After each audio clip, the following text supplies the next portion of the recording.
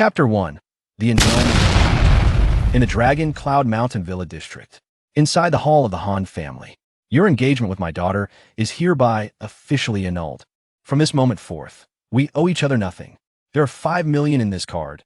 Consider it compensation for you. Now leave.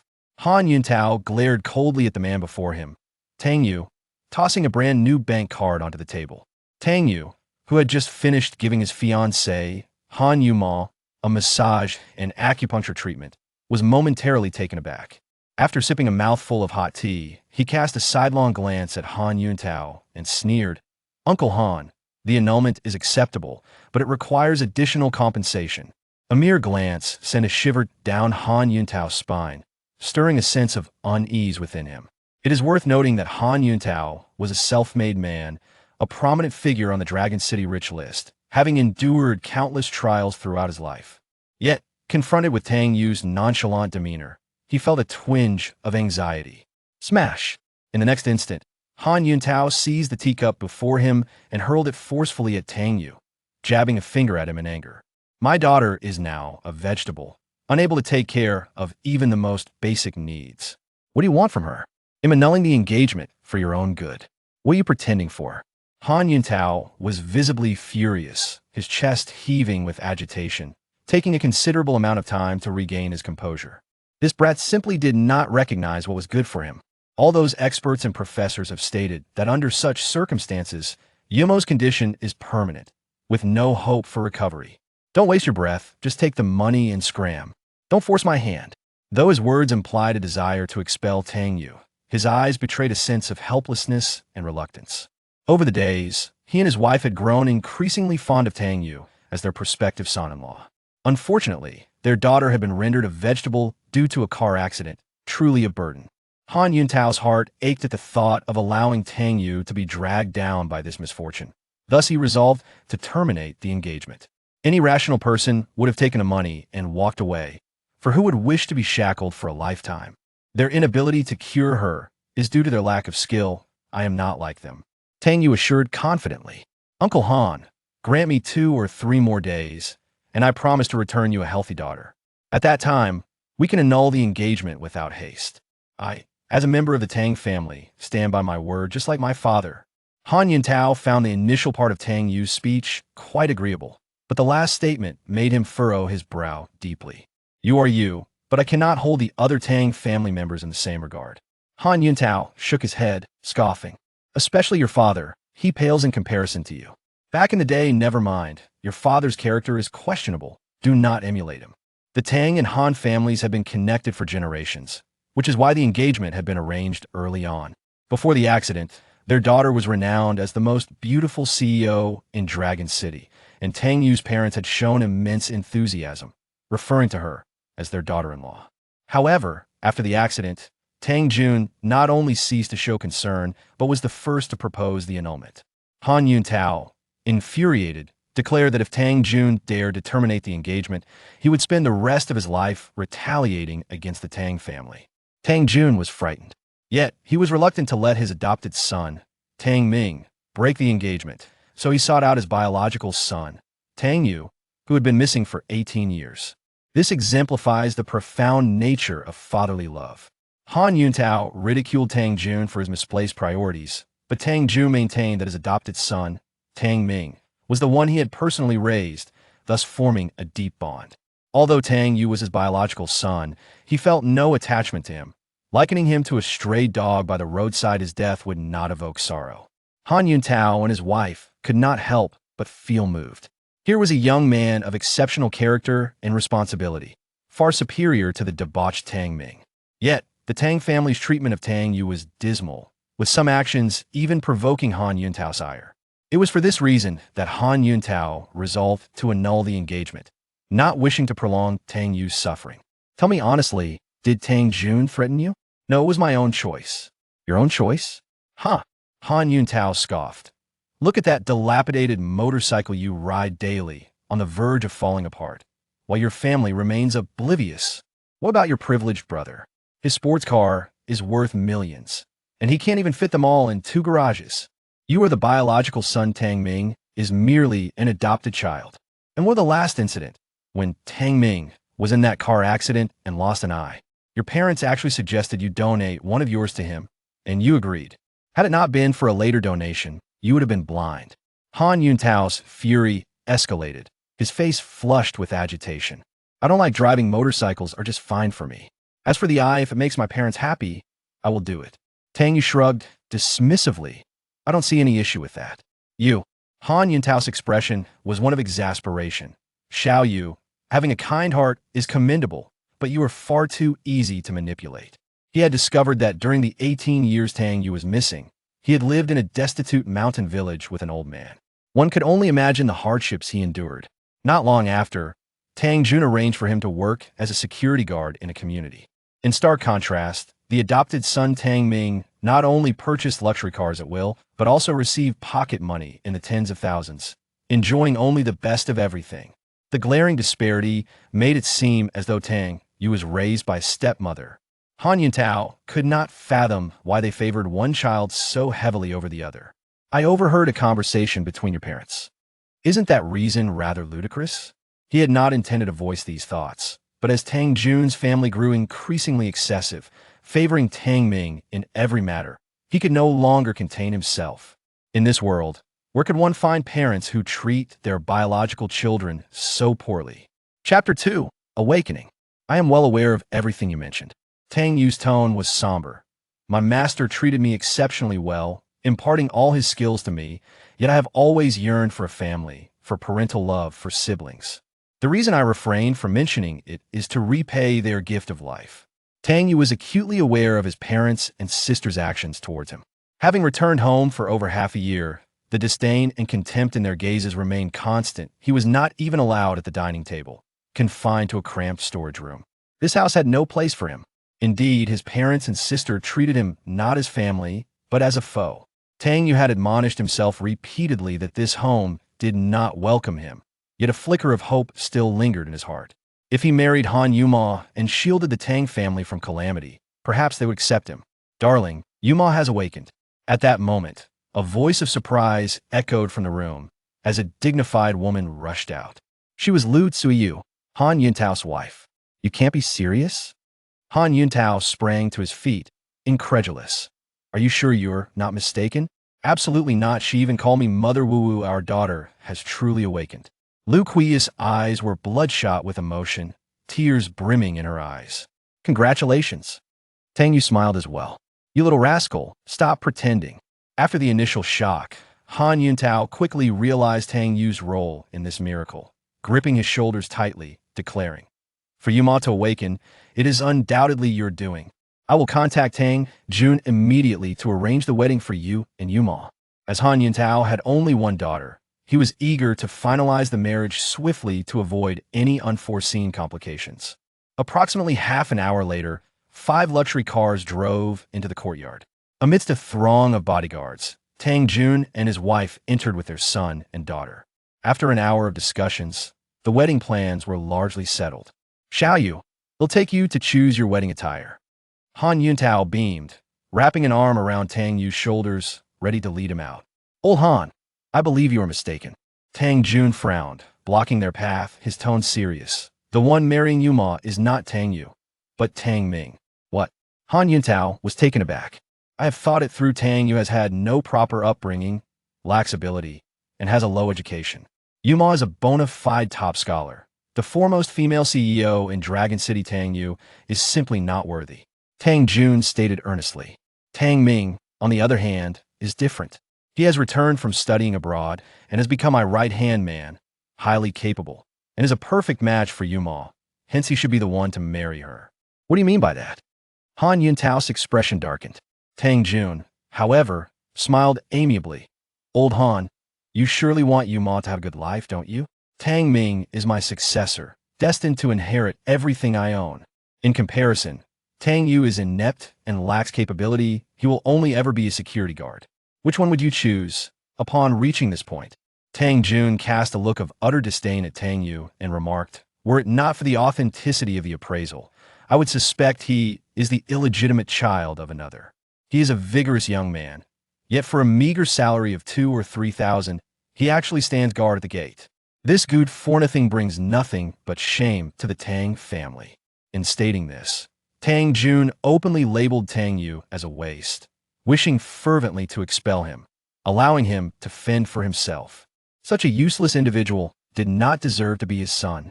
It is worth noting that the Tang Corporation is one of the foremost enterprises in Longsheng, and Tang Jun is renowned as a legendary entrepreneur. Tang Yue remained silent. He longed to remind his father that it was he who initially appointed him as the gatekeeper, advising him to start from the ground up, one step at a time. Xiao Ming is my pride. Taking his adopted son Tang Ming's hand, Tang Jun proclaimed with immense pride, from childhood, he has received the finest education and has studied abroad. He is undoubtedly deserving of the title young talent. Xiao Yu is also remarkable. The two of them are truly a match made in heaven.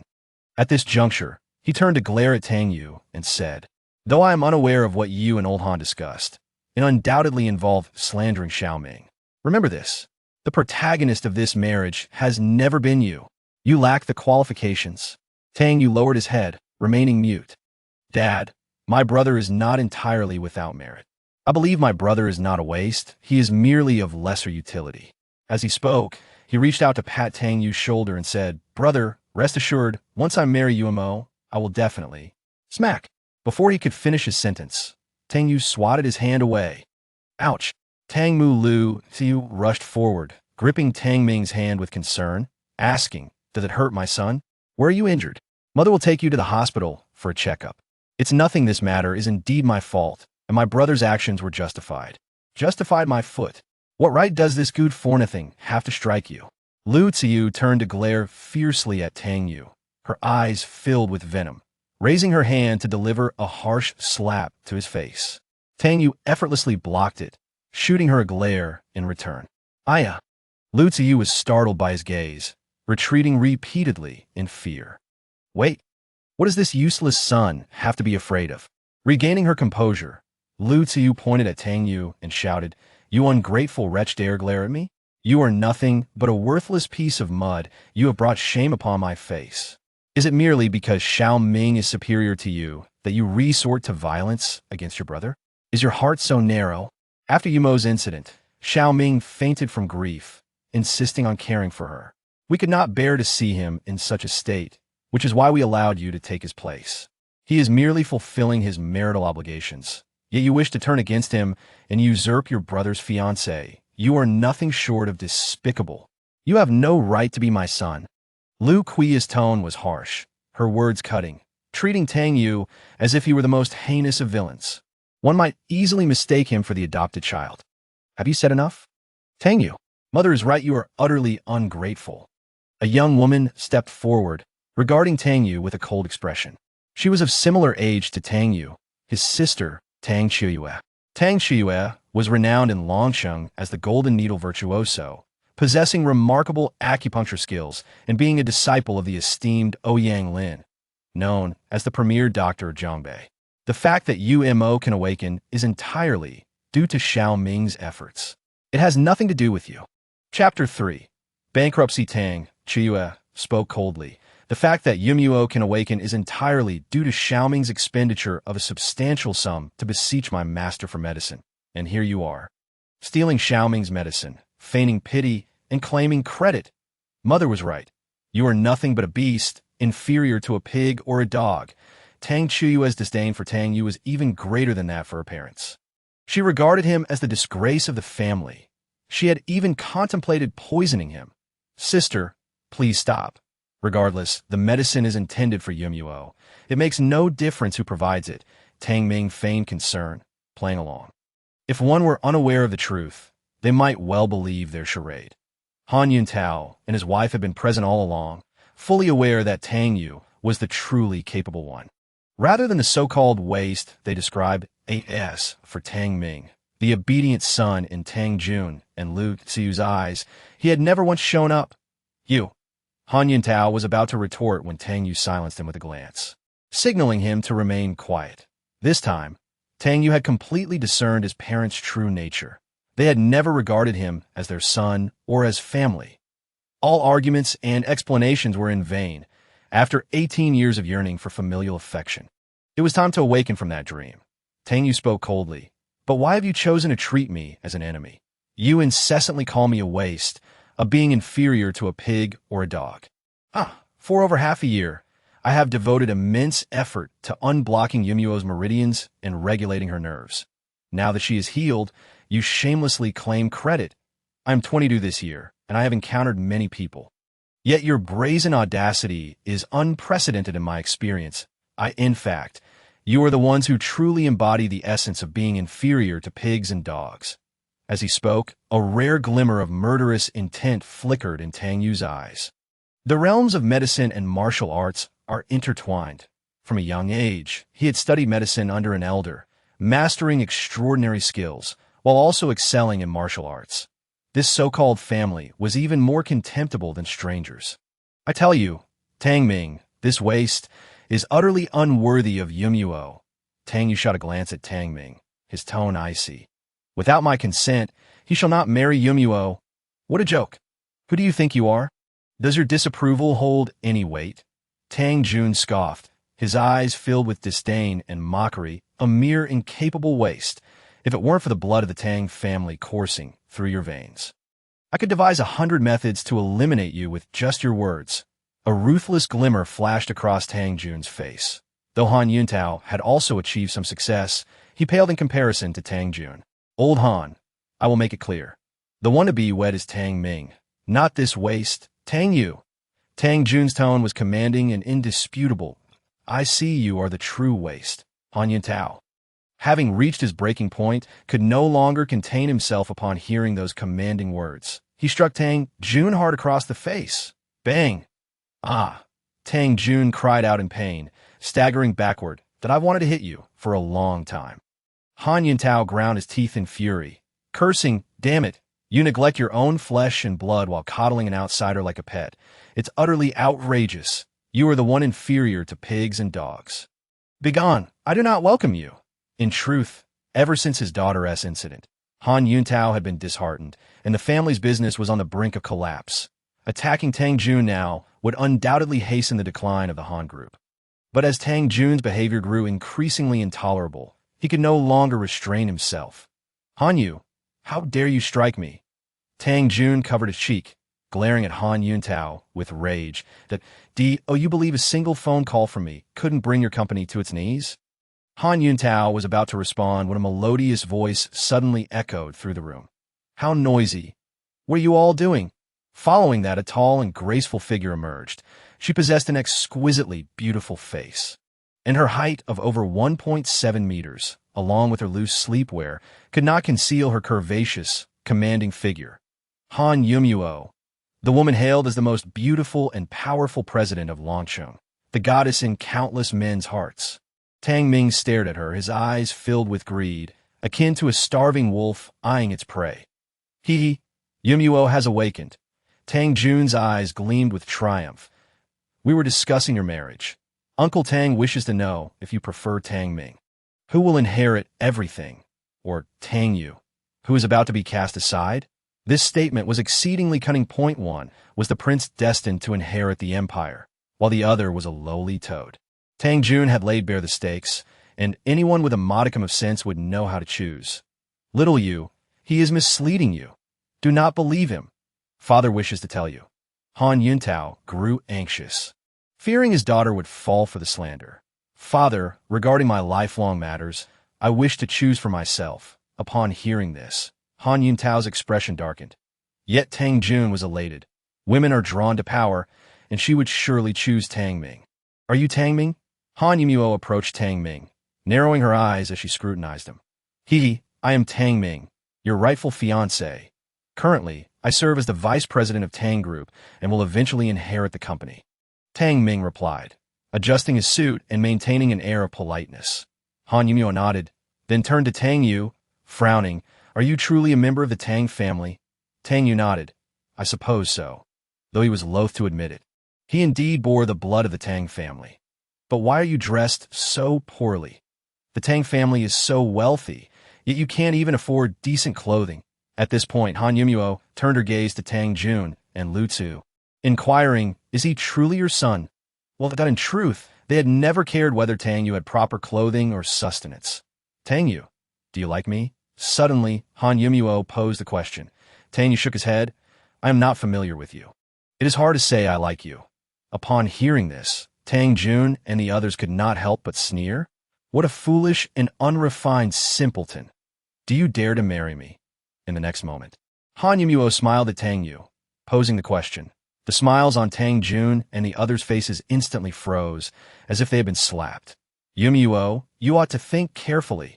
Tang Jun's expression darkened, his teeth clenched as he warned. A wrong decision can lead to severe consequences. The implicit threat was unmistakable. Lu Tsiu chimed in with a sardonic tone. Yumuo, you are likely unaware of your father's predicament, right? For the past 6 months. While treating you, the Han family's business has been neglected. To be blunt, if the Tang family had not offered assistance, the Han group would be on the brink of bankruptcy. Thus, I advise you to choose wisely. Chapter 4. Insulting me, hee. Aunt Lu, I find you to be quite foolish. Han Yumuo smiled sweetly, saying, why do you think allowing this adopted child to inherit the Tang family is a good idea? He has no blood relation to you, and even if he takes over, you would merely be dressing him in someone else's clothes. What is there to be proud of? Do you possess the intellect of a pig? Tang Jun and Lu Tsiu's faces darkened instantly. Impudent, Tang Jun, seething with rage, raised his hand to strike Han Yumuo. Tang Yue stepped forward, effortlessly grasping his wrist, and no matter how forcefully Tang Jun struggled, he could not break free. Unfilial son. Tang Jun trembled with fury, glaring at him. This waste had the audacity to defy him publicly. It was utterly intolerable. Are you not embarrassed enough, you waste? Lu Tsiu glared at Tang Yue with malice. Commanding, apologize to your father at once, or you shall never set foot in our home again. In that moment, Tang Yue felt an overwhelming sense of disappointment. Why were other parents so kind to their children, while his parents and siblings treated him as an enemy, worse than a pet dog? Why was that? Clearly, you have always looked down upon me. Thus, from this moment forth, I sever all ties with the Tang family. Tang Yue's tone was calm, yet resolute. Such parents and siblings were better off without? You unfilial son. Tang Jun was nearly apoplectic, trembling all over, struggling to catch his breath. He was not angry because Tang Yue had severed ties with him, but because he had been publicly humiliated. Lu Tsiu and Tang Ming supported him, preventing him from collapsing. Quickly, take him to the hospital. Several bodyguards hurriedly lifted Tang Jun into a vehicle, hastening to the hospital. Tang Yue, you will forever be a waste. And you, Han Yumuo, you are too. Tang Yue looked at the two with disdain, declaring within half a month, the Han family will be utterly bankrupt. That time, you will come crawling, begging us, and you, Tang Yue, you treacherous wolf. I shall not spare you. This waste had merely latched onto a second-rate family and turned against his own. It was the height of folly. The current Han family was nothing more than a paper tiger. With a slight maneuver from the Tang family, they could render the Han family irreparable, erasing them from Longcheng altogether. Feel free to try. Perhaps it will be you who ends up bankrupt. Tang Yue spoke coldly. Not long after, the Tang family departed in a grand procession. Approximately 40 minutes later, to Mr. Han, several suppliers have collectively terminated their contracts. Bad news keeps pouring in, and it is evident that the Tang family has begun to exert their influence. Han Yuntao's expression turned grave as he contemplated countermeasures.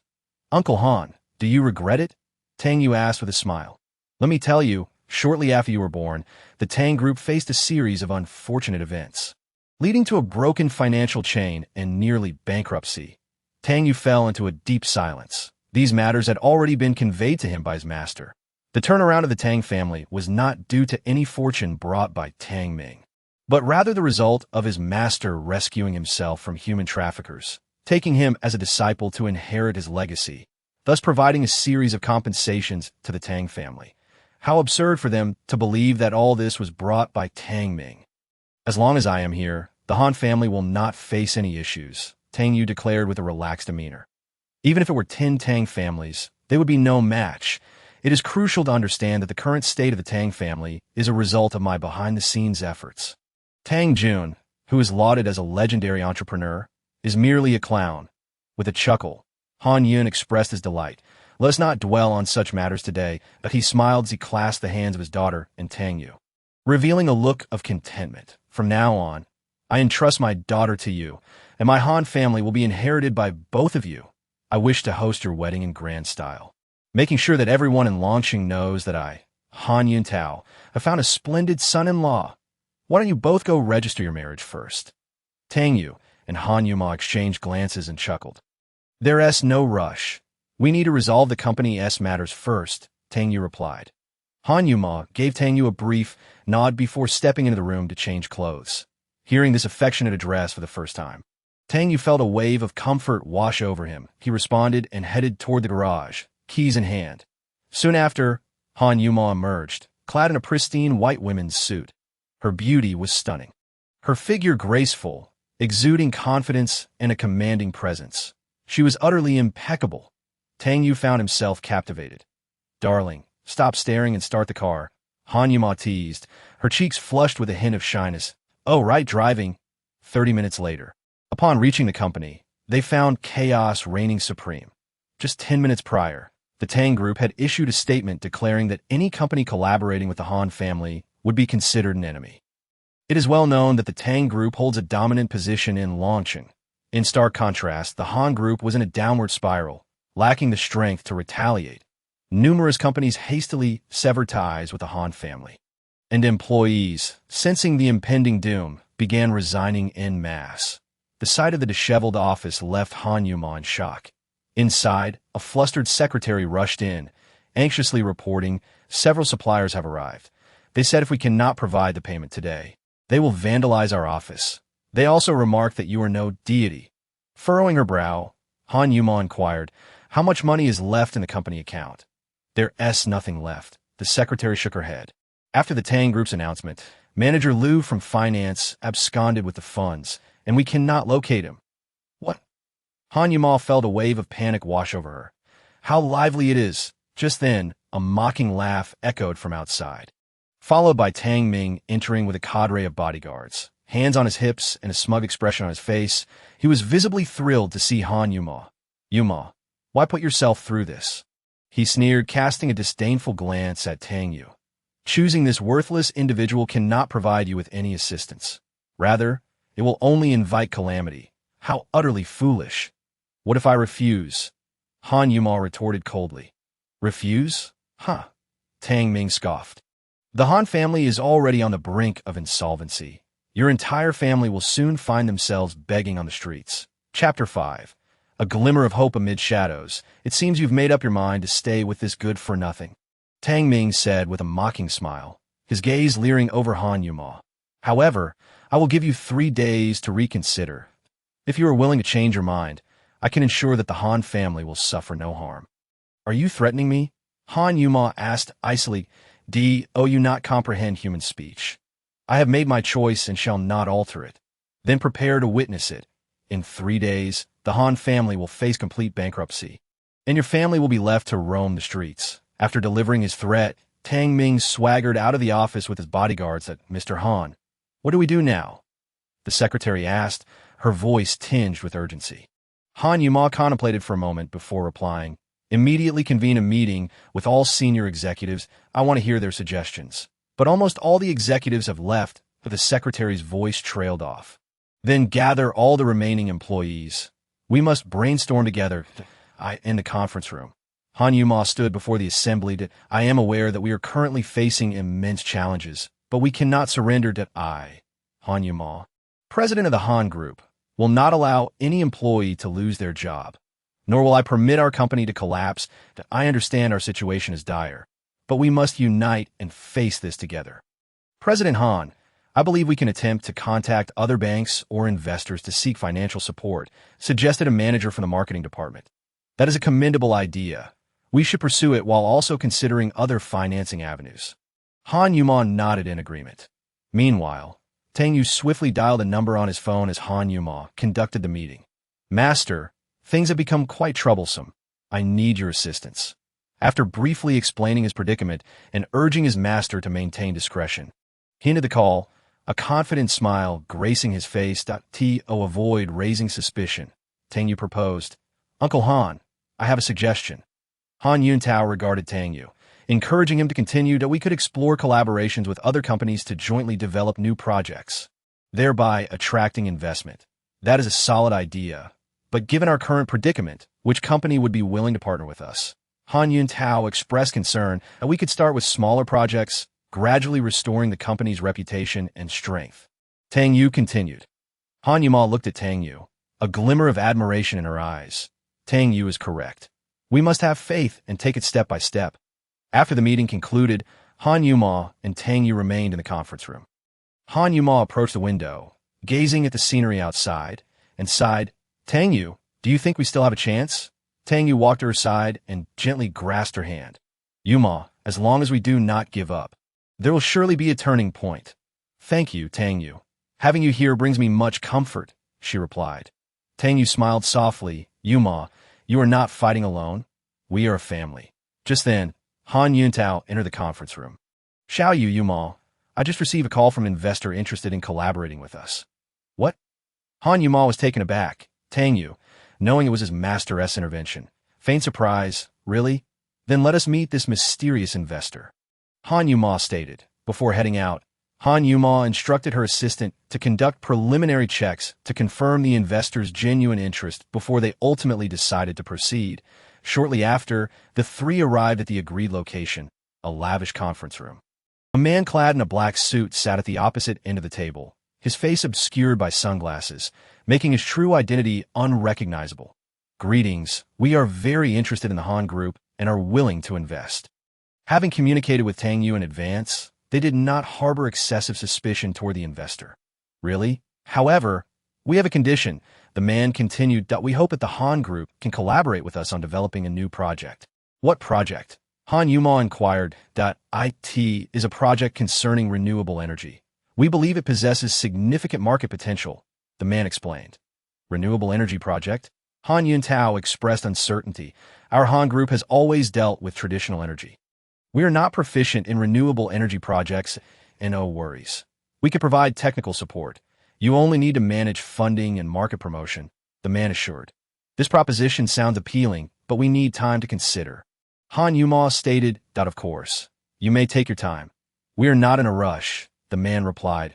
As the three departed the conference room, Han Yuntao frowned. The investor's proposal is enticing, but do we truly have the capacity to execute this renewable energy project? Uncle, I believe we should give it a try, Tang Yue responded. Renewable energy is the trend of the future. If we can seize this opportunity, we may very well turn the situation around. However, we know nothing about the renewable energy sector. The risk is too great. Han Yuntao expressed concern. We can collaborate with professionals to jointly develop this project, Han Yuma suggested. Currently, we have no other options. We cannot let this opportunity slip away. After a heated discussion, they resolved to accept the proposal from the investor and embark on the preparation of the new energy project. Meanwhile, in the conference room of the Tang family, Tang Jun sat at the head of the table, his expression as dark as the depths of a stormy sea. Tang Ming, that Tang Yue has gone too far, Tang Jun stated sternly. Father, rest assured, this time we will ensure they have no chance of recovery, replied Tang Ming. That is good. Our plans must not falter, Tang Jun asserted. Father, I believe we should intensify our efforts against the Han Group, driving them to utter bankruptcy. Tang Ming suggested that no, we must not act rashly. Tang Jun shook his head that we must proceed step by step, allowing the Han Group to collapse under its own weight. But father, we have waited for so long. Tang Ming expressed his impatience. Chapter 6. Thoughts that should not exist. Be patient. Tang Ming, Tang Jun replied coldly. Our plan will soon bear fruit. A father's disposition often reflects upon his son. Tang Ming's arrogance undoubtedly stemmed from Tang Jun's indulgence. In the conference room of the Han Group, Han Yumiao and Tang Yue were engaged in discussions with a group of experts regarding the specifics of the new energy project. The initial investment for this project is substantial. We must be thoroughly prepared. One expert remarked that we are ready for everything. We are merely awaiting the funds from the investor.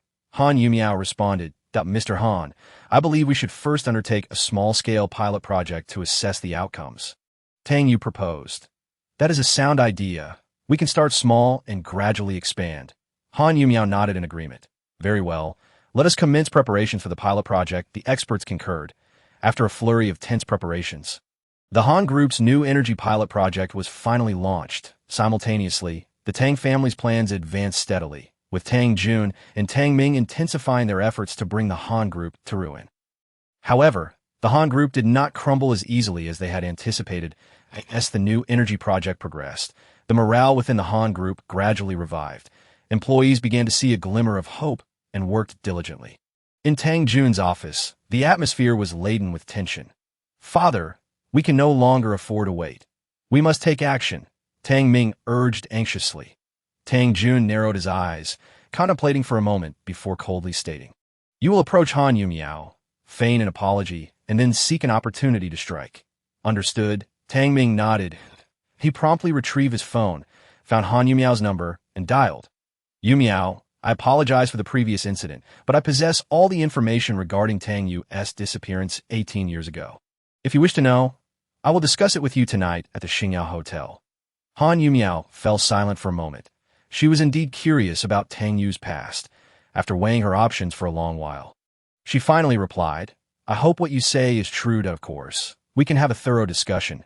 Tang Ming seized the opportunity to extend an invitation. Han Yumiao hesitated briefly, but ultimately agreed. That evening, Han Yumiao arrived at the Xingyao Hotel as promised. Meanwhile, Tang Yu was busy when he suddenly received a call from Han Yuntao. "Xiao Yu, Yumiao is having dinner with Tang Ming tonight. That fellow has always harbored ulterior motives towards Yumiao. I fear they may be in danger. If it's convenient for you, check on them at the Xingyao Hotel." Han Yuntao's voice was filled with concern. In my heart, you are the ideal son-in-law. Tang Ming is merely a minor character. I cannot intervene directly, so I must ask for your assistance." Tang Yu pondered Han Yuntao's words. Realizing this dinner was far from simple, he agreed to his uncle's request and headed to the Xingyao Hotel. His impression of Tang Ming was unfavorable. He deemed him unreliable and felt uneasy about Han Yumiao meeting him alone. The driver had been waiting outside for some time, and Tang Yu entered the car, heading straight for the hotel. Meanwhile, in a private room at the Xingyao Hotel, Han Yumiao entered gracefully. Dressed in a pristine white gown, she appeared as stunning as a pure snow lotus, captivating Tang Ming's attention completely. "Yumiao," Tang Ming greeted warmly, his eyes betraying inappropriate intentions. She saw through his thoughts. Had it not been for her desire to uncover Tang Yu's past, she would never have met with him alone. "Tang Ming, let us get straight to the point," Han Yumiao declared. Tang Ming waved his hand dismissively, forcing a smile. "Is there really a need for such formalities between us? Come, let us enjoy some food first." The table was laden with delectable dishes, yet Han Yumiao had no appetite. "Yumiao, I invited you here not only to discuss Tang Yu," Tang Ming stated, gazing at her intently. "I like you, and I am willing to do anything for you. Will you be my girlfriend? I promise to treat you well." Han Yumiao paused in shock, exhaling deeply. "Tang Ming, I've told you countless times, we are not suited for each other. I do not have those feelings for you. Feelings must deepen over time. Yumiao, do you not sense my affection for you?" Tang Ming implored eagerly. Han Yumiao gently shook her head. "I will marry no one but Tang Yu. No, you must be saying that to reject me." Tang Ming retorted sharply that in Longsheng, who else but me, Tang Ming, is worthy of you. His expression darkened, his voice twisted with rage. Han Yumiao calmly stated one name, Tang Yu. Upon hearing that, Tang Ming's mind went blank. "How could that poor wretch be your husband? You must be toying with me." He leaned forward, his eyes filled with disbelief. Han Yumiao instinctively recoiled. "Even without Tang Yu, I would never choose you." Tang Ming's fury ignited. But he knew that losing his temper would ruin everything. He took a deep breath, striving for composure. "I need to use the restroom. I now understand that love does not necessitate possession as a friend. Simply being by your side brings me satisfaction," he declared, uncorking a bottle of champagne. "Regardless, I must congratulate you. I wish you both well. This toast is for you in the restaurant's private room." Han Yumiao stared at the sumptuous spread before her, but felt no appetite. She was aware of Tang Ming's interest in her and had been on guard. However, when he opened the champagne and poured her a glass, she relaxed slightly. She raised her glass, smiling. "Tang Ming, it is truly wonderful that you can think this way." Tang Ming graciously nodded and downed his champagne in one go. Be cautious. Han Yumiao waited a moment, ensuring Tang Ming was unharmed before drinking her own. They reminisced about the past, and the atmosphere gradually lightened. Yet, not long after, Han Yumiao suddenly felt dizzy. The world around her blurred, and the sounds faded into the background. Chapter 7. An insignificant existence, Tang Ming. You. Han Yumiao struggled to open her eyes, her voice barely above a whisper. Tang Ming's expression shifted dramatically, revealing a complex mix of emotions. He had orchestrated this entire scenario, from bribing the hotel manager to preparing that special champagne. Yumiao, I never intended to approach you this way. But you always seem so out of reach. I could wait no longer, he confessed, his gaze greedily roving over her. You are simply enchanting, and I dream of spending my nights with you. Han Yumiao's face flushed with anger as she gritted her teeth. Summoning her strength to warn him, I will report you, ensuring you spend the rest of your days in prison. Tang Ming scoffed, retrieving a camera from his bag and setting it to record. Our Tang family holds quite a bit of influence. You cannot be unaware of that. He continued to threaten, should you dare to report me, your privacy will be exposed for all to see. Your Han group has only just begun to thrive. A scandal now would lead to catastrophic consequences. Each of his words sent chills down Han Yumiao's spine. Tang Ming had meticulously plotted everything, ensnaring her in a trap. With a sudden, tearing sound, he violently ripped open her outer garment, exposing her delicate skin. The sight exhilarated him. Han Yumiao felt the world spinning, her consciousness fading, leaving only instinctive reactions as her body involuntarily writhed. The effects of the drug began to take hold. Tang Ming, sporting a wicked grin, taunted, Yumiao, if you cannot bear it, just let me know, and I will accommodate you. He provocatively challenged Han Yumiao, aiming to force her into complete submission. Ew. Han Yumiao fought against the drug's effects, pained as she declared, I will not let you go, Tang Ming. I will never let you go. Tang Ming laughed heartily, his voice dripping with arrogance. Why should I be concerned about being let go? Are you reluctant to release me from your dreams? He pointed at the camera with interest, taunting. I will document this, allowing you to witness it all.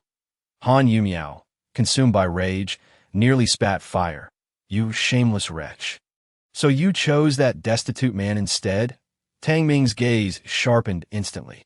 You would rather spend your life with him than marry me. Han Yumiao, you truly are blind. Han Yumiao struggled against the drug coursing through her veins. Her voice weakening, he is infinitely more noble than you. Infinitely more noble. Why am I inferior to that impoverished lad? Speak clearly. Tang Ming stepped closer, furiously delivering a slap to Han Yuman. That boy is but an insignificant presence. He can only watch helplessly as you fall into my grasp. Fear not, I shall send him a video too. Han Yuming's cheek quickly swelled, and though she wished to retort, her consciousness began to fade. Unable to articulate, she felt the world spinning around her. Tang Ming suppressed his inner fury. Knowing that the moment had come, he swiftly shed his garments, preparing to pounce upon Han Yuman. Just then, a flurry of hurried footsteps approached, and the door was flung open with a crash. Tang Yue? Tang Ming exclaimed in astonishment. Tang Yue scanned the room and found Han Yuman curled up in the corner, her usual aloof demeanor shattered. Nearly unconscious, her attire disheveled, with bruises and blood on her face, evoking deep sympathy. Although Tang Yue harbored no affection for this nominal spouse of his, witnessing her in such a state ignited his ire. She is the daughter of Han Shu. She is my wife. How could anyone dare to bully her so?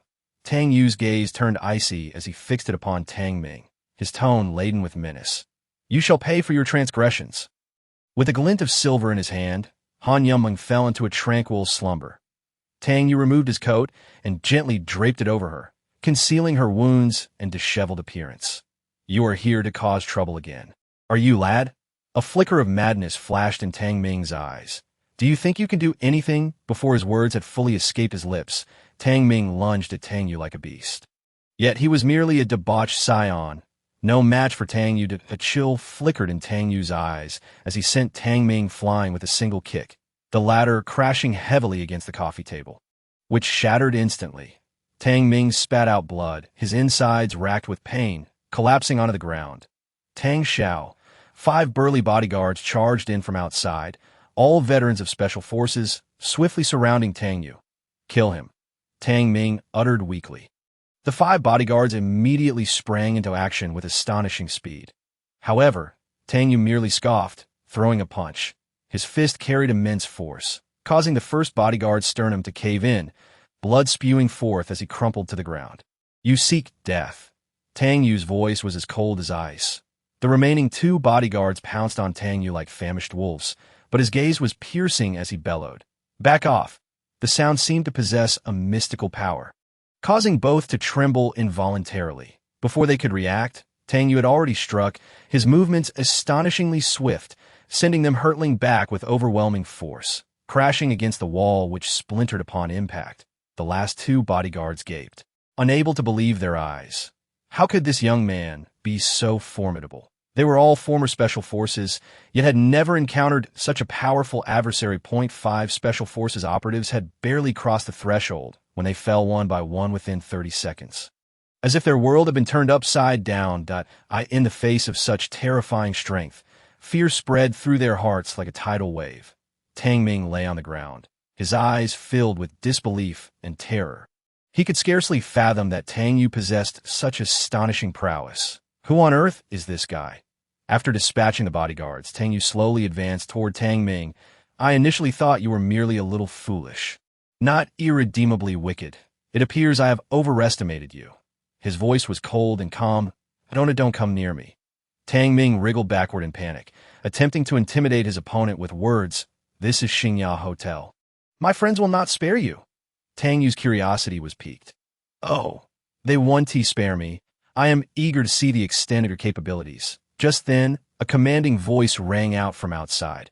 "Who dares to wreak havoc in Xingya Hotel? Are you unaware of the rules here?" Upon hearing this voice, Tang Ming felt as if he had grasped a lifeline, eagerly looking towards the entrance. Manager Song, save me. Chapter 8. Innocence caught in the crossfire. Entering was a woman around 30, clad in professional attire, exuding an imposing presence, followed by a cadre of security personnel. She surveyed the chaotic scene, a flicker of surprise crossing her features before she regained her composure. "Tang Xiao, are you unharmed? How dare anyone cause a disturbance here?" Her gaze locked on Tang Yue. "Was it you who did this? Xingya Hotel does not tolerate such incidents. Regardless of who you are, you must provide an explanation today, or you shall not leave this place." Manager Song's words carried an authority that brooked no defiance. Tang Yue regarded Manager Song. "Are you the head here?" Tang Yue inquired indifferently. "Do you not think it prudent to first ascertain the facts of the matter?" Manager Song scoffed. "I do not care who you are, nor do I wish to know the reason. All I know is that you have injured Tang Xiao." Clearly, Manager Song was oblivious to Tang Yue's identity and had failed to recognize Han Yumong, whose face was partially concealed. "Are you here to stand up for Tang Ming?" Tang Yue asked. Have harmed Tang Xiao is to be my enemy." Manager Song retorted coldly, "Either surrender or face the consequences." The security guard had already tensed, ready for action. Tang Yue nodded slightly, stepping forward and delivering a fierce kick to Tang Ming's calf. With a crack, Tang Ming's leg twisted grotesquely, blood gushing forth as a scream nearly shattered the ceiling. "And what if I choose to be your enemy?"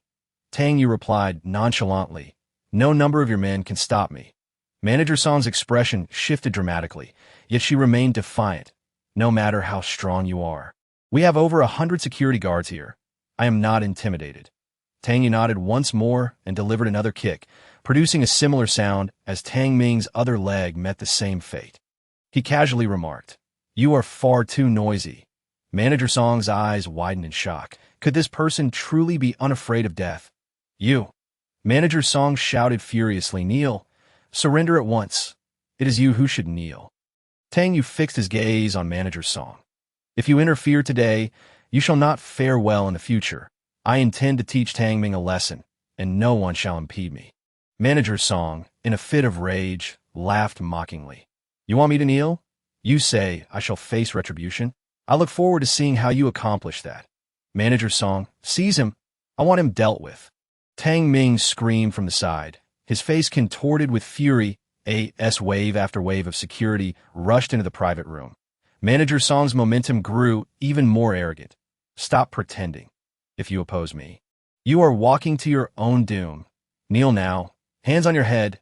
Tang Ming, filled with hatred, stared wide-eyed, eagerly awaiting the moment Tang Yue would be subdued. Lad, you are finished. Tang Yue ceased his banter, calmly producing a golden card, shimmering brilliantly, tossing it lightly so that it landed squarely in Manager Song's hand. Manager Song cast a scornful glance at the golden card, seemingly dismissing it as an ordinary piece of plastic. Nothing of significance. Yet in an instant, her body trembled violently as dread washed over her. This is, in fact, a gold card. Without a moment's hesitation, she collapsed to her knees, her eyes filled with terror. The others in the room were left dumbfounded, followed by a collective intake of breath, as if the air itself had solidified. Manager Song actually backed down? Silence! Manager Song shouted angrily at Tang Ming, who was now as frightened as if he had seen a ghost. Unable to believe his eyes, they had always worked together seamlessly. How could Manager Song suddenly abandon him? Was it because of that golden card? This card represented not merely wealth and status, but power. Manager Song knelt on the ground, her previous arrogance evaporated, sweat trickling down her face. She repeatedly apologized to Tang Yue. I am sorry. I was blind to your true worth. Then, she struck herself several times, lamenting, I truly deserve this. How could I not recognize you? Tang Ming gasped in realization. How many innocents have you and Tang Ming harmed? Do you know who lies on that sofa? That is Han Yumeng of the Han Corporation. Tang Yue glared at Manager Song, demanding an explanation. Manager Song, drenched in cold sweat, had never anticipated that the target of this scheme would be Han Yumeng. Had she known earlier, she would never have participated in such a plot. With bloodshot eyes, Manager Song incessantly apologized, finally turning her fury upon Tang Ming. Tang Ming, you have doomed me. Tang Ming was paralyzed with fear, his face a mask of terror, for he clearly realized that the Tang Yue before him was far more formidable than he had ever imagined. Tang Yue's expression was as cold as frost. You and your men should leave now. Manager Song dared not utter another word, struggling to rise from the floor, her legs trembling as if they were made of jelly. Her career was effectively over. With a mixture of emotions, she silently led her subordinates away. The private room was left with only Tang Yue, Tang Ming, and the unconscious Han Yumeng. In an instant, excruciating pain coursed through him, causing him to writhe on the floor. Soon, the pain subsided, but a more terrifying sense of helplessness engulfed him. He could no longer move, yet his consciousness remained alarmingly clear, like a living corpse aware of its own demise. Devil. Tang Ming despaired internally, tears streaming down. Tang Yue spared him not a second glance, carefully lifting Han Yumeng and departing from the Xingya Hotel. Though Han Yumeng lay in a state of unconsciousness, her body continued to writhe uncontrollably, evidently under the influence of drugs. Upon arriving home, Tang Yue carried Han Yumeng upstairs in her room, that moment. Han Yumeng's face was flushed, her body occasionally emitting strange sounds, her breathing becoming rapid, despite the room being enveloped in an atmosphere that was difficult to describe. Tang Yue fought to maintain his composure. That I am deeply distressed. The voice of Han Yumeng is frail and helpless, a stark contrast to her usual self, resembling a delicate lamb in need of nurturing. When Tang Yue's hand inadvertently brushed against her smooth skin, he could not help but swallow hard. No, she is the daughter of Uncle Han. I cannot take advantage of her vulnerability. Tang Yue admonished himself internally, and then resolutely produced a silver needle, gently piercing it into Han Yumeng's chest, hoping to alleviate her symptoms. Chapter 9. Be extra cautious. As soon as the silver needle made contact with Han Yumeng's skin, she let out a soft whimper. This sound nearly caused Tang Yue to pause in his actions. He took a deep breath to steady his nerves and continued with the acupuncture. Each needle felt like a tiny silver dragon, swimming through her body, aiding the swift diffusion of the medicinal properties. By the time he administered the third needle, Tang Yue gently grasped Han Yumeng's ankle and inserted yet another needle. As the effects of the three needles gradually manifested, Han Yumeng's breathing steadied, and her complexion returned to normal. Tang Yue wiped the beads of sweat from his forehead, not due to the exertion of performing acupuncture, but rather because he was utterly captivated by the beauty of the woman beside him. Forcing himself to maintain control, he chuckled to himself. Tang Yue, you truly are a paragon of virtue. Upon witnessing Han Yumiao's improvement, Tang Yue took a shower, composed himself, and exited the room. Outside, Han Yuntao awaited anxiously for news. Uncle Han, please do not worry. She is now out of danger, Tang Yue reassured him, gently grasping the elder's hand, a wave of warmth coursing through Han Yuntao's body, revitalizing him. Without you, I truly would not know what to do. Han Yuntao expressed his gratitude, sincerity evident in his eyes. Tang Yue shook his head. Uncle Han, we are family. There is no need for such formality. Regarding Yumiao's situation, I will treat it as my own concern. At that moment, Tang Yue assisted Han Yuntao into the study, gently massaging his temples as he began to speak softly. Uncle Han, I have already dealt with Tang Ming's matter, but the Tang family will certainly not let this go easily. You must remain vigilant in the coming days. Han Yuntao nodded, his gratitude palpable as he remarked, Tang Yue, thanks to you, our Han family can remain safe this year. Tang Yue refrained from saying much more. Lost in thought, since descending the mountain, he had sensed the undercurrents swirling around the Han family, treachery lurking within the company, and enemies encircling them from without. Yet he had made a resolute vow to safeguard this family, ensuring that no threats would harm them. His master had been right. The human heart is inscrutable, and desires insatiable, much like a tree yearning for stillness while the wind incessantly blows, gazing out at the starry night sky. Tang Yue silently swore to protect each and every significant person in his life. The piece of jade, though fractured, emanated a rich spiritual essence that quietly awakened the chaotic true dragon technique within him, causing this practice to operate autonomously, thriving endlessly. This ancient jade seemed to open a new door to cultivation, allowing his progress to accelerate remarkably. However, Tang Yue remained unaware of the jade's origins. Perhaps only that enigmatic sage could unravel its mysteries. Meanwhile, in the Tang family courtyard in Longcheng, Tang Jun sat in his study, savoring tea and relishing the rare tranquility. Suddenly, a servant burst in, panic etched on his face, shattering the serene atmosphere. Master, something terrible has happened. Tang Jun frowned in displeasure, setting down his teacup. Enjoying tea was meant to be a form of self-cultivation, yet this unexpected news had disrupted his peace. What is so alarming? He inquired in a deep voice. Master, young master, he has sustained severe injuries and is now in a vegetative state. The servant stammered, nearly unable to articulate the words. What did you say? Tang Jun's expression turned incredulous, his eyes widening as if struck by lightning. It is true. Young master has been in the hospital for over an hour, fighting for his life. Upon hearing this, Tang Jun immediately donned his coat and hurried to the hospital. Upon arrival, he found his son, Tang Ming, lying on the bed, unable to move his legs, his body limp, unable to utter a word, as if all vitality had been drained from him. Master, we suspect this is the doing of the Han family. Someone witnessed the head of the Han family leaving Xingya Hotel with Han Yumiao. The servant murmured nearby that a glimmer of cold light flashed in Tang Jun's eyes, and he began to formulate a plan. The Han family, how audacious of you! He bellowed, his voice low and thunderous, momentarily overlooking the fact that the root of this conflict lay in his own son's transgressions. What has become of the 5 bodyguards assigned to protect young master? Tang Jun's tone was as frigid as a winter gale, instilling fear in those who heard it. Dispose of them, Tang Jun commanded ruthlessly. His ascent to his current position had been predicated on such cold decisiveness.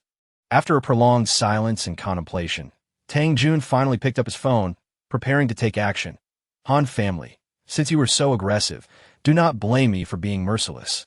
You have harmed my son. I shall make you pay in blood, he vowed silently. The call connected, and a deep, indifferent voice emerged on the other end. Hello, I am Tang Jun. I wish to enlist the services of Qingyun Hall to eliminate someone. Upon successful completion, I am willing to pay 50 million. Tang Jun's voice brimmed with fury and determination. The recipient of the call seemed intrigued by the proposition. Oh, who do you wish us to deal with? Han Yumiao of the Han Group. Tang Jun gritted his teeth as he uttered her name, veins bulging on his forehead. After a moment of silence on the other end, the response came. This is not merely a matter of money. We cannot accept tasks involving the Han family. Please do not contact us again. Stunned by the abrupt disconnection, Tang Yue found himself at a loss. He had not anticipated such a rejection. Just then, a voice from outside interrupted, belonging to Zhao Jianzhong, one of the 4 business magnates of Longqing. Tang Laodi, are you in? Zhao Jianzhong strode in, clad in a trench coat, that I heard that the Tang family is facing some troubles. So I came to check on you. Surprised by Zhao Jianzhong's arrival, Tang Yue responded, Zhao, what brings you here? Let us get straight to the point. Zhao Jianzhong began. I have learned some details. Your son's injury is indeed linked to the Han family. You may not be fully aware, but I also intend to take action against the Han family. We currently share a common enemy. Zhao Jianzhong continued. As the saying goes, the enemy of my enemy is my friend. While our relationship has not been particularly close, this situation presents us with an opportunity for collaboration. Chapter 10. Prepare for action. Although the Tang family lacks the strength of Zhao Jianzhong, they possess resources that Zhao urgently needs on an official level. Originally, Zhao Jianzhong was not in a hurry to seek allies, but recent events had imposed unprecedented pressure upon him. The failed plot to poison Han Yuntao and the sudden demise of the leader of Qingyun Hall. All of this made Zhao Jianzhong acutely aware that it was time to unite forces against the Han family. Zhao Jianzhong understood that the Han family harbored undisclosed secrets. Tang Yue recognized that Zhao Jianzhong's background was formidable. Collaborating with him would significantly enhance his chances of vengeance. Seeing Tang Yue's eager agreement, Zhao Jianzhong couldn't help but smile, though his gaze remained chilling. Rest assured, I shall help you avenge your son. But first, I need you to assist me with a small favor. That I have heard that you have a close relationship with Qinya of the Drug Administration. I would like you to use that connection to create some obstacles for the Han Group's small porcelain bottle project. Zhao Jianzhong explained his intentions. Leave the rest to me. I guarantee that Han Yumiao will be ousted from the company, and Han Yuntao will face misfortune as well. Zhao Jianzhong spoke confidently, a glimmer of hope shone in Tang Yue's eyes. Zhao, are you so certain? Merely causing some trouble for the Han family will send their internal affairs into chaos. Zhao Jianzhong replied assuredly. Moreover, I have connections within the Han Group. Just wait and see the unfolding drama. Once the Han family crumbles, you may deal with them as you wish. Perhaps even Han Yumiao will be at your mercy. Zhao Jianzhong's words exuded a sense of ruthless determination. Tang Yue felt a shiver of apprehension. It was evident that Zhao Jianzhong was fully prepared as a business tycoon in Longqing. Zhao Jianzhong indeed possessed the confidence to back his claims. The two men quickly reached an understanding, and Tang Yue sincerely stated, Zhao, I shall rely on you from now on. Could it be that I am truly losing my virtue? Han Yumiao shivered, her eyes filled with terror, pondering anxiously, if that were the case, would she still have a future? My daughter, you have finally awakened. Li Shufan entered the room with a bright smile, gently addressing Han Yumiao, Mom. Han Yumiao burst into tears, tightly embracing Li Shufan, sobbing uncontrollably. Li Shufan felt an immense ache in her heart, knowing that if she had not forcibly pushed for Han Yumiao and Tang Ming to be together, perhaps this calamity could have been avoided. Had she made a grave mistake? Yet, the thought of her daughter being with someone like Tang Yue left her feeling resentful. News spread rapidly, prompting Han Yuntao to rush over in a hurry. Upon seeing his pale-faced daughter in the hospital bed, he felt a mix of pain and anger, grateful for having called Tang Yue at that moment. From now on, make sure to live well with Tang Yue. It is thanks to him that you were saved this time, Han Yuntao said with a serious expression. Han Yuming paused momentarily, as if she grasped something, yet still harbored doubts about whether her father simply wished for her to alter her perception of Tang Yue. Sensing her thoughts, Han Yuntao clarified, it was Tang Yue who assisted you in detoxifying yesterday. The moment she heard the words detoxifying, Han Yuming recalled her uncontrollable state during the poisoning incident, and her face flushed crimson. Had Tang Yue witnessed her in such a disgraceful condition? My goodness. Overwhelmed by embarrassment, she murmured, Dad, I understand. After enduring that harrowing experience, Han Yuming finally exhaled a sigh of relief, feeling as though she had narrowly escaped the gates of hell at that moment. Han Yuntao made a request. Henceforth, no matter where she went, Tang Yue must accompany her. Han Yuming was reluctant in her heart, yet having just caused trouble, she dared not speak out. Li Shufan suggested, why not hire a few formidable bodyguards to protect Yuming? Han Yuntao shot Li Shufan a glare, and she immediately fell silent. To be honest, the Han family had already assigned several bodyguards to Han Yumeng, but she had felt confident that Tang Ming would not cause any disturbances. Hence, she had ventured out without them. Though Li Shufan ceased her protests, she began to strategize ways to ensure Han Yuming's protection more thoroughly. After all, her daughter's safety was of utmost importance. Tang Yue, seated in the passenger's seat, occasionally glanced at her, his mind replaying the dramatic events of the previous night. The typically aloof girl had transformed entirely, leaving him both astonished and heartbroken. Sensing Tang Yue's gaze, Han Yumeng turned to glare at him, half-seriously threatening, "If you keep staring at me, I'll gouge out your eyeballs." Tang Yue chuckled awkwardly, rubbing his nose, thinking to himself, if only she could be as delicate as last night. At least she wouldn't be so fierce. Was I really that embarrassing last night? Han Yumeng quietly inquired, attempting to glean information about the events, although she was aware that asking this question might lead to her own discomfort. Her curiosity was insatiable. Han Yumeng exhaled slightly, but Tang Yue added, "Well, I did see you undress, but it's nothing to fuss over." Tang Yue. Han Yumeng instantly erupted in anger, akin to a provoked little leopard. Grabbing her bag to strike him on the head while shouting, "You scoundrel!"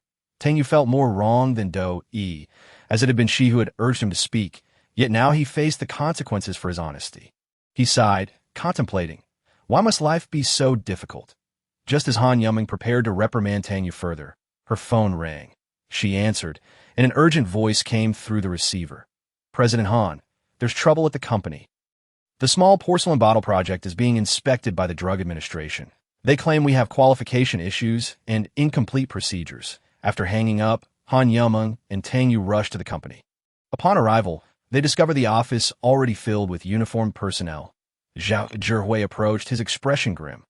"Han Yumeng, how could you let this happen? This is a key project for the year. How could you bring the Drug Administration here?" Faced with a barrage of accusations, Han Yumeng took a deep breath, striving to maintain her composure. "Director Qian, there must be some misunderstanding." Secretary Liu attempted to mediate, only to be roughly pushed aside by Qian Yao. Nearly losing her balance, Qian Yao stood there, a cold smirk on his face, declaring to those around him, "We have concrete evidence proving that Han's group's products have quality issues, and the documentation is forged." The small porcelain bottle series was a project personally overseen by Han Yumeng, who had been exceedingly strict in her selection of medicinal materials, even sacrificing profits to ensure quality. How could it possibly be counterfeit?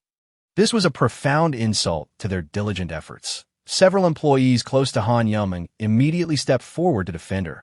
They had witnessed firsthand her dedication to the small porcelain bottle project, which contained only genuine medicinal materials, including rare ingredients like cordyceps that if such integrity could be questioned, then there were hardly any products in the world that could be deemed high quality. Qian Yao scoffed. "I am an expert from the Drug Administration. Who are you?" Clearly, he dismissed these employees' rebuttals with disdain. "Director Qian." Han Yumeng quickly stepped forward, feeling an unsettling sense of dissonance. She recalled only having met Qian Yao twice before, and his reputation was far from favorable. "You accuse us of incomplete documentation and claim the small porcelain bottle has quality issues. But this is entirely unfounded." As she spoke, she gestured to Liu Yunting to prepare the relevant documents urgently. Before long, Liu Yunting rushed in with the filing documents and qualification certificates.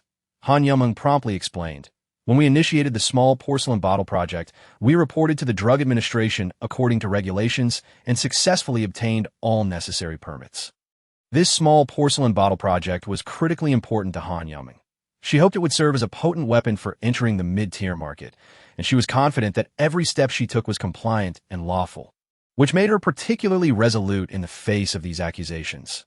Qian Yao hurriedly flipped through the documents, confirming their compliance, yet a different expression crossed his face. "You must come with us for questioning." Qian Yao ordered, his tone authoritative and his demeanor arrogant. Han Yuming's complexion changed instantly. She knew the documents were legitimate, yet she had not anticipated such unreasonable behavior from him. She firmly declared, "I will not go." "No discussion. Take her away," Qian Yao commanded, and his subordinates swiftly moved in, creating an atmosphere of tension. Han Yuming's voice rose sharply. "What you are doing is illegal. I will not leave. If you dare lay a finger on me, I will sue you until you are destitute." Qian Yao's gaze began to flicker. He understood that the legal team backing Han Yumeng was not to be trifled with, and the situation could not be allowed to escalate any further. Seize her, Qian Yao resolutely decided, seemingly willing to risk everything to ensure the plan's success. Several uniformed individuals advanced, and Han Yumeng's employees could no longer contain themselves, shouting, "You can't do this, Director Qian. You are going too far." "How can you?" Han Yumeng protested loudly, but before she could finish, Qian Yao abruptly raised his hand as if to strike her, proclaiming from his elevated position, "Here, I am in charge." Han Yumeng anxiously closed her eyes, bracing for the impending slap. Yet as seconds ticked by, that slap never came. She opened her eyes to find Tang Yue standing protectively in front of her.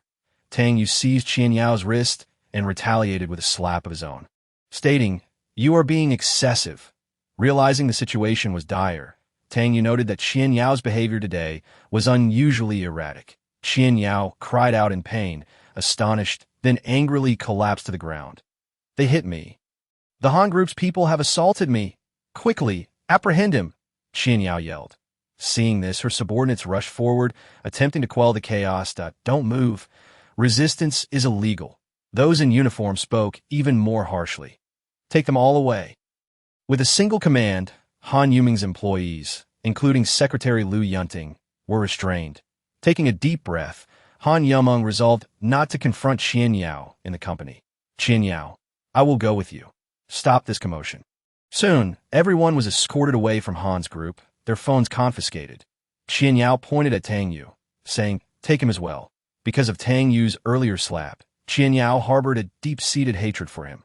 Tang Yue did not resist. He sought to understand what these individuals intended to do. After Qian Yao left with her entourage, Zhao Zhihui stood in a daze. Qian Yao triumphantly drove away in a passenger seat, leaving chaos in her wake. While Tang Yue was being escorted to the interrogation room, his phone suddenly rang. One of the men escorting him answered it. On the other end, a humble voice emerged. "Brother Tang Yue, this is Jiang Jihong. I sincerely apologize for what happened yesterday. Are you available to talk now?" "Who called?" Qian Yao in the front seat asked the man in the back. "I'm not sure. He said he was looking for Tang Yue." The man replied. Qian Yao smirked coldly, saying, "Tell him Tang Yue is unavailable. He's been captured by US at D. Oh, not call again." On the other end, Jiang Jihong was taken aback. Tang Yue's been captured? Without a moment's hesitation, he donned his coat and hurried out. Meanwhile, in the office of Han's group, Zhao Zhihui spoke to Deputy Manager Dong Hua with a somber expression. "I need you to handle two matters." His eyes glinted with malice. This was his last opportunity to oust Han Yumeng from the company. If Qian Yao could stall her for a day or two, his plan would be secure. Zhao Zhihui continued, clutching a vial of powder. "You go inspect the small porcelain bottle project. If there are no issues, add this powder to the medicinal materials. Then, take the materials to the Drug Administration to confront Qian Yao, ensuring she concludes there are problems with the small porcelain bottle project. Let us thoroughly deal with Han Yumeng." Zhao Zhihui's scheme was insidious and cunning, intending to ruin Han Yumeng's career. The Han family held 36 of the company's shares. While the Zhao family possessed 20, the remaining shares were distributed among other directors and shareholders. If Zhao Zhihui could ally with other major shareholders, even a heavyweight like Han Yuntao could find himself ousted. At that point, the years of toil by the Han family would be in vain, and the company might fall into the hands of outsiders. Dong Hua hastily seized a packet of powder and departed in a rush, while Zhao Zhihui, with a cold smirk, initiated a phone call that he first assured General Tang that everything was proceeding according to plan, and then proceeded to contact his father and several board members. Preparing to take advantage of Han Yuma's absence at the board meeting, ensuring that she would never have a chance to rise again, Tang Yue was brought into the interrogation room. For the first 20 minutes, the surroundings were eerily silent, undisturbed by anyone. Seconds ticked by until Qian Yao finally entered, accompanied by a few security personnel, her expression dark as a stormy sky. Qian Yao had intended to extract information from Han Yuma, but she found Han Yuma's resolve unyielding. No amount of intimidation or bribery could compel her to speak. Left with no choice, Qian Yao sought alternative methods, only to be met with an unexpected revelation. Tang Yue was Han Yuma's legal husband, and they had only recently married. Qian Yao boldly seated herself opposite Tang Yue, as her two security guards slammed a notepad onto the table. The sound echoing ominously, a blinding beam of light was directed at Tang Yue, momentarily hindering his sight. "What is your name?" one guard demanded sternly. "Tang Yue," he replied. "How old are you?" 22. He inhaled deeply, attempting to project a more intimidating demeanor. "Do you comprehend the severity of your situation? Han Yuma's company is implicated in fraud, with evidence of toxic substances in the cosmetics that, if you cooperate and reveal the truth, I may consider leniency. Otherwise, well, the consequences will be yours to bear." Upon hearing this, Tang Yue nearly burst into laughter. Such threats struck him as childish games, utterly incapable of instilling fear. Qian Yao, perceiving his attitude, felt her anger flare, sensing her authority was being openly challenged, as if Tang Yue were mocking her.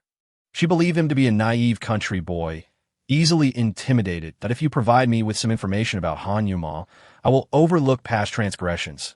Otherwise, you will come to regret it. Qian Yao was nearly breathless with rage. As if a heavy stone pressed against her chest, the audacity of the young man before her infuriated her. In that case, let us settle both old and new accounts." She spat through clenched teeth. "Do you think I truly hesitate to act against you?" Her gaze blazed like fire, each word squeezed from between gritted teeth. The grievances and fury she had harbored against Han Yuma surged within her. She believed that by teaching Tang Yue a lesson, she might compel Han Yuma to submit and plead for mercy. "If you dare to test my patience, do not blame me for what follows." With a cold smile, Qian Yao commanded her subordinates to prepare the instruments of torture. Soon, a basin of water and a stun gun were set before her. She intended to conduct the electric shock through the water, inflicting pain upon Tang Yue without leaving a trace. "You have 3 seconds to contemplate," she declared, standing over him, her disdain palpable, as though she had already regarded him as a vanquished foe. The two burly men swiftly placed the basin at Tang Yue's feet and pressed down, plunging his feet into the water. Simultaneously, the stun gun crackled to life, blue electricity dancing through the water like a macabre ballet. Qian Yao fixated on the scene, anticipating Tang Yue's anguished expression, even envisioning him begging for mercy. However, Tang Yue's gaze remained as tranquil as a still pond, a faint, enigmatic smile gracing his lips as he regarded Qian Yao with a look that questioned, was this truly worth it? Qian Yao felt as though she had been slapped. The young man before her not only showed no fear, but seemed to mock her. "Increase the voltage," she commanded frantically. The current surged, blue sparks flying in all directions, yet Tang Yue's expression remained unchanged, his calmness unnerving. Suddenly, with a loud bang, the stun gun exploded from the excessive voltage, causing the two strong men to recoil in fright, and even Qian Yao was momentarily stunned. Was the stun gun defective? Or could it be that Tang Yue was no ordinary person? Qian Yao's complexion darkened, her fury threatening to engulf her. "You little brat," she hissed through clenched teeth, seizing the gun from one of the guards. She aimed it at Tang Yue. "Try being so arrogant again." Tang Yue's eyes sharpened. He sensed that Qian Yao had completely lost her composure, and he subtly gathered his internal energy, ready to act at a moment's notice. "I am indeed arrogant. What will you do about it?" Qian Yao seethed, her pride unyielding. "Beg me." Tang Yue chuckled coldly. "What is destined to come will come. If someone wishes for death, I cannot stop it." "You insolent fool." Qian Yao pressed the gun firmly against Tang Yue's forehead, the atmosphere thick with tension. Just then, the door to the interrogation room swung open, and a high-ranking official, Jiang Jihong, strode in, upon witnessing the scene. His expression darkened considerably. "Stop this at once." Jiang Jihong bellowed as he approached the two. "Director Jiang, what brings you here?" Qian Yao exclaimed, her mouth agape in surprise. Jiang Jihong had been on sick leave for several days. She hadn't expected his sudden appearance. Behind Jiang Jihong stood a tall man in his 30s, the captain of the official bureau. Qian Yao's heart raced with anxiety at the sight. "The Han Group is producing counterfeit products." Qian Yao began to explain, but Jiang Jihong interrupted her sharply. "Nonsense. I have already investigated on my way here. The production line you mentioned is overseen by my student, Fang Jinyong. All procedures are in order and qualifications complete. This operation is entirely irregular." Jiang Jihong questioned fiercely. "Who instructed you?" It was evident that this was a conspiracy against the Han group, with Tang Yue closely tied to the company, especially as he was capable of healing Jiang Jihong's severe illness. Qian Yao's body trembled violently, her heart sinking as she realized the gravity of the situation. With a swift kick, Jiang Jihong struck Qian Yao in the abdomen, causing her to curl up like a shrimp. Retching from the pain, "Dr. Tang, rest assured, I will provide you with an explanation for this matter," Jiang Jihong stated solemnly, his tone respectful. Tang Yue nodded slightly, accepting Jiang Jihong's promise. At that moment, Jiang Jihong's companion, the captain, hurried forward to free Tang Yue from his handcuffs. However, upon inspection, he was taken aback to find the cuffs had broken into two pieces, still tightly gripping Tang Yue's wrist. The captain's heart raced, while Qian Yao's face turned pale. She had never seen Jiang Jihong treat anyone with such courtesy. Who exactly was this young man? Why hadn't Tang Jun mentioned him beforehand? Was he the mysterious caller from the car? Qian Yao gritted her teeth, trembling all over, ultimately collapsing limply to the ground. "Take her away and conduct a thorough interrogation," a senior official instructed Jiang Jihong, who nodded in agreement. Tang Yue produced a small pill from his pocket and handed it to Jiang Jihong. "If you wish to uncover the truth quickly, use this. In 3 minutes, she will divulge everything." After delivering his message, Tang Yue turned to leave, inhaling deeply. Indeed, not 3 minutes later, Jiang Jihong emerged, his eyes filled with respect. "Dr. Tang, your reputation is well-deserved. I am thoroughly impressed." Jiang Jihong spoke earnestly, revealing that the pill had caused Qian Yao to spill her secrets like a bamboo tube pouring out beans. Tang Yue waved his hand dismissively. "It is a minor matter. Let us address the main issue. What exactly is going on?"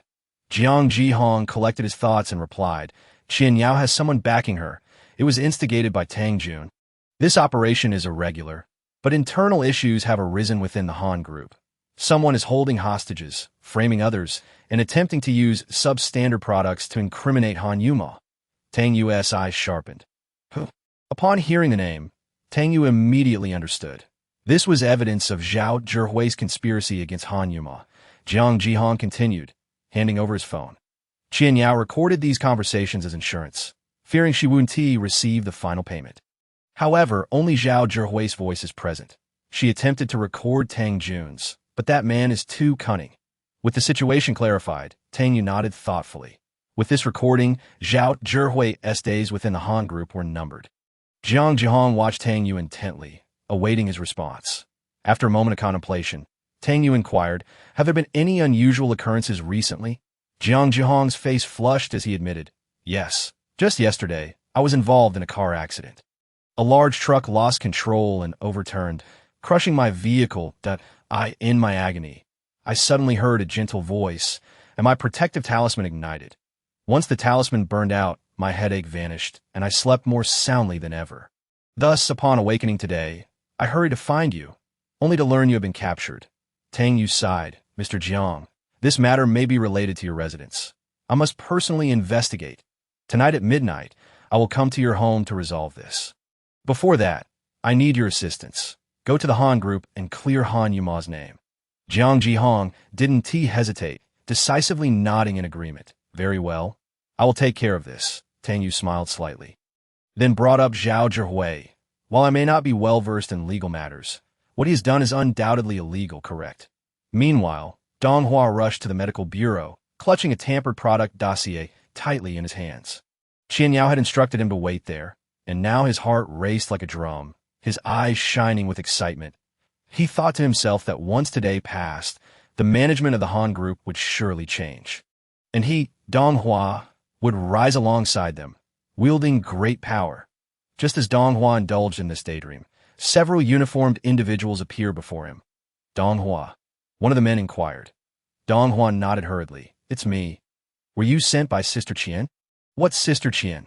She's already in dire straits." "Dong Hua, we suspect your involvement in a slander case, and we need you to come with us," the man stated sternly. "What?" I thought before Dong Hua could finish his sentence. He was restrained by them. Shortly after, Han Yuma was also brought out, still believing she needed to continue negotiating with Qian Yue. That moment, a woman in professional attire hurried towards her. "Miss Han." This woman was not only the legal representative of the Han Group, but also a well-known lawyer. "Thank you so much, Lawyer Han." Han Yuma expressed her gratitude. "If it weren't for you, I might still be locked inside."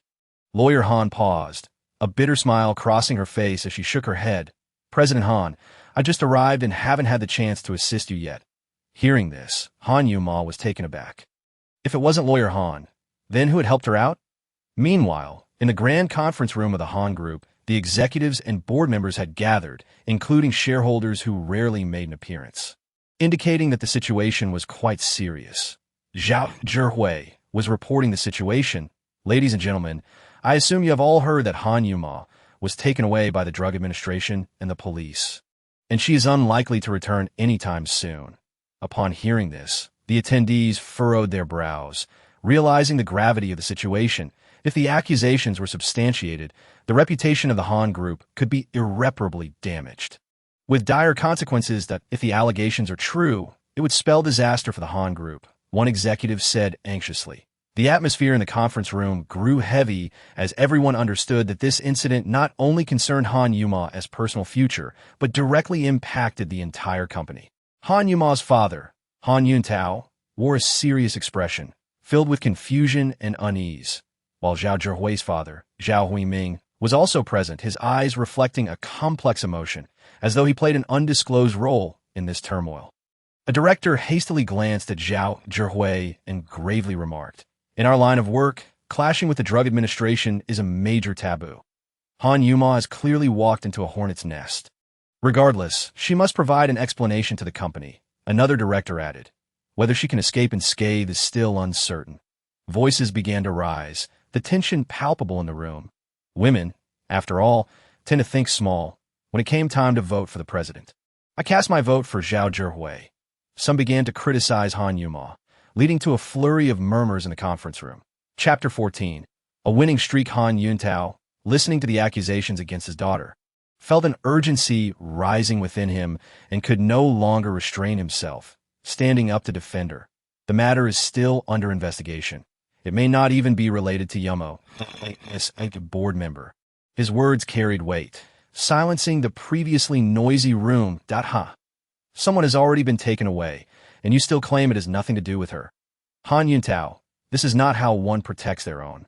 Zhao Huiming scoffed, his gaze sharp enough to deter anyone from meeting it. If a parent fails to educate their child, mistakes are inevitable. Instead of reflecting on the issue, you make excuses for her. "Han Yuntao, you are growing more muddled with age." Zhao Huiming continued mercilessly, leaving Han Yuntao looking pale. It was evident that the current situation was unfavorable for both Han Yuntao and Han Yuma, with other board members also expressing clear dissatisfaction towards Han Yuma. What we should be focusing on now is... Han Yuntao was about to suggest when the conference room door suddenly swung open, and Han Yuma hurriedly entered, looking somewhat flustered. Upon seeing the room full of executives, Han Yuma realized she could not evade today's crisis. Han Yuntao felt a slight sense of relief at the sight of her. "Everyone." Han Yuma surveyed the room, sensing the mounting pressure. "Stop the nonsense, Han Yuma. Don't you realize your mistakes?" Zhao Zhihui slammed the table and stood up. If everything were in order, how could the Drug Administration come knocking? However, Han Yuma was undeterred, continuing, "To all board members and executives, I must tell you the truth. After a thorough investigation, I discovered that the Xiaozi bottle project indeed carries risks and cannot be launched into the market. It was my assistant, Dong Hua, who uncovered the issue with the Xiaozi bottles." Han Yuma's words revealed her sincerity and resolve. She chose to confront the problem rather than evade responsibility, which might offer her a glimmer of hope. Dong Hua had discovered the issue with the Xiaozi bottles, and Xian Yao also possessed new evidence in the face of Zhao Zhihui's accusations. Han Yuma's complexion drained of color as she realized that something unfavorable must have transpired while she was under Qian Yao's control. "This is impossible." Han Yuntao suddenly stood up, his eyes full of determination to protect his daughter. My daughter has always been diligent and never negligent. How could she sabotage the Xiaozi bottle project? He declared firmly, "Zhao Zhihui, if you accuse my daughter like this, you will bear the consequences." Zhao Huiming retorted, "I believe in my son, but if Han Yuma is truly innocent, why would the Drug Administration be targeting her?" I suspect she has indeed committed a wrongdoing against the company. The atmosphere in the conference room grew increasingly tense as executives exchanged uneasy glances, the air thick with apprehension. Some stood in support of Han Yue, while others began to waver, leaning towards believing Zhao Zhihui's claims. Han Yue felt a throbbing headache. She was at a loss for how to clarify this misunderstanding. Just then, a commotion erupted outside, and another official vehicle parked downstairs. An employee rushed in to report, and upon hearing this, the atmosphere in the conference room froze. Han Yue, what exactly have you done? One director couldn't help but question, anxiety evident in their voice. Why does the Drug Administration keep fixating on our company? Even some higher-ups who initially supported Han Yue began to have doubts, questioning her innocence. If the Drug Administration had no solid evidence, they would not pursue her relentlessly. Was there truly a problem with the Xiaozi bottle project? Zhao Zhihui wore a smug smile, realizing that Tang Yue and Zhao Jianzhong had evidently put in considerable effort. He had initially thought Qian Yao's side had faltered, but it seemed they had managed to bring the Drug Administration back into play. Had Donghua handed over incriminating evidence against Han Yue to Qian Yao? With a new wave of inspectors about to arrive, every person in the conference room felt a sense of uncertainty, not knowing what storm lay ahead. Zhao Huiming and Zhao Zhihui exchanged glances, their eyes glinting with the light of impending victory. Moments later, footsteps echoed outside, and the conference room door was pushed open. Leading the way was Jiang Zhihong, dressed in uniform, exuding an aura of authority. He was a significant figure in the pharmaceutical realm of launching. Upon his arrival, everyone in the conference room instinctively held their breath. It's Leader Jiang from the Drug Administration. Someone recognized Jiang Zhihong and exclaimed in surprise. Leader Jiang? My goodness, it really is Jiang Zhihong. A murmur of astonishment rippled through the conference room, for Jiang Zhihong held an irrefutable position in the pharmaceutical industry. Zhao Zhihui was equally taken aback, realizing that Tang Yue and Zhao Jianzhong had managed to invite such a heavyweight. He silently reminded himself never to offend these two individuals lightly in the future. At that moment, Zhao Huiming began to stir the pot. Han Yuntao, look at the mess your daughter has created. She nearly brought us all down. This is truly digging her own grave. The entire group is about to be dragged down with her. The crowd began to reproach Han Yue, as if her fate was already sealed. Han Yuma's complexion turned ashen. Upon seeing Jiang Zhihong, an icy dread gripped her heart. If the Drug Administration turned against her, she could lose her position as president and potentially implicate her family. Just as she was on the verge of collapse, Jiang Zhihong's gaze fell upon her, and he strode toward her. Han Yue took a deep breath, knowing the critical moment had arrived. However, before she could speak to assert that there was indeed no issue with the Xiaozi bottle series, Jiang Zhihong had already reached her, extending his hand with a friendly and respectful demeanor. Hello, Miss Han. I am Jiang Zhihong. Han Yue looked at the approachable figure before her, disbelief filling her eyes. She had anticipated stern questioning, but instead was met with such a gentle attitude. She nervously replied, I am Han Yue. You are. Her hand trembled slightly as it brushed against Jiang Zhihong's. Chapter 15. Cornered President Han. I came today specifically to apologize to you. Jiang Zhihong spoke earnestly, his tone filled with regret. Due to internal issues within the Drug Administration, your company's Xiaozi bottle series has been subjected to unjust treatment, that we have verified that the Xiaozi bottle series fully complies with regulations and poses no issues. Jiang Zhihong continued, the one who framed you, Qian Yao, has been suspended and is under investigation. The conference room erupted in astonishment, clearly taken aback by this unexpected turn of events. Zhao Zhihui's face turned ashen, nearly losing control as he shouted, This is impossible. Jiang Zhihong ignored Zhao Zhihui's protests and decisively ordered, Bring him in. Soon, Qian Yao was escorted into the conference room by several staff members. The once arrogant Qian Yao now resembled a wilted eggplant, eyes red and swollen, his face weary and dejected, a stark contrast to his former brash demeanor. Apologize to Miss Han. Jiang Zhihong's voice was cold yet resolute. President Han, I was wrong that I should never have framed you. I am guilty. Qian Yao's voice brimmed with shame as he lowered his head. Unable to meet anyone's gaze, that I am willing to bear all consequences and sincerely repent. All eyes were fixed upon Qian Yao, who was overwhelmed with shame, tears streaming down her face, ultimately leading her to sob quietly. We shall not show leniency towards Qian Yao's actions. Jiang Jihong solemnly vowed that we would handle this matter according to the law and provide you with a satisfactory response. Furthermore, I will intensify the supervision of my subordinates, hoping this incident will not undermine your trust in the drug administration. Upon finishing his words, Jiang Jihong bowed deeply to Han Yuma, expressing his apologies. And his team followed suit, plunging the entire conference room into an immediate silence. Initially, it was believed that the drug administration had come to apprehend Han Yuma, but unexpectedly, the leader himself had come to apologize. This twist left everyone astounded. Han Yuma had turned the tables, not only preserving the company's reputation, but also garnering public support. Jiang leader, please don't. Han Yuma felt somewhat at a loss, her emotions shifting from fear to surprise. Struggling to adapt to this sudden change, Zhao Zhihui's eyes widened in disbelief, unable to grasp the reality before him. His heart felt as if it were being sliced, a tempest of anger and confusion swirling within him. He had previously believed everything was under control, that Han Yuma would face punishment, yet now, everything had reversed. This is unjust, he silently raged, jealousy burning like fire within him, unaware that Qian Yao had already been taken into custody by the police. And he himself was soon to face a similar fate. At that moment, the atmosphere in the conference room lightened. The senior officials exhaled in relief, smiles breaking across their faces. It turned out to be a misunderstanding. What a stroke of luck. Someone whispered that the head of the drug administration personally coming to apologize was indeed a tremendous boon for the company. Their attitude towards Han Yuma had completely shifted, transforming from suspicion to admiration. Han Yuntao cast a sidelong glance at Zhao Huiming, his tone laced with sarcasm. Mr. Zhao, I told you Yuma would never do such a thing. You were overly concerned. Zhao Huiming's expression darkened.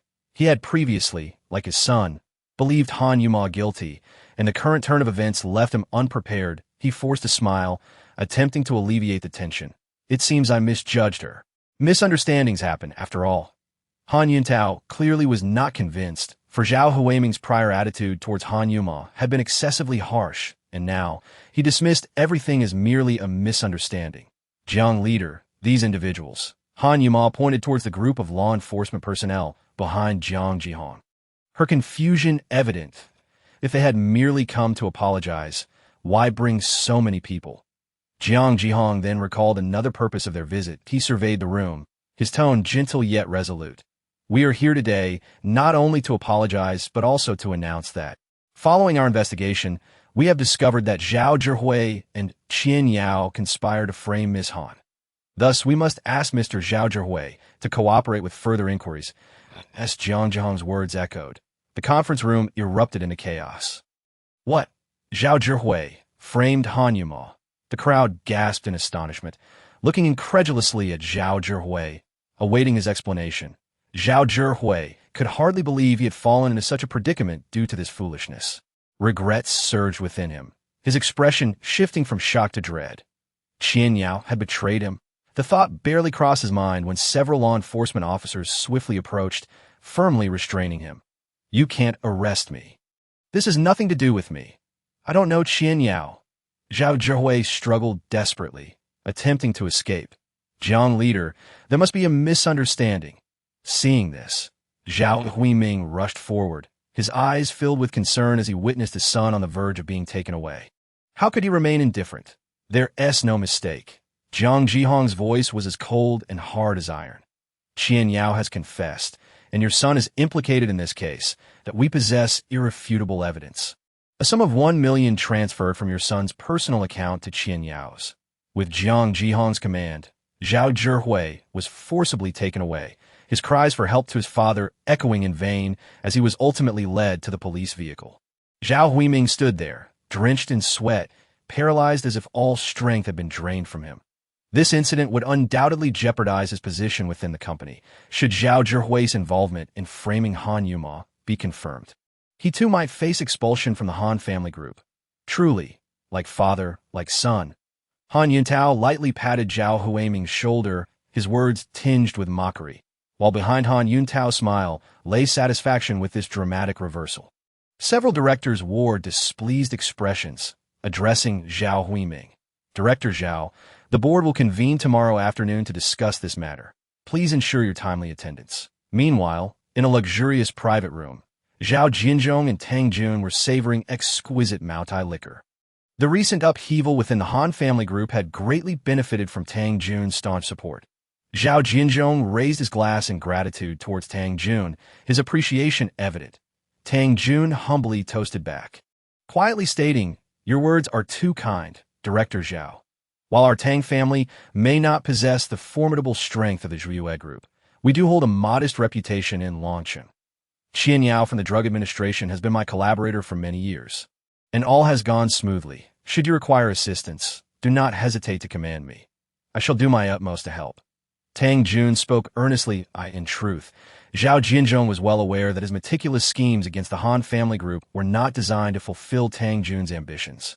Yet at this moment, the atmosphere within the private room remained harmonious. Just as the two men engaged in jovial conversation over drinks, Tang Jun's phone suddenly rang, displaying a call from a colleague at the Drug Administration.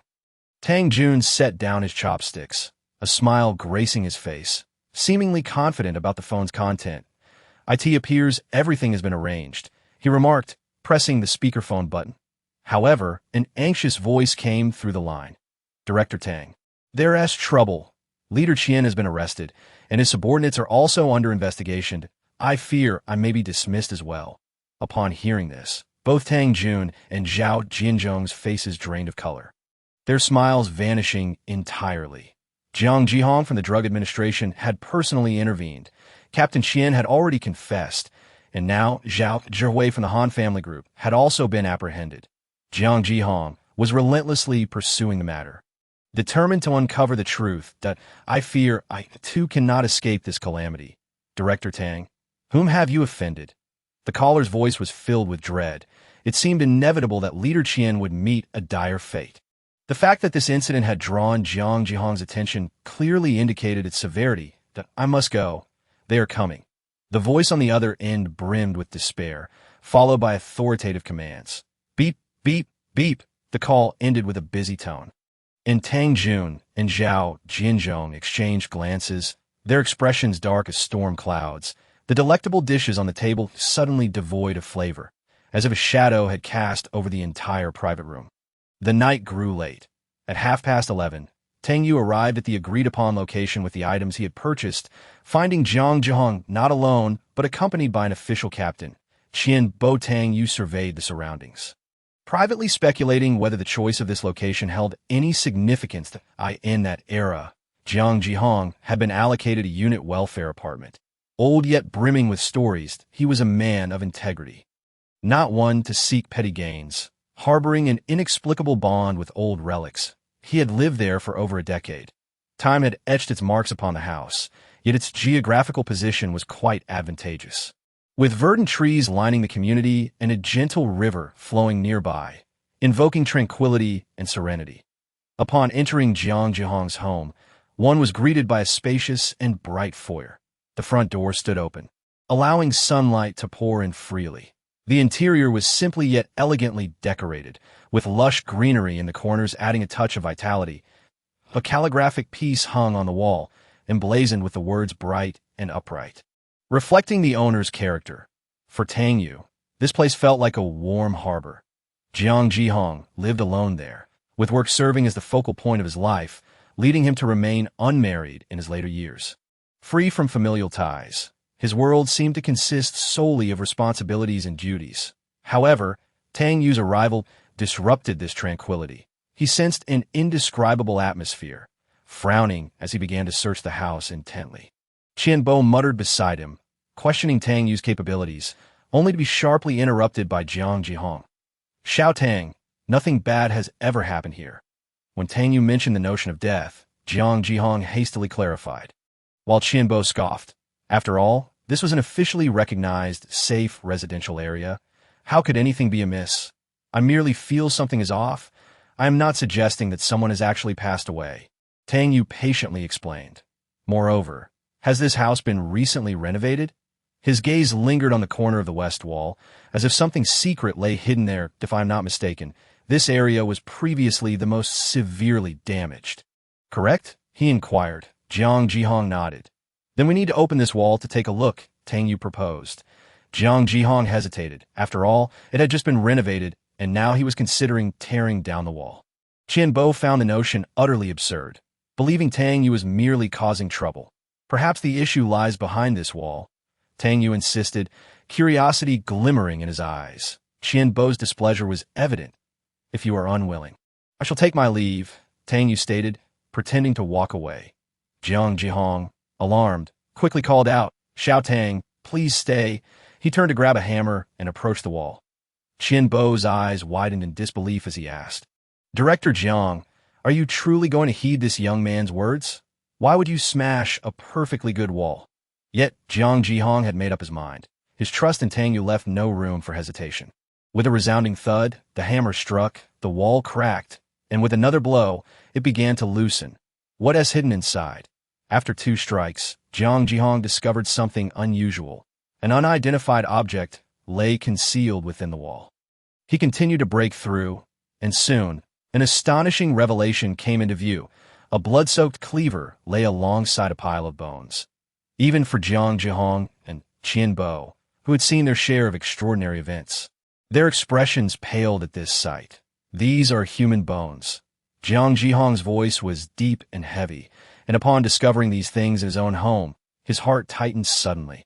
The deceased had endured immense suffering during their lifetime, making their lingering resentment in death difficult to dispel. Tang Yue explained that originally, one's righteous energy could fend off such negative forces, but the woodcutting axe had disturbed the feng shui, resulting in his unbearable headache.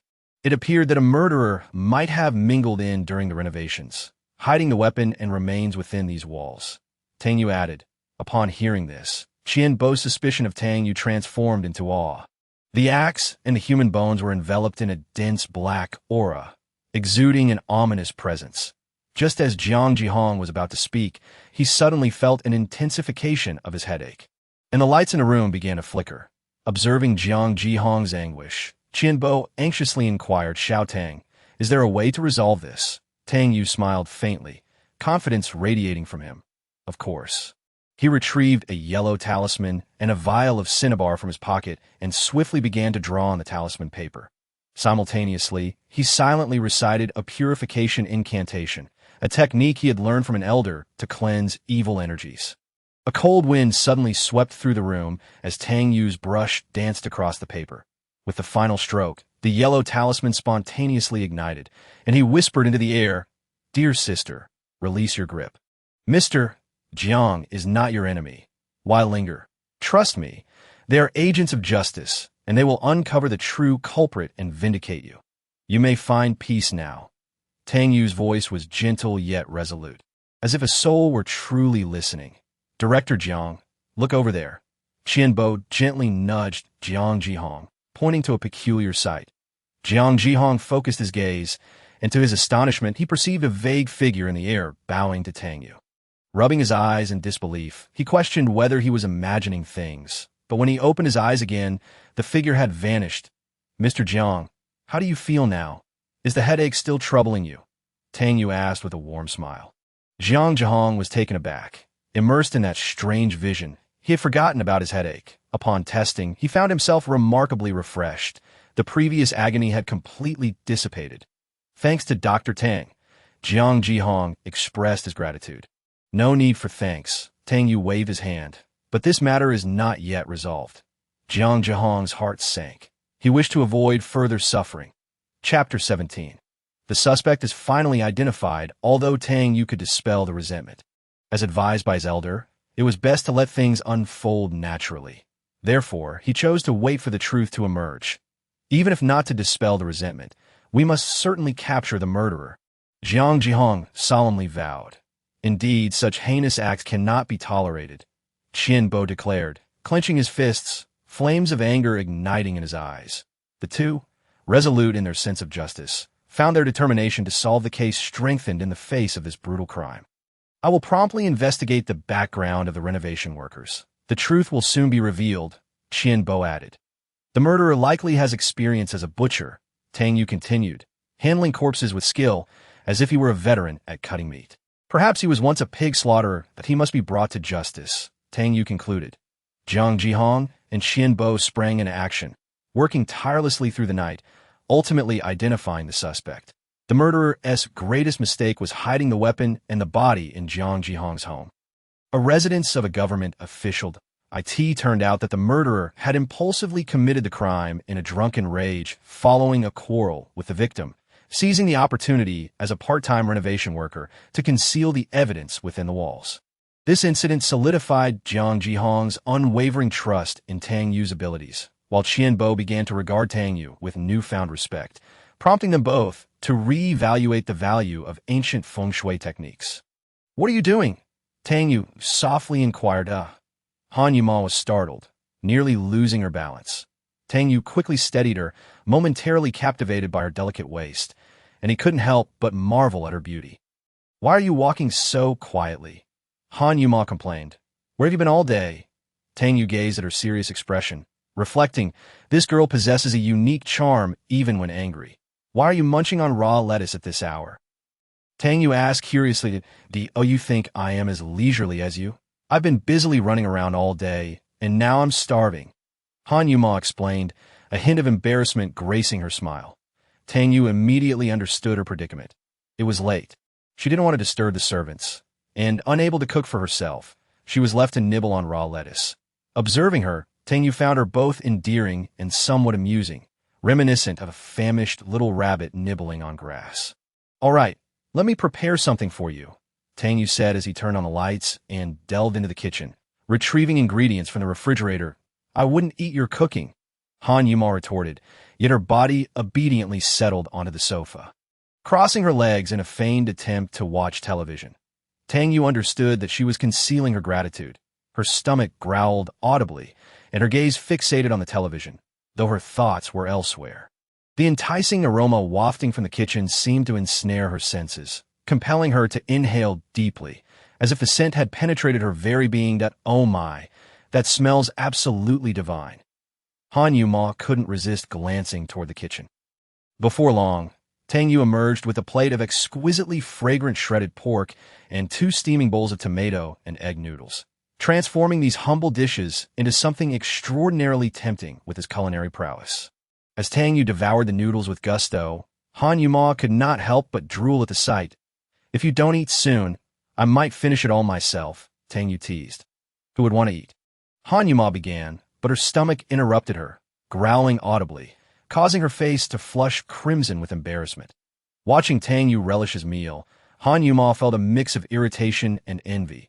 Why should he enjoy delicious food after a day of leisure while she, having worked hard all day, was left starving? She resolved not to let herself be outdone, and with a glare at Tang Yue, she picked up her chopsticks. "You eat so fast, as if you haven't eaten in centuries." With that, she took a bite of the shredded pork, and her eyes widened in delight. This flavor was simply exquisite. Even dishes prepared by 5-star chefs could not compare to Tang Yue's simple home-cooked meal. "Is it satisfactory?" Tang Yue inquired with a smile, recalling that during his decade of caring for the elderly man in the mountains, he had honed his culinary skills, even causing the old man's weight to increase significantly. "Well, it's just average," Han Yuma replied, but her chopsticks never ceased their movement. "That if you don't like it, don't eat it," Tang Yue feigned annoyance. "Why would I not eat it? I use my own ingredients."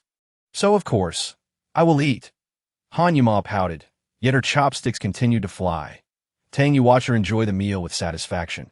His goal had been achieved, sharing this deliciousness and warmth with her. After finishing their meal, Tang Yue casually remarked, "Remember to wash the dishes and get some rest.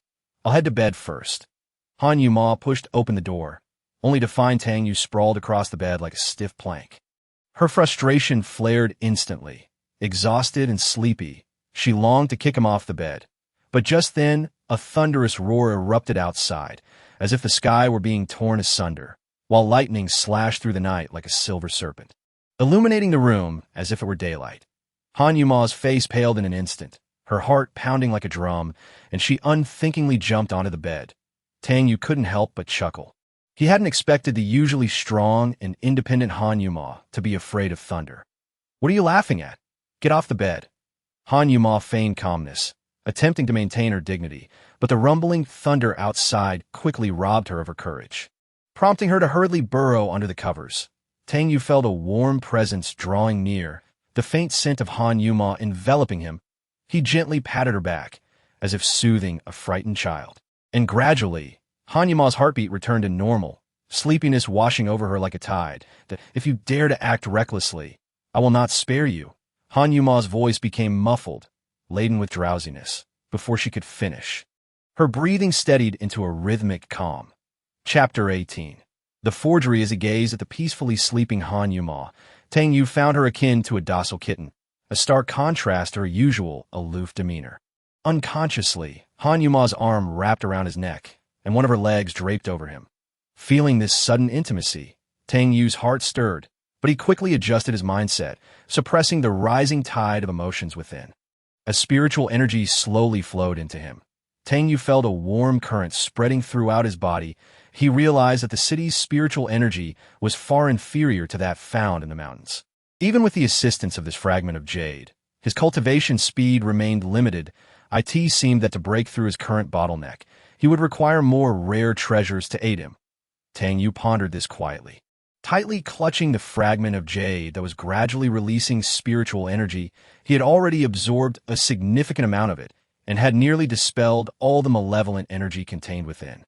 Upon waking the next morning, Tang Yue felt invigorated, his body brimming with strength. He gazed at the fragment of jade in his hand, contemplating that perhaps other ancient artifacts could provide similar assistance. He understood that his path of cultivation was long, and seeking additional support was key to his progress. Perhaps the elder had sent him down the mountain for such an experience. After freshening up, Tang Yue encountered Han Qingzhong, Grandpa Han, who was practicing in the morning. "Good morning, Grandpa Han," Tang Yue greeted warmly. "Good morning, young man," Grandpa Han replied with a smile, nodding. "You're up so early every day. How diligent you are." Unlike many of the youth today, T first, Tang Yue did not grasp the meaning behind Grandpa Han's words. But upon noticing the profound look in his eyes, he immediately understood, feeling a twinge of embarrassment. He feigned seriousness and replied, "Indeed, I have been striving diligently." In reality, nothing had transpired between Tang Yue and Han Yuma. However, Grandpa Han evidently believed his words and appeared quite satisfied. "If I could see my great-grandson before I close my eyes, I would have no regrets in this lifetime." "Grandpa Han, please don't say that. You will undoubtedly live a long and healthy life," Tang Yue earnestly reassured him. Grandpa Han smiled, seemingly accepting Tang Yue's good intentions. "If I truly can attain longevity, I shall take good care of my great-grandson." Finding the topic difficult to navigate, Tang Yue hastily shifted the conversation. "Grandpa Han, is there a place nearby that sells antiques? I have quite an interest in this." "Oh, you have an interest in antiques?" Grandpa Han responded, somewhat surprised. After a moment's contemplation, he said, "As it happens, Han Yuntao is heading to an antique shop today. I can have him take you along, before long." Grandpa Han called Han Yuntao over. Despite being exceedingly busy at the Han group, upon hearing that he would accompany Tang Yue to the antique store, Han Yuntao readily agreed without a hint of hesitation. At precisely 9 o'clock in the morning, Tang Yue settled into Han Yuntao's car. "Tang Yue, you just come down from the mountain, haven't you? The depths of the antique business can be quite treacherous. Once we arrive, I advise you to speak as little as possible, that if you find something that piques your interest and I am uncertain about it, do let me know, and I will assist you." Han Yuntao reminded him while concentrating on driving. "Uncle Han, you seem to have quite a bit of knowledge about antiques, don't you?" Tang Yue asked curiously. Upon hearing this, Tang Yue chose to remain silent. Although he had limited opportunities to engage with antiques while on the mountain, his master had imparted knowledge regarding appraising treasures, yet he had not yet had the chance to put it into practice.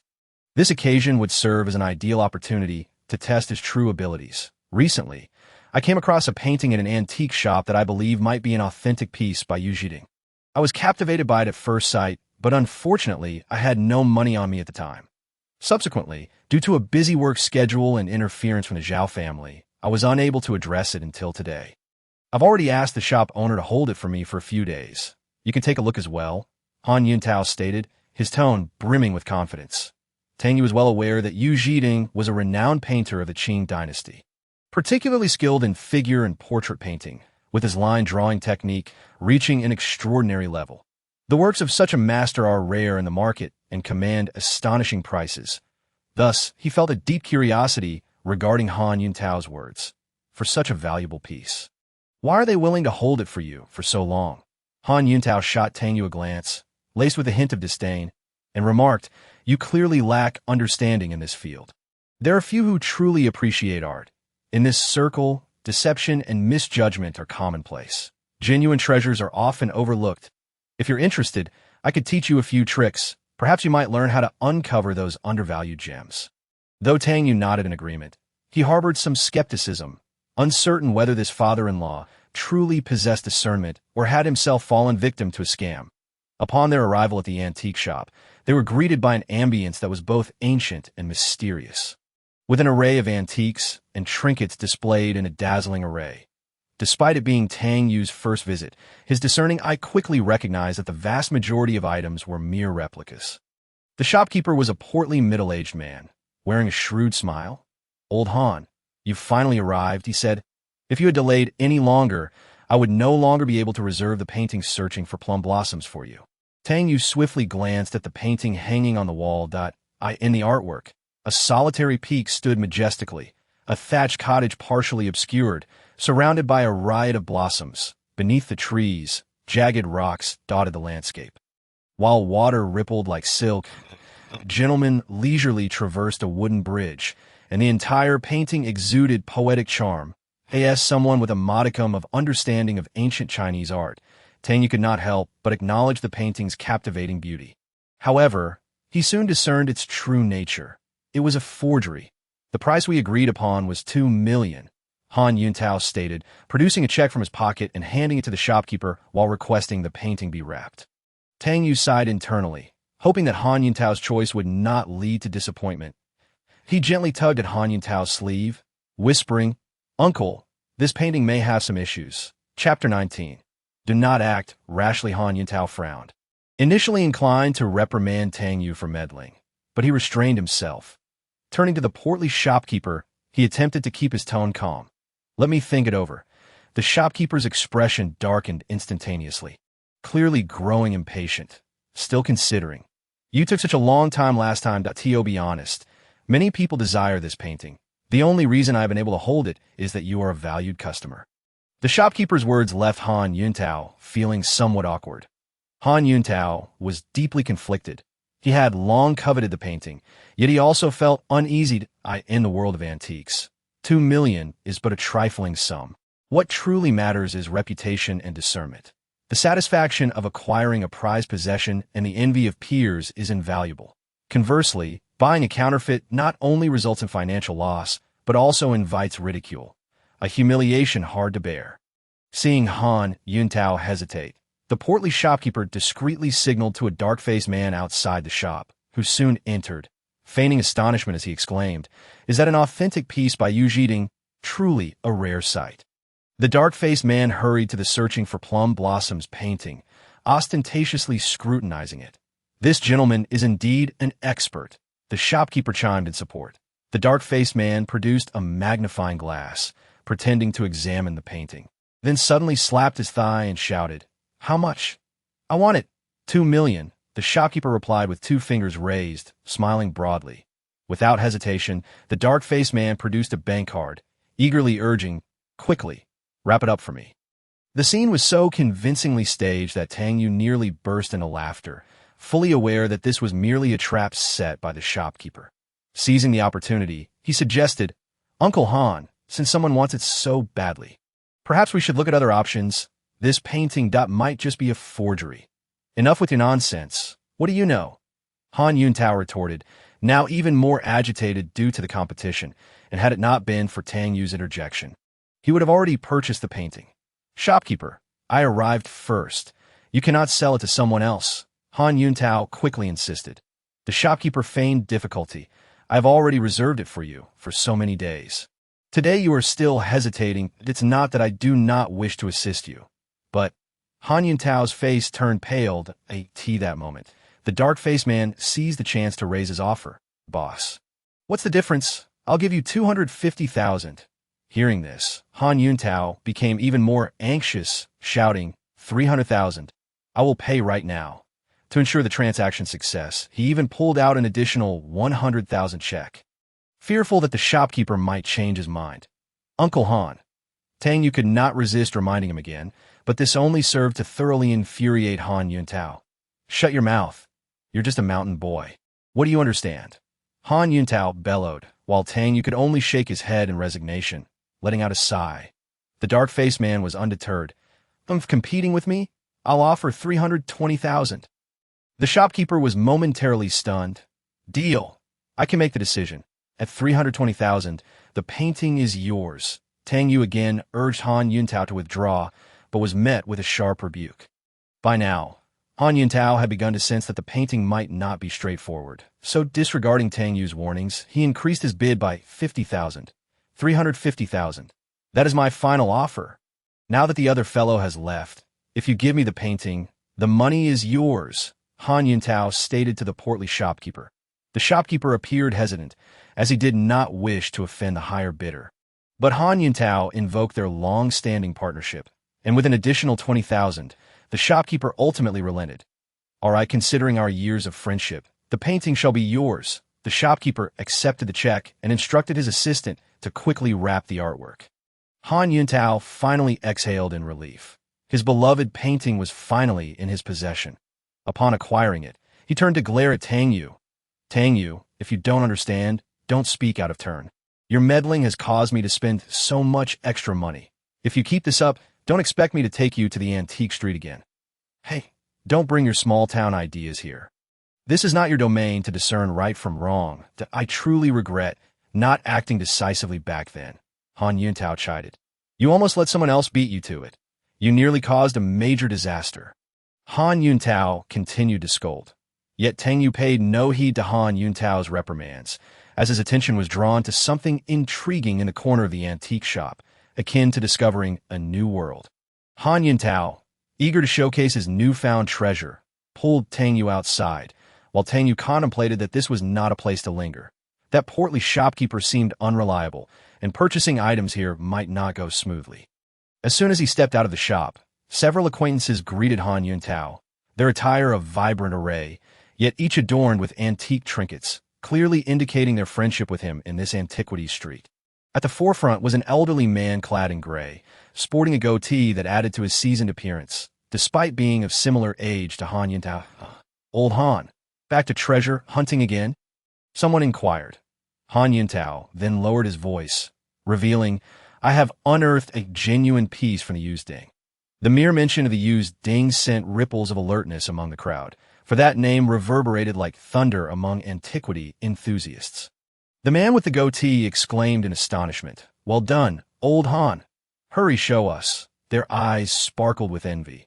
Let us broaden our horizons, urged the goateed man, his booming voice attracting more onlookers. However, Han Yuntao shook his head, asserting a good find deserves to be shared. This painting is truly remarkable, imbued with an antique charm. The figures are lifelike, reminiscent of the used ding style, with delicate lines and vibrant colors, demonstrating profound skill. Praised a companion. Chapter 20.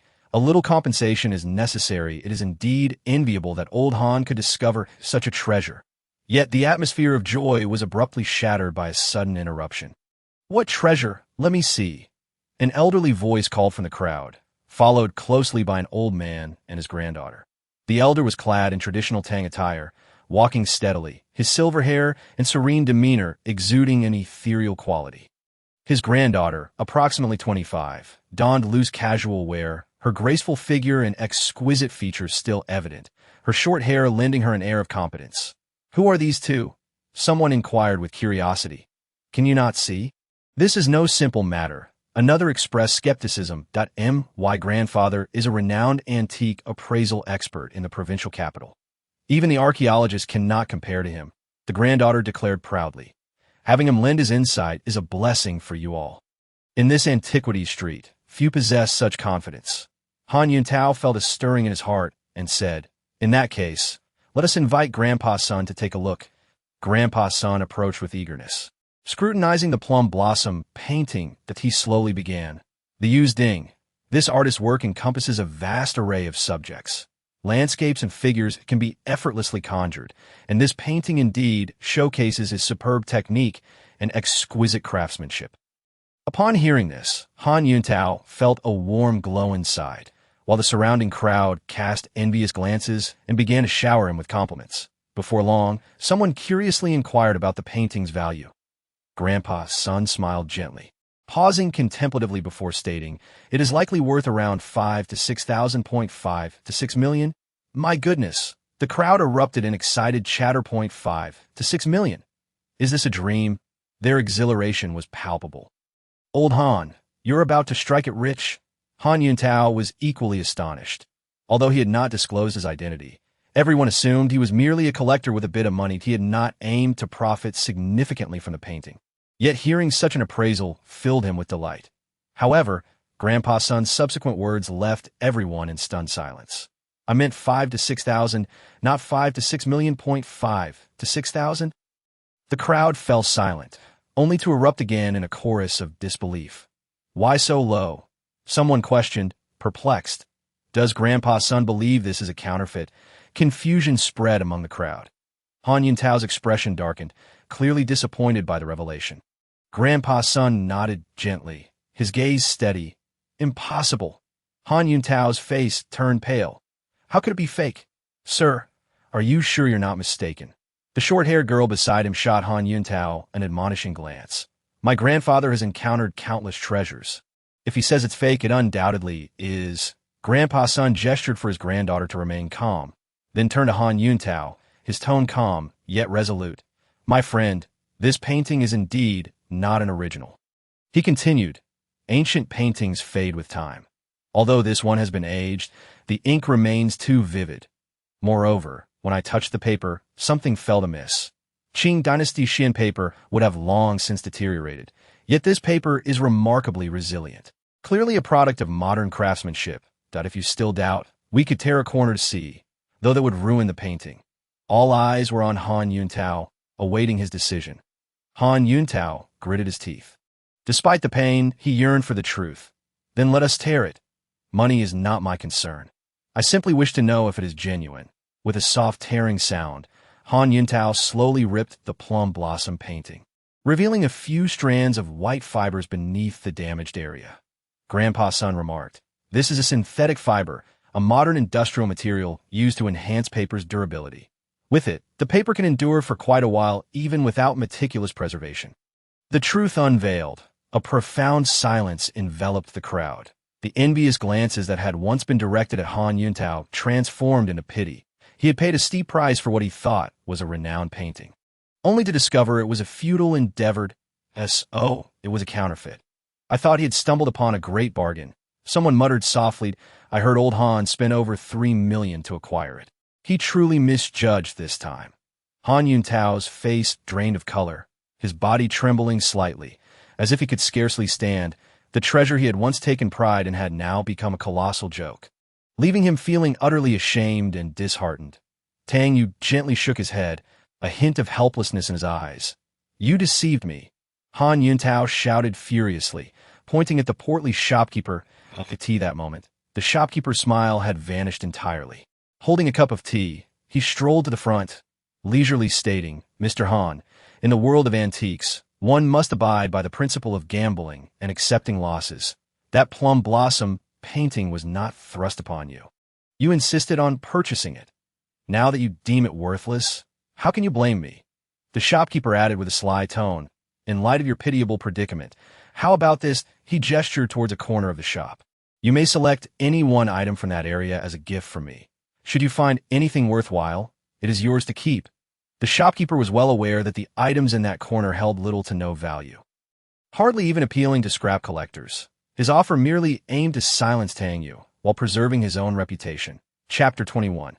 Not to be recklessly provoked, who wants your worthless junk? Han Yuntao fumed with rage. "I'll take it," Tang Yue suddenly interjected, blocking Han Yuntao, and cheerfully addressed the shopkeeper. "When something is free, one should not refuse. Perhaps we might indeed stumble upon a treasured." In truth, Tang Yue had already devised a plan. He feigned hesitation as he perused the shop, ultimately selecting a seemingly unremarkable iron ball. What use is that worthless thing? Han Yuntao could not help but complain. This iron ball was Tang Yue's target for this venture. He understood that sometimes true treasures lay hidden in the most unassuming places. The object in Tang Yue's hand, with its uneven surface, clearly bore the marks of many years of wear, its shape having morphed into something peculiar, resembling a piece of discarded scrap metal. Seeing this, the shopkeeper's lips curled into a smirk of derision. This has sat here for 2 years. Not even scrap collectors would take it. You taking it will help me clear some space. Thank you. Han Yuntao's face flushed crimson with embarrassment, feeling utterly humiliated, while the surrounding crowd shook their heads, seemingly exasperated by the scene. However, Grandpa's son and the short-haired lady remained, their eyes sparkling with curiosity and anticipation. Tang Yue paid no heed to the murmurs around him. He gripped the seemingly useless iron ball tightly, suddenly exerting all his strength. With a crisp crack, the once impenetrable exterior, which even a hammer could not dent, split open, and a brilliant light burst forth from the fissure as the shell shattered. A pearl-sized orb rolled into Tang Yue's palm, radiating a dazzling brilliance that left onlookers spellbound. A luminous pearl, someone exclaimed. Such a large luminous pearl is truly rare. My heavens, this is a fortune. This caliber of luminous pearl must be worth at least 10 million. 10 million. I believe this is at least a Tang Dynasty treasure. Unprecedented in its rarity. The crowd erupted in gasps and chatter, and Han Yuntao stood in stunned silence beside Tang Yue, acutely aware that this luminous pearl was not merely a precious gem, but its value was beyond measure. The 300 million he had just lost paled in comparison to this newfound treasure. The rotund proprietor widened his eyes, a complex expression gracing his countenance as he nearly lost his composure, exclaiming, This cannot be taken away. Why ever not? Tang Yue retorted calmly. Because it rightfully belongs to me, the corpulent man shamelessly countered. Scoundrel! Han Yuntao shot back angrily. You just proclaimed that once purchased, it is final. Do you intend to go back on your word? In that moment, Tang Yue merely smiled faintly, the luminous pearl clasped tightly in his hand, shimmering under the sunlight, as if it were revealing its unparalleled worth to the world. He discerned the extraordinary nature of the pearl at a glance. Once acquired, what need would he have for a shop? Boss, your actions are unjust, someone spoke up in defense. Indeed, this young man found this treasure through his own merit. How can you dare to seize it? Surrounding onlookers began to voice their dissatisfaction and condemnation of the rotund man's behavior. Yet he remained unfazed, glancing around menacingly as he declared, What do you know? Do you have any idea who my backer is? I am backed by Qinyan Hall. At this proclamation, the murmurs in the crowd immediately hushed, fear etched upon their faces, for the name of Qinyan Hall was known far and wide. Even the powerful dared not provoke it lightly. Han Yuntao considered calling the authorities, but alas, he had not brought his bodyguard today. He barely retrieved his phone before it was snatched away by the fat man's henchman. Unless the luminous pearl is surrendered, none of you shall leave here today, the rotund man threatened. Just then, Old Son approached with a short-haired woman by his side, slowly proposing, Young man, how about this? I shall purchase this luminous pearl for 30 million. And as for your troubles, I will assist in resolving them. Tang Yue resolutely shook his head, stating, No need. I've set my sights on this luminous pearl, and not even the King of Heaven could persuade me to part with it. The short-haired woman huffed softly, feeling that Tang Yue was truly overstepping his bounds. Boy, are you not afraid of Qinyan Hall? The rotund man taunted. You truly do not know the gravity of your situation. Disregarding even Qinyan Hall, he scoffed, offering Tang Yue one last chance to return the luminous pearl. Your chance is unwarranted. Tang Yue maintained his composure. Enraged, the rotund man shouted, lunging at Tang Yue like an enraged beast. His imposing physique and aggressive demeanor making it clear he was not to be trifled with. Tang Yue, be careful, Han Yuntao exclaimed. Yet, Tang Yue did not so much as blink, simply delivering a swift kick that landed squarely on the rotund man's chest. The impact sent him flying backwards like a discarded sandbag, crashing heavily to the ground with a resounding thud. Coughing, the rotund man spat out blood, the scene shocking all present. After a few more coughs, his voice became hoarse, killed to kill him. This spectacle left everyone dumbfounded, unable to fathom how events had escalated to such a degree. Several burly men rushed towards Tang Yue, but he remained unfazed, stepping back calmly to shield Han Yuntao. As the brutes approached, they were swiftly dispatched by Tang Yue's precise kicks, the air filled with anguished groans, the entire encounter concluding in less than a minute. Witnessing Tang Yue's remarkable agility, onlookers were rendered speechless. Astonished that this seemingly frail youth possessed such extraordinary strength, the rotund man stared wide-eyed, utterly unprepared for Tang Yue's capabilities. As Tang Yue advanced with determination, the rotund man shouted in desperation, "Stay back. If you dare to lay a hand on me, Qingyan Hall will not let you off lightly." At that moment, a cold voice emerged from the crowd. "Who dares to speak of us in such a manner?" A man, leaning on a cane and accompanied by a group, approached with a deliberate pace, his gait hindered by a leg injury, yet still exuding an intimidating presence. Chapter 22. Astonishing Power. This man was a significant figure within Qingyan Hall. Once a dominant force in underground boxing a decade ago, despite his current disability, he still commanded respect. The rotund man hurried to the man's side, lamenting, "Brother Liu, this young man is causing a ruckus in the antique street and has stolen my luminous pearl." "So audacious? Did you not inform him that you are under the protection of Qingyan Hall?" The limping man inquired, frowning that I did, but he showed no concern, even claiming that Qingyan Hall is nothing and daring to trample upon it. The rotund man exaggerated. Furious, the limping man swung his cane down, cracking the concrete beneath him, drawing gasps from the crowd. "Who dares to provoke Qingyan Hall? Stand forth." He bellowed, "It is him." The rotund man pointed at Tang Yue. As the limping man's gaze fell upon Tang Yue, his body trembled. Memories of terror flooded back, recalling that fateful night when a frail figure stormed into the headquarters of Qingyan Hall, personally ending Wang Qingshan's life, while he himself had merely been an innocent bystander, receiving a kick that shattered his leg. Fear gripped the limping man's heart as he recognized that this seemingly ordinary young man was the very embodiment of that night's dread. The atmosphere had been palpably tense. The man, hindered by his injury, stood frozen, sweat soaking his clothes. Just as everyone held their breath in anticipation of his outburst, he suddenly regained composure, hastening to bow deeply before Tang Yue and Han Yuntao. "I apologize." This scene left those nearby in shock. The rotund man was utterly bewildered, rushing forward in urgency. "Brother Liu, what are you doing? They have stolen our luminous pearl, a treasure of immeasurable worth."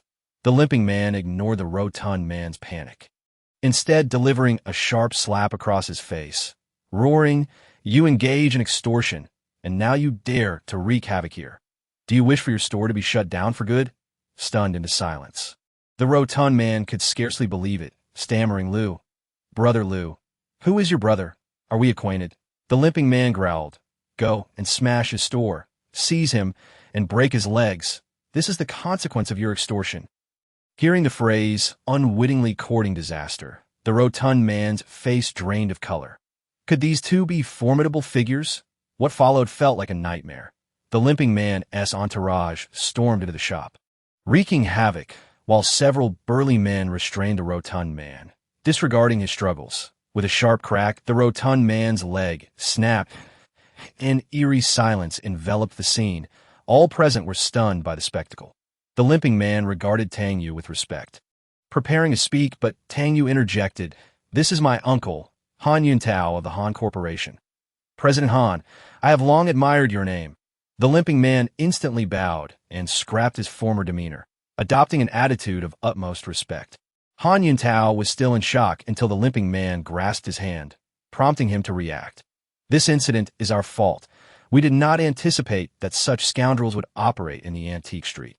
Please rest assured, such a matter shall never occur again," the limping man said anxiously. Indeed, Han Yuntao replied, no longer pursuing the matter, which seemed to relieve the limping man. He quickly nodded, indicating that everything had been settled. The limping man hastily grabbed his cane, moving with surprising speed to the side, as if his leg injury had vanished in his urgency. Human potential can indeed unleash astonishing power in critical moments. "Uncle Han, let us depart," Tang Yue said to Han Yuntao. However, just as they prepared to leave, Old Sun and the short-haired woman swiftly approached. Please hold on, old son politely interjected. I have a deep fondness for this luminous pearl. Might you consider parting with it? I shall remember this kindness. His interest in the pearl was genuine, as he had perceived a hint of spiritual energy within it, and no need. I am not accustomed to being in debt to others. Tang Yue calmly declined. Old son appeared somewhat regretful, while the forthright, short-haired woman grew indignant. Boy, do you have any idea how many people yearn for my grandfather's favor? You are missing a grand opportunity. You do not recognize a benefactor's heart. Her voice brimmed with dissatisfaction. Tang Yue felt a twinge of annoyance. Although he recognized old son's significance, it bore no consequence for him. Was he nearing the end of his days? The short-haired woman was taken aback, then furiously retorted, "What did you say? You shall not curse my grandfather." With that, she launched a punch towards Tang Yue, her fist imbued with a surge of energy. Tang Yue remained unmoved, aware that the woman before him was extraordinary, possibly a martial artist, yet her strength did not intimidate him. "Xiao, old son admonished, halting the woman's assault. The short-haired woman shot Tang Yue an angry glare. "Grandfather, he must give me an explanation," she insisted defiantly. Tang Yue merely glanced at her. "I am not obligated to explain my actions to anyone, young friend, since you are unwilling to part with it." "I shall not press the matter," old son said gently. "Here is my business card. Should you reconsider, feel free to contact me that I assure you, you will be satisfied."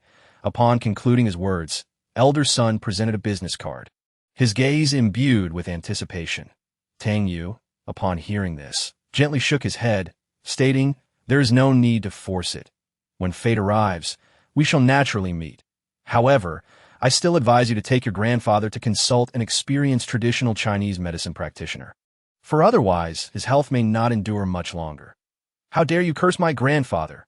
exclaimed the short-haired woman, her fury palpable as if she might shatter steel with her teeth. "That I in the car." Han Yuntao began to scrutinize the luminous pearl in his hand. Chapter 23. A unique ability. It became evident that Tang Yue's discernment was indeed extraordinary. While he himself appeared overly obstinate, as Han Yuntao toyed with the pearl, a thought suddenly struck him. "By the way, why do the people of Qingyun Hall regard us with such reverence?" Previously troubled, Han Yuntao, now calm, realized that the limping man was not afraid of him. Rather, it was Tang Yue's introduction that had unveiled his identity. Clearly, the respect shown was entirely due to Tang Yue. Tang Yue furrowed his brows, hesitating briefly before confessing, "In truth, I have dealt with the leader of Qingyun Hall. This matter must remain confidential, though taking a life is a grave act." Tang Yue was more concerned about attracting unnecessary official scrutiny, and he trusted that Han Yuntao would keep this information to himself. Tang Yue's words, seemingly nonchalant, stirred a tempest within Han Yuntao's heart. "What?" Han Yuntao nearly leaped from his seat, exclaiming, "Tang Yue, this is no jest." He had long heard of the leader of Qingyun Hall's demise, but never had he imagined it was Tang Yue who was responsible. Just as Han Yuntao prepared to press further, his phone rang, interrupting him. "Mr. Han, the board meeting has commenced. Why are you not here yet?" A voice urged from the other end of the line. Han Yuntao suddenly recalled the board meeting scheduled for today and hurriedly replied, "I will be there shortly." He endeavored to quell the shock and questions swirling within him, pressing the accelerator as the car sped towards Han Corporation. In the conference room, the directors had gathered, and even Han Xingzhong, who rarely made appearances, was present. All eyes were fixed upon one individual, Zhao Huiming. "Director Zhao, the situation has become clear," Han Xingzhong began, his voice steady and authoritative. "We have just learned that your son, Zhao Zhihui, has confessed to everything, that he colluded with Tang Jun, intending to frame Han Yuma for personal gain. Such actions pose a severe challenge to the principles of our company. Following discussions, the board decided to take action. Therefore, I, on behalf of the board, announce that effective immediately, Director Zhao shall no longer possess managerial authority within Han Corporation." Han Xingzhong's words carried an undeniable weight. Zhao Huiming was implicated due to his son's actions. Yet in truth, this was not entirely a misunderstanding. The shadow of Zhao Huiming loomed behind Zhao Zhihui's actions. "Director Zhao, do you have any explanations?" Han Xingzhong inquired, his gaze piercing as if able to see through to one's soul. After a moment of silence, Zhao Huiming suddenly burst into laughter, and then rose abruptly. The director's expressions turned grave. Zhao Huiming's departure suggested that Han Corporation might soon face a financial crisis. Nonetheless, they understood that Zhao Huiming's presence was a ticking time bomb that needed to be neutralized. I had also reached an agreement with Sun Wenbo from the provincial capital, originally planning to leverage his resources to accelerate the development of Han Corporation's products and expand into broader markets. Zhao Huiming continued. But now, it seems all of that is no longer necessary. Upon hearing this, the room fell into astonishment. Sun Wenbo was a commercial titan in the provincial capital. Collaborating with him would undoubtedly enhance Han Corporation's prospects. Han Qingzhong, if you choose not to retain me, there are others who will. Zhao Huiming sneered, revealing that he had already received an offer from Zhao Jianzhong of Yue Group. Since you were so heartless towards me, do not blame me for being ungracious. The conference room was engulfed in silence, until Han Yuma could no longer contain herself and interjected, Zhao Huiming, how can you shamelessly claim that my grandfather has been unkind to you? You were the one who first betrayed the trust of the company. Zhao Huiming, with a darkened expression, retorted, my son has been wronged. Perhaps you conspired with others to frame him. Han Yuma's chest heaved with anger as she shot back. Frame him? Zhao Zhihui has already confessed everything in custody. What face do you have to accuse me of framing him? Tang Yue was also present in the conference room, utterly shocked by Zhao Huiming's audacity. Despite the incontrovertible evidence, Zhao Huiming could still distort the truth. This was indeed a peculiar ability. Zhao Huiming, one must possess a sense of shame. Everyone knows the truth of this matter. Han Qingzhong stood, his countenance heavy. Since you have decided to withdraw from Han Corporation, please leave the premises. Han Qingzhong was evidently enraged, a hint of coldness flashing in his eyes. Zhao Huiming seemed to harbor some trepidation towards him, saying, since Han Corporation is so heartless, then let us part ways here. The next time we meet, we shall be rivals. Let us wait and see.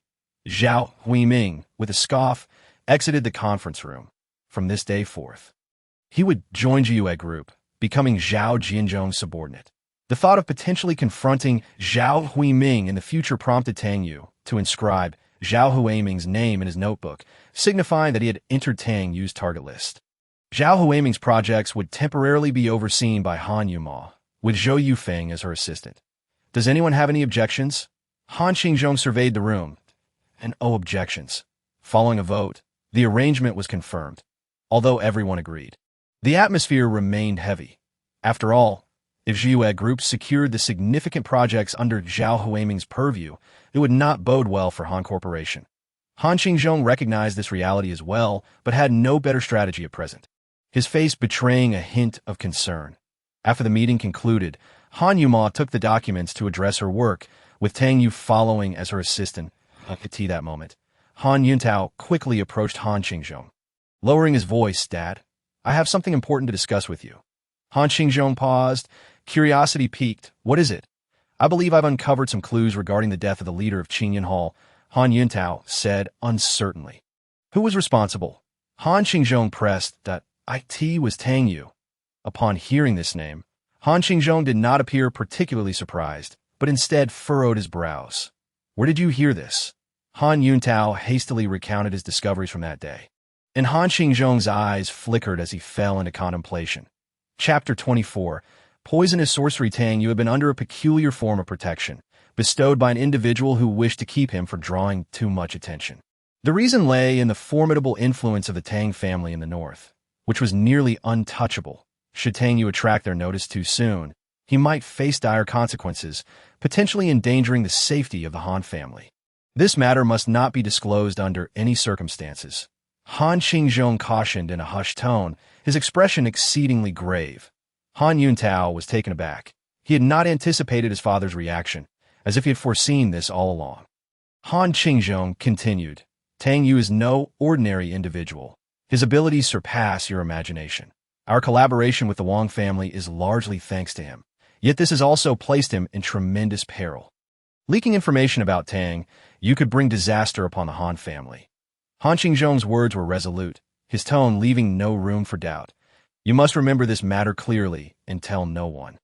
Han Yuntao was left in shock, struggling to comprehend that the boy from the mountains wielded such immense influence. In any case, I shall handle this matter, Han Qingzhong said, patting his son's shoulder with a solemn expression. In truth, Han Qingzhong himself was not entirely certain about his initial suspicions regarding Wang Qingshan's death, but now he was convinced it was Tang Yue's doing. What left Han Qingzhong even more astonished was that he had witnessed an elder escorting Tang Yue away. The elder's power was simply unfathomable. On that day, the elder had faced martial arts masters and armed individuals, dispatching them all with a single punch. That scene was etched into Han Qingzhong's memory forever. The elder later became Tang Yue's mentor, the very old fellow Tang Yue referred to. After repeatedly warning Han Yuntao, Han Qingzhong hurried away, leaving his son deep in thought. As night fell, the clock struck 6. Grandfather, do you really intend to heed that young man's advice and go to the hospital for a checkup? Short-haired son Shiru asked, helping her grandfather, elder son, out of the car, a hint of discontent in her tone. I believe you are merely overthinking things due to your age. A martial arts master like you should be immune to ailments. If there truly is a problem, I shall write my name backwards. Son Shiru declared dismissively, convinced that her grandfather, who had always enjoyed good health, could not suddenly fall ill. The pair entered a renowned traditional Chinese medicine clinic in Longqing, Maya Shotang, famed for housing the city's most adept physician, Dr. Li. Before long, they were introduced to Dr. Li, who was imparting medical knowledge to his granddaughter, Li Zhihuan. Upon entering, elder son politely greeted Dr. Li, saying, Doctor, I would like to have a check dash up at Dr. I nodded slightly, observing elder son's steady gait and vibrant demeanor. Inquiring, have you experienced any discomfort lately? Renowned for his keen insight, Dr. Li often assessed the health of visitors with a mere glance. The elder before him did not appear to be unwell. Without hesitation, Dr. I extended his hand to take elder son's pulse. After a brief moment, he contentedly remarked, Your pulse is stable and strong, indicating a commendable balance of yin and yang within your body. You appear to be in remarkably good health. I had a feeling about it. Grandfather's health is splendid. How could there be any issues? Son Shuiru, who stood nearby, could not help but interject, expressing her disdain for the words of a certain young man, claiming that he had been spouting nonsense, suggesting that her grandfather would face life-threatening dangers within a month. Upon hearing this, Dr. Li's curiosity was piqued. Has someone said this to you? Indeed, Sun Shuiru continued. A young man, around 20, dressed in white, approximately 1.80 in height, quite handsome, though his demeanor was rather displeasing. That I believe his name was Tang Yue. Sun Lao let out a sigh, feeling somewhat foolish for his earlier concerns. Just as he prepared to depart, Dr. Li suddenly called out to them, Please wait a moment. While I cannot be certain that the Tang Yue you mentioned is the same person I know, I would suggest a thorough examination to confirm.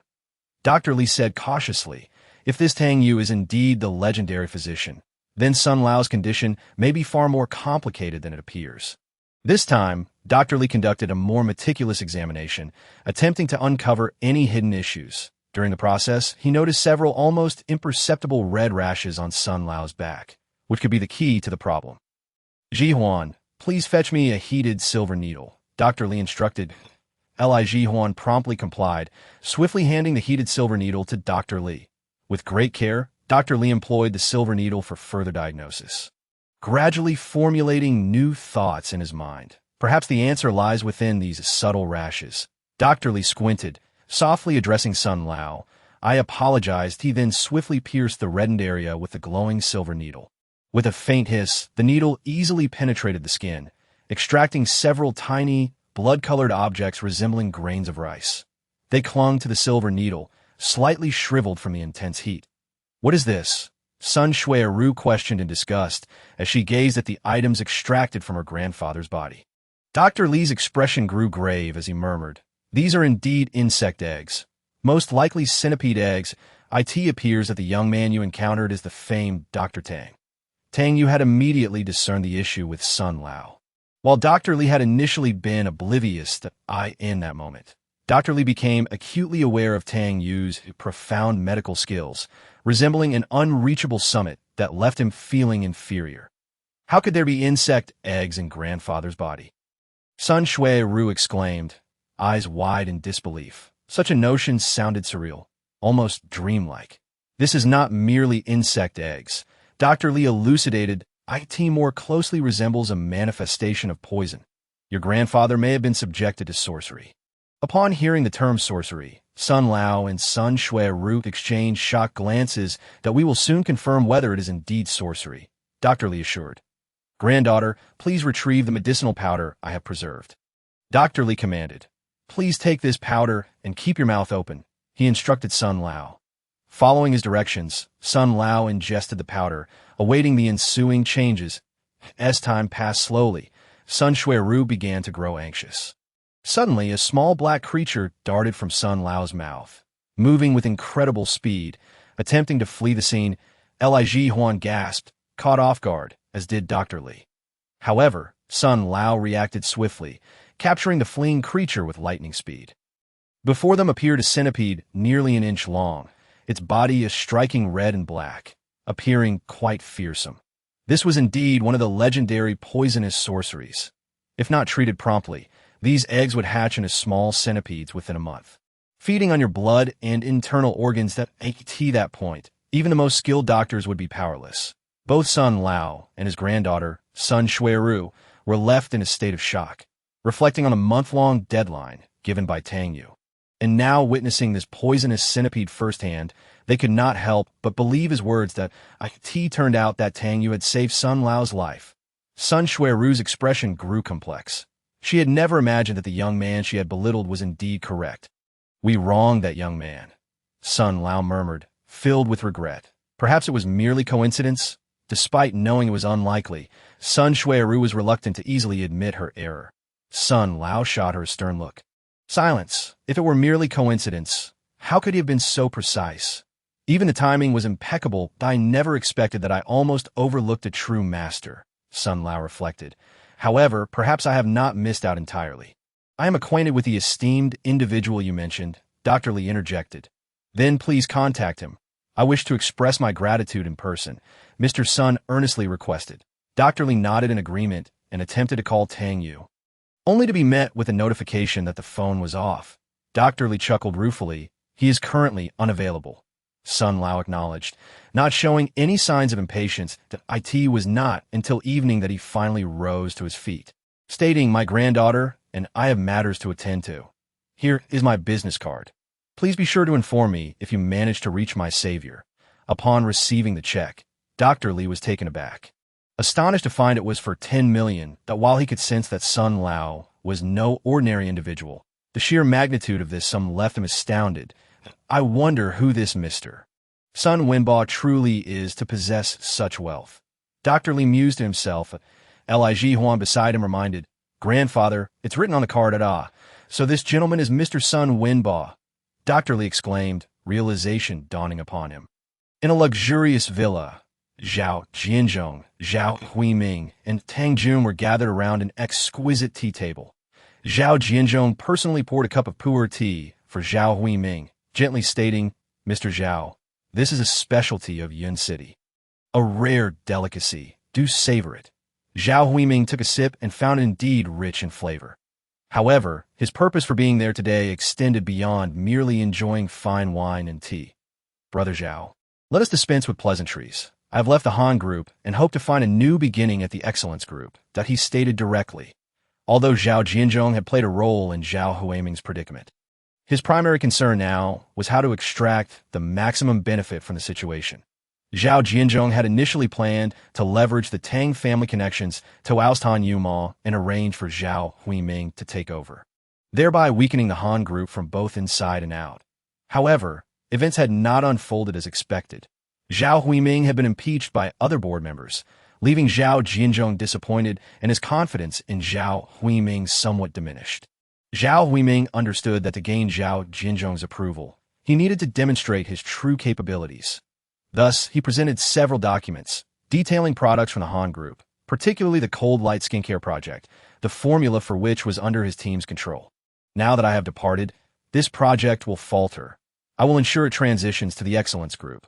Upon hearing this, a hint of interest flickered in Zhao Jianzhong's eyes. The Cold Light skincare project was a significant asset for the Han group. Acquiring it would undoubtedly deal a heavy blow to them. Zhao Huiming continued, Moreover, I have reached a cooperative agreement with Mr. Sun Wenbao from the provincial capital Do. Are you referring to that Mr. Sun Wenbao? Zhao Jianzhong's eyes widened with surprise. Sun Wenbao's influence was not to be underestimated. Collaborating with him would greatly assist in suppressing the Han group. Indeed, once I join the Excellence group, this opportunity will naturally benefit you. Brother Zhao, Zhao Huiming humbly replied. Huiming, we have been old friends for many years. I have always looked forward to your talents being showcased at Excellence. Given your sincerity, I cannot refuse, Zhao Jianzhong replied, rising to shake Zhao Huiming's hand. Addressing him in a more familiar manner, Zhao Huiming understood the significance of this moment. However, I have one request, he stipulated. Please, go ahead, Zhao Jianzhong responded with a smile, that I wish to obtain 10% of the shares in the Excellence Group, and that I desire to see the Han family receive their due punishment. As he spoke the last words, a firm determination shone in Zhao Huiming's eyes. Zhao Jianzhong nodded in understanding, and their handshake signaled the formation of a new alliance. Zhao Jianzhong, displeased that his son's imprisonment had been attributed to the Han family, was reluctant to relinquish the immensely valuable 10% of shares in Excellence easily. However, he did not immediately refuse Zhao Huiming's request. Instead, a smile crept onto his face as he slowly replied, 10% of the shares is no issue. As for the Han family, they have long been a thorn in my side, and I shall not allow them to prevail easily. After receiving Zhao Jianzhong's assurance, Zhao Huiming extended his hand, and they sealed the deal with a handshake. Tang, with Huiming's assistance, the Han family's good days are numbered. Let us raise a glass to celebrate this imminent victory. Zhao Jianzhong declared, beaming. In truth, since the failure of Qian Yao's scheme, Zhao Jianzhong's attitude towards Tang Jun had grown considerably colder. Nonetheless, for the sake of the bigger picture, he decided to temporarily collaborate with Tang Jun, as he might still prove useful in the future. Meanwhile, within the Han group, Tang Yue had been accompanying Han Yuma in handling affairs until the late hours of the night, despite Zhao Huiming's departure. The issues he left behind remained formidable. Han Yumuo was engrossed in handling documents. Lu Yunting hurriedly approached with a grave expression. President Han, the situation is dire. These 3 words sent a jolt of despair to Han Yumuo's heart. The Cold Light skincare project had come to a standstill due to Zhao Huiming's exit. Lu Yunting elaborated that the chief physician of this project had been taken away by Zhao Huiming, along with the formula, rendering production impossible. How could this happen? Han Yumuo queried anxiously. The Cold Light skincare project was slated for launch this year and held great promise for whitening and skincare effects, with the company placing high hopes on it. Zhao Huiming's betrayal signified that the Han group might lose its competitive edge in this market. Not only had Zhao Huiming absconded with the chief physician, but he had also joined the Excellence group, likely allowing them to introduce similar products before us. Lu Yunting expressed with concern this revelation. Han Yumuo slammed her fist on the table in fury. Zhao Huiming has gone too far. She attempted to contact Zhao Huiming, but his phone was switched off, clearly indicating his resolve to oppose the Han group. Gather the Cold Light skincare project team for a meeting and invite physician Yu to attend. Han Yumuo composed herself and swiftly made arrangements. Physician Yu was the Han group's top expert, loyal and reliable. She understood that questioning Zhao Huiming at this point was futile. They needed to find a solution promptly to face the impending challenge. If the Excellence Group launched the Cold Light skincare project first, the Han Group would find itself at a disadvantage in this competition. The Cold Light skincare project is critical for us. It must not falter. The team members quickly assembled, though physician Yu was momentarily absent due to personal matters. Han Yumuo stated directly, after Zhao Huiming's departure, he sold our Cold Light skincare project data to the Excellence Group. While we have produced some products, the quantity is far from sufficient to meet market demand, and the crucial formula has been taken by Zhao Huiming. She continued, the Excellence Group is our fiercest competitor, and they will undoubtedly launch the Cold Light skincare products before us. If that happens, all our investments in this project will be in vain, and they will dominate the market. That I convened everyone to discuss countermeasures, ensuring our Cold Light skincare products launch smoothly without being surpassed by the Excellence Group. Does anyone have suggestions? Han Yumuo asked eagerly. Silence enveloped the conference room as everyone contemplated solutions that we could attempt to analyze the existing product's ingredients and use that as a basis for continued production. One suggested. However, the herbalist shook his head in concern. Even if we have the finished product, we cannot accurately determine the specific proportions of each ingredient. Any slight deviation in the dosage could significantly diminish the efficacy, or even cause adverse reactions. Moreover, the final step was performed by the former chief physician, who included an ingredient he personally concocted, and no one knows what that is. Let us wait for Physician Yu to arrive. Han Yumuo decided. Alternatively, could we seek assistance from the authorities? Zhao Huiming's actions violate business regulations, and if we can control him, even if the Excellence Group learns the formula, they cannot produce it, another suggested. Time is of the essence, and Zhao Huiming is exceedingly cautious. He took many original documents with him, making this avenue unviable, Lu Yunting added. What about locating the chief physician and persuading him a hand over the formula? Someone proposed again. After half an hour of discussion, Han Yumuo summarized, we currently have 3 options. First, pursue legal action against Zhao Huiming and restrain the Excellence Group, though this is quite challenging. The atmosphere in the meeting room was as tense as a taut bowstring, and Zhao Huiming's options left Han Yumuo feeling overwhelmed. The pressure to develop new products was already immense, and finding a more advanced technology or formula than the existing cold light skincare seemed nearly impossible. Other companies would not readily share their secret weapons, and even if they were willing, the cost would be exorbitant. One project team member immediately expressed a pessimistic view. This path is too difficult. Not only is time pressing, but acquiring others' technology is not easy. However, the other 2 paths are equally fraught with challenges that another member added. The room was filled with a sense of helplessness and anxiety. As if a heavy fog had descended upon IT that moment. Tang Yue, who had been silently listening, suddenly spoke up to break the stalemate. Perhaps, I know a way today. As soon as he finished speaking, all eyes turned to him. Everyone wondered, what solution could this young man possibly offer? Han Yumuo frowned and said, don't joke around. What could you possibly suggest? Her agitation was already palpable, and she found Tang Yue's interjection ill-timed. However, Tang Yue ignored her skepticism and turned to Lu Yunting, asking, do we have any finished cold light skincare products? Although Lu Yunting did not grasp Tang Yue's intentions, she quickly retrieved a jar of cream from her pocket and handed it to him. When Tang Yue opened the jar and inhaled its fragrance, he frowned slightly. The scent was not as exceptional as he had imagined. It seemed this so-called premium product was not as mysterious and complex as rumored. Give me paper and a pen, Tang Yue requested succinctly. Lu Yunting promptly produced a notepad and a pen for him. Tang Yue swiftly wrote down a series of traditional Chinese medicinal ingredients on the paper, such as safflower, licorice, and angelica, informing them that this constituted the basic formula for cold light skincare. Next, he penned another list of more valuable herbs, including cordyceps and Tianshan snow lotus, which comprised a whitening and nourishing formula known as the Xingxue secret recipe. Learn from a wise sage. Tang Yue placed the paper on Han Yumuo's desk, calmly stating, try this. The effects should be superior. Chapter 27. The secret of the prescription. This was an ancient formula known to only a few. Its whitening and nourishing effects far surpassing modern cold light skincare technology.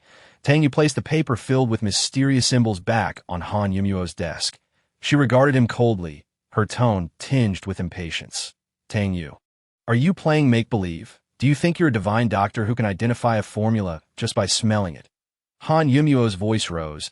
You claim the effects are 10 times better than cold light skincare. Do you even know what you're talking about? Is it amusing to make a mockery of me? The value of cosmetic formulas is immeasurable. A technology like cold light skincare could easily command billions based solely on its formula. What Tang Yue suggested as superior sounded utterly absurd. Initially, Han Yumuo had slightly softened her opinion of Tang Yue, but now she felt even more disdain. She detested men who spoke grandly and with certainty. I'm not joking, believe it or not, Tang Yue replied, raising an eyebrow. I do this for your sake and for Grandfather Han. Only genuine skills can be called for my benefit, Han Yumuo retorted, crumpling a prescription on the desk and tossing it into the trash can. Her voice sharp. We are all busy. We don't have time to listen to your nonsense. Leave. Sorry for being late. There was traffic. Physician Yu explained with an apologetic smile. He had already learned of the situation on the way and informed Han Yumuo. President Han, I'm not entirely sure about the specific components of cold light skincare. I can only name a few ingredients. Licorice 20 grams, Angelica 7 grams, Huangbai 13 grams. That to fully analyze these components. It would take at least half a month, and trial and error might take an additional month. By the time we figure out, the Excellence Group will have likely captured the market. Time is not on our side.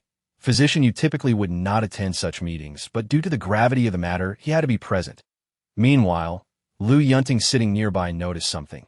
The herbs mentioned by Physician Yu seemed remarkably similar to the prescription Tang Yue had written. I was also contemplating countermeasures on my way here. Physician Yu continued to I sought help from friends and was even willing to pay $1 billion for a similar formula, but I couldn't find anything better than the original product. I also consulted some ancient texts, but have yet to discover a suitable alternative. Physician Yu's face displayed a sense of helplessness. Listening to him, Han Yumuo felt as if her heart had plunged into an icy abyss. Was there truly no hope? Were they to let Zhao Huiming have his way? Just as despair enveloped everyone, Lu Yunting suddenly dashed to the trash can and retrieved 2 sheets of paper.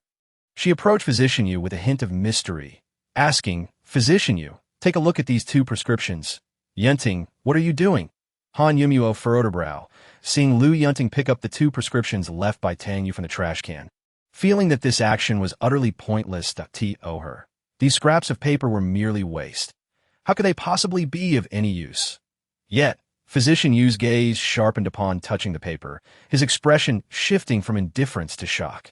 This is, he murmured, gazing incredulously at the paper in his hands. An expert in pharmaceutical for the Han Group, Physician Yu had reviewed countless prescriptions and possessed a discerning eye. Initially glancing casually, he soon became captivated by the intricacies within the formula, the compatibility of the herbs, the balance of yin and yang, the proportions, and the preparation methods were all exemplary. One can hardly doubt that this is the cold light skincare formula they have been seeking all along. Who wrote this? Dr. Yu's voice quivered slightly. This must be the genuine cold light skincare recipe. He continued, the combination of these medicinal ingredients is seamless. It neither irritates the skin nor fails to effectively whiten and moisturize. And the results are certainly remarkable. What did you say? Han Yuming hurriedly leaned in. Dr. Yu, are you certain? Even if it ultimately proves not to be the cold light skincare formula, Dr. Yu firmly believed that its efficacy would be at least on par with the original. Really? Han Yuming's eyes sparkled with excitement and disbelief. She initially thought Tang Yu was merely jotting down notes casually, never imagining that he had truly grasped the secrets of the recipe. This revelation set her heart racing, her pulse quickening, and her cheeks slightly flushing. There's another recipe here as well. Lu Yunting hastily added, evidently, the first recipe had already left everyone in awe, and the second might bring even greater surprises. Yu suppressed the tumult of emotions within him and began to scrutinize the second recipe closely as he delved deeper into the reading. His expression shifted from astonishment to disbelief, ultimately leading him to lose his balance and stumble to the floor in disarray. The students and staff in the office rushed forward, eager to assist him. Yet Dr. Yu urgently exclaimed, do not touch me. Please do not touch me. Even as he sat on the ground, Dr. Yu held the paper aloft, as if it were a priceless treasure, terrified of inadvertently damaging this invaluable document. His voice trembled with excitement. This is the Xingxue formula? Good heavens, it truly is the Xingxue formula. Everyone present was taken aback by this scene. They had never witnessed Dr. Yu lose his composure in such a manner. Typically calm and collected, he now appeared utterly unhinged. Han Yumeng was equally stunned, having never seen Dr. Yu so flustered. Yet her words caught in her throat. Indeed, this is the Xingxue formula. Dr. Yu quickly clarified, I have heard of it in ancient texts, though regrettably, the information was incomplete. He continued, it is said that ancient beauties use this formula, including the renowned Wang Zhaojun. I recall several of the medicinal ingredients and preparation methods. I can assert with certainty, this is it, the Xingxue formula. Excitement flickered in Dr. Yu's eyes as he turned to Han Yumeng. From whence did this formula originate? Please, you must tell me. Dr. Yu's eyes glistened with tears. Throughout his decades-long career, he had never experienced such a profound emotional upheaval. Is this truly so miraculous? Han Yuming asked, half convinced. Chapter 28. Excessive expectations, of course. Dr. Yu replied without hesitation. Even the most popular cold light skincare formula pales in comparison to it. He emphasized that not only the cold light skincare formula, but all cosmetics on the market are insignificant when juxtaposed with it. If you do not believe me, wait a moment. I shall prepare it for you to see. With that, Dr. Yu dashed toward his laboratory. A palpable tension settled over the group. Could this attempt be doomed to failure? Han Yuming's anticipation waned. After all, one should not harbor overly high expectations for the two recipes provided by Tang Yue. However, Dr. Yu soon shattered the silence that he smiled gently, seemingly having recovered from his earlier shock. Prepare to unveil his results. Dr. Yu's voice was slightly hoarse as he presented two small vials. This is the cold light skincare formula, and this is the Shengxue formula. Who would like to try? His expression did not convey disappointment from a failed experiment. On the contrary, it radiated excitement over the astonishing effects of these two formulas. Dr. Yu could hardly believe his eyes. Someone had truly devised such an extraordinary Shengxue formula, causing him to question whether his past years had been in vain. I'll do it. Lu Yunting stepped forward without hesitation. She first applied the cold light skincare formula, and its delicate texture instantly made her skin appear smoother and more hydrated. The experts in attendance keenly observed this subtle transformation. The cold light skincare formula evidently had a significant improving effect on the skin. Subsequently, Lu Yunting applied the cream formulated from the Shengxue formula.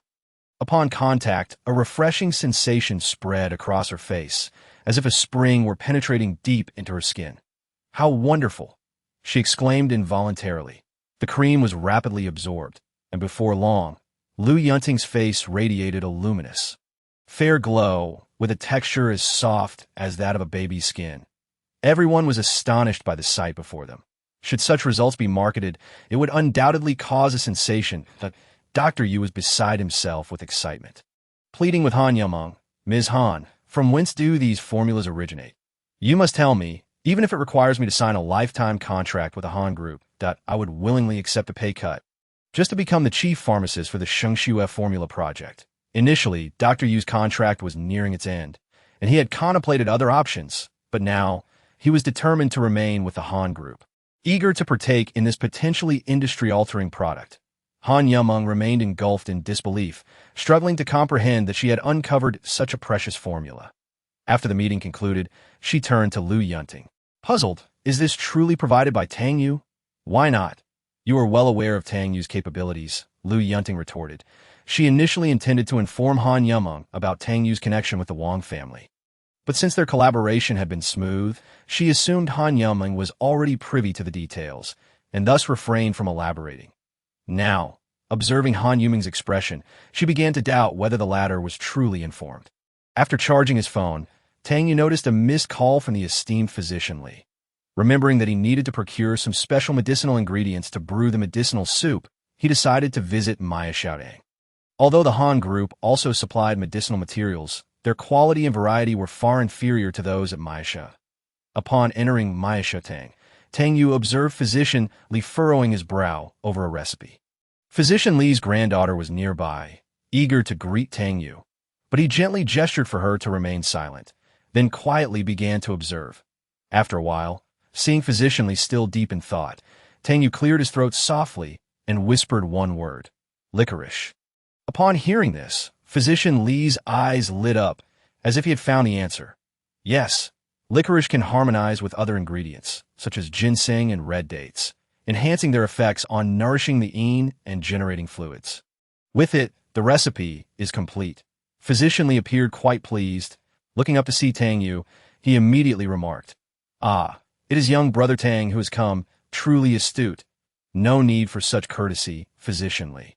Tang Yue smiled, feeling a deep respect for Physician Li's diligence in researching recipes late into the night. "Today, I did indeed try to reach you by phone." Tang Yue inquired curiously, and Physician Li recounted the events. Upon hearing that the elderly man had indeed sought him for treatment, Tang Yue displayed a look of surprise as, "Oh, this elderly gentleman is Sun Wenba, the very person Zhao Huiming holds in high regard within the Han group. It seems we are indeed fated to cross paths again. Perhaps we shall meet again in the future, Tang Yue remarked, not lingering on the matter any further, instead picking up a pen and paper to jot down the names of several medicinal ingredients. These ingredients, while not costly, were difficult to find in Longqing outside of Maisha. Physician Li glanced at the list and couldn't help but exclaim, "Indeed, young physician Tang is remarkable. These ingredients can only be found here with me. Do not underestimate our Maya Sheng. Although we are not large, we boast a comprehensive variety of medicinal ingredients, and recently, we received a batch of wild herbs. Would you care to take a look?" Physician Li warmly invited. Tang Yue nodded in agreement. When he saw the wild ginseng and ganoderma, he couldn't help but display a look of astonishment, though these ingredients were not currently within his scope of need. Suddenly, Tang Yue turned to Physician Li and inquired, "Physician Li, what if I desire some even more premium medicinal materials? For instance, those rarer than 1,000-year-old ginseng." Maya Xiaotang in Longsheng is renowned for its exceptional traditional Chinese medicine treatments. If they do not possess top-tier ingredients, Tang Yue would have no need to search elsewhere. Hearing this, Physician Li offered a wry smile, taking a moment to consider before deciding to speak candidly with Tang Yue. Top-tier ingredients do indeed exist, but these treasures are heirlooms passed down through generations, and my father cherishes them dearly, making it exceedingly difficult to part with them for you, young physician Tang. Your father?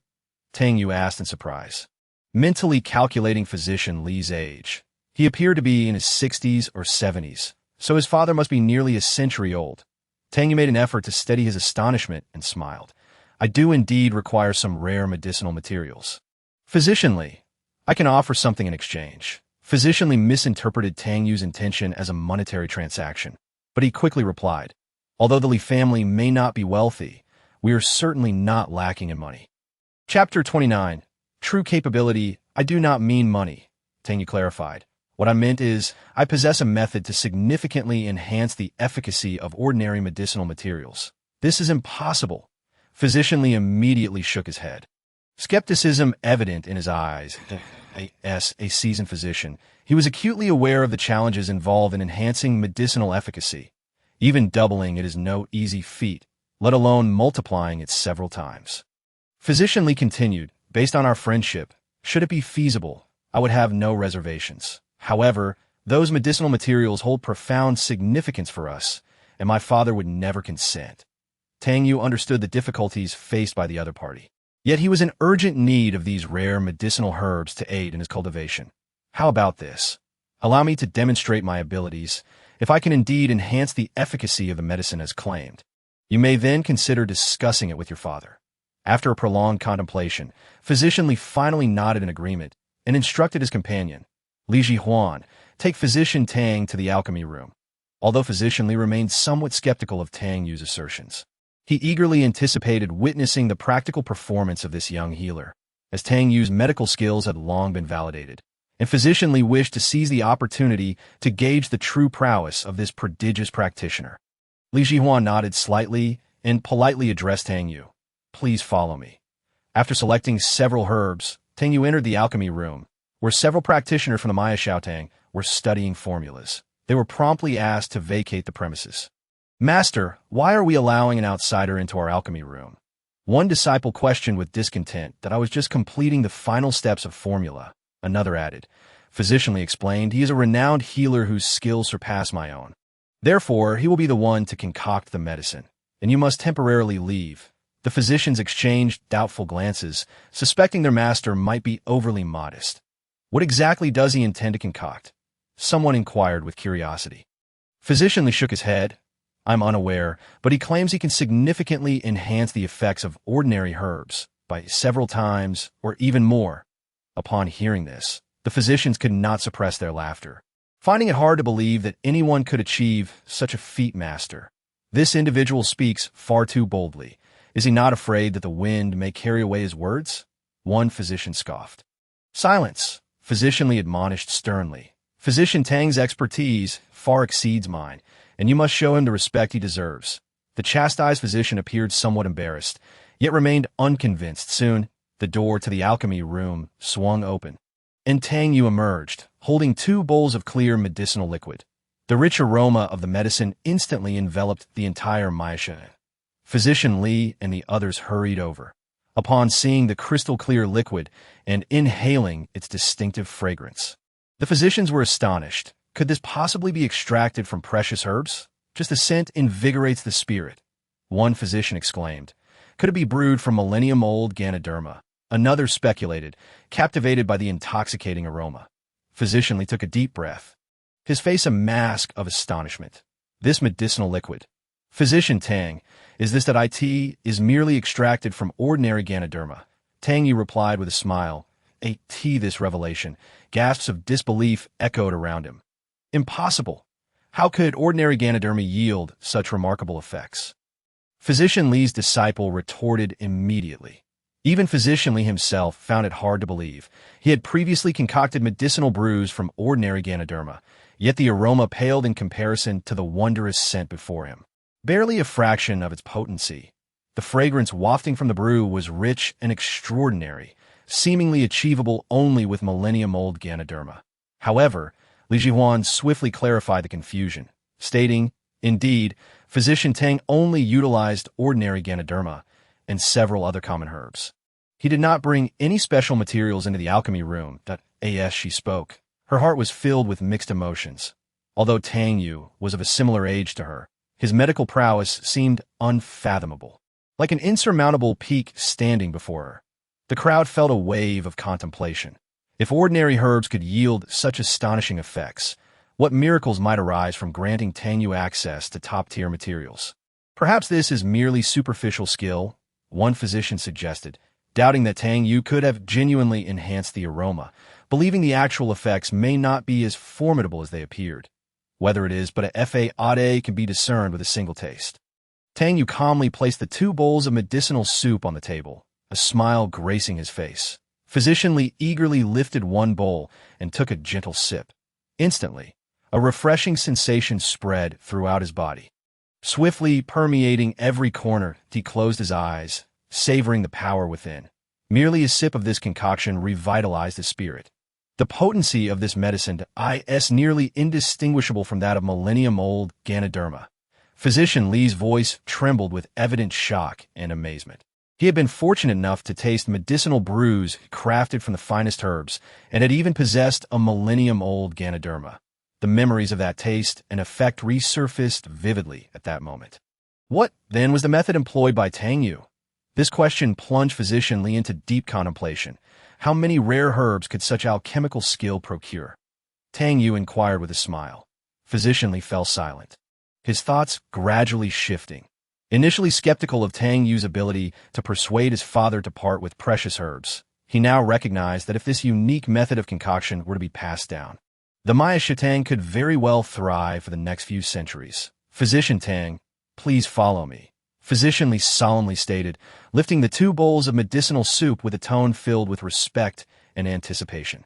Physician Li's reaction was precisely as Tang Yue had anticipated, calm and unruffled. Tang Yue leisurely followed in Physician Li's wake, strolling through the Maya Shitang until they arrived at a spacious courtyard embraced by mountains and waters. Infused with spiritual energy and fragrant blossoms, a true treasure of geomancy, at the heart of the courtyard stood a quaint, ancient structure, within which a venerable elder, his hair as white as snow and skin wrinkled like dried bark, reclined comfortably in a rocking chair. He was Li Vida, Physician Li's father, aged 99, yet still remarkably spirited. Father, take a look at these 2 bowls of medicinal soup. Physician Li quickly placed the bowls onto a stone table. Upon seeing the 2 bowls of liquid, Li Vida straightened up immediately, his eyes sparkling with intrigue. Is this brewed from millennium-old Ganoderma? Where did such a treasure come from? As a physician of equally impressive skill, Li Vida recognized the extraordinary nature of the brew at a glance. What a splendid concoction! It has been ages since I have encountered a brew made from millennium-old Ganoderma. As he spoke, Li Vida took a sip and felt an overwhelming surge of medicinal power, a wave of comfort washing over him. Physician Li watched his father intently and slowly remarked, Father, this soup is not made from millennium-old Ganoderma, but rather from ordinary Ganoderma. Chapter 30. An awkward situation nonsense. Levita glared at his son. Though I'm old, I can still distinguish between ordinary and millennium-old Ganoderma. Do not attempt to deceive me. Physician Li took a deep breath, internally lamenting. If even my father cannot discern the truth, then Tang Yue's medical skills are indeed extraordinary, that I assure you. Physician Li reiterated firmly. Absurd, Levita retorted angrily. What have I taught you? One must hold reverence for medicinal herbs. What motives do you have in passing off millennium-old Ganoderma as ordinary? Understanding his son well, Levita soon asked incredulously, Are you truly serious? Indeed, Physician Li reaffirmed. Levita lifted the soup bowl, scrutinizing it carefully.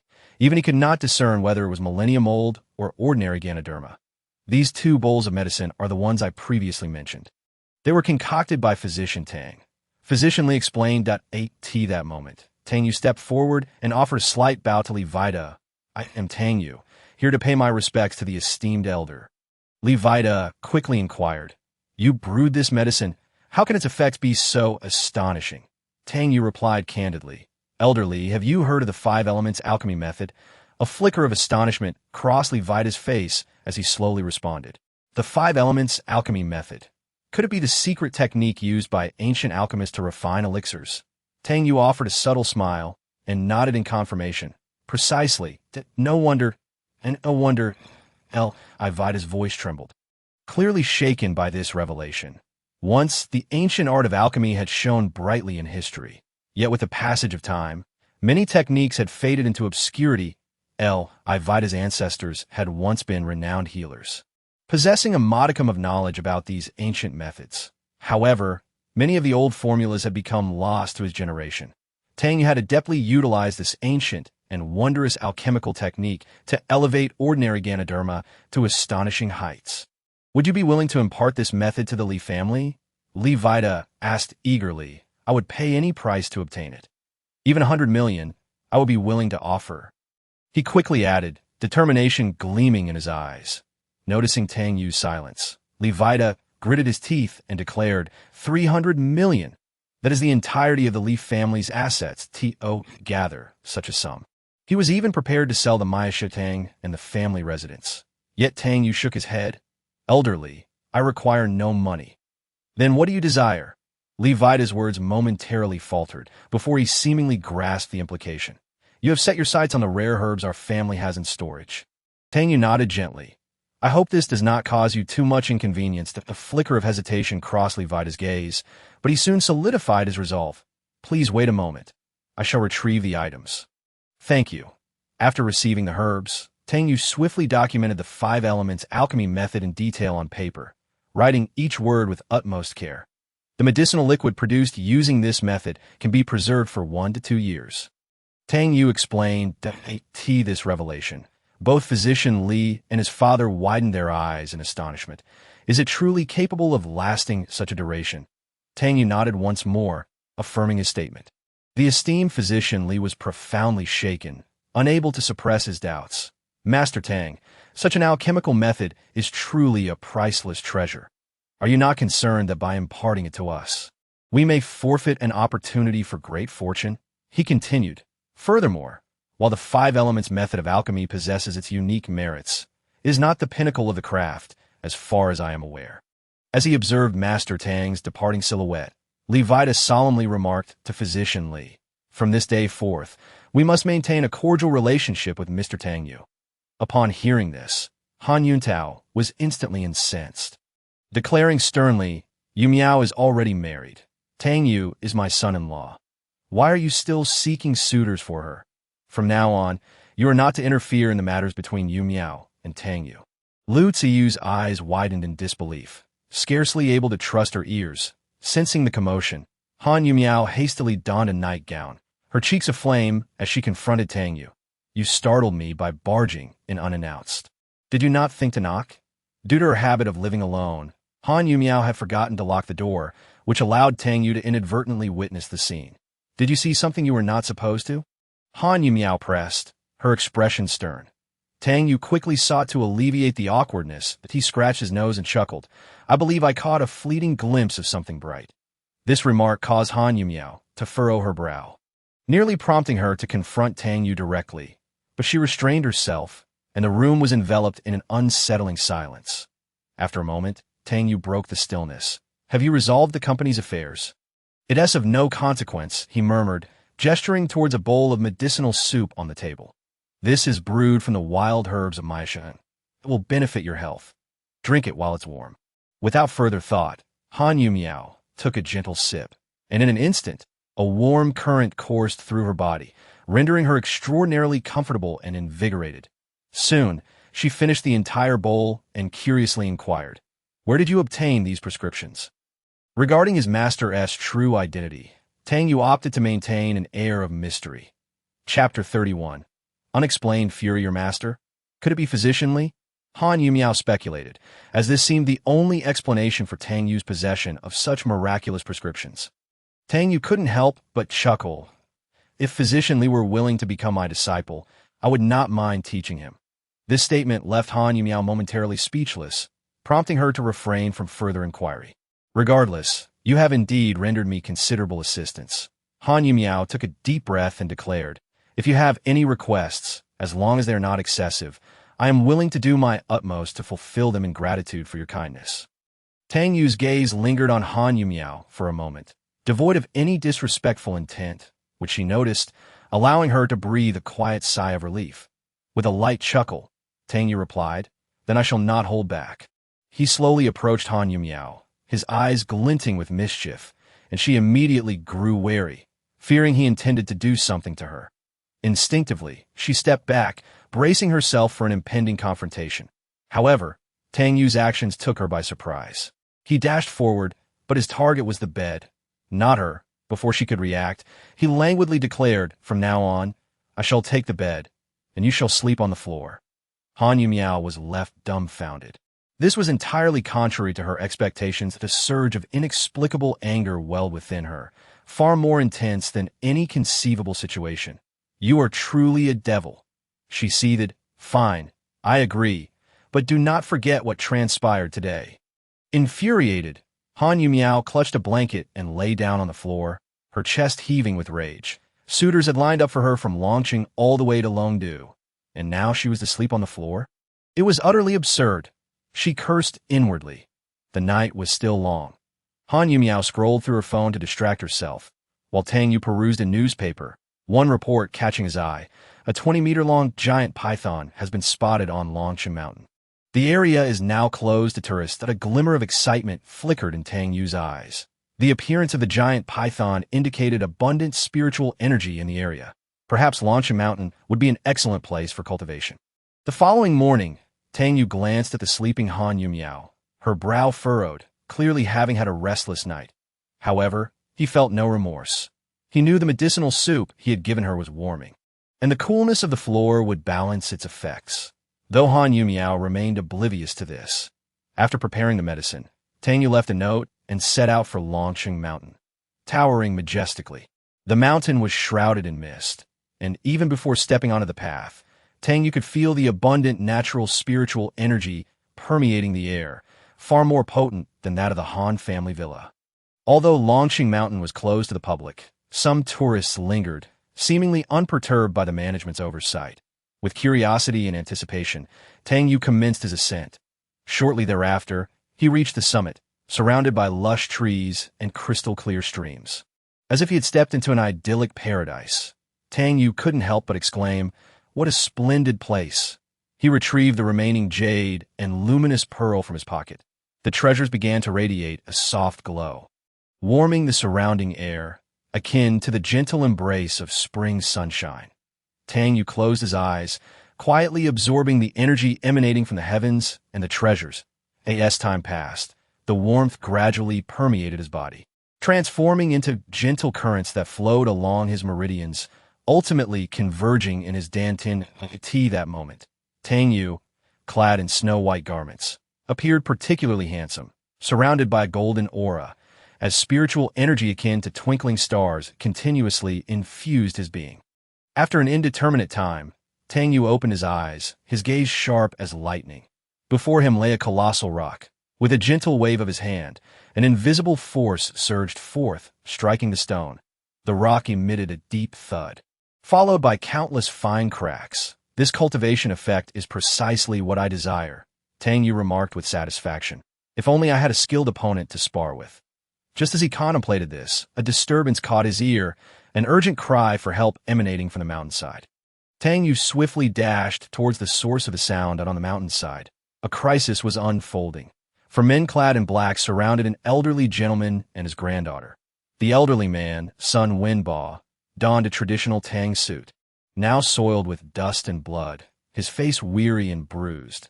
His granddaughter, Sun Shiuru, appeared utterly terrified, her attire disheveled, with blood at the corner of her mouth. "Why do you seek to put my granddaughter and me to death?" Sun Wenbo coughed, blood spilling forth, that, "If you spare us, I am willing to pay double the reward." Yet the black-clad men were not merely motivated by monetary gain. The leader of the group sneered. "Old Master Sun, such words are too formal. We have other intentions for this visit." Confronted by these formidable foes, even the strong Sun Wenbo felt powerless, yet hope seemed to glimmer on the horizon. The four assailants, armed with deadly weapons and bearing sinister expressions, threatened, "Your granddaughter is quite lovely. Once you are gone, we will take care of her. You have gone too far." Sun Shiuru's face flushed with rage as she spat out her condemnation. Furrowing his brow, Sun Wenbo quietly instructed Sun Shiuru, "I will distract them. You must run at once, and do not let them capture you." "Grandfather," Sun Shiuru trembled, her eyes brimming with concern. I could see that moment. The four black-clad men closed in swiftly, encircling them from all directions. Almost simultaneously, their blades sliced through the air, as though intending to cleave the very atmosphere, each knife slicing with a chilling whistle. Sun Wenbo let out a roar, summoning all his strength to hurl a massive stone at the four men. Two of the black-clad figures were struck and stumbled backward, while the remaining two, with cruel laughter, plunged their knives into Sun Wenbo's back. Sun Wenbo emitted a muffled groan, as if nailed to the ground, his life force waning rapidly. Sun Shiuru, her eyes reddening, cried out in despair, "Grandfather, run!" Sun Wenbo's voice was weak and feeble. Yet Sun Shiuru refused to budge. In a frenzy, she charged toward Sun Wenbo, gripping a short sword tightly, shouting, "I will fight you." Chapter 32. The hidden master, her short sword danced, creating a flurry of sparks. Though sharp, it seemed insignificant before the four black-clad men.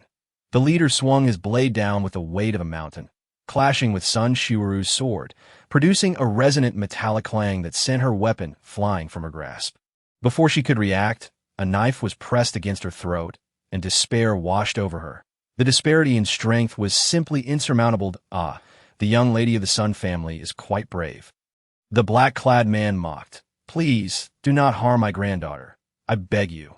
Sun Wenbo, covered in blood, pleaded desperately. In that instant, he was no longer the formidable figure he once was, but merely a helpless old man. Now is not the time for negotiations. "Behead him," the leader commanded mercilessly. His subordinates prepared to carry out the order when suddenly a flash of golden light surged forth, accompanied by a crisp sound. The steel knife in the man's hand shattered into pieces. His grip was ruptured, blood gushing forth as he cried out in agony, unable to comprehend the unfolding events. He cried out in terror, his palm nearly incapacitated. The crowd turned their gazes toward the distance, where a figure gradually emerged. It was none other than Tang Yue. "You are Tang Yue?" Sun Shiuru exclaimed in astonishment. Sun Wenbo, summoning the last vestiges of his strength, warned Tang Yue, "Young man, do not approach.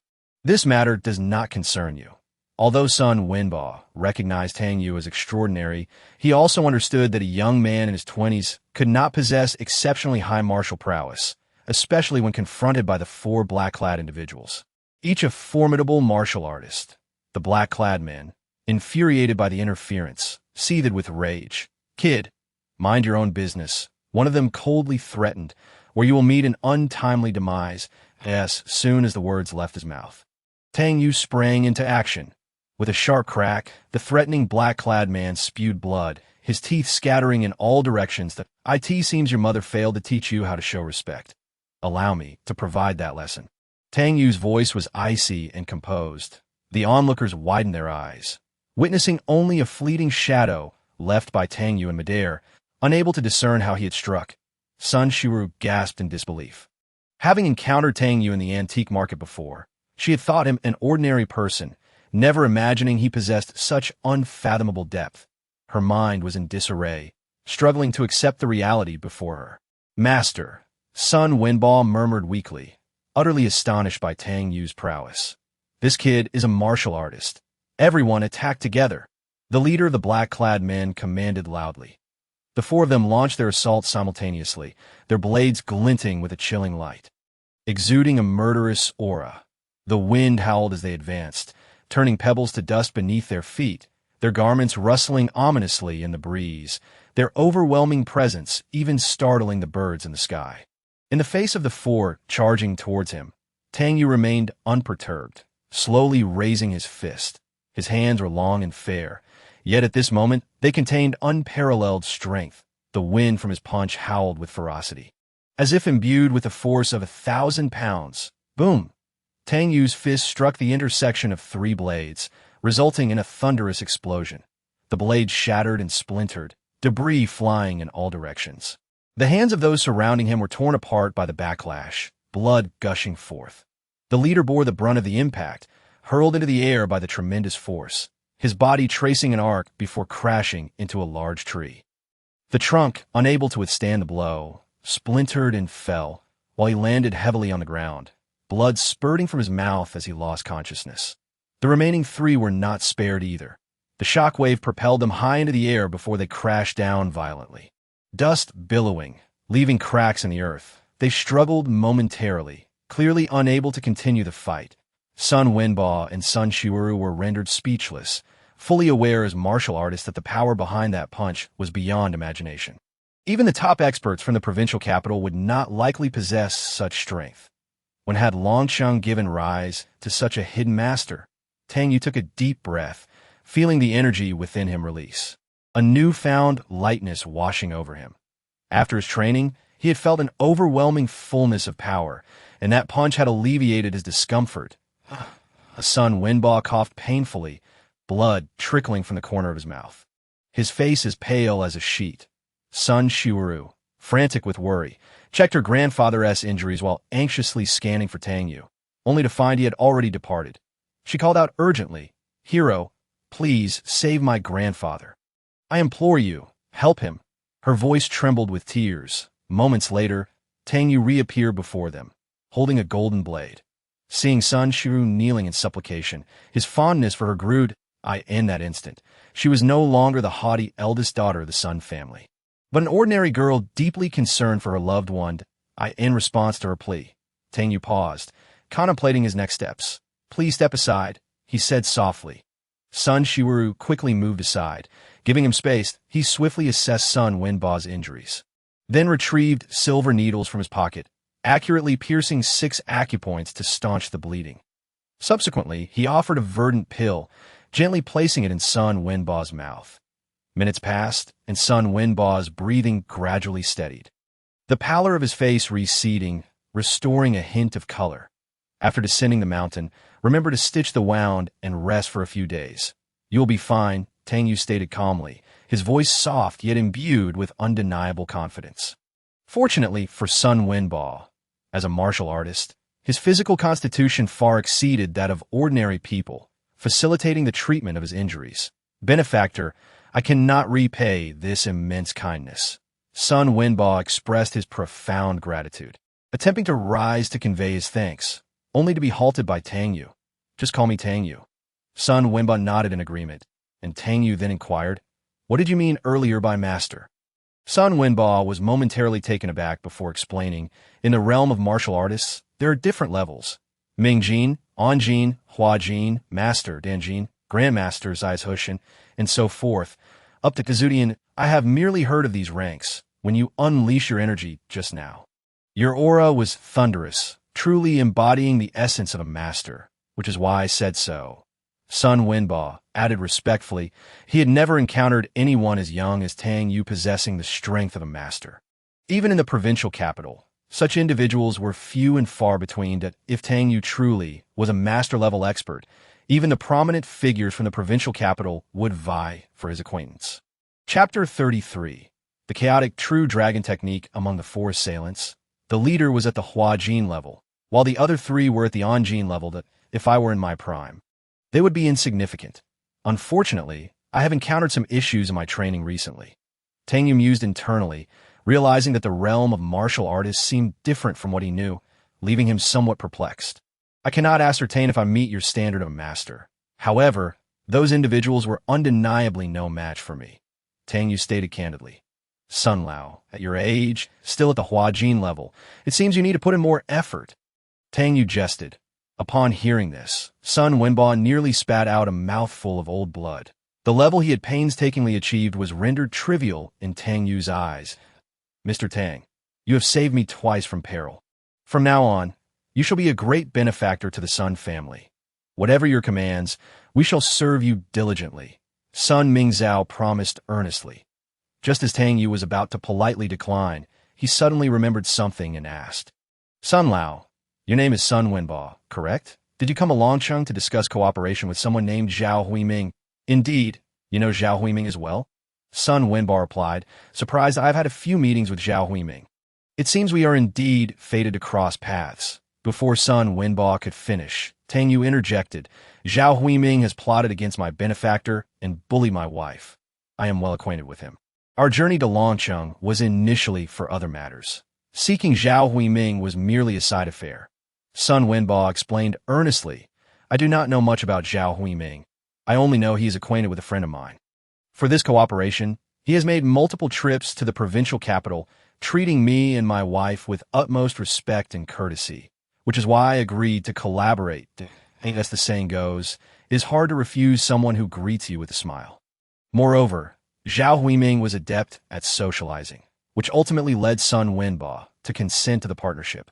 More crucially, Zhao Huiming knew of Sun Wenba's interest in martial arts and had gifted him an ancient qi cultivation manual, significantly enhancing his martial skills. Upon hearing this, Tang Yue was taken aback. Ancient qi cultivation manuals were rare treasures. How could Zhao Huiming possess such a gem? Out of curiosity, Tang Yue requested to see the book. Sun Wenba, not daring to delay, promptly asked Sun Xiuru to retrieve it. It was a yellowed ancient tome, clearly an artifact with a long history. Upon opening the pages, it contained a set of profound Xianmen Qi techniques, appearing exceedingly intricate. However, after merely a glance, Tang Yue declared, this book is a forgery. The genuine Xianmen Qi techniques I have encountered before. This is clearly a counterfeit, its initial sections copied from the authentic work. While the latter part is fabricated, if you practice according to this book, you may become paralyzed within 3 years. Tang Yue stated calmly. Have you felt that while your energy seems strong, it flows sluggishly during practice? That is evidence of its inauthenticity. Sun Wenba felt as if struck by lightning upon hearing this. He had indeed experienced the discomfort Tang Yue described, attributing it to his advancing age. He had no idea that the issue lay with the qi cultivation manual. The so-called masters have been unable to see through the ruse, leaving him utterly astonished. Zhao Huiming has gone too far, deceiving my grandfather with a counterfeit qi manual. Does he not realize such actions could be fatal? Sun Xiuru frowned. This man is utterly unforgivable, Tang Yue explained, and upon hearing this, Sun Wenba furrowed his brow. Oh, Zhao Huiming is indeed such a person, audacious enough to harm others without remorse. Sun Wenba then expressed, in that case, I cannot allow my benefactor to be put in a difficult position. Benefactor, what do you think we should do? In the presence of this young yet extraordinarily powerful master, Sun Wenba was not only grateful for his life-saving assistance, but also admired his martial skills. Even if Zhao Huiming posed no threat, based on Tang Yue's 2 life-saving interventions, Sun Wenba would never offend him. Tang Yue stated, of course, we should entrust the cooperation to the Han family, although I am not well-versed in business. Zhao Huiming seeks to destroy the Han family, and I naturally will not allow him to succeed. Benefactor is right. Let us proceed as you suggest. Sun Wenba nodded, displaying a complete willingness to follow Tang Yue's lead. Subsequently, Sun Wenba and Tang Yue continued their discourse on martial arts, from which they derived immense benefits. Ultimately, Sun Wenba made another request to Tang Yue. Speak. Tang Yue replied, nonchalantly, that I wish for my granddaughter to become your disciple. Sun Wenbo asserted with unwavering determination that he understood that should Tang Yue accept Sun Shiuru, it would not only strengthen the bond between their families, but also propel Sun Shiuru further along the path of martial arts, ensuring her a promising future. Sun Shiuru's eyes glimmered with anticipation. She had always admired the strong, and the prowess Tang Yue exhibited deeply impressed her. Tang Yue pondered for a moment, neither immediately declining nor readily acquiescing. This matter depends on fate. He then turned to the two, his tone shifting to one of gravity. Regarding my affairs, do not let them be disseminated. As for these four individuals, his gaze swept over the four black-clad figures lying on the ground, silently indicating how to proceed. Tang Yue wished to avoid unnecessary attention due to his presence, especially before he had transcended to the next realm. He did not desire a premature conflict with the Tang family. Thus he aimed to maintain a low profile. Sun Wenbo understood the unspoken cue, picked up the broken blade from the ground, and softly instructed Sun Shiuru. Close your eyes. Soon, a few faint sounds were heard, and the four barely conscious black-clad men were rendered silent. In the VIP ward of the hospital, Sun Wenbo earnestly advised Sun Shiuru, "My dear granddaughter, you must treat Mr. Tang with utmost respect. Whatever he requests, we shall comply. If we earn his trust, our Sun family will enjoy peace for a century."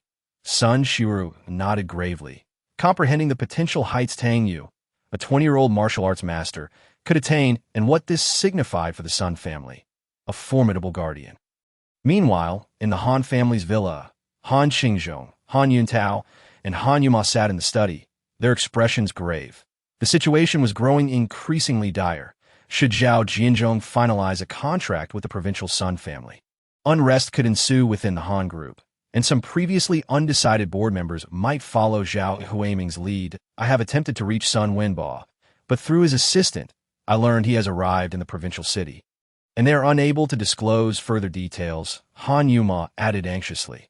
After a moment of silence, Han Yuntao looked to his father. "Dad, the time has come for you to step in. This matter has exceeded the capabilities of Yuma and me." Han Xingzhong picked up the phone. Resolving to seek assistance from a few old friends, he dialed an old friend's number, exchanging pleasantries before getting to the point. "Old Zhang, do you have any connections with Sun Wenbo from the provincial city? I recall you conducted business there in the past." Old Han, "This is no easy matter." The first call ended hastily, and Han Xingzhong proceeded to dial 6 more numbers. Yet he remained unsuccessful, just as he hesitated on whether to make more calls. His phone suddenly rang, the caller ID displaying Zhao Huiming. Upon answering, Zhao Huiming's confident voice came through. "Chairman Han, there's no need to exhaust yourself contacting those old friends. The collaboration project with Sun Wenbo is already secured by me and Zhao Leoj." Zhao Huiming's tone brimmed with pride. As if victory was already within his grasp, he added, "This is merely a friendly reminder." Han Xingzhong furrowed his brow. Deep in thought, Zhao Huiming's words revealed much. His old friends had evidently been swayed by the opposing side and might have even taken a stand against him. Should Zhao Huiming and the Yue group successfully secure this project, Han Xingzhong would face greater challenges. "Regret it, old man," Zhao Huiming sneered. "If not for your desire to protect your granddaughter, disregarding my son, this collaboration should have been yours. This is just the beginning. We shall see how things unfold." After saying this, Zhao Huiming hung up without hesitation, convinced he had acted rightly, placing the blame for his son's imprisonment squarely on the Han family. Standing beside Zhao Huiming was Zhao Jianzhong, who admired Zhao Huiming's resolute attitude even more. Since the Han family has already begun their maneuvers, why not directly contact Sun Wenbo to finalize the collaboration? Zhao Jianzhong proposed, fully aware of the significance of this partnership and unwilling to risk another failure. Delays would only introduce more variables, especially if the Han group found a new partner, complicating matters further. Nonetheless, Zhao Jianzhong insisted. Regardless, it's always prudent to double-check. Thus, Zhao Huiming resolved to communicate with Sun Wenbo once more, ensuring everything was foolproof. He understood that declining Zhao Jianzhong's suggestion would be difficult, so he picked up the phone and dialed Sun Wenbo's number, which connected quickly. "Mr. Sun, I hear you've recently arrived in Longsheng. I wonder when you might be free to enjoy a tour of the local sites and sample some delicacies as a gesture of hospitality." Zhao Huiming respectfully proposed. Grandfather's quite busy. You must be Zhao Huiming? She inquired. Indeed, Miss Sun, that is I. Zhao Huiming confirmed. Why grandfather mentioned you. Is there something you need? Sun Shiru's voice resonated. As it happens, Miss Sun. I was previously negotiating on behalf of the Han Group, but I recently changed jobs and now represent the Yue Group. Yue Group is the top player in Longsheng, and thus I hope the Sun family can collaborate with us. Zhao Huiming elucidated, emphasizing the advantages of the new company. Sun Shiru remained silent for a moment before responding. Tomorrow evening at 8, bring the president of Yue Group to Tungfei Mountain Villa for a meal. Hearing this, Zhao Huiming's heart leaped with joy, and he quickly acquiesced. Very well. Thank you, Mr. Sunday. After hanging up the phone, Zhao Huiming proudly informed Zhao Jianzhong. Did I not say so? The collaboration with the Sun family is all but assured. For Han Qingzhong to intervene is nothing but a fantasy, truly remarkable. I believe that with our combined efforts, we shall have the entirety of Longsheng under our control, Zhao Jianzhong chuckled. Meanwhile, in the VIP ward of the hospital, Sun Wenbao looked at Sun Shiru and asked, How did you confirm the time so swiftly? I discovered that Zhao Huiming indeed attempted to frame the Han family and was consequently expelled from the Han Group. How could he easily join Yue Group? Sun Shiru questioned. After a moment of contemplation, Sun Wenbao replied, Businessmen pursue profit. If there were no benefits to be gained, Yue Group would not accept him. This collaboration presents an opportunity for him to prove his worth. He continued, Moreover, to refuse him in person would not only serve as retribution for Mr. Tang, but also demonstrate our Sun family's allegiance to the Han family. Although he harbored some discontent toward Zhao Huiming, he still felt that such actions were excessive. Let us not forget, he almost used that secret technique to harm you, Sun Shiru reminded, her tone tinged with dissatisfaction. In her heart, her grandfather was the most cherished person, akin to the dragon's reverse scale that one must not touch. When Zhao Huiming attempted to ensnare them with a forged manual, it was a betrayal that Sun Shiru deemed absolutely unforgivable.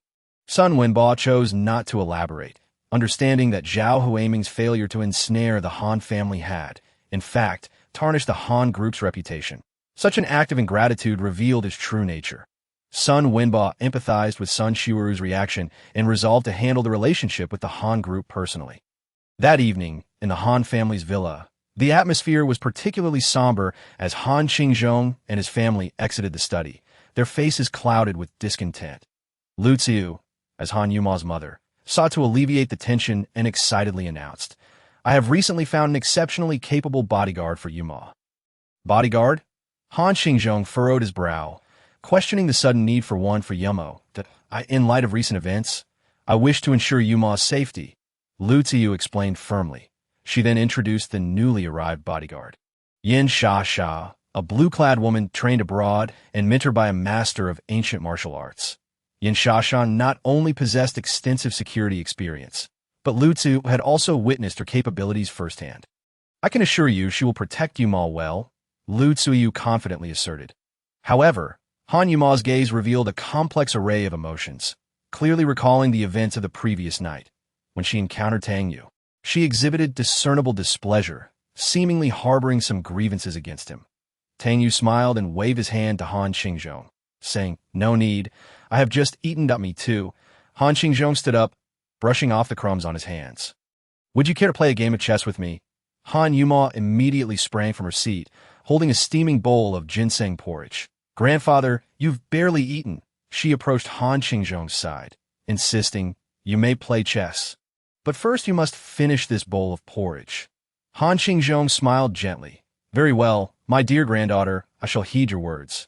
Tang Yue chuckled softly, reflecting that during his years on the mountain, he had almost daily engaged in chess matches with that old elder, his skills having significantly improved. However, he refrained from voicing this aloud. As the pieces were set down, the game gradually unfolded. Every move Tang Yue made was composed, though his exterior remained calm. His strategies concealed meticulously devised layouts, infusing each maneuver with undeniable potency. As the game concluded, Han Qingzhong emerged victorious by a mere piece, casting a glance at Tang Yue that mingled both admiration and curiosity. Little Yu, he mused, you have grasped the essence of humility and crafted such an exquisite strategy. allowing me to triumph by just one piece. Tang Yue hastily shook his head, insisting no. It is your exceptional skill, Grandpa Han. Han Xingzhong chuckled softly. Do not flatter me. I can see that you have matured significantly since childhood. Yet that sharpness within you has intensified. After a moment of silence, Tang Yue refrained from contesting this observation, aware that he was indeed plotting for a grand future, with each action meticulously aimed at resurrecting the Tang family's fortunes. Noticing a hint of unease in Han Xingzhong's demeanor today, Tang Yue inquired, Grandpa Han, do you harbor any concerns? Oh, Han Xingzhong paused, taken aback, before responding with a smile. Have you noticed? Indeed, I am somewhat troubled. Zhao Huiming is recently allied with Sun Wenbo from the provincial capital, which bodes ill for our Han group. Grandpa, do not worry too much, Tang Yue reassured him. Zhao Huiming is unlikely to amount to anything significant that I firmly believe that the Han family's endeavors will flourish. Meanwhile, Han Yuma furrowed her brow, retorting, You only ever speak sweet nothings. Yuma, Han Xingzhong admonished her with a glance, Do not speak in such a manner. Realizing she may have overstepped, Han Yuma bit her lip, feeling irritable due to her own discontent. Zhao Huiming was known for his pretentiousness, and if he was not curtailed now, he might cause even greater troubles in the future, leaving Han Yuma visibly anxious. Han Xingzhong turned to Tang Yue. This situation truly vexes me. Little you need not comfort me. Let us continue our game. Thus they played 3 more rounds, consuming a full 2 hours. Tang Yue skillfully maintained the game in a state of near quality, ensuring that each match was a source of enjoyment for Han Xingzhong. While Han Yuma idly fiddled with her phone, her expression suddenly darkened. Rising to confront her grandfather, she stated, Grandpa, we cannot continue this way. She had just received a message from a friend informing her that Zhao Huiming and Sun Wenbo had arranged to meet at Tungfei Mountain Villa tomorrow. Upon hearing this, Han Xingzhong's hand froze mid-move, his expression shifting in response. Now that matters have escalated to this point, I cannot conceive of any effective strategy, he sighed, visibly distressed. Grandpa, shall we simply resign ourselves to inaction? Han Yuma replied with a bitter smile, her heart filled with reluctance. Are we truly to watch Zhao Huiming and Zhao Jianzhong gain the upper hand? Tang Yue, too, furrowed his brow, contemplating whether Sun Wenbo had merely feigned agreement while secretly colluding with Zhao Huiming.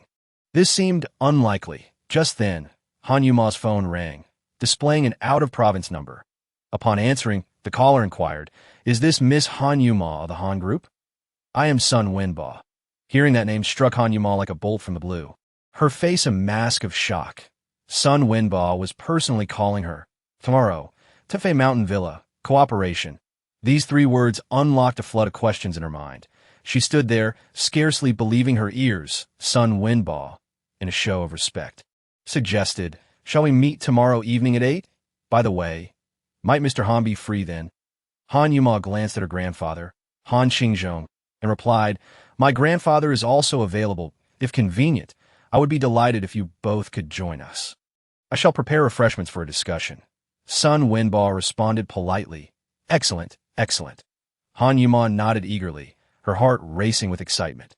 Once the call ended, she turned to Han Xingzhong, nearly bursting with exhilaration. Grandpa, Sun Wenbo just called me.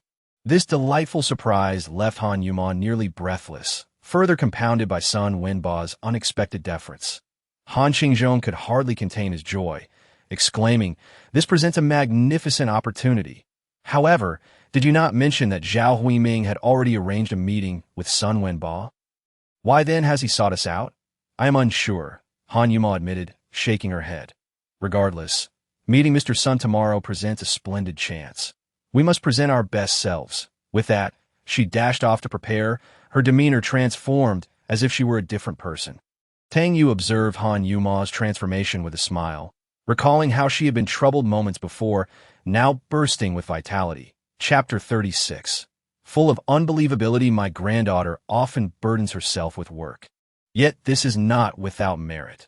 The Han Group shall ultimately belong to her, Han Xingzhong remarked to Tang Yue with a smile. Tang Yue nodded in agreement, since Sun Wenbo has reached out. Grandpa Han, you need not fret further.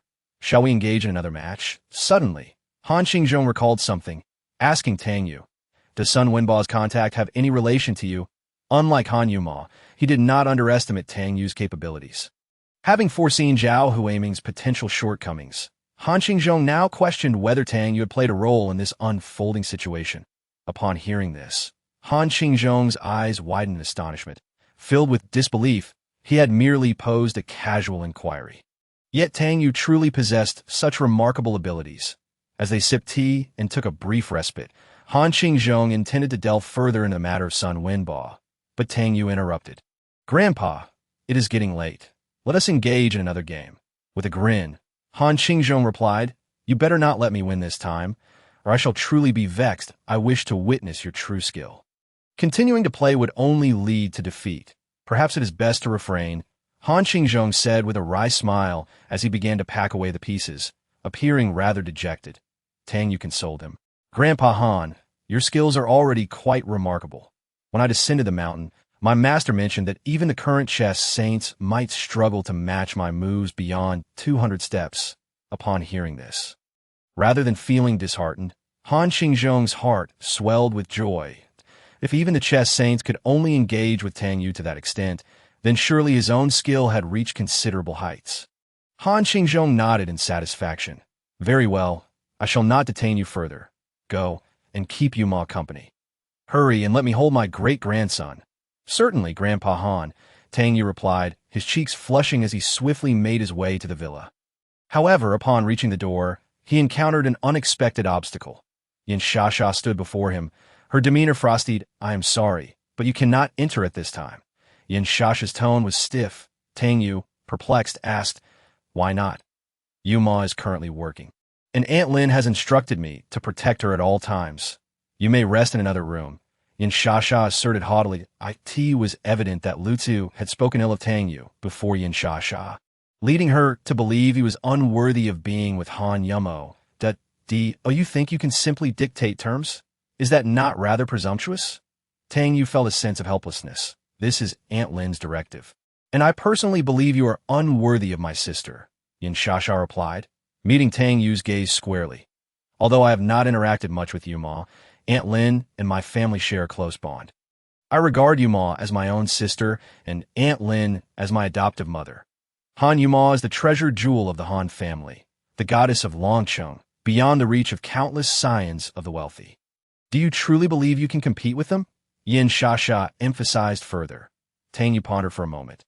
What if the scions of the wealthy were indeed formidable? Did that render him any less capable? Yin Shasha warned, "If you know what is good for you, keep your distance from Yuma, or you shall regret it." With that, a formidable aura radiated from her. Tang Yue was momentarily taken aback, realizing that Yin Shasha was indeed a martial artist. Though her strength was negligible in his eyes, this revelation still caught him off guard. He sighed lightly, thinking how insufferably arrogant she was. Just as Tang Yue prepared to demonstrate his true capabilities and teach Yin Shasha a lesson, the sound of hurried footsteps from downstairs interrupted him. Han Xingzhong approached in haste, surprised to find Tang Yue lingering outside. "Why are you still out here?" he inquired. Tang Yue shrugged, explaining, "Grandpa Han, this lady believes I am unworthy to be with Han Yuma. So she is preventing me from entering. That if we cannot even allow matters concerning great-grandchildren to proceed, that simply will not do." Han Xingzhong's face flushed red with evident anger. For him, obstructing Tang Yue's association with Han Yuma was akin to declaring war. "Tang Yue, you go inside. Let us see who dares to stop you," Han Xingzhong commanded in a low voice. Yin Shasha had intended to retort, but the murderous glint in Han Xingzhong's eyes silenced her. "Grandpa, that was not my intention," she hastily clarified.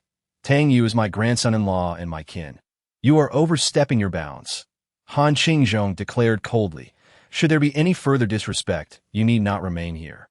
"Tang Yue, you may enter," Tang Yue acquiesced, pushing past Yin Shasha to enter Han Yuma's room, assured that Han Xingzhong would handle the situation appropriately. In the room, Han Yumuo was diligently organizing documents for her.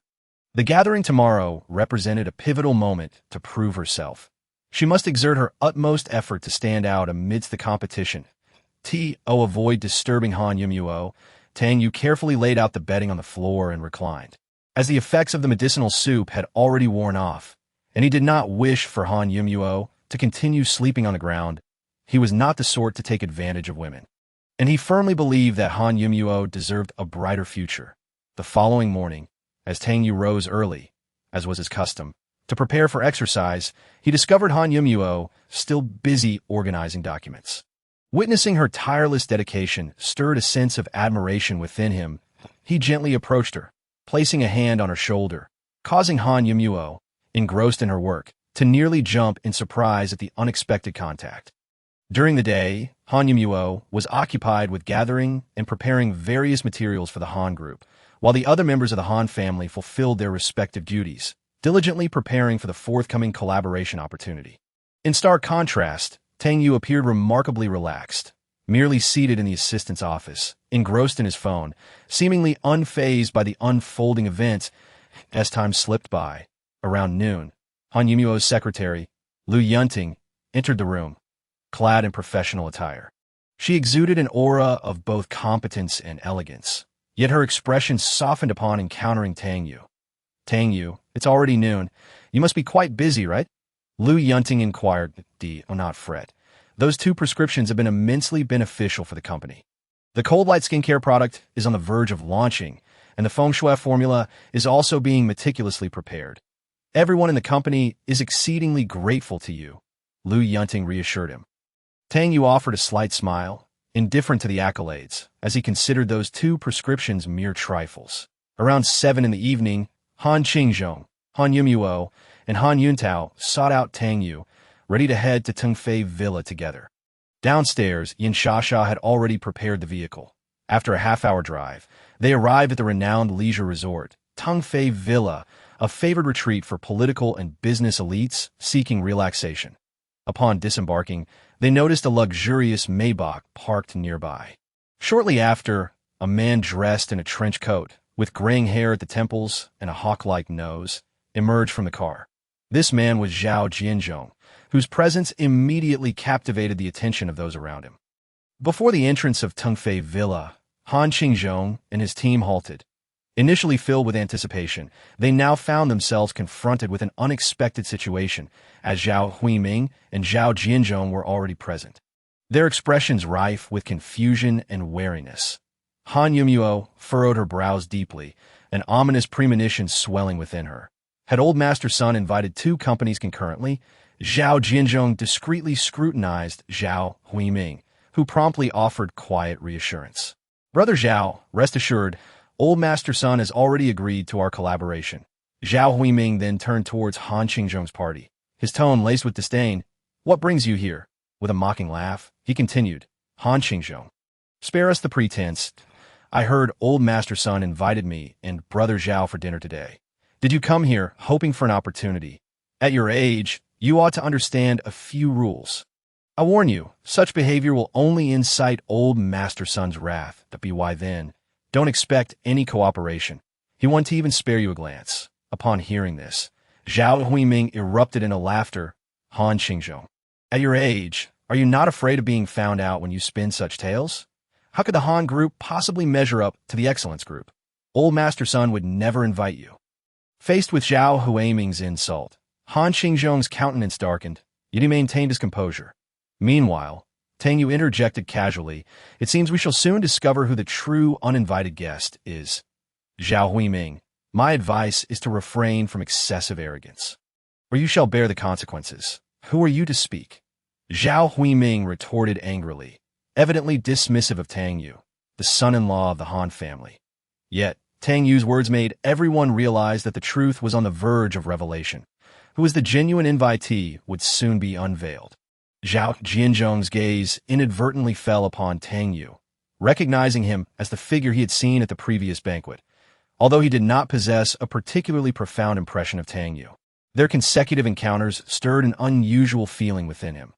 Tang Yue, you certainly have the right to speak, yet you, Zhao Huiming, have overstepped your bounds. Han Qingzhong stepped forward to support Tang Yue. And what if I have? Zhao Huiming scoffed, refusing to back down to a tea that moment. Zhao Jianzhong interjected, if the Han group does not wish to retain talents like Zhao Huiming, then I shall gladly accept him. From now on, he will thrive under the protection of my excellence group, surpassing you all.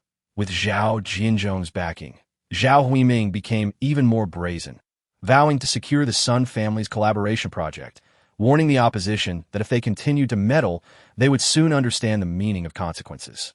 Just as tensions peaked, the sound of footsteps shattered the standoff as Sun Wenbo and his granddaughter, Xueru, hurriedly emerged. Who seeks clarity? Sun Wenbo inquired, curiosity evident in his tone. However, Sun Wenbo disregarded Zhao Huiming's remarks and approached Han Qingzhong directly. Greeting him warmly, "You must be Chairman Han of the Han Group, am I correct?" Zhao Huiming and Zhao Jinzhong were momentarily stunned, their eyes filled with astonishment, while Han Qingzhong himself was taken aback. Not expecting Sun Wenbo to walk directly towards him, they shook hands. Han Qingzhong felt the warmth and sincerity emanating from Sun Wenbo. "This must be Ms. Han Yumuo," Sun Wenbo continued, shaking hands with each member of the Han family, displaying utmost politeness.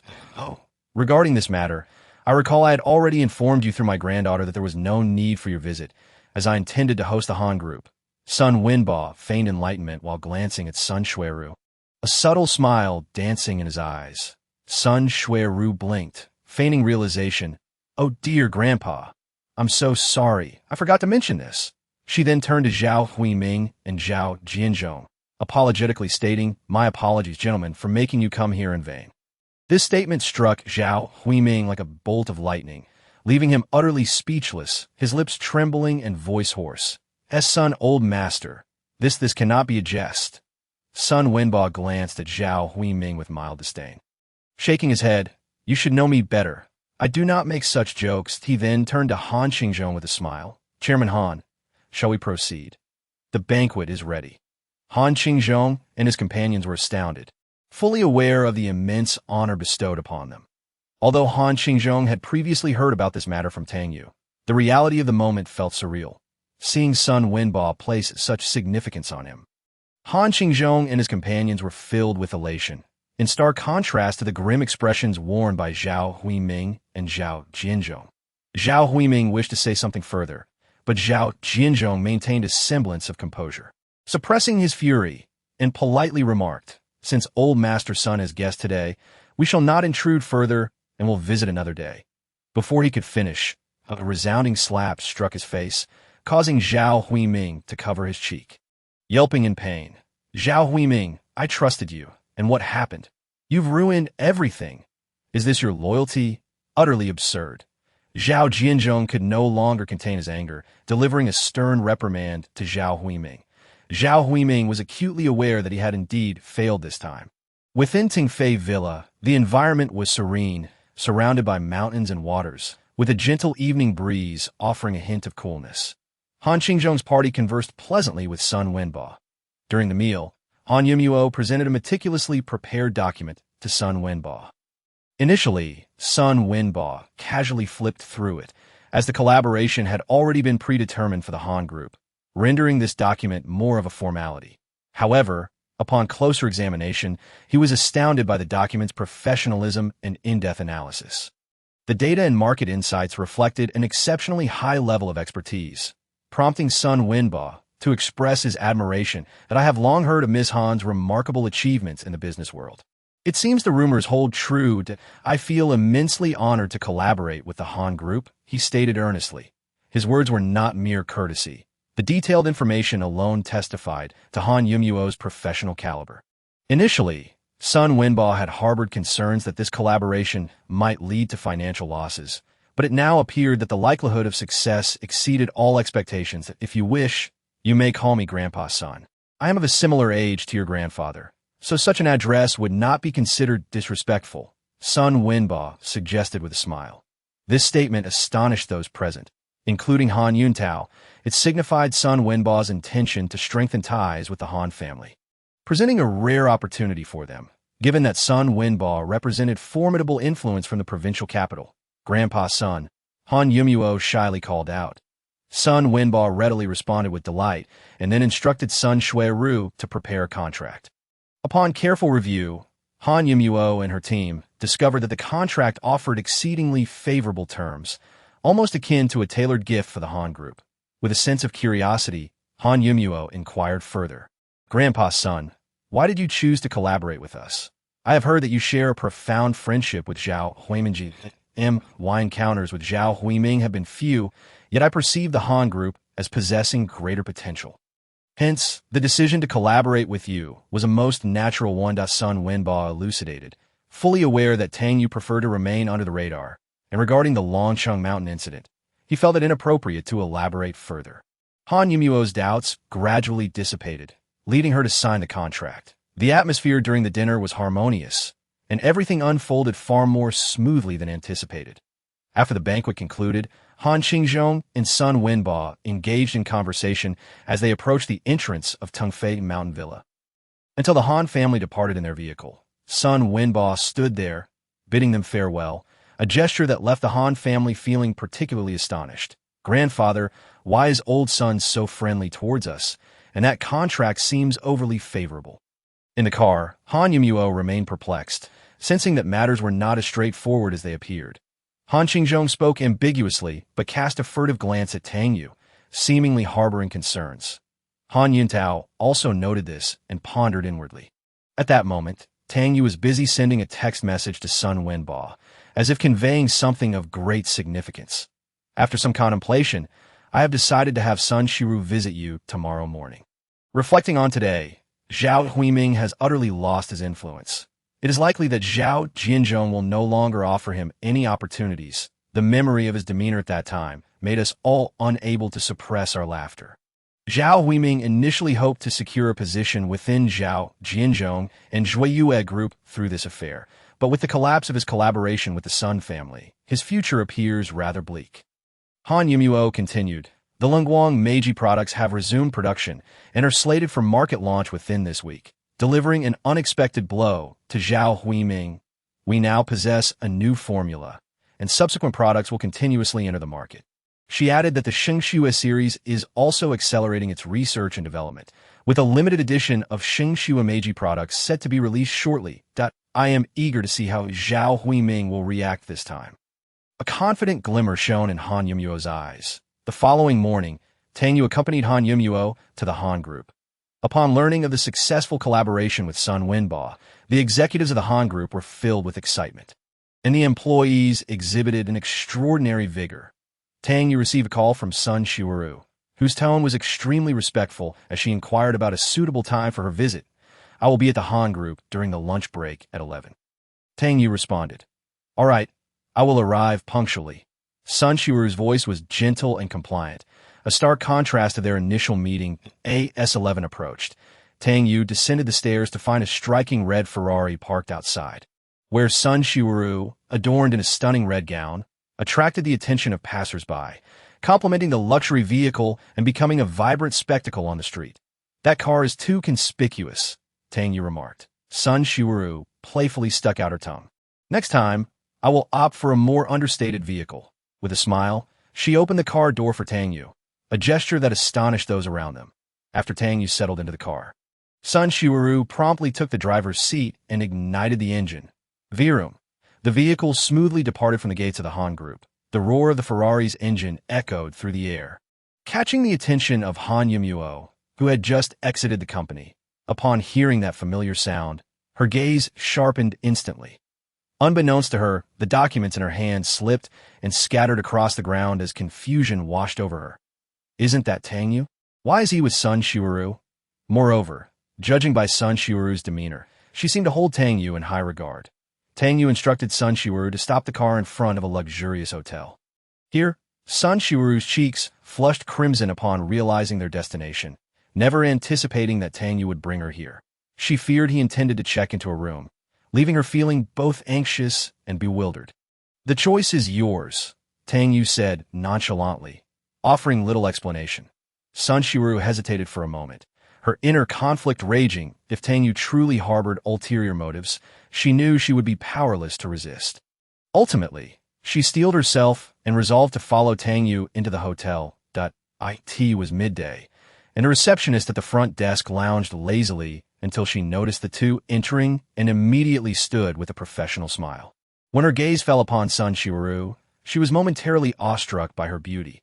However, upon glancing at Tang Yue, she noted his simple attire, which seemed unremarkable, prompting her to speculate that they might be an unlikely couple of disparate status. "Please prepare a room for us," Tang Yue requested. Hearing the quoted price, he nearly lost his composure. He merely needed a place to discuss matters, and this cost was exorbitant. To make matters worse, he realized he had rushed out without his wallet, possessing only a gold card provided by the Wang family, which he hoped would suffice. "Very well. We shall take a suite." Tang Yue inhaled deeply, deciding to accept the arrangement while silently calculating his next steps. Tang Yue appeared somewhat uneasy, prompting the receptionist to stifle a chuckle. Meanwhile, Sun Shiweru calmly produced a credit card, saying, "Let me use my card." The receptionist internally mused that Tang Yue seemed like a dependent young man. Yet she swiftly processed the transaction and respectfully returned the card to Sun Shiweru. After receiving the card, Sun Shiweru retrieved a check from her bag and handed it to Tang Yue. "Teacher, here are 200,000. Please accept it. No, truly, it's unnecessary." Tang Yue quickly waved his hand. "I'm already immensely grateful for your assistance. Money is not an issue for me." "Then how should I address you?" Sun Shiweru inquired with a smile. "Calling you master seems overly formal. How about Teacher Tang?" The receptionist was taken aback, unable to comprehend the nature of their relationship, wondering about the antics of today's youth, and even suspecting they might be playing some role. Her face was a canvas of confusion, yet she dared not inquire further. Tang Yue smiled at Sun Shiweru. "Let us proceed upstairs." Once they departed, the receptionist immediately picked up the phone, eager to share this peculiar encounter with a friend. Upon entering the room, Tang Yue marveled at its opulence. Exquisite crystal chandeliers, luxurious wool carpets, and art adorning the walls, all exuding both lavishness and taste. Sun Shiweru, having stepped inside, appeared somewhat anxious. She swallowed hard and asked Tang Yue, "Teacher, what should I do next?" After pondering, Tang Yue suggested, "You may first remove your outer garments." Upon hearing this, Sun Shiweru's cheeks flushed with embarrassment. Fearing that things were progressing too swiftly, she hastily clarified that she was not a person of loose morals. Tang Yue paused, then realized his misunderstanding and chuckled. "Rest assured, that is not my intention. That I am aware of your martial prowess, but your body harbors numerous impurities that need cleansing, which is crucial for your cultivation." Sun Shiweru exhaled in relief, knowing all along that Tang Yue harbored no inappropriate intentions, yet the situation still made her feel tense. After hearing his words, she finally relaxed completely. "If you are willing, you may turn around," Tang Yue added. Sun Shiweru's face reddened further, for she was wearing a dress, meaning that once she removed it, more skin would be revealed. However, she trusted Tang Yue and understood this was for her own training. So she nodded, preparing to comply. After much hesitation, Tang Yue refrained from urging her, understanding that without shedding her clothes, the acupuncture treatment could not proceed. Thus, the choice rested entirely with her. "Once you are ready, take this pill." Tang Yue offered her a brown capsule. Faced with this decision, Sun Shiweru wrestled internally for a long time, ultimately allowing her yearning for martial advancement to triumph over her shyness. She realized that should she miss this opportunity, the chance to receive Tang Yue's assistance again would be nearly impossible. After swallowing the pill, Sun Shiweru turned her back to Tang Yue, her fingers trembling slightly as she unzipped the zipper on her back, revealing her flawless, porcelain-like skin, akin to mutton fat jade, with only a pair of pasties providing minimal coverage. Though Sun Shiweru remained unaware at that moment, Tang Yue's gaze lingered for a few seconds, silently admiring the whiteness of her skin. As her garments slipped away, the sculptural contours of Sun Shiweru's body came into view, breathtakingly beautiful, causing Tang Yue to quickly adjust his mindset, concentrating as he summoned the silver needles, which glimmered with a faint yellow light, resembling lively serpents. This was his unique technique of guiding the silver needles with his internal energy, channeling airflow into her body through acupoints to aid in unblocking her meridians, a highly skilled form of acupuncture. Although Sun Shiweru could not witness this scene, she could feel the silver needles gently penetrating her skin, followed by a warm sensation flowing through her meridians. This new and delightful sensation prompted a soft moan to escape her lips, her body subtly swaying in response to the movement of the energy. "How does it feel?" Tang Yue inquired gently. Continuing with the acupuncture, after a few more needles, he informed Sun Shiru, "All right, you may turn over now." Upon hearing this, a flicker of panic crossed Sun Shiru's eyes. Turn over? She feared that doing so would leave her completely exposed before Tang Yue. Biting her lower lip, she crossed her arms defensively over her chest and cautiously turned around. Facing Tang Yue, an unspoken tension crackled between them, causing Tang Yue to break into a light sweat, uncertain whether it was from the exertion of the acupuncture session or the slightly nerve-wracking sight before him. Sun Shiru's cheeks flushed a rosy hue, yet her gaze remained resolute as she softly inquired of Tang Yue, "Teacher, do I appear beautiful?" Tang Yue could not suppress a sharp intake of breath, striving to maintain an air of seriousness as he replied, "Do not let your focus waver." With that, the silver needle in his hand descended swiftly. This time, Sun Shiru clearly observed the flickering yellow light upon the needle. Her eyes widening in astonishment. As a martial artist, she was acutely aware of the significance of that luminescence. Tang Yue's acupuncture technique had reached an extraordinary level. Chapter 40. Indeed a challenge when the needle pierced her skin. Sun Shiru felt a slight sting and involuntarily emitted a soft sound, her hands momentarily loosening their grip. In that fleeting moment, Tang Yue nearly faltered, but he quickly regained his composure and continued to apply the needle with precision. Time seemed to fly. By the time Tang Yue completed the treatment, Sun Shiru felt a warm current spreading throughout her body. Sweat began to permeate her skin, bringing an unprecedented sense of comfort. Once the impurities in your body have been expelled, do remember to take a proper bath, Tang Yue advised before stepping into the adjacent room. Sun Shiru quietly sensed the changes within her. As the impurities gradually dissipated, she felt an extraordinary lightness in her body. After a few minutes, she indulged in a warm shower, emerging not only feeling unburdened, but also with her skin rendered smoother and more delicate. What delighted her even more was the newfound ease with which she could circulate her inner energy. This sensation was one she had never experienced before, realizing it was truly a miraculous healing art. Once she changed in a fresh attire, Sun Shiru knocked on Tang Yue's door.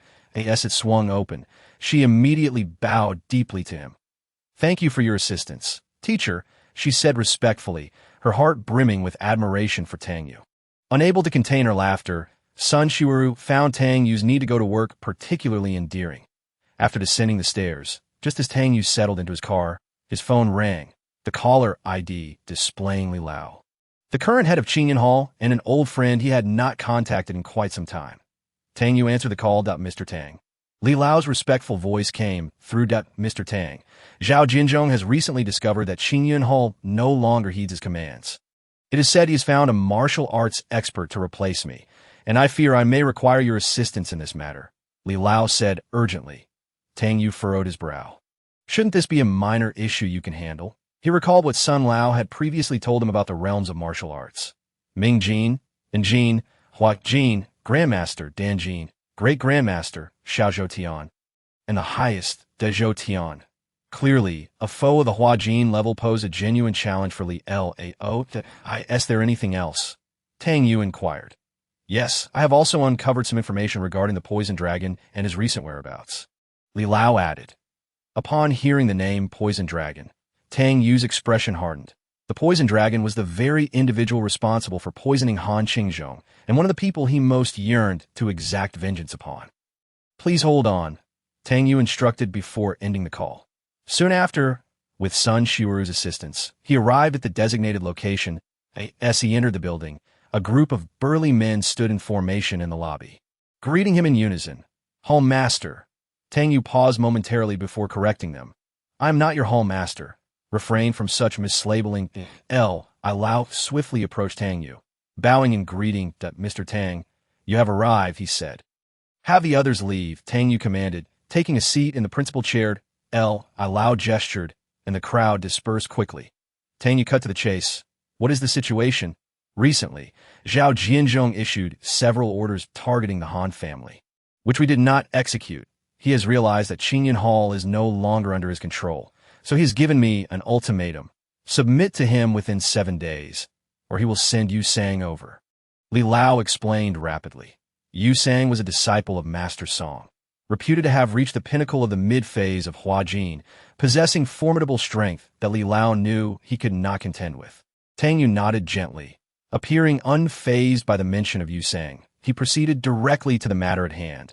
Let us discuss serious matters, Li Lao. Initially taken aback, soon understood that Tang Yue was referring to the poison dragon. Although Li Lao was already aware of Tang Yue's extraordinary capabilities, witnessing his calm demeanor now provided him a sense of relief. The Master Song previously mentioned was none other than the poison dragon himself, whose true name was Song Qingming, a renowned martial arts expert in Longsheng. Over the past few years, he had made quite a name for himself overseas. Tang Yue pondered for a moment, finding Li Lao's theory plausible. The toxins within Han's body were remarkably stubborn. Had it not been the work of a powerful martial artist, he would have been able to resolve the toxicity long ago rather than merely maintaining Han Qingzhong's life as he currently was. You mentioned that he primarily lives and operates abroad. How can we locate him? Tang Yue's eyes sharpened, and a powerful, oppressive aura emanated from him, causing Li Lao to struggle for breath. Additionally, I have heard that the decade-long rare items auction is about to take place, where there will be something that Song Qingming greatly desires, so he is likely to attend, Li Lao added. Tang Yue acknowledged this with a slight nod, sensing a softening of the tension. Is there anything else? If not, I must take my leave. I have matters to attend to, he inquired at There's one more thing, Li Lao quickly interjected. My subordinates previously offended you on Antique Street, and I sincerely apologize for that. Tang Yue indicated that he had long forgotten such trivialities. That's good to hear, Li Lao replied. Today, I gathered everyone to ensure they recognize you and prevent similar incidents from occurring again. Moreover, I have heard you have an interest in antiques. Coincidentally, I have a friend who is well-versed in antiques that if you need anything, he may be able to assist. Upon hearing this, a glimmer of interest flickered in Tang Yue's eyes. Let's go and see him, he said, feeling that this outing would prove fruitful. Li Lao immediately stood. I will take you there right away. The two swiftly descended to the ground floor, where Sun Shiuru awaited. Upon seeing Tang Yue, she promptly asked, Teacher, where shall I drive you now? Li Lao's gaze fell upon Sun Shiuru, and his expression turned one of utter astonishment. You are Miss Sun from the provincial city? Chapter 41. Encountering greater trouble during a previous encounter in the provincial city. Li Lao had met this daughter of the Sun family. He was well aware of Sun Shiru's distinguished background, but was taken aback to see her now addressing Tang Yue as teacher. Who are you? Sun Shiru furrowed her brow, clearly not recalling Li Lao. Although Li Lao held a modest reputation in Longsheng, he was not particularly prominent in the provincial city circles, making it natural for Sun Shiru to not remember him. Li Lao promptly provided the address to Sun Shiru, who did not ask further questions and directly invited Tang Yue into the car. Seeing Sun Shiru personally driving, Li Lao was filled with intrigue. How could such an important figure willingly serve as Tang Yue's chauffeur? Displaying such deference? Within the vehicle, Li Lao briefly introduced the individual they were about to meet. Li Wenba was the president of the Heihua Bank in Longsheng, around 50 years of age, and his family had managed a pawn shop for generations, accumulating considerable wealth. But he was also a master in antique appraisal, having served a year at the Longdu Museum in Longsheng. Li Wenba was a pivotal figure, renowned especially for his antique collection. Although Li Lao was not particularly close to him, he had once saved Li Wenba's life years ago, a favor he had yet to exploit. Now, for Tang Yue's sake, Li Lao decided to call upon it. Initially, he hesitated to invoke this favor, as it could yield significant benefits, but upon seeing Sun Shiru, he resolved firmly, if even she held Tang Yue in such high esteem, following him would undoubtedly be a wise choice. Actually, my family possesses some antiques as well that teacher would like. I can gift you some, though they are all in the provincial city, Sun Shiru softly mentioned. This scene left Li Lao utterly stunned. Sun Shiru's demeanor was akin to that of Tang Yue's attendant, rendering the entire situation surreal, making him question if he were dreaming in that tranquil courtyard. Towering ancient trees cast shade, surrounded by an array of antique porcelain and artifacts, exuding a rich historical aura. The clear stream meandered through one side of the courtyard, adding a touch of vibrant beauty to the locale, where everything appeared harmoniously natural, as if time had slowed its pace. Deep within the courtyard stood an old, quaint building, which, despite the ravages of time, retained an air of elegance and solemnity. Tang Yue grew increasingly intrigued by the man named Li Wenbo. The layout of this small building suggested that his family had once held great prominence. The building's design was astutely crafted, boasting excellent feng shui, making it an ideal sanctuary for self-cultivation. As Tang Yue and Li Lao traversed a charming corridor to the front of the small building. Li Wenbo awaited them at the entrance, clad in white. He appeared robust despite being over 50, his complexion rosy and nearly devoid of wrinkles, exuding a hermetic aura that made it difficult to associate him with the role of a bank president. Upon entering the grand hall, Tang Yue was astonished by the sight before him. The walls were adorned with over 100 precious antiques, the majority of which were authentic. Among them, a renowned ancient painting from the Tang dynasty, created by a master of that era, particularly captured his gaze. The painting's uniqueness caused Tang Yue to furrow his brow slightly, as if he sensed something unusual about it. After the guests were seated and tea was served, Li Wenbo turned to old Li and politely inquired, "Mr. Li, I presume your visit today is to seek my assistance with something of great importance?" Old Li did not beat around the bush and replied directly, "Indeed, I have a request. I would like Mr. Tang to select an item from here." Hearing this, Li Wenbo took a serious look at Tang Yue for the first time. Old Li's significant regard for this favor indicated that Tang Yue was no ordinary individual. "And who might this be?" Li Wenbo asked with curiosity. "This is Mr. Tang Yue." Old Li paused, carefully choosing his words. "He is my most esteemed friend." Li Wenbo's demeanor became even more respectful. In that case, please feel free to choose, Mr. Tang. However, I must inform you that there are some particularly special items that cannot be taken. Tang Yue strolled through Li Wenbo's antique hall, which was filled with an array of ancient artifacts, each seemingly bearing its own story. When his gaze landed upon a painting titled "The Solitary Wild Goose at Dusk," he halted in his tracks. "This painting," Tang Yue murmured, gently pointing at the piece, his tone laced with an indescribable weight. "I do not wish to possess it," he continued, shaking his head. "I merely suggest you consider destroying it. Otherwise, you may encounter greater troubles." Upon hearing this, Li Wenbo immediately rose, his eyes ablaze with anger. "Are you cursing me or questioning the work of a Tang master?" As a devoted follower of the Tang master, he was exceedingly sensitive to any criticism and would not tolerate anyone disparaging the great artist of history. Observing this, Old Li quickly sought to ease the tension. "Mr. Tang is always cautious. He must have sensed something amiss. There is no need for you to be overly agitated, Li." "Humph," Li Wenbo scoffed, dismissing Tang Yue's suggestion. "How could there be any fault in the works of the Tang master? Such words are unworthy of discussion about art."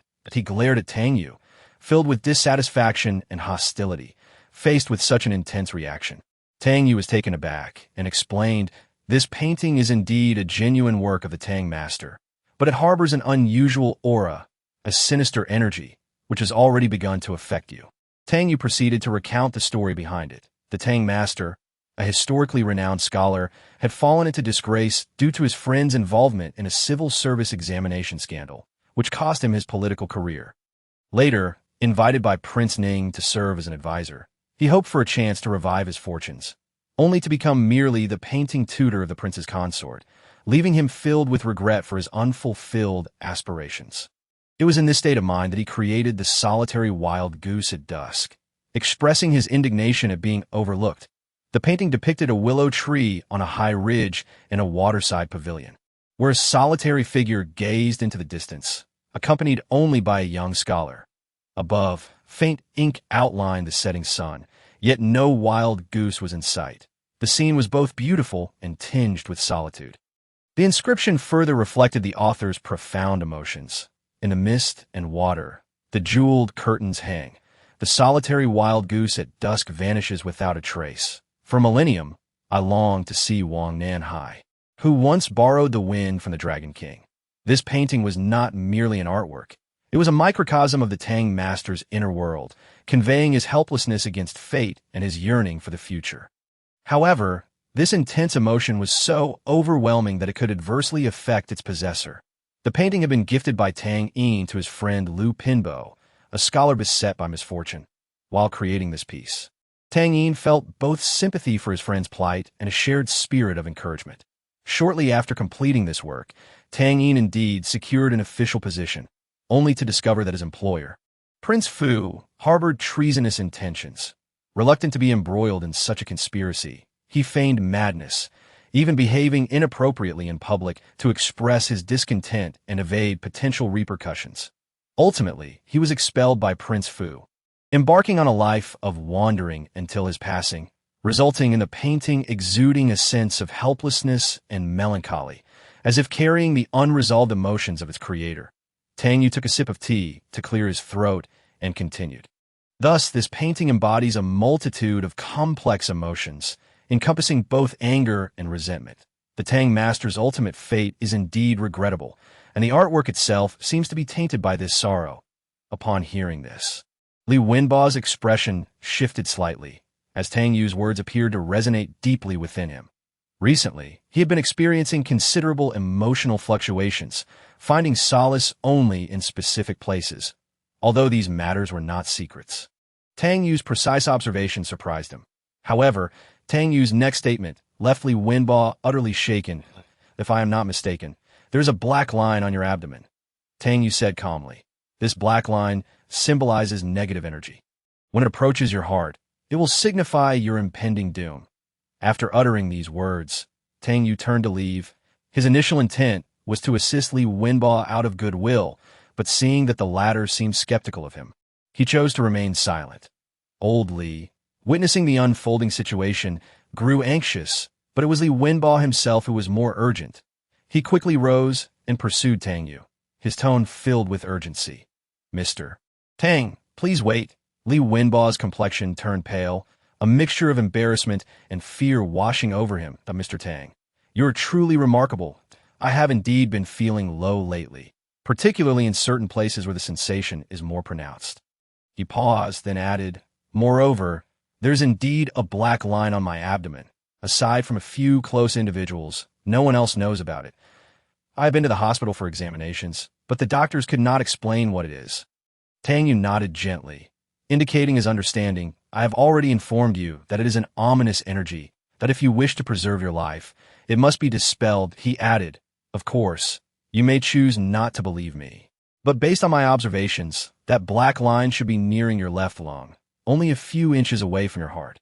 Old Li, observing everything from the side, felt equally incredulous. He never anticipated Tang Yue to possess such keen insight. Tang Yue turned to Li Wenba and offered his advice. The solution is simple. Destroy that painting, and everything will return to normal. Upon hearing this, Li Wenba shook his head vehemently. But that is a masterpiece of the Tang Master. How could I possibly destroy it? Surely, there must be another way. As an ardent fan of the Tang Master, the thought of personally destroying the Master's work was more painful than facing death itself. Tang Yue raised an eyebrow and remarked, of course, there are other methods. However, why should I help you? You previously did not trust me and even deemed me a fraud. Li Wenba, feeling embarrassed, cast a pleading glance at Old Li, hoping he could mediate.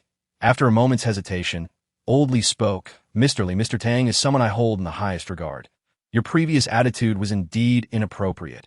It would be best to apologize to Mr. Tang. Witnessing Old Li's deep respect for Tang Yue, Li Wenba became even more convinced of Tang Yue's extraordinary nature. With a heart full of regret, he said to Tang Yue, Mr. Tang, I sincerely apologize for my earlier rudeness. Please forgive my unreasonable behavior and help me resolve this dilemma. I will surely repay you handsomely in the future. Seeing Li Wenba's earnest apology, Tang Yue chose to let it go and softly replied, This painting is indeed precious. It would be a shame to destroy it. Please prepare some writing materials for me. Li Wenba promptly complied, quickly gathering the necessary items. Tang Yue instructed for the painting to be taken down from the wall and laid flat on the table. He then retrieved a piece of exquisite jade from his pocket. This piece of jade was remarkable. It not only absorbed sinister energy, but also radiated spiritual essence, though not yet fully understood. It was evidently a rare treasure.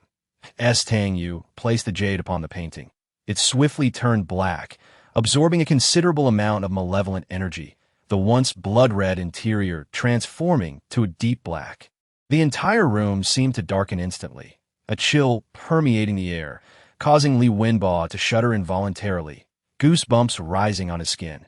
Shortly thereafter, Tang Yue picked up a brush, dipped it in ink, and boldly inscribed the characters "For I was born with talent."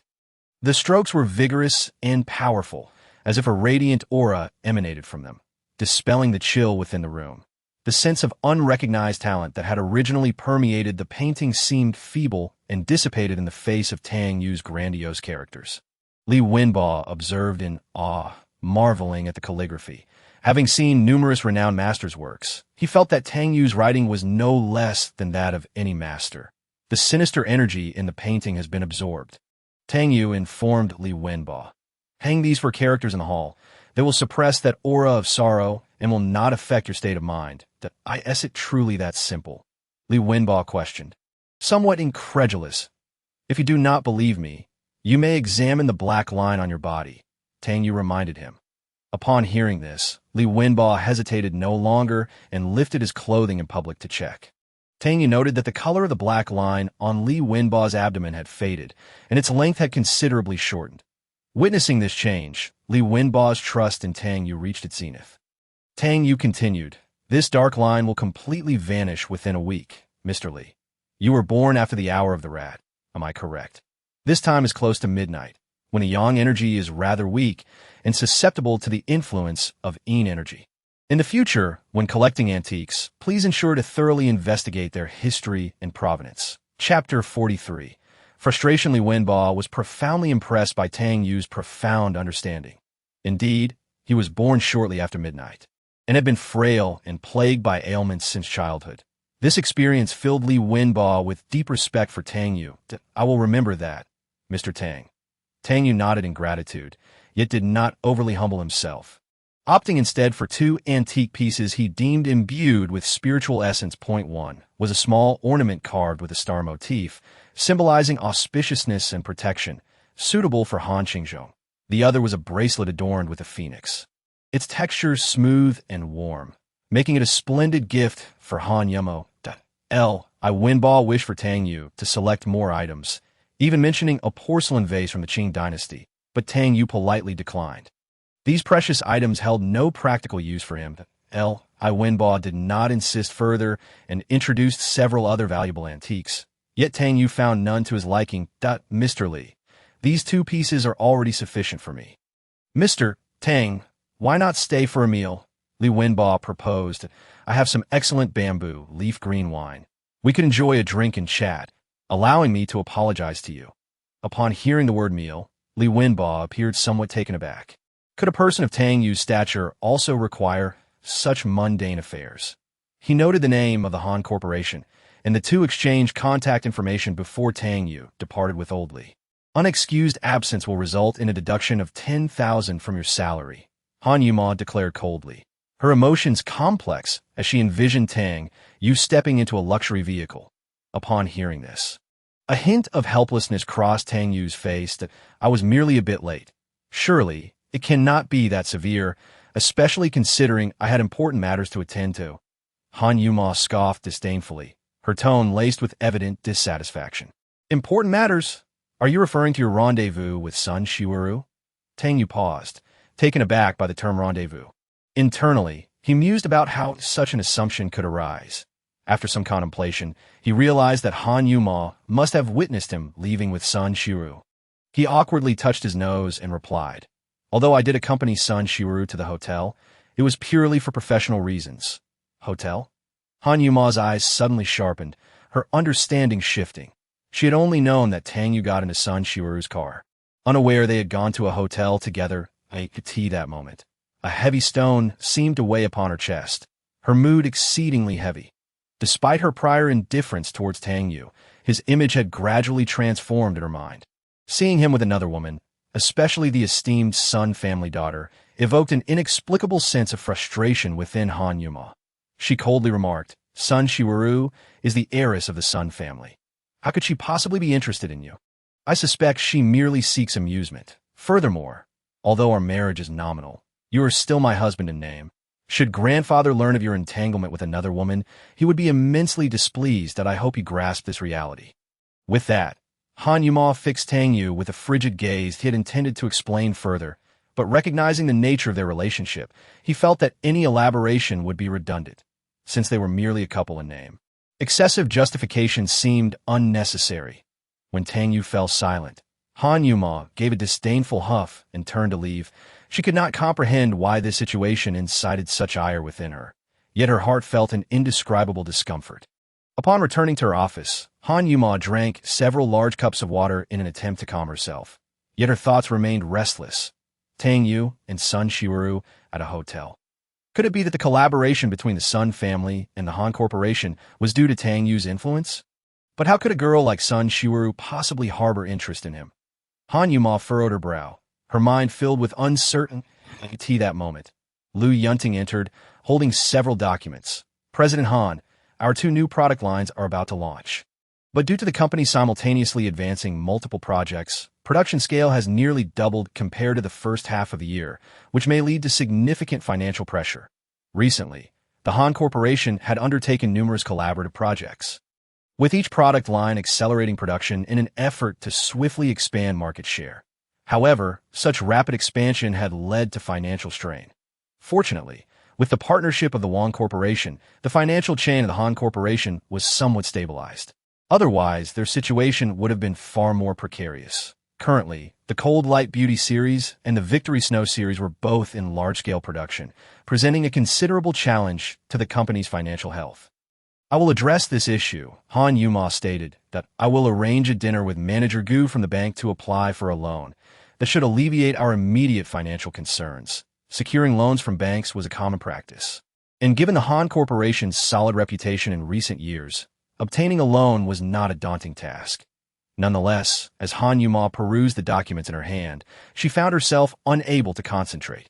Her mind was still preoccupied with the earlier conversation with Tang Yue and the lingering questions that remained unanswered. Over the next few days, Tang Yue's life flowed smoothly like water, as he diligently went to Longcheng Mountain to cultivate, gradually enhancing his skills. Today marked the official launch of the limited edition Cold Light Beauty and Victory Snow series. Upon its release, Cold Light Beauty swiftly occupied the shelves of major department stores, a feat attributed to the Wang Corporation's real estate influence in Longcheng. Meanwhile, the Victory Snow series created a sensation, its remarkable effects capturing the attention of countless beauty enthusiasts, with 10,000 bottles of Victory Snow cream selling out within a day. The Han Corporation urgently increased production by 2,000 bottles, yet they too were quickly snatched up, with Cold Light Beauty targeting the affordable market and Victory Snow appealing to high-end consumers. The Han Corporation rapidly emerged in the marketplace. Simultaneously, in the office of the Excellence Group, the atmosphere was fraught with tension. Zhao Jianzhong, his expression grave, pushed open the door to Zhao Huiming's office, since the incident involving the blood oath. The latter had been proceeding with caution, hesitant to step into the limelight again. Nevertheless, today Zhao Jianzhong sought him out, slamming a newspaper on the desk. Zhao Jianzhong's tone carried a hint of dissatisfaction. Take a look for yourself. Zhao Huiming cautiously picked up the newspaper, his complexion changing drastically. How is this possible? He exclaimed in shock. When he left the Han Corporation, he had taken numerous talented personnel with him and planned to cease production of the Cold Light Beauty series. Yet the reality was that the product not only launched successfully, but thrived. Chapter 44. Betrayal and crisis. The collaboration with the Sun family has fallen through, and now even Cold Light Beauty has launched successfully. Do you have any idea how much I have lost? Zhao Jinzhong's frustration was palpable. However, I did take the chief pharmacist, and logically, the Han Corporation shouldn't possess such technology. Zhao Huiming appeared thoroughly perplexed. I truly had no knowledge of the Victory Snow series. Zhao Huiming's face grew exceedingly pale. Zhao Jinzhong let out a cold laugh, angrily slamming his palm on the desk. Zhao Huiming, I granted you the shares you desired. Yet you have provided me with nothing in return. You think me easy to bully, that you can toy with me? A chill ran down Zhao Huiming's spine, and his face turned ashen. He realized that Zhao Jinzhong was genuinely furious this time. The suspicion in Zhao Jinzhong's eyes made it clear that he had lost trust in him. Worse still, Zhao Jinzhong began to question whether Zhao Huiming had intentionally infiltrated the Excellence Group. After all, since Zhao Huiming had joined, the Han Corporation had not only secured a collaboration with Sun Wenba, but had also launched the cold light beauty product ahead of schedule. All of this seemed far too coincidental. Zhao Huiming's heart sank as he understood that Zhao Jianzhong's attitude had reached a freezing point. Recalling those he had offended upon leaving the Han Corporation, he realized that if he further alienated Zhao Jianzhong, his future in Longsheng would be bleak. To salvage the situation, Zhao Huiming spoke again. Director Zhao, although the Han Corporation's progress has surpassed our expectations, I have ways to counter them. Please grant me an opportunity. What other methods could you possibly employ? Zhao Jianzhong snorted, his tone dripping with skepticism. Every collaboration secured this year requires substantial upfront investment, particularly when launching multiple production lines simultaneously. I am confident that Han Yuma will soon seek a loan from a bank. I share a close rapport with senior bank officials. Some of the previous loans for the Han Corporation were approved due to my connections that if I sever this line and prevent Han Yuma from obtaining funds, the Han Corporation will be unable to sustain operations, Zhao Huiming added. Moreover, I am aware that several shareholders and directors from the Han Corporation are inclined to shift their allegiance to our Excellence Group. Once the bank denies the loan and shareholders withdraw their investments, the Han Corporation will surely crumble. Zhao Jianzhong remained silent for a moment before finally responding. Very well, Zhao Huiming, this is your final opportunity. If you cannot resolve matters with the Han Corporation this time, you know what the consequences will be. Zhao Jianzhong's warning was stern. Zhao Huiming inhaled deeply, declaring resolutely, I understand, Brother Zhao, I will not let you down this time. He recognized that this was not merely a promise to Zhao Jianzhong, but a wager on his own future. Failure would mean losing everything in Longsheng, and the pressure now weighed heavier than ever, causing his hair to turn grayer. After Zhao Jianzhong left, Zhao Huiming took a moment to compose himself before dialing a number on his phone. Xiaohua, I am Zhao Huiming. There is a matter that requires your assistance, and it is of utmost importance to me. Zhao Huiming's voice was gentle yet earnest. You have long desired that piece of imperial green jade, and I have arranged for someone to deliver it to you. Once this matter is accomplished, greater benefits await you, and Zhao Jianzhong will also express his gratitude towards you. At the same time, in the Han family villa, Tang Yue was engrossed in watching television, seemingly oblivious to the turmoil of the outside world. With the health of old Master Han stabilizing, Tang Yue felt a significant alleviation in his mood.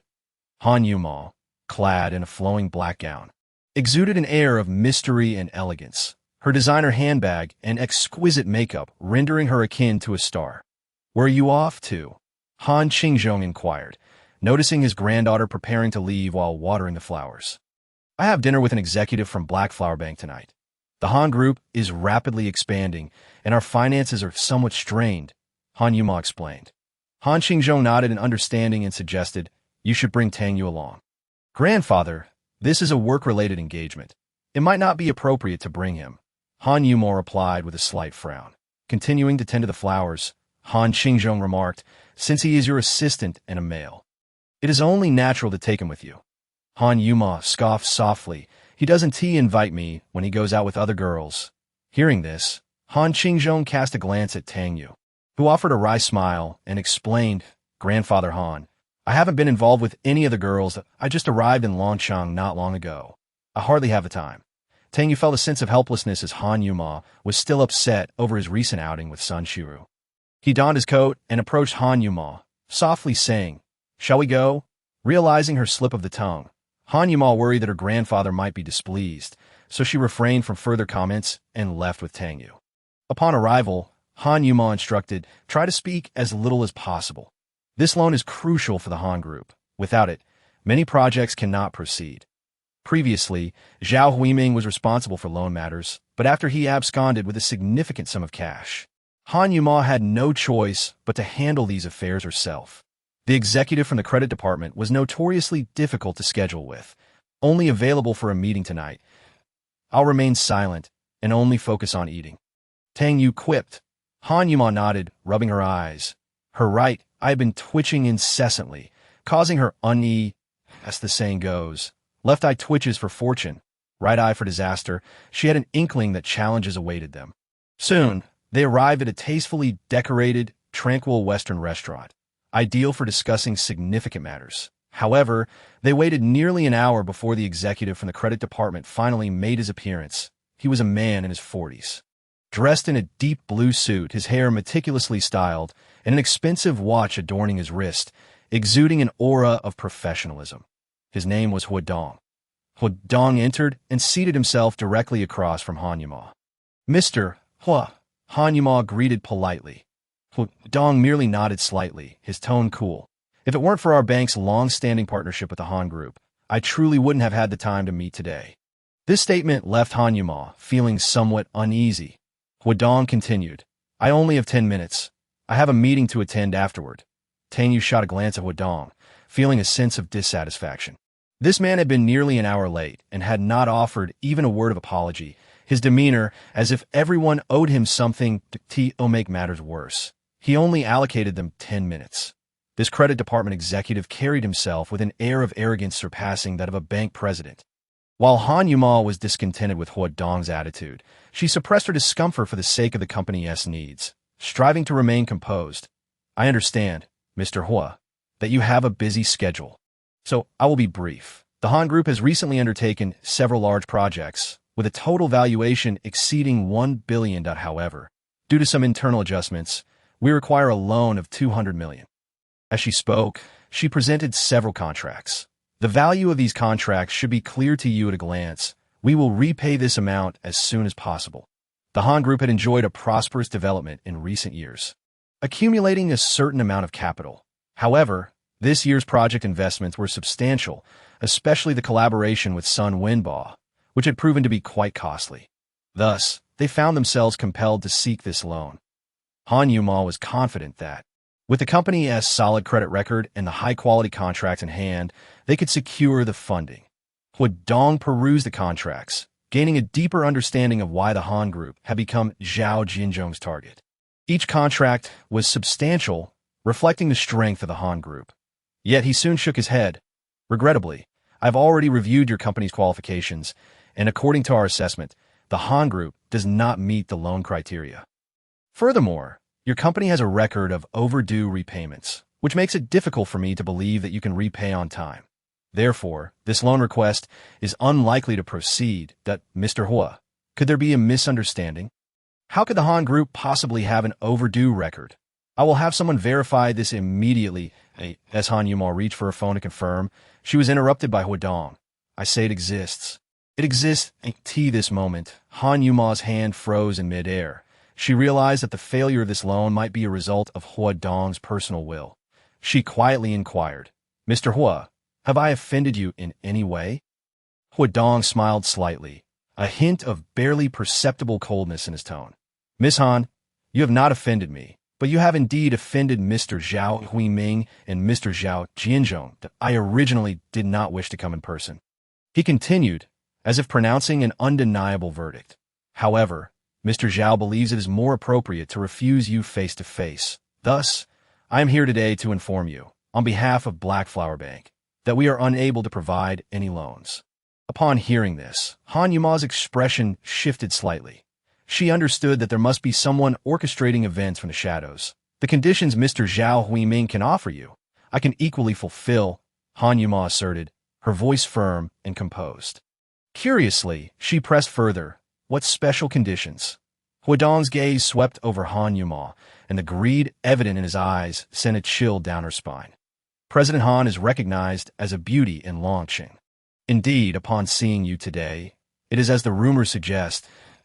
If you would agree to become my companion, I would not only offer 300 million, but even more. Mr. Hua, please maintain your decorum." Han Yuma's voice turned icy, her expression fully darkening. She had not anticipated Huadong's lewdness. He was nothing more than a lascivious and, in truth, the reason Zhao Huiming could manipulate Huadong was not merely due to their friendship. He had also used several stunning women to entice Huadong, recording videos as leverage. Otherwise, Huadong would not easily comply with Zhao Huiming's orders. It seemed there was no longer a need for further discussion. Huadong smirked, a flicker of disappointment crossing his eyes, clearly harboring ulterior motives toward Han Yuma.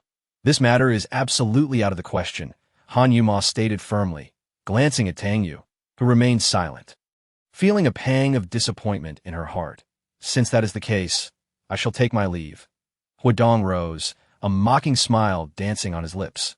However, President Han, with your beauty, many men would surely be willing to spend lavishly on you. Perhaps just a little flirtation, and you could secure those 200 million. If all else fails, remember to contact me. His words dripped with disdain, clearly reveling in the pleasure of belittling a proud woman. Even anticipating the scenario where Han Yuma would be driven to desperation and call upon him. While Huadong was lost in his fantasies, Tang Yue quietly finished his steak, wiped his mouth, and calmly stated, "It seems Mr. Hua has never been taught a lesson. He does not know which words are appropriate and which are not." Huadong cast a derisive glance at Tang Yue, about to retort when suddenly a bottle of red wine flew through the air, striking his head with precision. The sound of shattering glass accompanied the splattering wine, and Huadong collapsed, clutching his head in pain. "My apologies, I slipped," Tang Yue remarked nonchalantly, yet his tone carried an undeniable resolve. "However, you certainly deserved it. You dare hit me. Do you know who I am? Do you realize the consequences of such actions?" Huadong bellowed, his voice echoing in the stunned silence of the restaurant as patrons stared in astonishment. Tang Yue did not reply, merely fixing Huadong with a gaze that radiated an unassailable authority. At that moment, the entire restaurant fell silent, all eyes holding their breath in anticipation of what would transpire next. "What is there to fear?" Tang Yue stepped forward, delivering another powerful kick to Huadong's chest. Huadong's body flew backward like a kite with its string cut, crashing heavily against the dining table, which shattered with a deafening crack. He coughed up blood, appearing utterly deflated. Han Yuma covered her mouth in shock. It was her first time witnessing Tang Yue's formidable side, and her earlier concerns about his actions were instantly replaced by a surge of inexplicable emotion, the clouds of doubt in her heart dissipating. As Tang Yue prepared to advance further, Han Yuma grasped his hand tightly, shaking her head with a hint of pleading in her eyes. "Don't." She sensed that if the fight continued, it might escalate to fatal consequences. A group of security personnel was already hastening towards them from a distance. Tang Yue's expression gradually shifted from fury to calmness as he looked tenderly at Han Yuma and said, "I will heed your wishes." He waved his hand to dismiss the security personnel, while Han Yuma left behind to check his compensation, and the two quickly departed from the scene. Chapter 46. Undercurrents Surging. Before exiting, they heard Huadong's voice roar, "Han Yuma, I will not let you off the hook. No bank in Longsheng will lend you money. The Han Group can await its demise. I will make you kneel and beg for my forgiveness." Han Yuma glanced at Tang Yue, letting out a soft sigh. "You are being too reckless." Although she felt a sense of relief at Tang Yue standing up for her, considering Huadong's standing in Heihua Bank and the connections he had, especially the influence of Zhao Jianzhong, it could mean that the Han Group would struggle to secure loans from that bank in the future.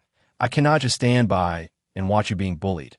Tang Yue explained, "You are my wife, and I must protect you at all costs." "Who is your wife?" Han Yuma's cheeks flushed with embarrassment. "We are merely a couple in name. Remember, this is just a sham marriage." As she spoke, Han Yuma avoided Tang Yue's gaze, her expression tinged with a hint of pride. Tang Yue chuckled. "If that is the case, then why are you still holding my hand?" Looking down, Han Yuma realized their hands were still tightly intertwined. She quickly released her grip, feeling even more bashful as she said, "I simply did not notice." Tang Yue smiled, feeling a twinge of regret as he reminded her that Han Yuma's hand was soft and warm. "A pleasure to hold, Papi E. Serious. Huadong will surely retaliate against the Han Group. Your actions were too heavy-handed. Even in protecting me, you should exercise more caution.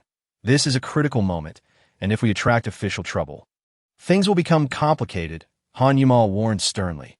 "Rest assured, as long as you're not harmed and Grandpa Han is not bullied, I will not act so impulsively," Tang Yue assured with a smile. Han Yuma felt both amused and helpless, lightly tapping Tang Yue on the head before hastily walking towards the car, while Tang Yue leisurely followed behind. "I merely visited a Western restaurant," Han Yuma explained. "Shasha had her own matters to attend to today." Then, recalling the events at the restaurant, she added, "Besides, I had Tang Yue accompanying me." "Tang Yue?" Lu Tsiu scoffed. "What can that weakling do to protect you? A young man from a remote area cannot compare Shasha, who has received professional training abroad." "All right, Mom. I acknowledge my mistake. I will definitely bring Shasha next time." Han Yuma did not wish to continue the argument with her mother. Where's Grandpa right now? I need to speak with him. Han Yuma hurried upstairs, sneaking a glance at Tang Yue as she passed him. Unsure when her perception of this young man had subtly shifted, Lu Tsiu shot Tang Yue a glare before following upstairs. Once there, Han Yuma recounted the events at the Western restaurant to her grandfather, Han Qingzhong. Upon hearing her story, Han Qingzhong couldn't help but chuckle. I never expected the usually mild-mannered Tang Yue would resort to violence for you. What do you call this? A hero saving a damsel. Grandpa. Han Yuma's face turned as red as a ripe apple. I did not come to discuss this. We have offended Heihua Bank, and they will no longer lend us money. We have long relied solely on Heihua Bank for our dealings, and other banks are not familiar with US that it may be impossible to secure a loan of 200 million yuan in a short time. Especially with Zhao Jianzhong scheming behind the scenes, should we seek assistance from the Wang Group or Old Sun? Han Yuma suggested. However, Han Qingzhong shook his head. We have just established a cooperative relationship with them. Asking for money now would only make our company appear weak. Han Yuma realized this and lightly tapped her forehead, vexed. It seems I have truly lost my mind. In truth, even if she sought help from the Wang Group or Sun Wenba. Given their regard for Tang Yue, they would likely extend a helping hand. However, Han Yuma was unaware of these intricacies. Han Qingzhong's expression turned serious. This matter is indeed tricky. Before I arrange for you to have dinner with Wadong, I attempted to contact several other banks, but it seems someone has acted preemptively. Their attitudes are exceedingly cold. Upon hearing this, Han Yuma felt a surge of frustration towards Zhao Huiming and Zhao Jianzhong. Meanwhile, in the office of the Yue Group, Zhao Huiming excitedly reported to Zhao Jianzhong, Brother Zhao, the plan is proceeding smoothly. That reckless Han Yuma actually struck Huadong, and now Huadong is infuriated. Contacting his friends to prepare to blacklist the Han Group, the long-suppressed pride of Zhao Huiming finally found its release, eager to showcase his achievements before Zhao Jianzhong. Zhao Jianzhong nodded. Well done. I have also communicated with the presidents of several other banks. It is estimated that in the coming months, not a single bank will be willing to lend to the Han Group. Despite Zhao Jianzhong's sense of helplessness, as he had expended considerable effort and funds to ensure those bank presidents rejected the Han Group's loan requests, he understood that if the banks refused loans, the Han Group's financial chain would be severed. After a moment of contemplation, Zhao Huiming added, However, I am concerned that Wang Jimu of the Wang Group might step in to assist the Han Group through this crisis.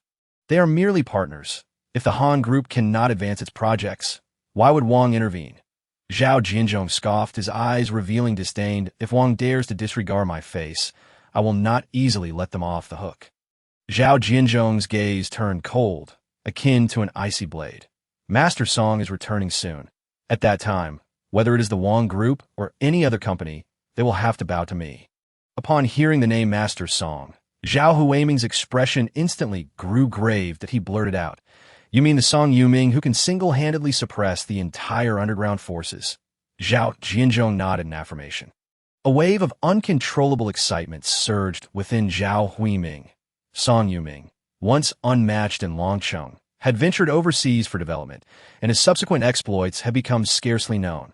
His name still instilled fear in the business community of Longcheng. With Song Yuming backing him, Zhao Jianzhong seemed confident he could do as he pleased in Longcheng.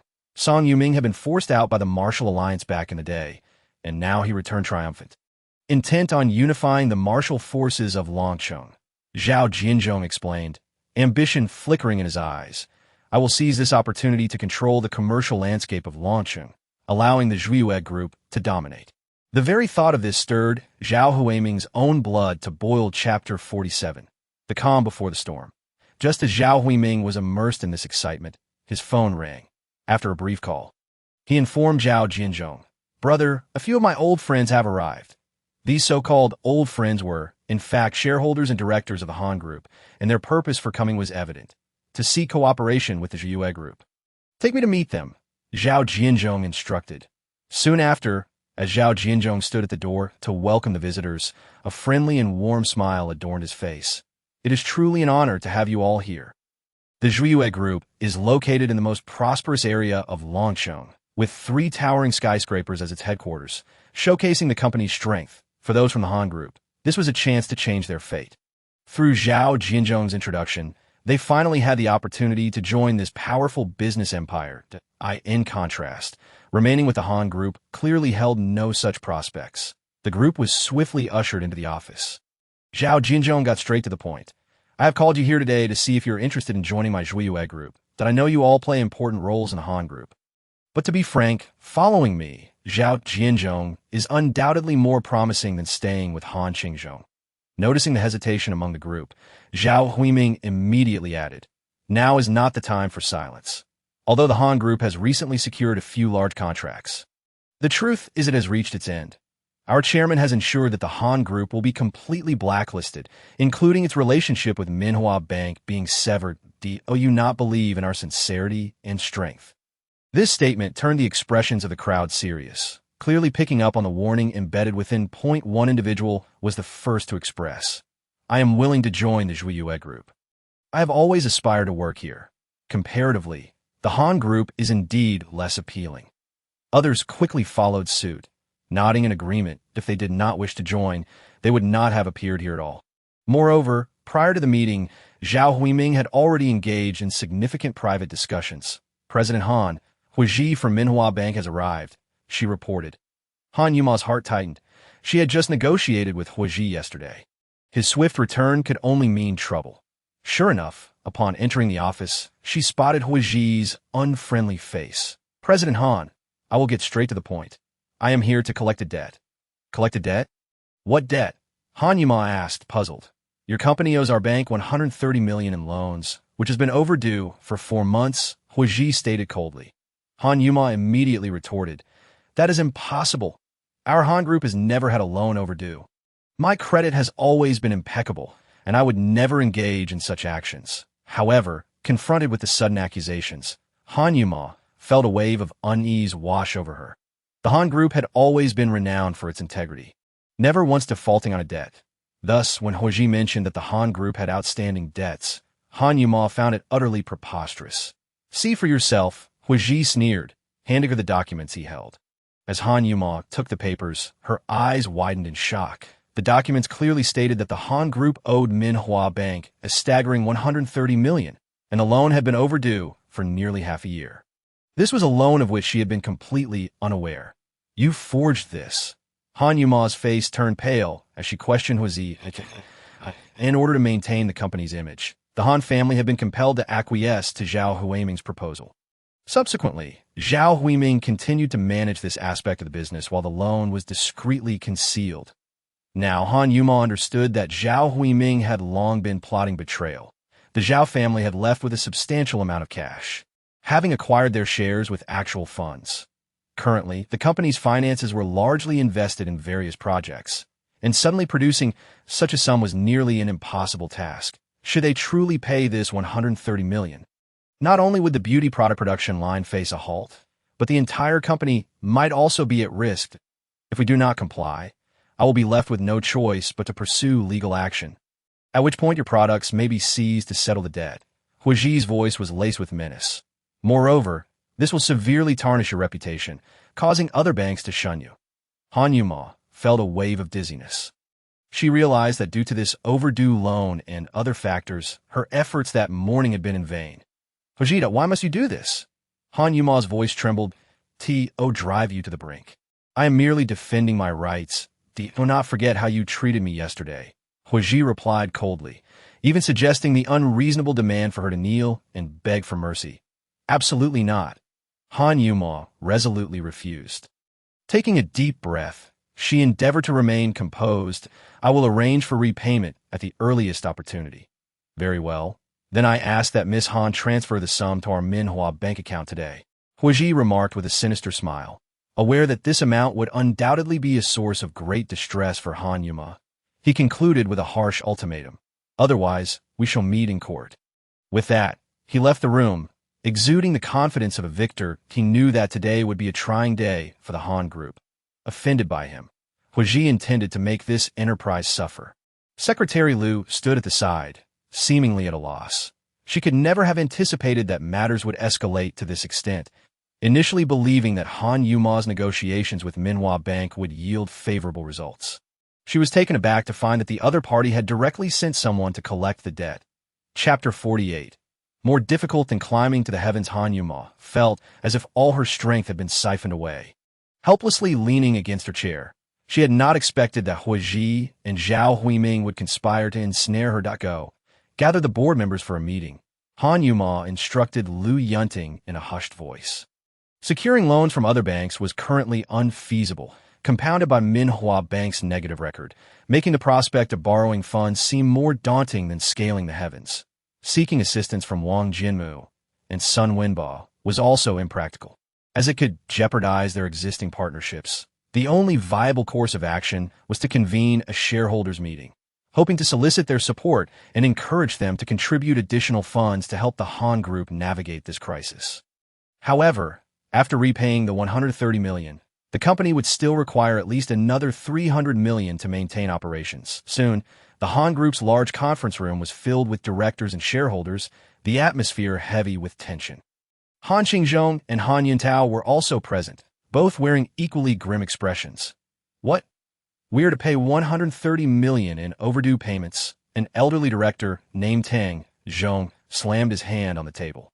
We have just allocated $100 million for various projects. Where are we supposed to find the funds to keep the company running? Han Yue explained, this sum must be settled. If Huiji takes us to court, the Han Group's reputation will suffer, and future collaborations with other banks will be jeopardized. Moreover, this will adversely affect our relationships with the Wang and Sun families. Han Yue remained silent, her mind racing. If she had a solution, she would not have called this meeting. The discussions in the conference room began to escalate, discontent brewing in the air. Ladies and gentlemen, Han Qingzhong stood up. We have gathered today to find a solution. The company currently needs around $300 million in funds that I hope we can collectively raise this amount to help the Han Group through this difficult period. Han Qingzhong surveyed the room, his voice steady and resolute. I have calculated that if each of us could contribute several million, we would be able to overcome this challenge. That I recently purchased a new home and am financially strained, one investor murmured. My child has just gone abroad for studies, and the expenses are considerable, another added. Han Qingzhong's brow furrowed instinctively, disappointment evident in his eyes. Nevertheless, a few directors stepped forward to express their support. I am willing to contribute $30 million. I can manage $20 million that I have some family matters, but I can offer $15 million. Although these contributions totaled around $100 million, it was merely a drop in the bucket for the Han Group's current predicament. Tang Yue spoke up again, his tone resolute. I am sorry, but I truly cannot spare any funds. Furthermore, a portion of the company's funds belongs to me, and I do not agree to utilize this money. Han Qingzhong's expression shifted slightly. Tang Yue, what do you propose we do? We urgently need funds to repay Minhua Bank's loan and advance new investment projects. Even if you disapprove, we must use this money. Tang Yue scoffed, rising to his feet. Han Qingzhong, I know that after Zhao Huiming's departure, the power of your Han family has increased significantly. But I, Tang Yue, am not to be trifled with if you intend to touch my funds. Then very well, I announce my withdrawal and demand that my 6 shareholding be liquidated. Director Tang, please remain calm. Someone rushed to dissuade him. The company's liquidity was already tenuous, and Tang Yue's exit would spell disaster for the Han Group. To make matters worse, several other old shareholders stood up in succession to announce their own withdrawals, collectively holding 18 of the shares, nearly 1/5 of the company's equity. Tang Yue, what are you doing? A director supporting Han Qingzhong anxiously implored. The Han Group has many quality projects. As long as we weather this crisis, the future is bright. What you are doing is cutting off your own path. Indeed, we have struggled together for so many years. Why must it come to this? Another director joined in the entreaty. However, Tang Yue and his associates remained unmoved by the pleas, with a disdainful smile. Tang Yue remarked, if this place does not retain people, there are always other places that will. Suddenly, Han Qingzhong recalled something. He fixed his gaze on Tang Yue and asked, yesterday my subordinates indeed saw you at Yue Group. Is that true? Tang Yue paused, then revealed a somewhat awkward smile before quickly regaining his composure. President Han, people always aspire to higher places, and water flows downward. You cannot blame me for that. Han Qingzhong seemed to lose all his strength in an instant. Appearing utterly exhausted, he understood that all of this was the result of Zhao Jianzhong's meticulous planning. Tang Yue and the others quickly proceeded to the finance department to process their withdrawal. Once they left, the Han Group's funds would be drained, leaving scarcely enough for basic operations. This would expand the company's financial shortfall from an initial $200 million to at least $500 million that needed to be filled. A heavy silence enveloped the conference room. Everyone understood the implications. The Han Group might truly face bankruptcy. One director's side. Even if we were to liquidate our assets, it would be difficult to fill this enormous void. We surely cannot resort to selling our homes to repay debts. Indeed, Chairman, what shall we do now? Another colleague asked helplessly. Han Qingzhong's gaze also grew bewildered. Given a year, he was confident he could turn this $500 million into several billion. But the current situation, he looked into the distance. Meanwhile, in Tang Yue's office, Lu Yunting entered with a troubled expression. President Tang, we have a grave situation, she began, her voice tinged with evident anxiety. Tang Yue glanced up at her. Setting aside his phone. What has happened, Lu Jia? Chapter 49. The crisis descends. Lu Yunting wiped away a tear and informed Tang Yue. Tang Zhong and the other shareholders had decided to withdraw their investments. The Han Group is now facing a monumental financial black hole, amounting to 500 million RMB. Upon hearing this, Tang Yue furrowed his brow. He had not anticipated that Hu Ji and his associates would act so recklessly. Just as he was contemplating whether to call Sun Wenbo for assistance, his phone suddenly rang. The caller ID displayed Li Wenbiao. Mr. Tang, the black line on my abdomen has completely disappeared. Tonight, I would like to treat you to dinner as a token of gratitude. Li Wenbiao's cheerful voice came through the line. After more than a week, he had come to trust Tang Yue's abilities implicitly. Sensing something amiss, Li Wenbiao quickly inquired, what has happened? Yesterday, our Han Group's loan application to Minhua Bank was denied. And not only that, but your bank's Wu Ji also insulted someone very important to me and came to our company today to provoke us, threatening to sue us. Tang Yue softly elucidated, his voice laden with a sense of helplessness and frustration. This must be a misunderstanding that I have previously reviewed the information regarding your company, and Han's Group fully meets the loan criteria. Li Wenbiao quickly grasped the situation. I will make an immediate trip to Han's Group. There must be some underlying details to this issue. If it is inconvenient for you, I can enlist Wang Jianmu or Sun Wenbo for assistance, Tang Yue suggested. Upon hearing those two names, Li Wenbiao's heart raced. He suddenly recalled the female driver he had encountered at home that day.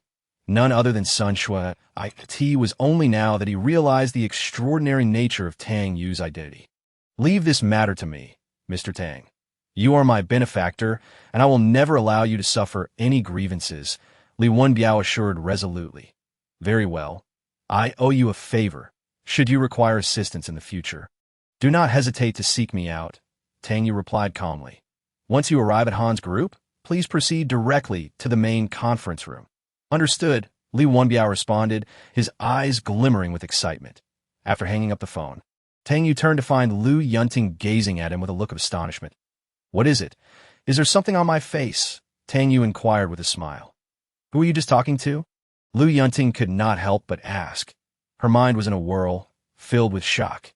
Not only did Tang Yue know Wang Jianmu, but he was also acquainted with Sun Wenbo and even the president of Minhua Bank.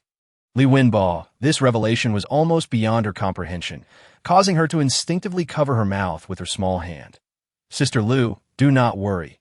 It is not as dire as it seems, Tang Yue reassured her with a smile. Let us go to the entrance to welcome President Li. The atmosphere in the conference room was as heavy as lead, with every director and shareholder furrowing their brows, calculating that they were still short by 500 million. Without external assistance, it seemed insurmountable. Zhao Jianzhong holds a significant position in the business community of Longcheng, and his network is profound that I fear we may not endure this crisis.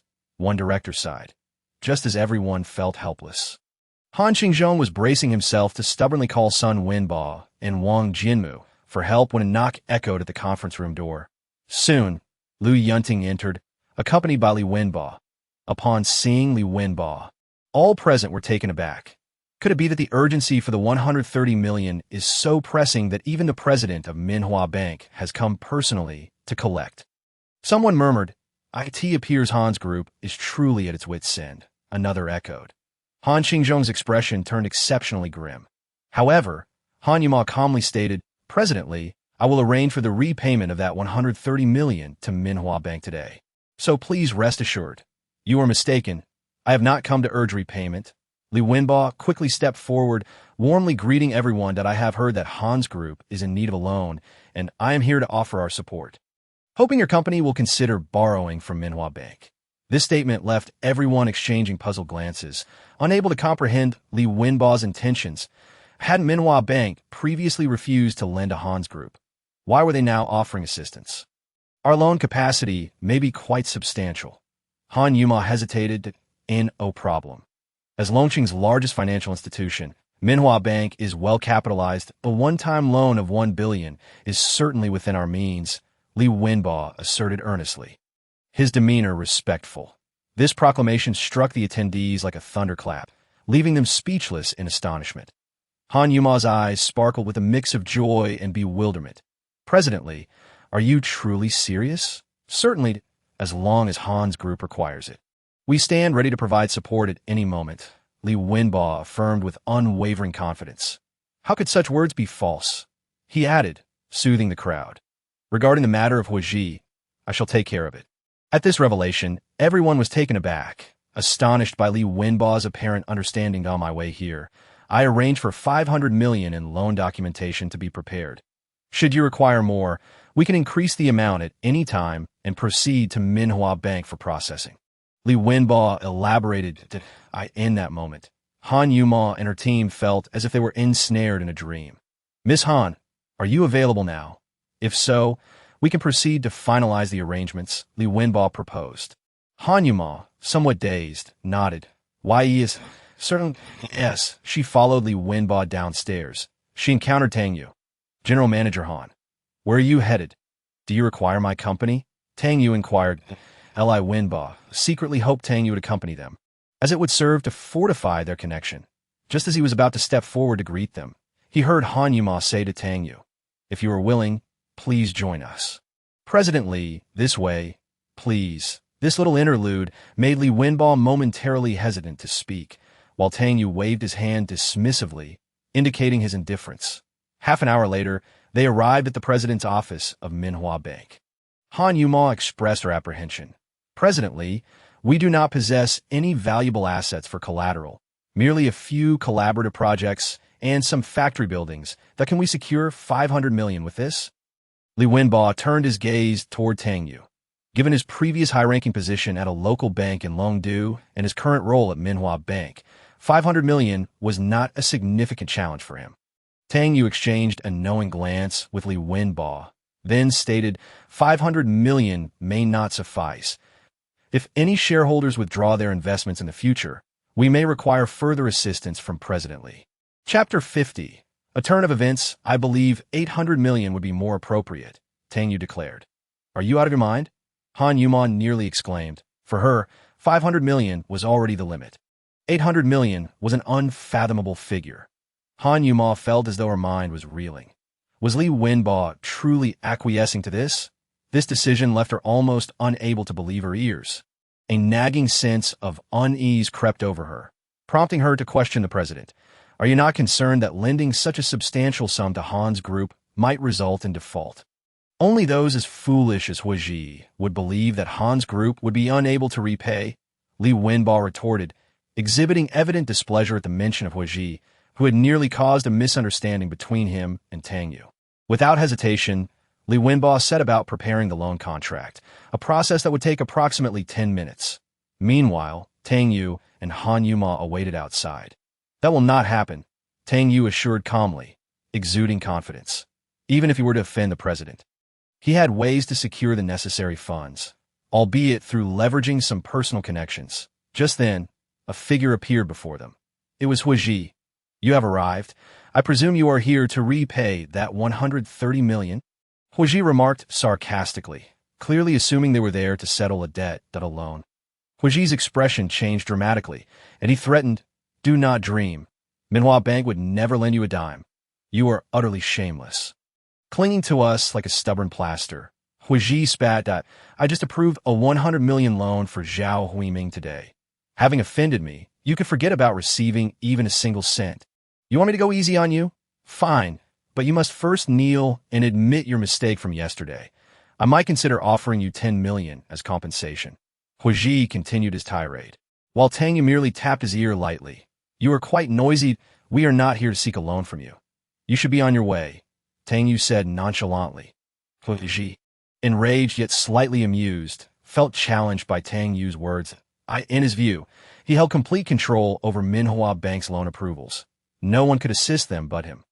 Tang Yue's remarks only fueled his sense of superiority. Thus, Huiji crossed his arms, dismissively retorting, "I'm a senior executive in the credit department. If I say no loan, then no loan it is. You can appeal to anyone else, and it will be futile. If you do not leave, I will call security. No one else? What if you were to seek me out? Would that be useless as well?" A commanding voice suddenly interjected. Everyone turned to see President Li Wenbo striding down the stairs, a stack of documents in hand, his steps firm and purposeful. Upon seeing him, Huiji's scalp prickled, and he exclaimed in shock. President Li Wenbo approached Huiji, his towering figure imposing upon him. Calmly yet sternly, he inquired, "I would like to ask you, does Han's Group's loan application require your approval?" Li Wenbo had long sought an opportunity to reprimand Huiji, and now, witnessing his disrespect toward Tang Yue, his anger flared. "I did not mean it that way." Huiji's words faltered as he received a sharp slap across the face. His injuries from the previous night had yet to heal, and this blow sent him crashing to the ground, groaning in pain. "Silence," Li Wenbo commanded. "Huiji, I hereby announce your immediate termination, and today's loan request will also be revoked." Upon hearing this, Li Wenbo himself shuddered. That 100 million was a promise he had made to Zhao Huiming and others. If it could not be dispensed, he too would find himself in a precarious position. Should he lose his job, he would become irrelevant to Zhao Huiming and the others. "No, President, I was wrong. Please do not fire me." Huiji pleaded desperately. "I have worked at Minhua Bank for 10 years. I am a valuable asset here." He knelt before Li Wenbo, begging, "You cannot do this to me. Get out." Li Wenbo barked. As Huiji departed the company like a dejected dog, he could not fathom how he had fallen to such a lowly state. With clenched teeth, he boarded the vehicle, heading toward an opulent hotel. Meanwhile, within a private room of the five-star establishment, the atmosphere was charged with exuberance. Zhao Jianzhong, Zhao Huiming, and Tang Zhong were gathered together from this day forth. "We are family," Zhao Jianzhong proclaimed with a smile, raising his glass to welcome everyone to the Excellence Group. "That it is an honor for all of you to join us." Amidst the clinking of glasses, a satisfied grin adorned Zhao's face. You cannot imagine how disheveled the Han family looked at that moment. "Their faces ashen," a colleague remarked. Indeed, the Han Group is currently facing a liquidity crisis. It likely cannot hold on for much longer. Another added that if they do not devise a solution swiftly, the Han Group may be on the brink of collapse. The crowd murmured.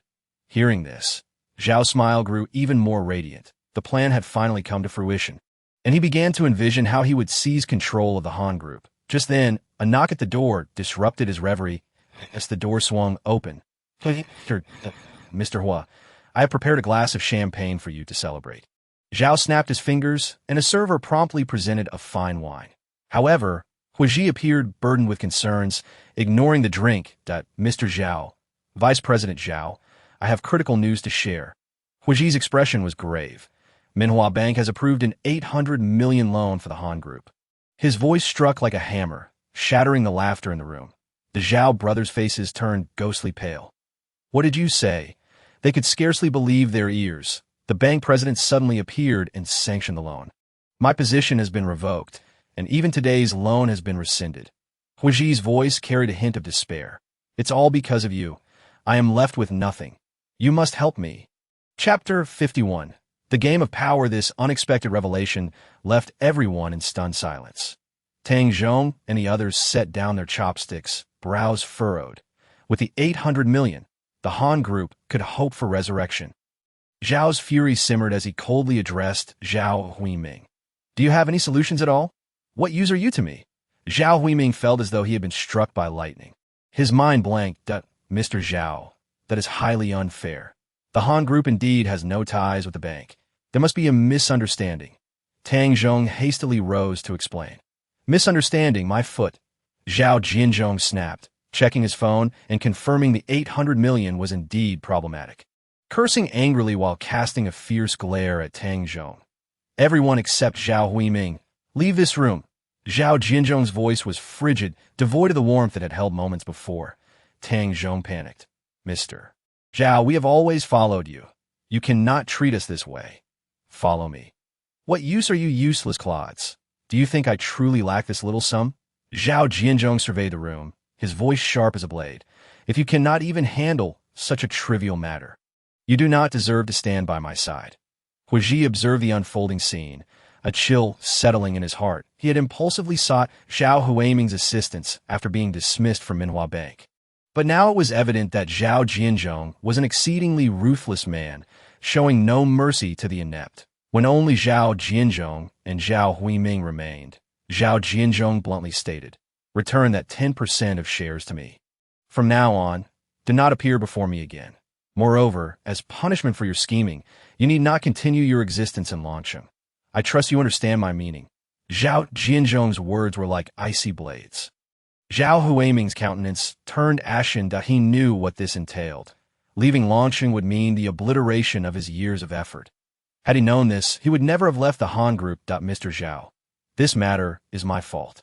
I did not anticipate that the Han Group had connections with the president of Minhua Bank. Zhao Huiming attempted to de-escalate the situation. However, you need not resort to such extremes. After all, that I have information regarding your affairs. And there are issues on the books of Excellence Group. His words carried an undertone of threat, that a glint of danger flickered in Zhao Jinzhong's eyes. Are you threatening me? No, Mr. Zhao. I am merely desperate. Please grant me another chance to remain in the Excellence Group. Zhao Huiming locked eyes with Zhao Jinzhong. Otherwise, we shall perish together. After joining the Excellence Group, he had secretly gathered incriminating evidence for future contingencies. However, he had underestimated Zhao Jinzhong's resolve. Zhao Jinzhong let out a cold laugh. Zhao Huiming, you still do not understand me. Since you dare to betray me, do not blame me for my lack of mercy. Zhao Huiming's target of intimidation was Zhao Jinzhong, whose rise to power had always begun with an unwavering determination. Just as Zhao Huiming prepared to plead for mercy, he realized it was far too late. An expressionless middle-aged man silently entered the private room, wielding a glimmering knife. Without warning, the blade pierced through his back. Zhao Huiming looked down at the blade protruding from his chest, astonished. Agonizing pain swiftly spread, draining his strength as his body collapsed helplessly. That moment, memories of the past flickered through his mind like a film. I truly regret it. Zhao Huiming let out a pained cry as life slipped away from him. In pursuit of power, he had sacrificed too much. His son imprisoned, and now he would meet his own demise. Zhao Jinzhong witnessed it all, his heart as tranquil as still water. Clean up the scene. He ordered coolly before dialing Tang Jun. Brother Tang, it has been a while. It is time for the Han family to repay all they owe. When Han Yuma announced this news at the board meeting, joy radiated from every face. However, questions lingered regarding why Minhua Bank would extend such a substantial loan. As the attendees reveled in their happiness, the door to the conference room was suddenly thrust open, and Tang Zhong, leading a group, barged in, causing a female assistant to stumble to the ground. "You cannot come in," she protested. "Nonsense, I am a shareholder. Why should I not enter?" Tang Zhong retorted as this scene unfolded. The previously vibrant atmosphere in the conference room turned tense. The situation had exceeded their expectations. The Han Group had secured 800 million in funding, while their path to joining the Excellence Group had been blocked. Faced with this reality, they quickly understood the choices they needed to make. Han Qingzhong scoffed, asking, "Who are you, Mr. Han? After all these years weathering storms together, do not treat us this way." Tang Zhong implored shamelessly. "Friends, have we ever shared true friendship? Apologies, but we have a meeting to continue. Please leave, or I shall call security to Mr. Han. We truly acknowledge our mistakes and hope for an opportunity to rectify them." It was Tang Zhong's fault. He led us astray. Had it not been for him, we would not have approached the Excellence Group. Voices began to shift blame. Tang Zhong, incensed by this, shouted, "Nonsense!" When we went to the Excellence Group, which of you was not more eager than I? Now you wish to cast all responsibility upon me. You shall not escape my wrath. Chapter 52. The conflict in the conference room, the atmosphere erupted into chaos, with individuals grappling like street thugs. Han Qingzhong shook his head in resignation and made a call. Shortly thereafter, a group of security personnel appeared at the conference room door, ready to expel the unwelcome guests. "Who dares touch me?" Tang Zhong yelled. His former director's status caused the security to hesitate, unsure of how to proceed. Just then, a resolute voice rang out from outside. "I dare." Tang Yue strode in, effortlessly lifting Tang Zhong. "How dare you lay a hand on me? I'm a director of the Han Group," Tang Zhong screeched. "Former director," Tang Yue replied coldly, then slapped Tang Zhong. "Behave yourself," Tang Zhong, momentarily stunned, felt the sting of the slap and lost a tooth in the process. Before he could react, Tang Yue tossed him out of the office like refuse, causing him to crash to the floor. The onlookers were left in shock. Tang Yue surveyed the room, asking coldly, "Will you leave voluntarily, or do you require my assistance?" The crowd exchanged glances, their eyes revealing reluctance, yet no one dared to utter another word. Moments later, Tang Zhong and his group silently exited the premises. Han Yuma, witnessing this, felt a flicker of delight. She had never anticipated Tang Yue's timely arrival, directly confronting Tang Zhong and providing her with a sense of vindication. "Esteemed directors, please continue with the meeting. I shall excuse myself. Should you need anything, feel free to summon me," Tang Yue said with a smile before departing the conference room. For Han Qingzhong, the day's emotions had ebbed and flowed like a roller coaster. Yet fortunately, all issues had been resolved satisfactorily. The assembly expressed agreement. Recent work had indeed been exhausting, and a trip would be perfect for relaxation. "The scenery at Buick Mountain Villa is exquisite. I shall make a reservation," Han Yuma responded enthusiastically. Although Tang Yue was unaware of Buick Mountain Villa's location, he had no reason to object, given the group's eagerness to go. With the E present, there was no concern for safety. Lu Tsiyu, descending from upstairs with a facial mask, remarked, with E around, "There is absolutely no need to worry." Yin Yi confidently asserted, "Rest assured, with me here, there will be no issues," though hiring a few more bodyguards for assistance would be even more reassuring. Tang Yue refrained from joining their discussion, intending to head to the kitchen to prepare medicine when his phone suddenly rang. The caller ID displayed that it was a call from Sun Shiwaru. "Teacher, there is something I need your assistance with." Sun Shiwaru's voice bore a hint of urgency. "What is it?" Tang Yue inquired. Why grandfather has an old friend in the provincial capital, a member of the Tian family of the launching martial arts clan. Tomorrow, they will face enemies seeking revenge, and I hope you can lend your support," Sun Shiwaru explained. Tang Yue asked, "Is the relationship between your family and the Tian family strong?" 10 years ago, a ruthless martial artist named Song Yuming emerged in launching. The mere mention of this name caused Tang Yue's gaze to turn cold. He was determined to find Song Yuming and avenge grandfather Han. The scant information he had gathered from Old Li was insufficient, and he had not anticipated that Sun Shiwaru would know the whereabouts of Song Yuming. Tomorrow, one of his disciples, a formidable warrior named Langya, is set to visit the Tian family. It is said that Langya has already destroyed the Lu family. And Uncle Tian has recently encountered difficulties in his training, his strength significantly diminished. She earnestly requested, "Thus, I ask for your help. The Sun family holds considerable influence in the provincial capital, and if they could send a skilled fighter, perhaps this crisis could be averted." However, the situation had unfolded too suddenly, catching the Sun family off guard, and Sun Shiwaru was acutely aware of Tang Yue's capabilities, hence her bold request. "I understand this may not be appropriate, and if you are unwilling, I will not insist." Before she could finish, Tang Yue interrupted her. "Tell me the location. I will arrive punctually at 8 tomorrow morning." Given that this matter involved the Song Yuming who had caused grandfather Han's demise, how could Tang Yue stand idly by? Sun Shiwaru was exhilarated upon hearing this and immediately expressed her gratitude. "The Tian family will be grateful for your assistance." She then sent over the address. After hanging up, Tang Yue was about to rest when he overheard Han Qingzhong and others discussing the itinerary for the following day. Tang Yue felt a bit conflicted as he had promised Sun Shiwaru his help. "I have something to attend to in the morning. I will join you in the afternoon," he stated, claiming a friend required his assistance. Han Yuma asked in confusion, "Do you have friends in Longchen?" "I wasn't aware," Lu Ziyu expressed her discontent. Dad, our whole family is waiting for someone. Is that appropriate? Can't his friend wait? Tang Yue secretly chuckled to himself, knowing that if Lu Ziyu were aware that the person seeking his help was the daughter of the Sun family, her attitude would surely differ.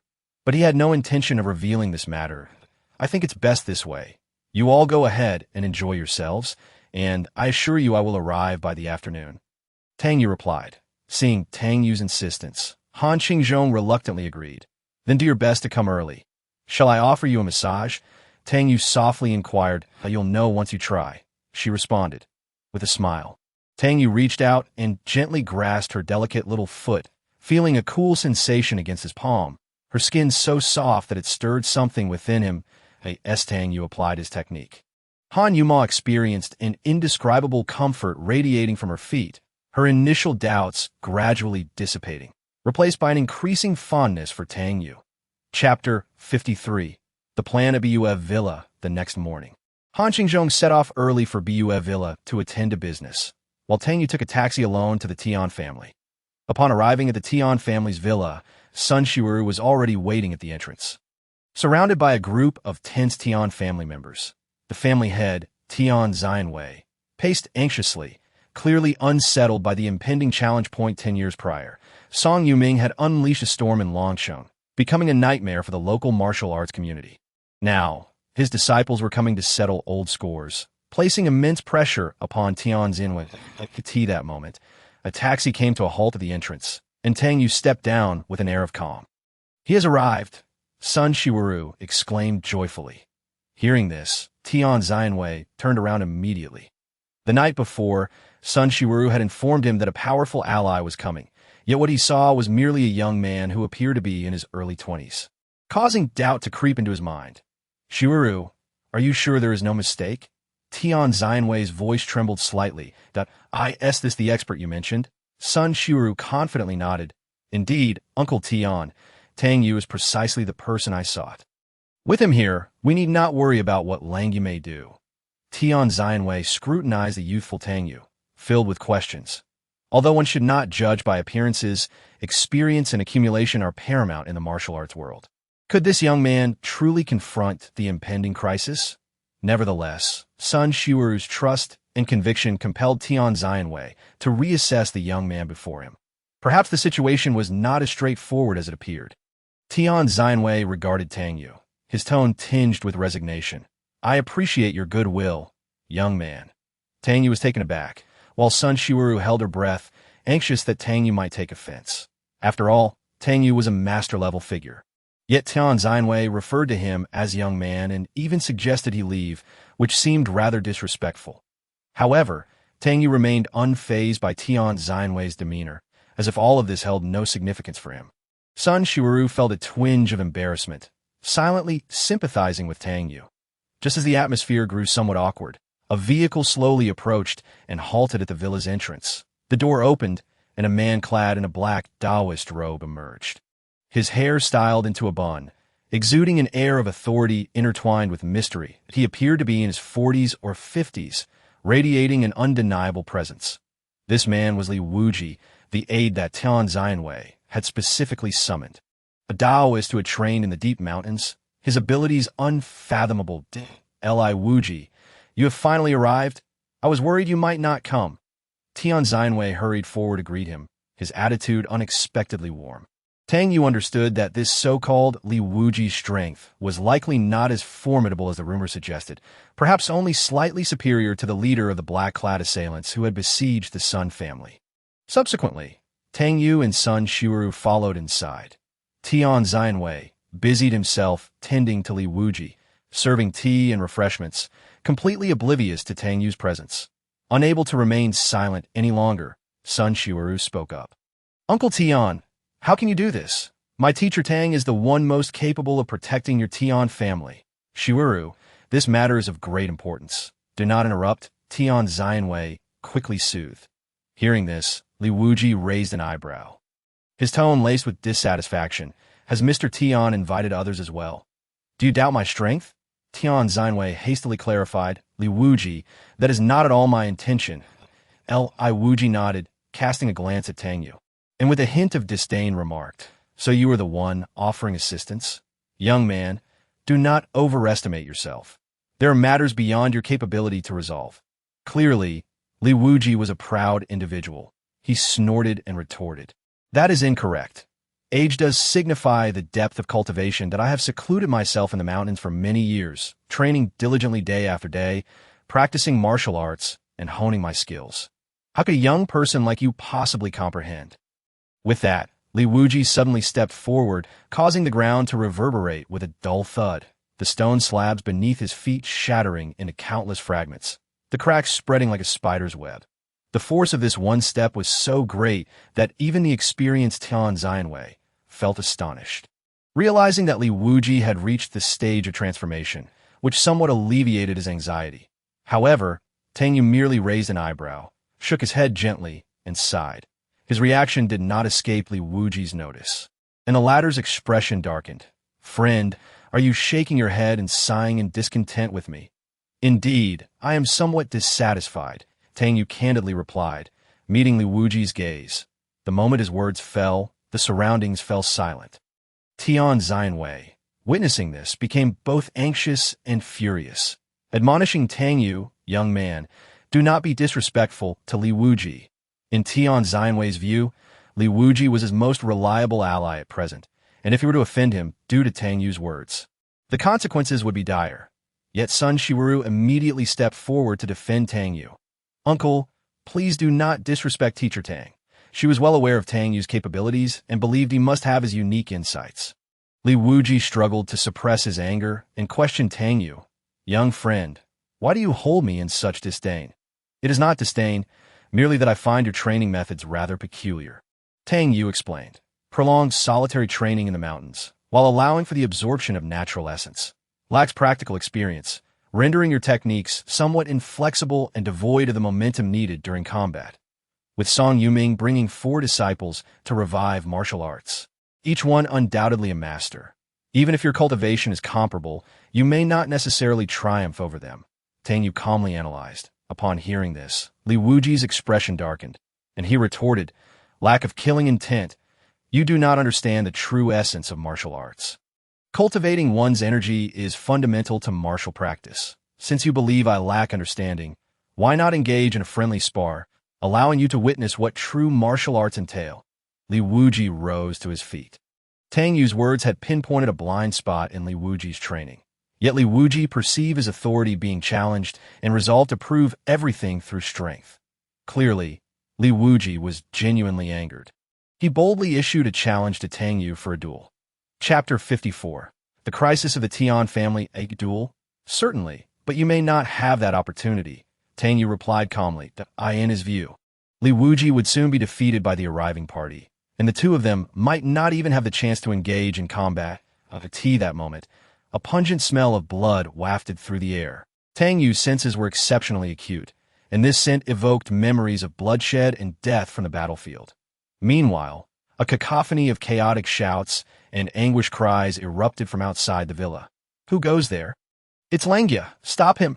Outside, the minions dispatched by Tian Yue let out pained howls. Before Tian Yue and his companions could react, a resounding crash shattered the tranquility as the villa's grand door was violently flung open. Standing at the threshold was a figure clad in black, his body drenched in blood, as if he had just returned from the depths of hell. His arrival sent a chill through the air, an icy dread that gripped the hearts of those within. His face concealed by a mask, the visible portions were marred with scars, rendering him particularly fearsome. This was none other than Langia, a formidable warrior forged through countless battles. The oppressive aura he exuded was nearly suffocating. Tang Yue instantly recognized Langia as a fighter who had endured myriad life and death trials. Li Wuji, I implore you to take action, Tian Yue urgently requested. Li Wuji rose and slowly approached Langia. Though Langia appeared to be in his 30s, he emanated an immense pressure that weighed heavily upon Li Wuji. Nevertheless, Li Wuji was confident in his prowess and addressed Langia. Given the arduous path you have traversed, should you choose to depart now, I shall grant you clemency, but I am a Taoist priest from the Qingfeng Temple, having not descended the mountain for decades. Should I intervene, Your demise would be inevitable. Langia let out a cold laugh, stepping forward with a tone laced with menace. You seek death. In an instant, he struck, the air thick with a heavy, sanguine aura. His punch was as swift as thunder, imbued with lethal intent. Clearly, he was a master who had reached the pinnacle of martial skill. Li swiftly sidestepped, employing the light-footed technique he had honed over years on the plum blossom post, known as the plum blossom step. Without delay, Li Wuji unleashed a palm strike, a signature move he had perfected over years of training on a mountain, designed to cleave through bamboo and stone. Yet confronting a living adversary proved far more complex than targeting a stationary object. His palm, originally aimed at Langia's chest, missed as the latter deftly dodged like a wild beast, failing to meet its mark. Instead, Langia seized the momentum to collide with Li Wuji, sending the latter reeling, their gazes locking. In Langia's eyes burned a chilling thirst for blood. In the fleeting moment that Li Wuji was momentarily stunned, Langia's hand morphed into a lethal claw, swiftly tearing through Li Wuji's abdomen. Li Wuji was thrown into disarray. His prolonged absence from combat rendered him flustered in this confrontation, forcing him to retreat repeatedly. Do you wish to die? Li Wuji angrily demanded, simultaneously launching a punch, the wind howling around him, his internal energy surging with enough force to shatter boulders. Their fists collided with a resounding crash, the floor splintering under the tremendous impact, while nearby tables and chairs were obliterated by the aftershocks. With a sharp crack, Li Wuji's wrist shattered, blood gushing forth. Confusion and pain etched across his face. We are both masters of martial skill. Why can you injure me? Despite the apparent parity in their power, Li Wuji was clearly at a disadvantage. While Langia bore only the faintest of marks, Langia scoffed. It seems your years of training on a mountain have dulled your sense of real combat. Do you know which part of human's fist is the hardest? Do you comprehend how to channel your internal energy to render your fist unbreakable? Even with your mastery, defeating you is as simple as slaughtering a chicken for me. With that, Langia struck once more, aiming directly at Li Wuji's defense. Bang! Langia effortlessly breached Li Wuji's guard, landing a heavy blow to his chest. Li Wuji's body was hurled backward, crashing against the wall, filled with unyielding resentment. In that moment, Li Wuji finally grasped Tang Yue's words. Long-term cultivation in the mountains, while allowing one to draw upon the forces of nature, lacks the refinement of practical combat, rendering techniques rigid and devoid of genuine combat spirit. Li Wuji realized that his fist techniques were indeed insufficiently robust. He attempted to rise, but Langia swiftly pinned him down with a foot, rendering him immobile. Li Wuji! Tian Xiongwei exclaimed in terror, never anticipating that the renowned Li Wuji could be so easily subdued. With Li Wuji's protection stripped away, a wave of dread washed over Tian Xiongwei, his body trembling involuntarily as he understood that the time had come for him to face Langia's ruthlessness. Langia's gaze swept across the room, finally locking onto Tian Xiongwei's face. You are next. Tian Xiongwei's throat constricted, drenched in cold sweat, unable to utter a single word. Master, I beseech you to assist us. Sun Shiwuru implored anxiously. She had never witnessed anyone as powerful as Langia and could only place her hopes on Tang Yue. This moment, Tang Yue was leisurely savoring a cup of tea, seemingly unfazed by the tense situation before him. This lad can be of assistance? How laughable, Langia mocked. Then I shall exert myself a bit more. And no sooner had he spoken than Tang Yue's teacup suddenly flew from his hand, spinning with force directly towards Langia. Langia raised his hand to block it, but with a resounding crash, the teacup shattered, the powerful impact causing blood to spurt from his arm. This scene left everyone in shock. Li Wuji had exerted tremendous effort without inflicting a single wound upon Langia, yet Tang Yue had injured him with nothing more than a teacup. Li Wuji's eyes widened as he beheld true power and technique in that strike, a level of mastery he could never hope to attain. Tang Yue casually remarked to Sun Shiru, "It should not be you pleading." Tian Xiongwei immediately understood, hastily bowing to Tang Yue in desperation. "Mr. Tang, I implore you to lend us your aid. I was blind to your greatness. Please save our Tian family." Tang Yue nodded slightly. Seemingly satisfied with Tian Xiongwei's response, he slowly rose and approached Lang Yue. His gaze calm and profound. Empty threats, Lang Yue roared, exuding a fierce killing intent, the entire room seemingly enveloped in icy dread. However, just as Lang Yue believed his aura would intimidate his opponent, his expression abruptly transformed as if he had seen a ghost. For it was evident that Tang Yue's power far exceeded his expectations. A formidable killing intent surged from Tang Yue, reaching into the heavens. Unlike Lang Yue's cold demeanor, honed from countless brushes with death, Tang Yue's aura resembled that of a grim reaper from the depths of hell, causing the birds in the courtyard to flee in terror. Chapter 55. The villa under attack. Lang Yue was momentarily stunned. How much bloodshed and death lay behind this killing intent? How could this young man harbor such profound malevolence? As Lang Yue pondered, Tang Yue made his move. He kicked towards Lang Yue's chest like a bolt of lightning. The force behind the kick overwhelming, as if the entire world had frozen in that moment, leaving only the silhouette of a leg cutting through the air. Lang Yue attempted to evade, but Tang Yue's speed was blinding, leaving him no room to react. With no other choice, Lang Yue braced himself, summoning all his internal energy, his garments fluttering in the wind. Yet upon contact with that kick, his bones shattered like fragile twigs, blood and flesh mangled. He was propelled backward like a cannonball, spewing blood and filled with terror. Master. Before the words could escape his lips, Tang Yue struck again, seizing Lang Yue's ankle mid-flight. Lang Yue hung limply in Tang Yue's grasp. Akin to a lifeless fish, with a thunderous crash, Tang Yue slammed him onto the ground, creating a massive crater, dust scattering in all directions. Lying at the bottom of the pit, Lang Yue's bones were nearly shattered, blood oozing from his orifices. Once a seasoned international mercenary, Lang Yue had faced countless battles and even ascended the ranks of the infamous kill list. Though his position was near 1,000, it attested to his strength. Yet he had never encountered such a terrifying individual. Tang Yue's killing intent was like a reaper amidst a storm, instilling an unprecedented fear within him.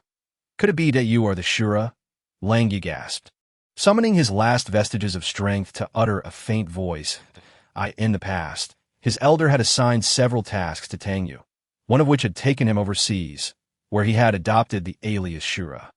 It was surprising that Lang Yue had heard of this moniker, merely a pseudonym, yet upon hearing it, Lang Yue instinctively shut his eyes, as if the name concealed untold stories. Nearby, someone couldn't help but draw a sharp breath. Tian Xiongwei nearly bowed in reverence at Tang Yue's valor. Was this how it would be resolved? Tang Yue asked nonchalantly.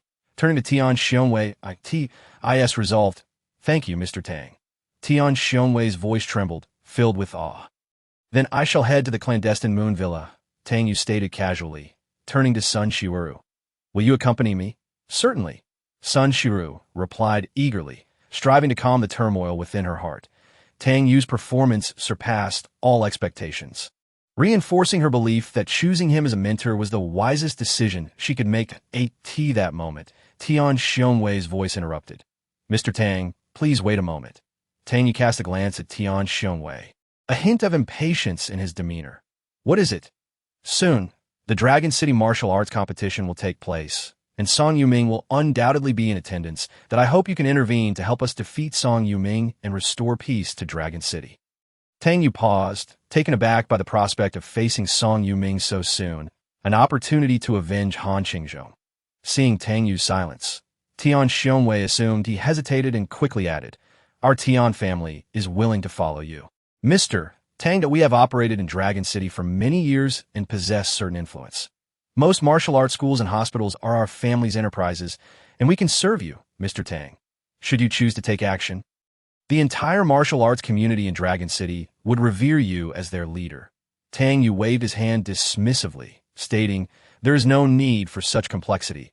I have no interest in acquiring followers. Please leave me your contact information, and once Song Yuming makes his appearance, I shall deal with him personally. That a trace of coldness laced his tone. He had been relentlessly pursuing the true culprit behind Han Qingzhong's poisoning, Song Yuming. Now that he had the opportunity to confront him directly, Tang Yue would not let it slip away. That in due time, he would ensure that Song Yuming received the punishment he deserved. Meanwhile, at the Bue Villa, The Han family was enjoying a leisurely moment by the fish pond. They were fishing and engaging in soft conversation, relishing the rare tranquility. Even the usually vivacious Han Yue had quieted down, intently gazing at the water's surface. Only Lu Xiu seemed disinterested in fishing. She was off to the side, capturing the villa's picturesque moments with her camera. The scenery at Bue Villa was nothing short of enchanting, resembling a secluded paradise surrounded by the sounds of chirping birds and fragrant blossoms. However, this serene atmosphere was soon shattered. The sudden roar of a car engine pierced the tranquility, drawing everyone's attention. Bue Villa had been booked exclusively by the Han family, and no outsiders were expected. Yet, the sound grew louder, indicating an unwelcome intrusion at the entrance of the villa. Security Chief Yin Yi initially paid little heed, merely instructing a few guards to investigate. But the vehicles did not slow down. Instead, they accelerated towards the premises. Realizing the gravity of the situation, Yin Yi immediately ordered an interception, but it was too late. With a thunderous crash, the lead vehicle smashed through the gates and stormed into the villa. "Enemy attack! Prepare yourselves!"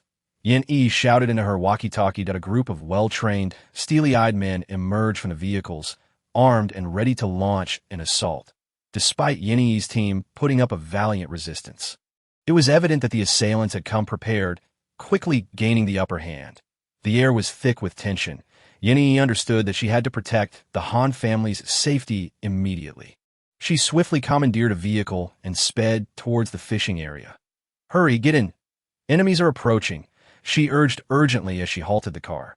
The Han family members hesitated for a moment before quickly reacting and boarding the vehicle.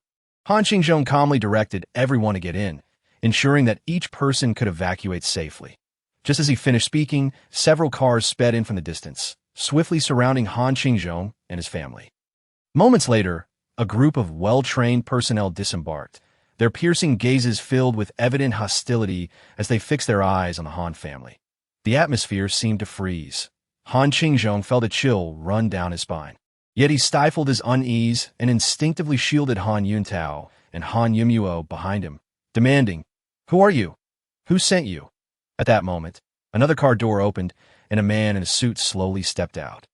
He surveyed his surroundings, a sinister smile playing at the corners of his lips. "Long time no see, Director Han." Han Qingzhong instantly recognized the man, Tang Jun, and his heart sank.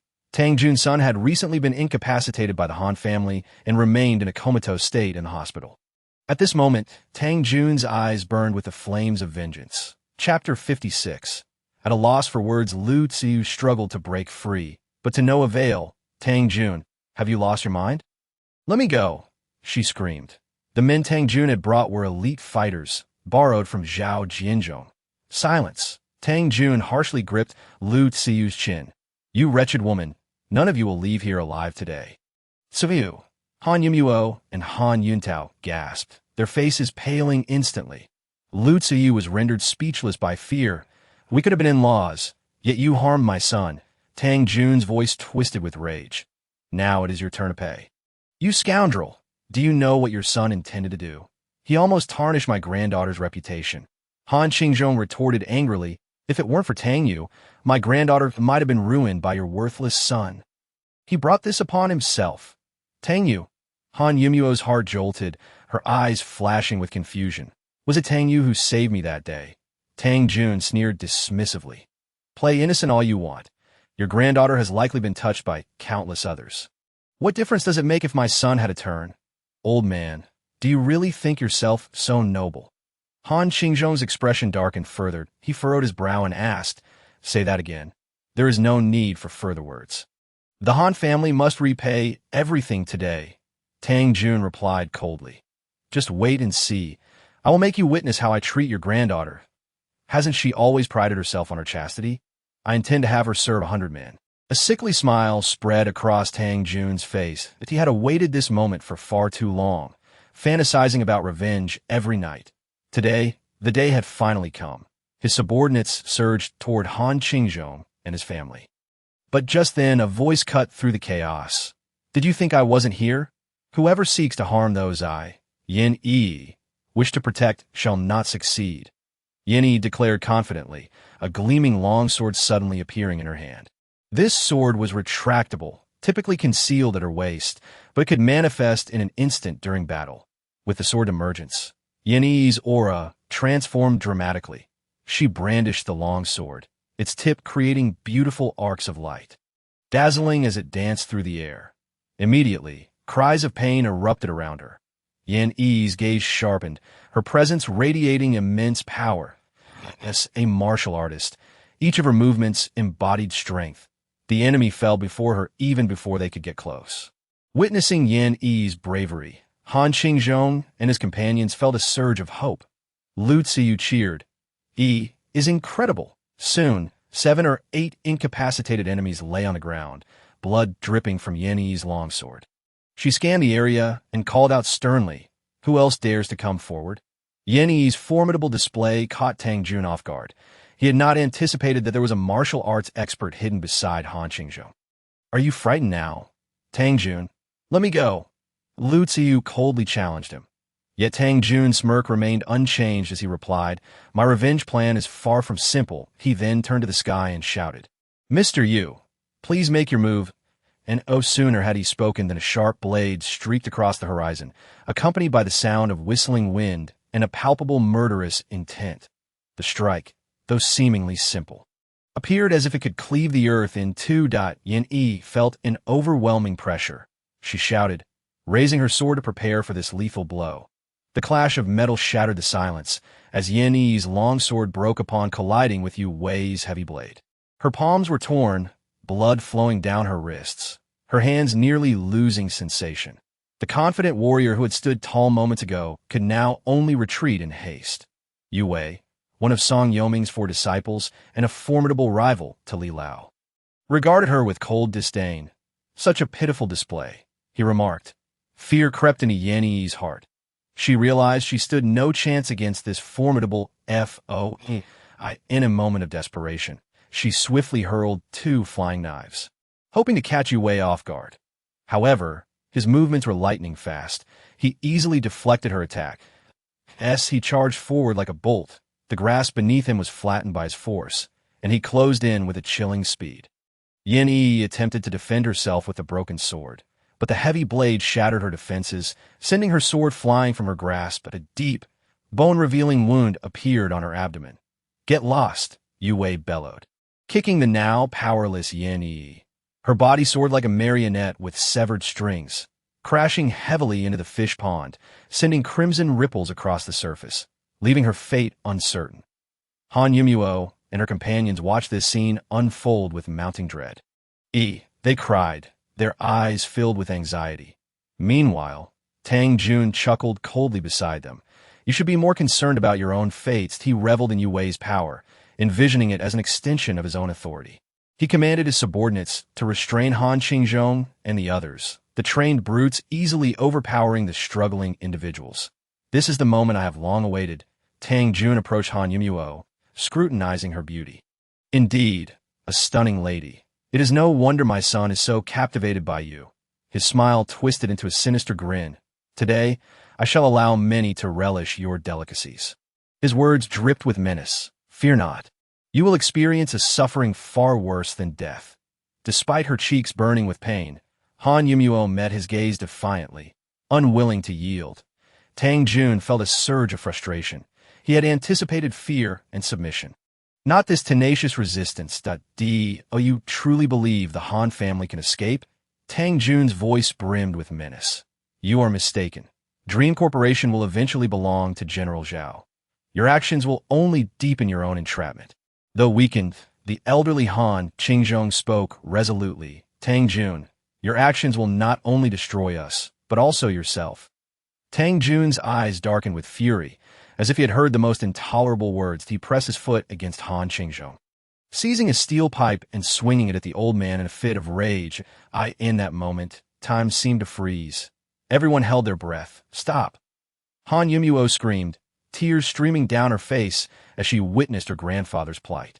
Lu Xiyu fainted from fear beside them. Just as Tang Yue prepared to strike again, a black Land Rover suddenly burst onto the scene, the screeching brakes shattering the silence. Chapter 57. turning point as the car door swung open. The occupants inside swiftly disembarked, their arrival seemingly heralding a turning point in the tense situation. Tang Yue and Sun Shiru stepped out of the vehicle, and the sight before Tang Yue instantly rendered his expression as cold as ice. An aura of chilling murderous intent radiated from him, stronger than when he faced Langia, as if he could freeze everything in his path. Sun Shiru stood nearby, also feeling the weight of this oppressive energy, akin to being crushed beneath a mountain. Upon seeing Han Qingzhong lying on the ground, drenched in blood, Tang Yue was nearly driven to madness. He rushed to Han Qingzhong's side with a speed that left onlookers astonished. In a flash, 9 silver needles glimmered in his hand, accurately finding their mark on Han Qingzhong, attempting to stabilize his vital signs. "Arrest them," commanded Tang Jun. The crowd moved in response, but Sun Shiru had already drawn her soft sword. Exclaiming, "Who dares to approach?" She then joined the fray, protecting Han Yameng and the others. "Grandfather Han is gravely injured. I have temporarily preserved his life with these silver needles. You must hurry and take him to the hospital," Tang Yue stated calmly, though his eyes shimmered with cold light. "Yes, you all go ahead. I will cover our retreat. Head to Tianshan Hospital. There's a friend of mine there," while Sun Shiru battled the enemies. She guided Han Yameng and the others, her figure akin to a goddess amidst the chaos of the battlefield. Han Yameng remained in shock, but Han Yuntao quickly regained his composure, shouldering Han Qingzhong and signaling Han Yameng to assist Lutzu. "Let's go." Han Yuntao understood that with Tang Yue present, today's crisis could likely be resolved. "Don't dream. No one leaves here today," Tang Jun bellowed. "Tang Jun, your son Tang Ming is crippled by my hand. This has nothing to do with them," Tang Yue calmly replied, fixing his gaze on Tang Jun. "What did you say?" Tang Jun's eyes widened in disbelief, his voice turning dangerously fierce. Tang Yue enunciated each word deliberately. "I indeed crippled your son with my own hands. I shattered his bones and destroyed his meridians. Though he is awake now, his limbs remain paralyzed, a torment far worse than death."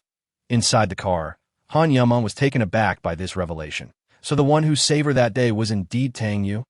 Sun Shiru urged them into the vehicle. "Don't worry. Hurry up and leave." Han Yuntao nodded gratefully, pressing the accelerator as the car sped away from the scene. "Stop them," Tang Jun ordered, and his subordinates prepared to give chase. "Your opponents are here." Sun Shiru swung her soft sword, its blade flashing like lightning, blocking the path of the pursuers. Despite her enhanced abilities thanks to Tang Yue's assistance, she did not falter against the well-trained enemies, fending them off one by one. That moment, a commotion arose by the fish pond, and the pale-faced Yin Yi dashed out. She did not know who Sun Shiru was, but she recognized this as her chance for survival and joined the battle despite her heavy injuries. The majority of Tang Jun's men had already been wounded by the 2 women. "Yue, it's your turn now. Deal with this brat first, then wipe out the Han family," Tang Jun coldly instructed. Yue nodded slightly, brandishing his steel knife as he charged at the 2 women.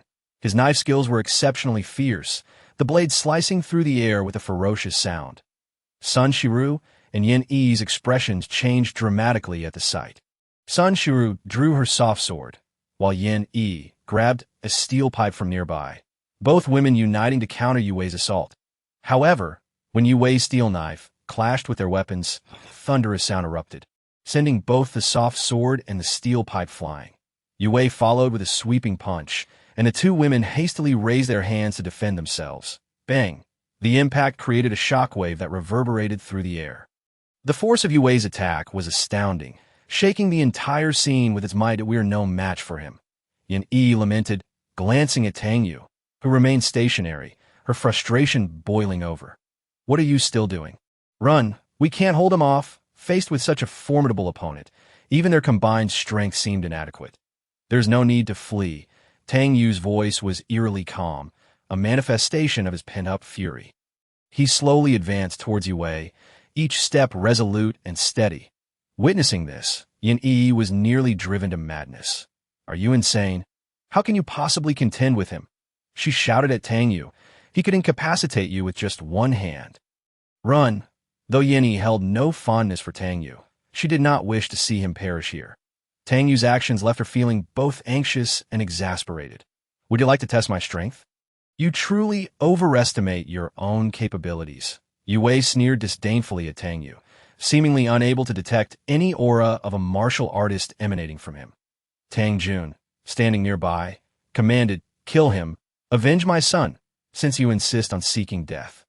Do not blame me for being ungracious." Suddenly, Yue swung his knife, a crescent-shaped arc of blade light slicing through the air, heading straight for Tang Yue. Yin Yi shut her eyes tightly, her heart silently lamenting. It's over. She believed that this time, Tang Yue would undoubtedly perish, cleaved in two by the sharp blade. However, Tang Yue stood firm, his feet as steady as a rock.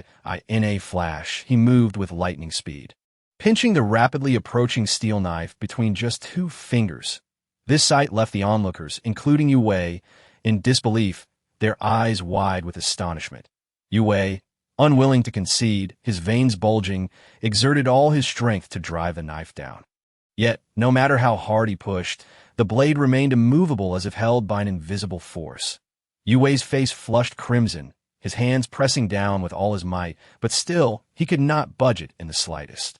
"This is impossible." Yue gritted his teeth, incredulous that Tang Yue could withstand his attack with merely 2 fingers, a feat unheard of. Yinny opened her eyes, stunned into silence by the scene before her. Not only had Tang Yue thwarted Yue's assault, but he did so with effortless ease. Suddenly, a crisp sound shattered the stalemate. Tang Yue lightly flicked his finger, and the once sturdy steel knife snapped in two.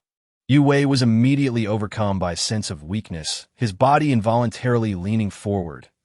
In that instant, Tang Yue struck. Bang! A heavy sound echoed. It felt as though Yue's chest had been struck by a hammer, blood erupting from his mouth as he collapsed to the ground. Tang Yue picked up the broken knife, placing it against Yue's throat, and calmly inquired, "Do you have anything to say? You cannot kill me. My master is Song Yuming. If you kill me, he will not let you off lightly." Yue stammered in terror, having lost all his previous arrogance and confidence. Chapter 58. Unbearable anger. What happened to my senior brother? Yue's face was filled with dread, the worst suspicions creeping into his mind. "You can go down and ask him yourself," Tang Yue replied nonchalantly. Then, with a swift motion, the knife fell. No Yue's voice was abruptly silenced as his head soared into the air, accompanied by a rain of blood. Thus, Yue's life came to an end before the eyes of the onlookers. Gulp, gulp. Everyone present swallowed hard in unison, their bodies frozen in place, unable to move. Tang Yue's gaze landed on Tang Jun's face as he softly remarked, "Now, it is your turn." Tang Jun was filled with terror. He had never anticipated that his formidable ally could be so easily vanquished by Tang Yue. In that moment, he finally grasped that every failure of Zhao had been due to this very person. Tang Yue. He also understood why the Han family had always remained unscathed. It was all related to Tang Yue, whom they had never deemed worthy of attention. Tang Yue approached Tang Jun, neither confirming nor denying anything, merely asking, "Which hand did you use to strike my grandfather?" Tang Jun felt an overwhelming pressure wash over him, as if his throat were being choked by some unseen force, rendering him speechless.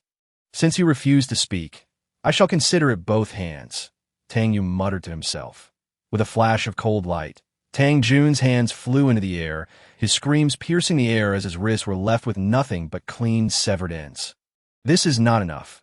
Tang Yue brandished a few slender silver needles, quickly sealing Tang Jun's vital acupoints. "Your son brought this upon himself. Now you shall experience the same flavor," employing the same method on Tang Jun. He made him undergo the silent agony of awareness, as if countless ants were crawling within him, each inch of his skin suffering excruciating pain. This torment was far worse than death. Tang Jun immediately regretted his actions, lamenting that he had not stopped his son Tang Ming and resenting his earlier neglect of Tang Yue's presence. Tears mixed with snot streamed down his face. "Everyone else, stand still. Whoever dares to move will be executed."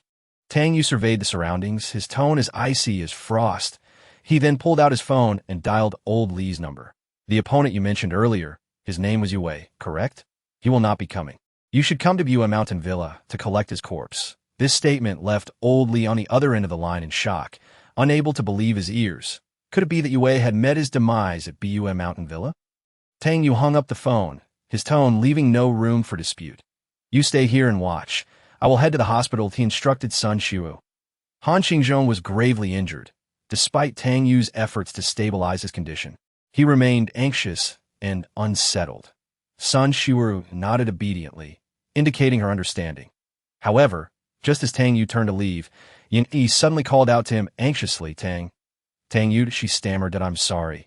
The gaze of Yin Yi was filled with a complex array of emotions. Tang Yue merely waved his hand lightly before striding away. Approximately 10 minutes later, Old Li, accompanied by a group from Qingyan Hall, hurriedly arrived at the scene. Faced with the chaotic spectacle before him, Old Li could not help but gasp in shock. Upon seeing the headless corpse of Yue, his horror intensified that he swiftly directed his subordinates to manage the scene, but noticed that the thugs brought by Tang Jun were still present. Miss Sun, what shall we do with these individuals? Old Li inquired of Sun Xiu. Sun Xiu shook her head, replying, the teacher only instructed me to keep an eye on them. He did not specify how to deal with them. Consequently, Old Li immediately called Tang Yue for guidance that on the phone, Tang Yue unhesitatingly issued the command. Eliminate them all. Meanwhile, at Tianshan Hospital, Han Yumeng and Han Yuntao anxiously pleaded with the tall doctor, Dr. Zhou, to expedite the treatment of their grandfather. No. Han Yumeng attempted to intervene, but it was too late. My boyfriend said these silver needles are crucial for sustaining Grandpa's life. They cannot be removed. She explained with concern. Dr. Zhou, however, dismissed her worries with a hint of disdain, stating, since you have chosen Tianshan Hospital, you should trust us. Traditional Chinese medicine is merely a collection of deceitful tricks. As an expert trained abroad, I assure you, I can save your grandfather. His confidence was palpable, and he scoffed at the significance of the silver needles. Hearing these words, Han Yumeng felt a wave of confusion. She was uncertain whom to believe. Her heart in turmoil, Dr. Zhou hurriedly instructed, you bring the patient into the emergency room. I will come to perform the surgery after my meeting. With that, he swiftly departed. The medical team worked urgently, administering intravenous infusions of large quantities of immunoglobulin and platelets. Yet the bleeding remained uncontrolled. The heartbeat gradually weakened. The medical staff prepared to administer defibrillation. After the resuscitation efforts, Dr. Zhou pushed open the door to the operating room, where Han Yumeng and Han Yuntao awaited anxiously. Upon seeing Dr. Zhou emerge, they rushed towards him. Doctor, how is the situation? I'm afraid we have done all we could. You may enter to see him one last time and begin preparing for the arrangements. Dr. Zhou's voice conveyed a sense of helplessness. Upon hearing this, Han Yumeng's body trembled, nearly losing her balance. Han Yuntao, in a fit of rage, accused, it's all your fault for removing those silver needles. If they had remained, my father would not be in this state. Dr. Zhou coldly retorted, do not cause a scene here. I am the attending physician. My judgment is beyond question. When you brought him in, the patient's condition was already extremely critical. As for those silver needles, they are clearly tricks of quacks, devoid of scientific basis. Han Yumeng and Han Yuntao turned pale at his words. Just then, Tang Yue arrived from a distance, expressing concern for the situation. Grandpa is failing. It was this doctor who removed the silver needles you left in Grandpa, Han Yumeng said, her voice trembling with emotion. Tang Yue's expression darkened immediately. You are that doctor? He shot a glance at Dr. Zhou, his tone laced with reproach. You cannot go in, Dr. Zhou exclaimed in surprise, then rushed back inside. Tang Yue caught sight of Han Qingzhong lying on the operating table, filled with guilt. Tang Yue, can you save my grandfather? Han Yumeng asked, clinging to a glimmer of hope. In that moment, everyone held their breath, their eyes fixed on Tang Yue, hoping for a miracle. Tang Yue examined Han Qingzhong's injuries. Though grave, there was still a sliver of hope. He was confident he could save Han Qingzhong. Dr. Zhou, however, remained skeptical, scoffing, do not be ridiculous. The patient's heartbeat is nearly non-existent, and his liver is ruptured. This is beyond the capabilities of modern medicine. Your inability does not imply my failure. Tang Yue calmly countered. Had the correct treatment been administered sooner, Mr. Han's condition would not have deteriorated to this extent. Dr. Zhou retorted angrily. I come from a family of medical professionals and graduated from a top medical school abroad with outstanding results. Are you suggesting I lack understanding? Your credentials and background are irrelevant.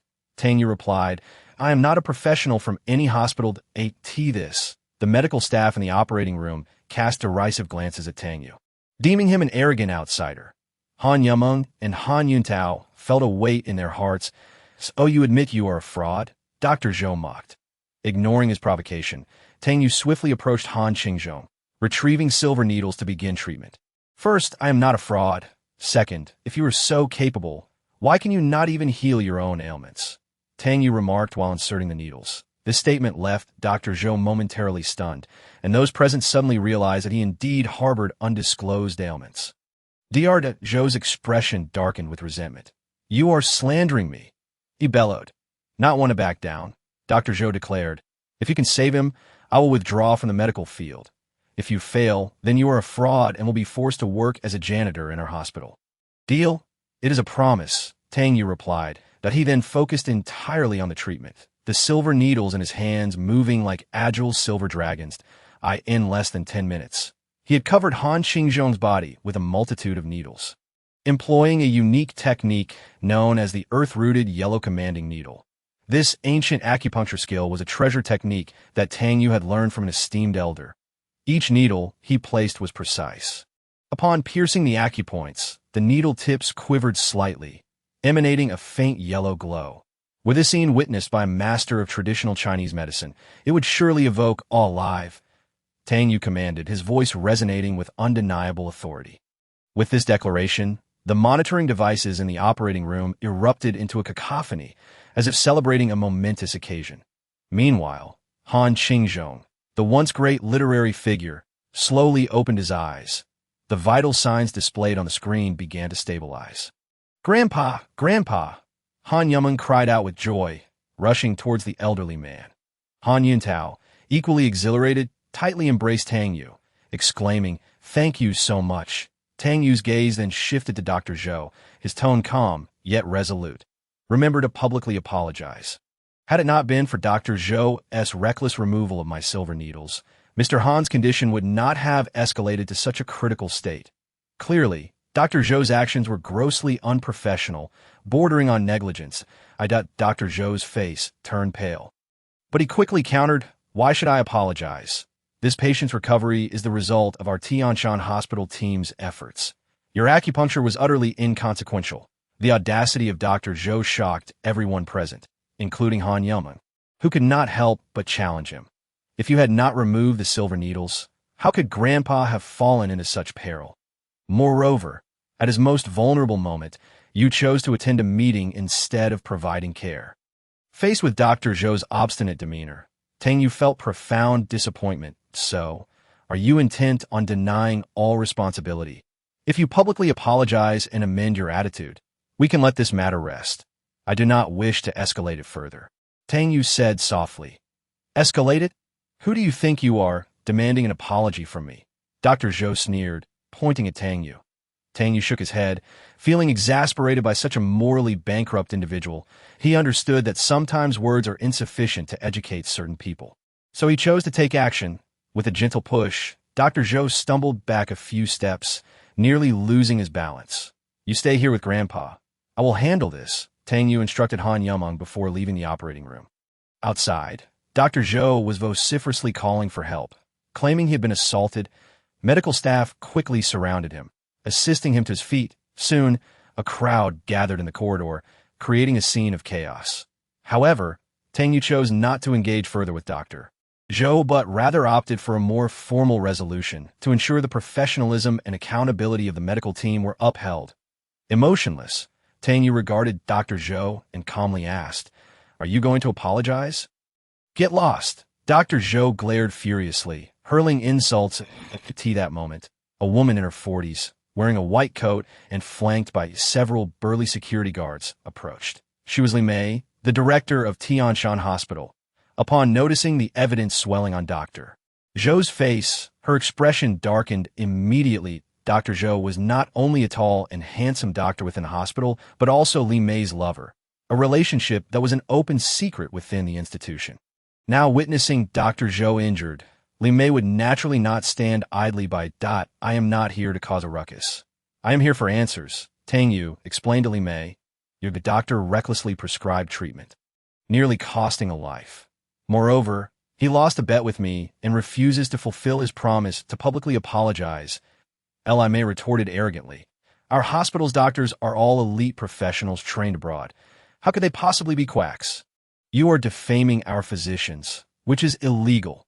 If you continue this disturbance, I can ensure you will be silenced. Her audacity stemmed from the backing of the renowned Li family in martial arts. Tang Yue frowned at Li Mei.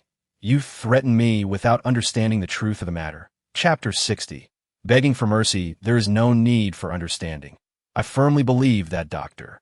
Zhou can never be in the wrong. I Mei declared resolutely, her arms crossed over her chest. She was determined to protect Dr. Zhou. Dean Mei, Tang Yue's tone turned serious. I offer you a piece of advice. To preserve the hospital's reputation, you must eliminate undesirable elements like Dr. Zhou. If you turn a blind eye, what if I do not dismiss him? Li Mei retorted with disdain. Then perhaps you should reconsider your own position. Tang Yue spoke bluntly. I Mei was momentarily taken aback, then burst into laughter, thinking she had misheard. My backing is the Li family of Longcheng. Oh, you dare challenge them?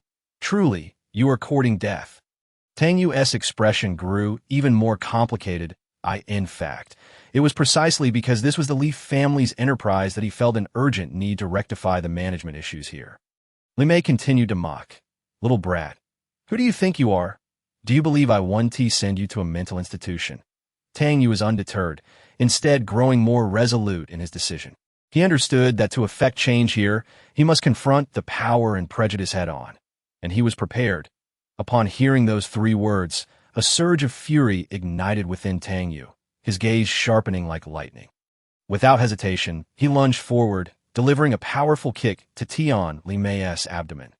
Tian Li Mei's body flew backward like a kite with its string cut, her insides seemingly churning, the excruciating pain rendering her nearly breathless. Old fool, Tang Yue cursed furiously. Kill him. This little brat is finished. Tian Li Mei clutched her stomach, her face a mask of rage and hatred. You arrogant little brat, just wait and see. Nearby, Dr. Zhou joined in the jeering. Indeed. Kid, you have truly brought this upon yourself. Yet Tang Yue paid no heed to the security personnel attempting to intervene. He swiftly retrieved his phone, dialed the number, and activated the speaker function. The call was answered almost immediately.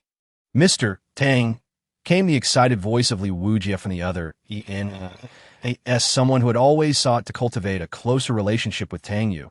Li Wujie would not miss this opportunity. I am currently teaching someone a lesson. She is the dean of Tianshan Hospital, named Tian Li Mei. I wonder if you are acquainted with her. Tang Yue glanced at the nameplate on Tian Li Mei's chest and replied coolly, if she is insignificant, I will ensure she pays the price. If there is any relationship, perhaps I might show her mercy. Awuji's forehead broke out in a cold sweat upon hearing this. That is my cousin. Mr. Tang, I implore you to show leniency. Could you let her take the call? Very well, for your sake, I will agree. Tang Yue nodded in acquiescence. When she took the phone, Li Wujie's stern voice rang out. Tian Li Mei, you fool, kneel and beg Mr. Tang for mercy this instant, or no one will be able to save you. Why should I? Though Tian Li Mei harbored doubts, she still felt unwilling. Just his word could obliterate the Li family. Li Wujie's voice was cold and relentless. I am not threatening you. Offend Mr. Tang, and you will cease to be a member of the Li family. Tian Li Mei's face turned as pale as paper. Brother, do as I say. I am coming to Tianshan Hospital right now. The call was abruptly terminated. Tian Li Mei stared blankly at the phone in her hand, then clenched her teeth, making her decision. Slowly, she sank to her knees. Dean, those around her were utterly astonished. This scene left everyone dumbfounded. No one anticipated that events would escalate to such a degree. Dr. Zhou trembled in the corner, having believed that with Tian Li Mei's backing, he could stand tall. Yet now, Tian Li Mei was kneeling before Tang Yue. Please spare me.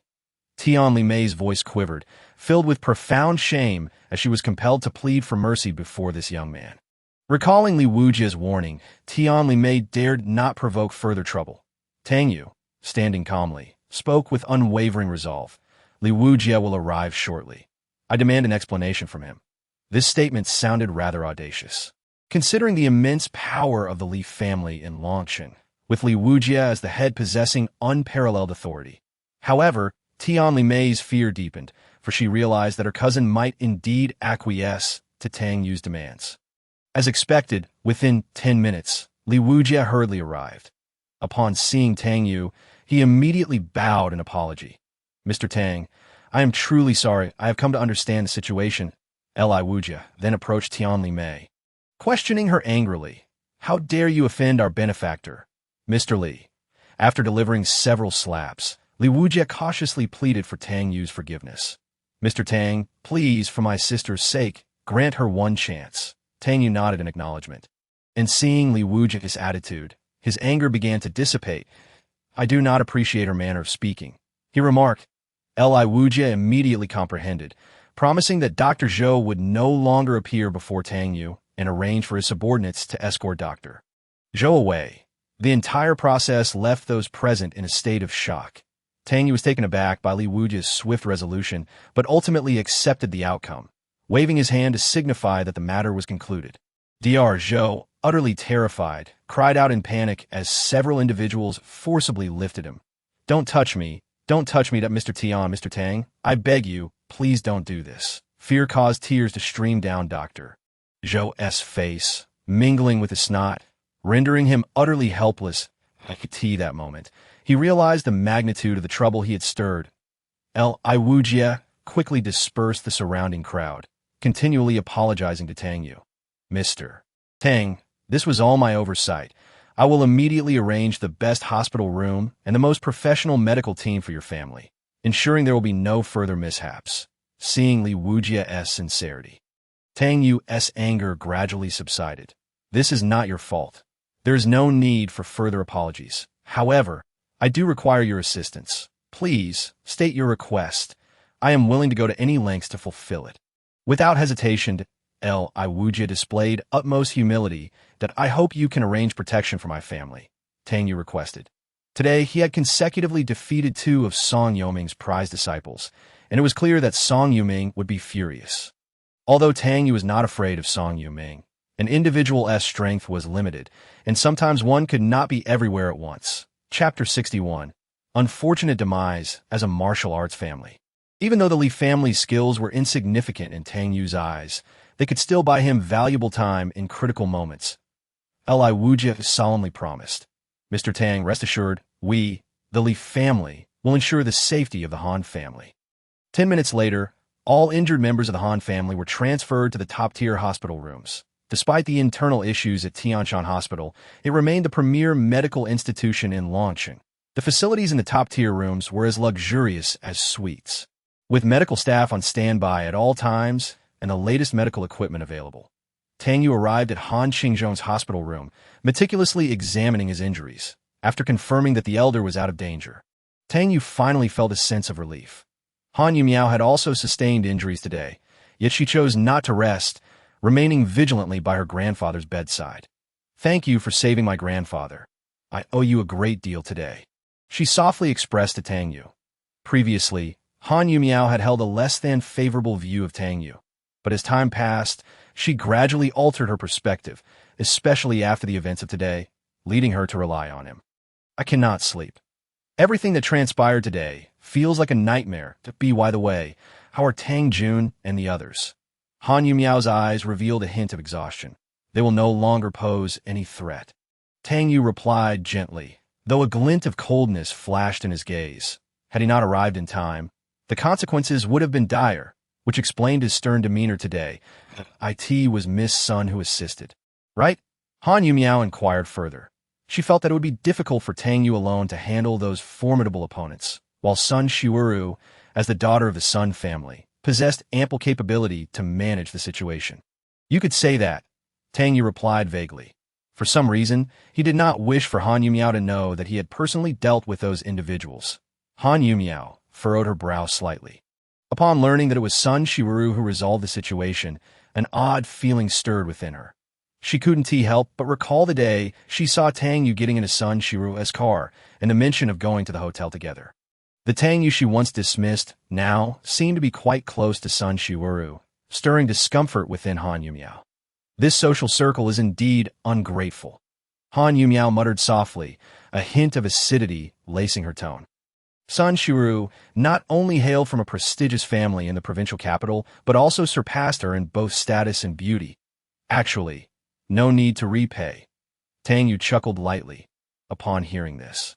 Han Yumiao felt a pang of discomfort. Didn't this clearly imply a close relationship between him and Sun Shiru? With a soft huff, she retorted, although we are not yet formally married. You should not be too close with Miss Sun. My grandfather's health is already precarious. I do not wish to burden him, understand? In the future, do not trouble Miss Sun unnecessarily. Tang Yue often found it difficult to decipher women's feelings. After a moment of hesitation, he simply agreed. All right, then. Han Yumiao felt a wave of fatigue. Those who have been injured tended to become drowsy. She stifled several yawns. Observing this, Tang Yue gently patted her back. And Han Yumiao nestled against him like a small cat, gradually slipping into slumber. Once she was fast asleep, Tang Yue carefully carried her to the bed in the adjacent hospital room. Tang Yue's eyes gleamed with a subtle brightness. The provincial capital was an inevitable destination for him, as it harbored significant influence from the northern Tang clan. Then, I shall bid farewell to the provincial capital, he remarked to Sun Shui. That how one speaks. Can't you simply give your younger brother a call to show some concern? Wang Jinya chuckled. Of course, I could, but I thought that Brother Wang, being so busy, must have had a reason for calling. Tang Yue replied with a smile. After exchanging a few pleasantries, Wang Jinya delved directly into the matter at hand, as he indeed had something important to discuss that would aid Tang Yue. He mentioned that the esteemed Dr. I had informed him of Tang Yue's quest for rare medicinal herbs. Could it be that you have some? Tang Yue's heart stirred with intrigue. Regrettably, I do not possess any. The Wang family's herbal business is rather modest. However, tomorrow there is a rare auction, the launching auction, held only once every few years. It is rumored that this auction will feature numerous extraordinary treasures, including many precious herbs and even a pill. Wang Jinya elaborated enthusiastically.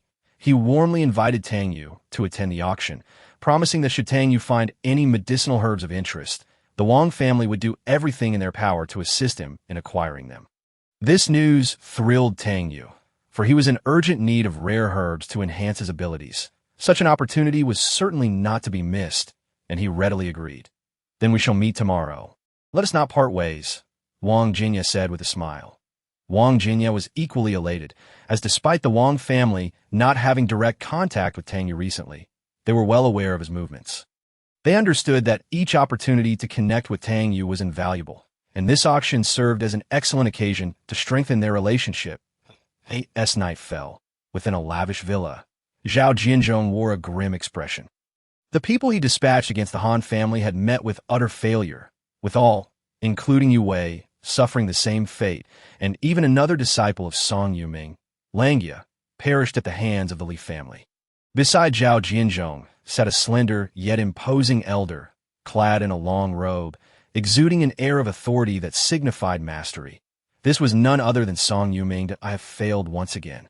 Not a single member of the Han family has perished, and your two disciples have also met with tragic ends. Zhao Jianzhong gritted his teeth. Master Song, I implore you to take action against the Han family. Song Yoming's gaze suddenly grew cold, the intensity of his stare seemingly capable of freezing the air itself, causing Zhao Jianzhong's heart to race. After a moment's pause, Song Yuming slowly spoke. Are you commanding me? His voice carried an irresistible weight, prompting beads of sweat to form on Zhao Jianzhong's forehead. Although Zhao Jianzhong was a prominent figure, renowned in Longsheng, he dared not exhibit any insolence in front of Song Yuming. No, I would not dare, he hastily clarified. That it is merely that my hatred for the Han family runs deep, compounded by the fact that your disciples seem to have perished because of them. Chapter 62. A rare opportunity. Song Yuming was determined to uncover the culprit and exact severe punishment. But presently, a more pressing task awaited him. He addressed Zhao Jianzhong, his tone imbued with the wisdom of a mentor. I have long cautioned you to adopt a broader perspective. Regrettably, your vision remains myopic. Zhao Jianzhong offered no rebuttal, merely expressing his remorse. I was too impulsive, Master Song. Please forgive me. Then let us endure for the time being. Once I complete my seclusion, I shall ensure the Han family pays the price. Song Yuming nodded. Today, I shall commence my retreat. I will not attend tomorrow's auction. You will bid for the necessary herbs on my behalf, and be certain to secure that Qingming Dan Song Yuming spoke with deliberation, as these herbs and elixirs could potentially enhance his cultivation. Zhao Jinzhong readily agreed. Rest assured, Master Song, I will handle it all. Should there be any competition, let it be known in my name that I am determined to acquire these items. Song Yuming reiterated his instructions. Precious resources are crucial for a warrior's cultivation, and the items at the launching auction were precisely what he coveted. The following day, Tang Yue arrived punctually at the Longqing Club, where the highly anticipated auction was about to take place. Wang Jinya, Dr. Li, and his granddaughter Li Jihuan awaited him at the entrance. Upon Tang Yue's arrival, they immediately stepped forward to greet him. Tang, my younger brother, I heard you were in need of some rare treasures, so I specifically invited you to this auction. Wang Jianya exclaimed warmly as he embraced Tang Yue. He then turned to Dr. Li, expressing his gratitude. Thank you for remembering my affairs. Dr. Li smiled and waved his hand dismissively. Such trivial matters are of no consequence. With the group's enthusiastic invitation, Tang Yue stepped into the grand hall of the Longqing auction. The venue was resplendent, exuding an air of magnificence. After receiving a bidding paddle from the staff, he settled into a forward seat. As soon as he took his seat, Tang Yue's brow unconsciously furrowed. His gaze fixated on a certain individual. Zhao Jinzhong ate tea that moment. Zhao Jinzhong was engaged in light-hearted conversation with several business magnates. Sensing a chilling gaze upon him, Zhao Jinzhong turned to meet Tang Yue's eyes, and their stares locked momentarily.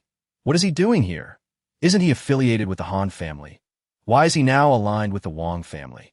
Zhao Jinzhong was filled with confusion. Previously, whenever he encountered Tang Yue, he was always in the company of the Han family. Yet today, Tang Yue appeared alone, evidently receiving considerable attention from Wang Jianya. This prompted Zhao Jinzhong to recall whether the object of Wang Jianmu's toasting at the last Wang family gathering was indeed this young man before him. The thought made his heart tighten. Conversely, Tang Yue regarded Zhao Jinzhong with a frosty gaze, harboring no intention of approaching him. In truth, Tang Yue possessed the means to embarrass Zhao Jinzhong at that moment, but he felt that such an act would be far too lenient on his adversary. Thus, a silence enveloped them, both lost in their thoughts. Before long, the auction commenced. The first item up for bid was a piece of jade adorned with ancient designs. While it appeared quite valuable to Tang Yue, this lifeless stone held no allure. Ultimately, it was sold for 800,000 to a buyer. The next item was a painting from the Qing dynasty, possessing some value but still failing to pique Tang Yue's interest. The third item was a jade ruby, exuding a faint aura.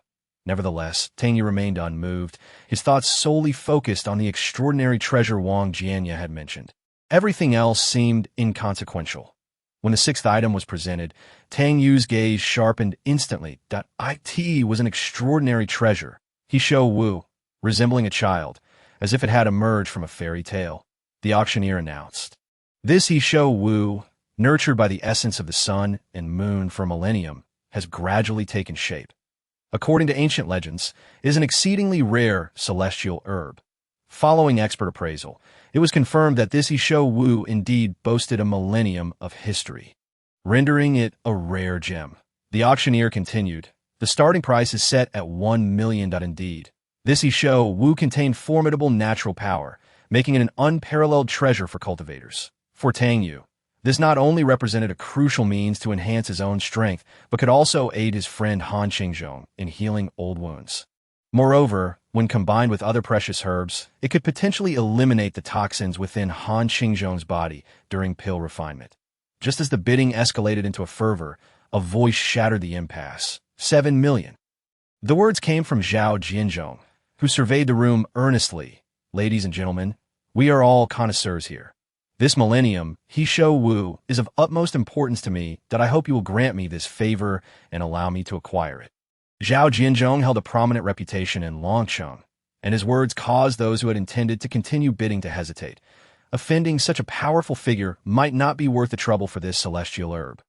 Soon, the auction hall fell into silence as everyone contemplated Zhao Jinzhong's proposition. He smiled slightly, seemingly confident that the prize millennium he Shou Wu was securely within his grasp. 750,000.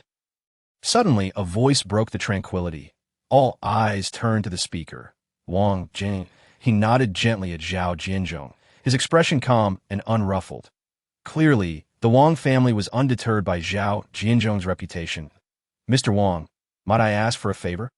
Zhao Jianzhong's expression darkened slightly, as he had not anticipated the Wang family would intervene at this moment. The Wang family's interest in rare treasures surprised him. Zhao Jianzhong took a deep breath. Suppressing his inner dissatisfaction, 820,000. Wang Jianye raised the bid without hesitation. Chapter 63. A hollow shell. The price rapidly ascended. 850,000. 9 million. The two formidable bidders engaged in a back-and-forth contest, each unwilling to concede easily. Soon, the bidding soared to 15 million, yet neither side relented. Zhao Jianzhong had intended to purchase multiple treasures today and did not wish to expend excessive funds on this single item.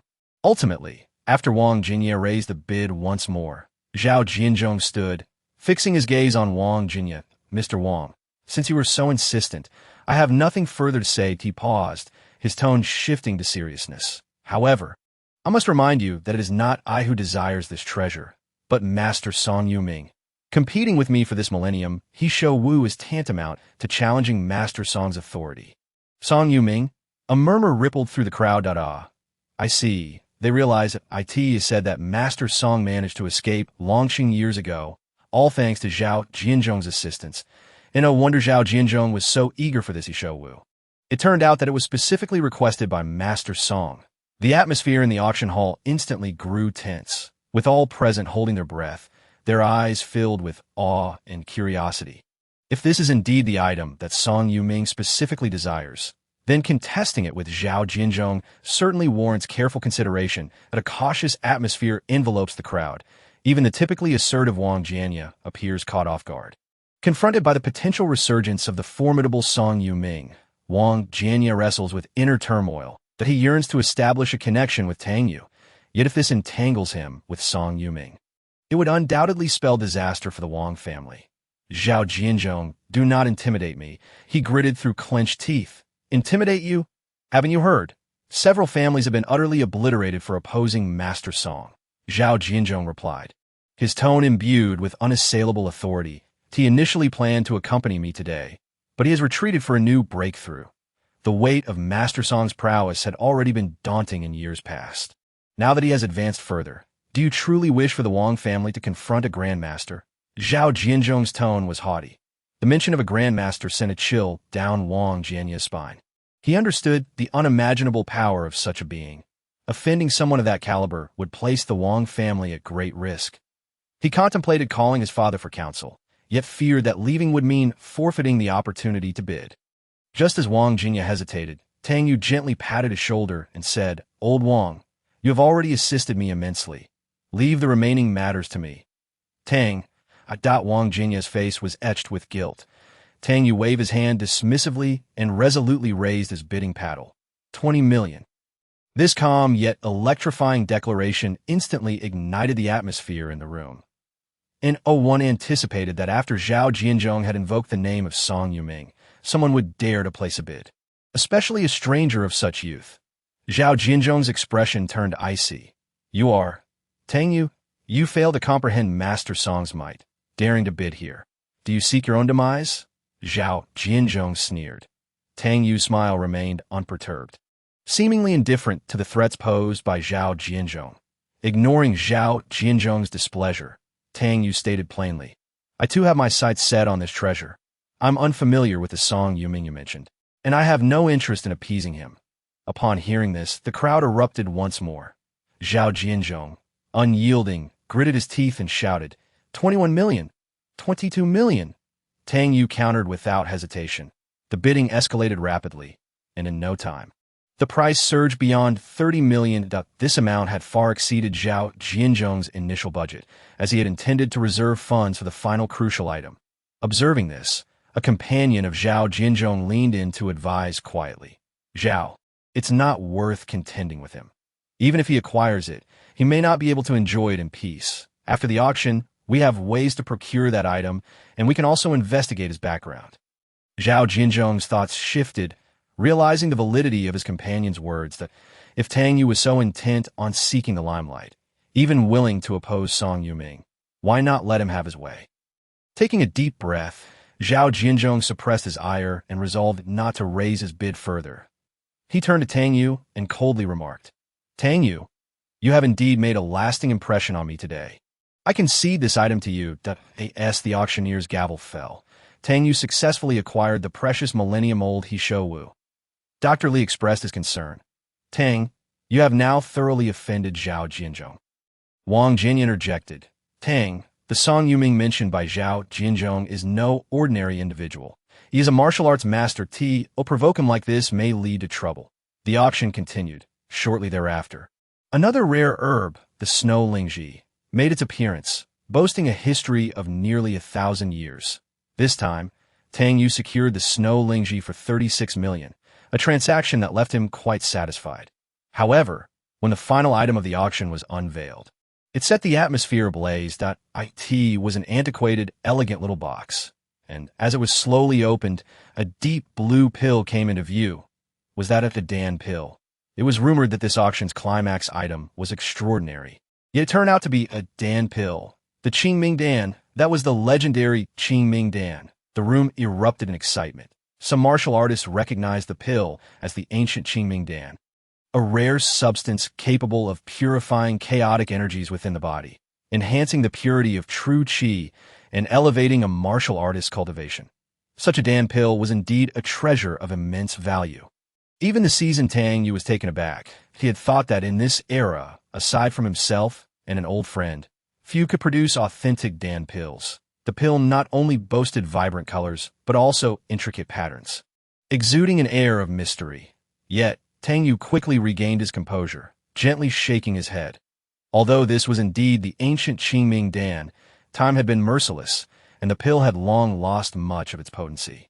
Now reduced to an empty shell, consuming it would provide no benefit to one's cultivation. Acquiring such a thing would undoubtedly invite trouble.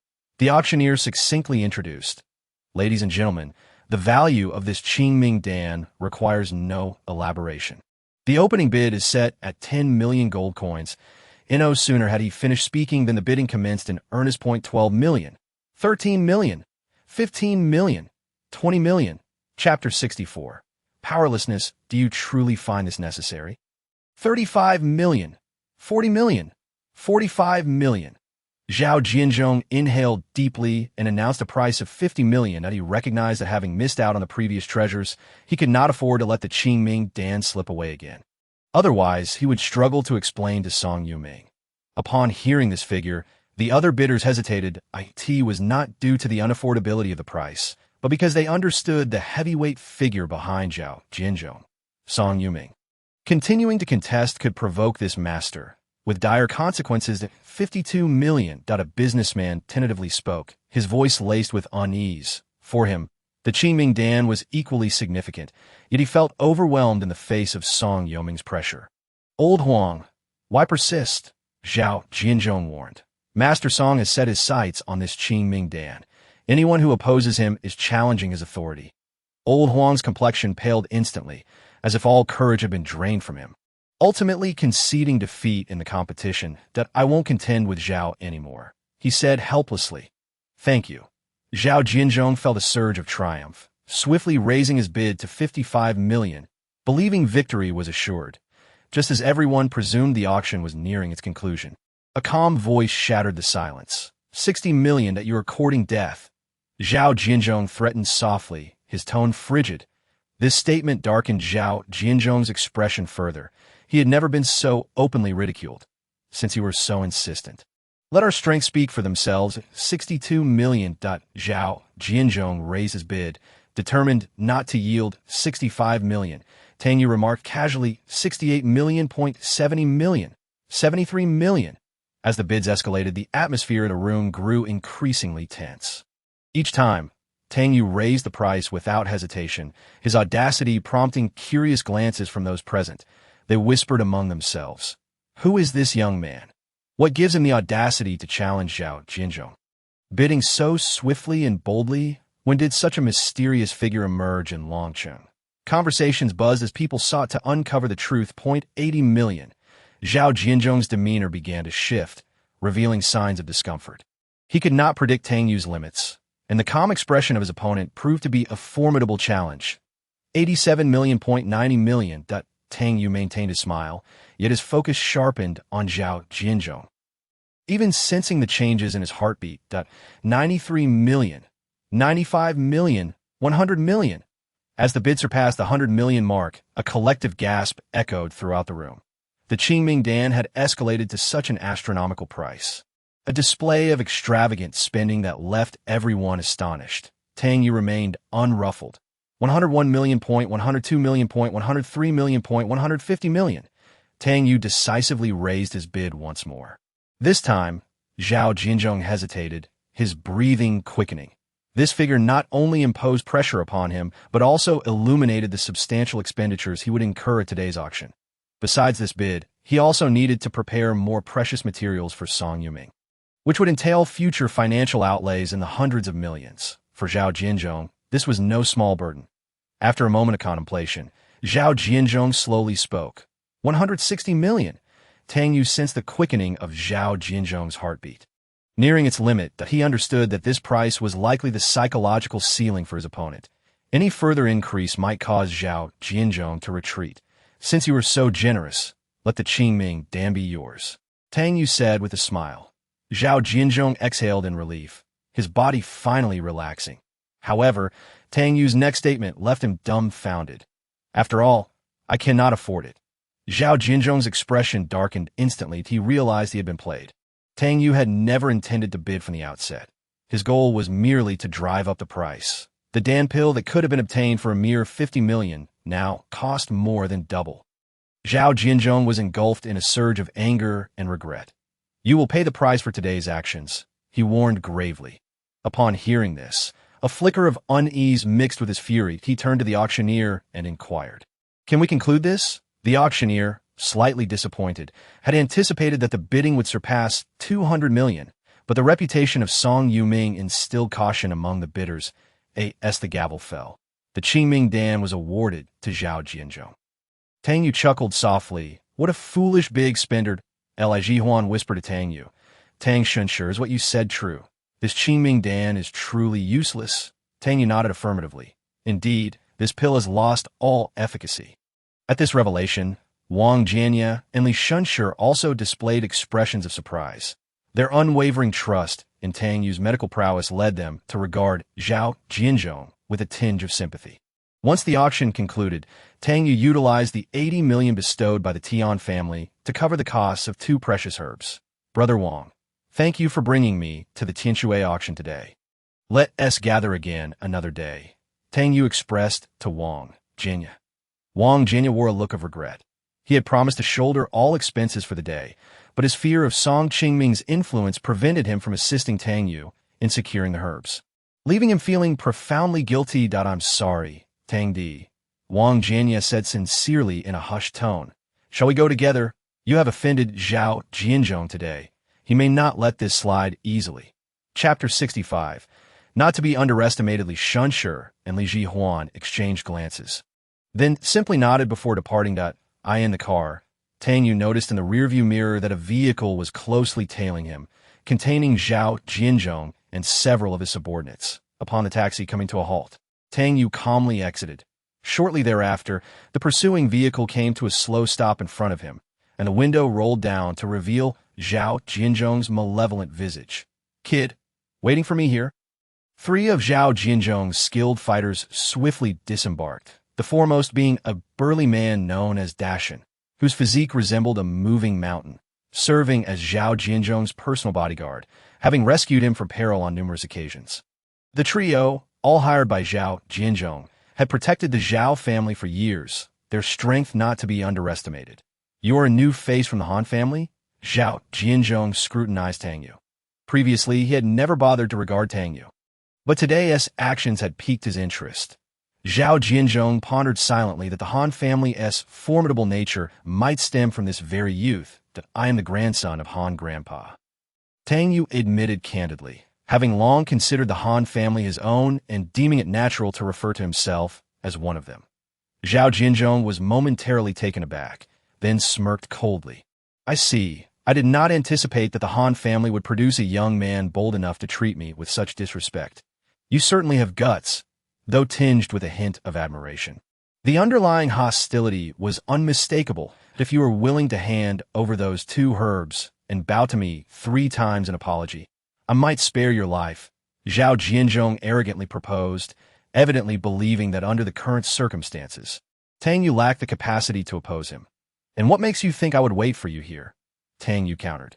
Zhao Jinzhong was momentarily at a loss for words, while the 3 skilled fighters scanned their surroundings warily for potential ambushes, yet found nothing but emptiness.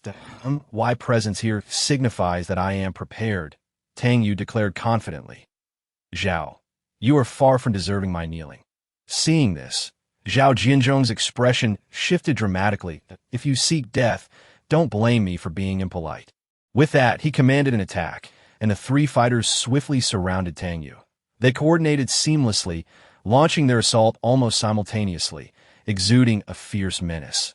However, Tang Yue did not falter. He stood his ground, coolly confronting them.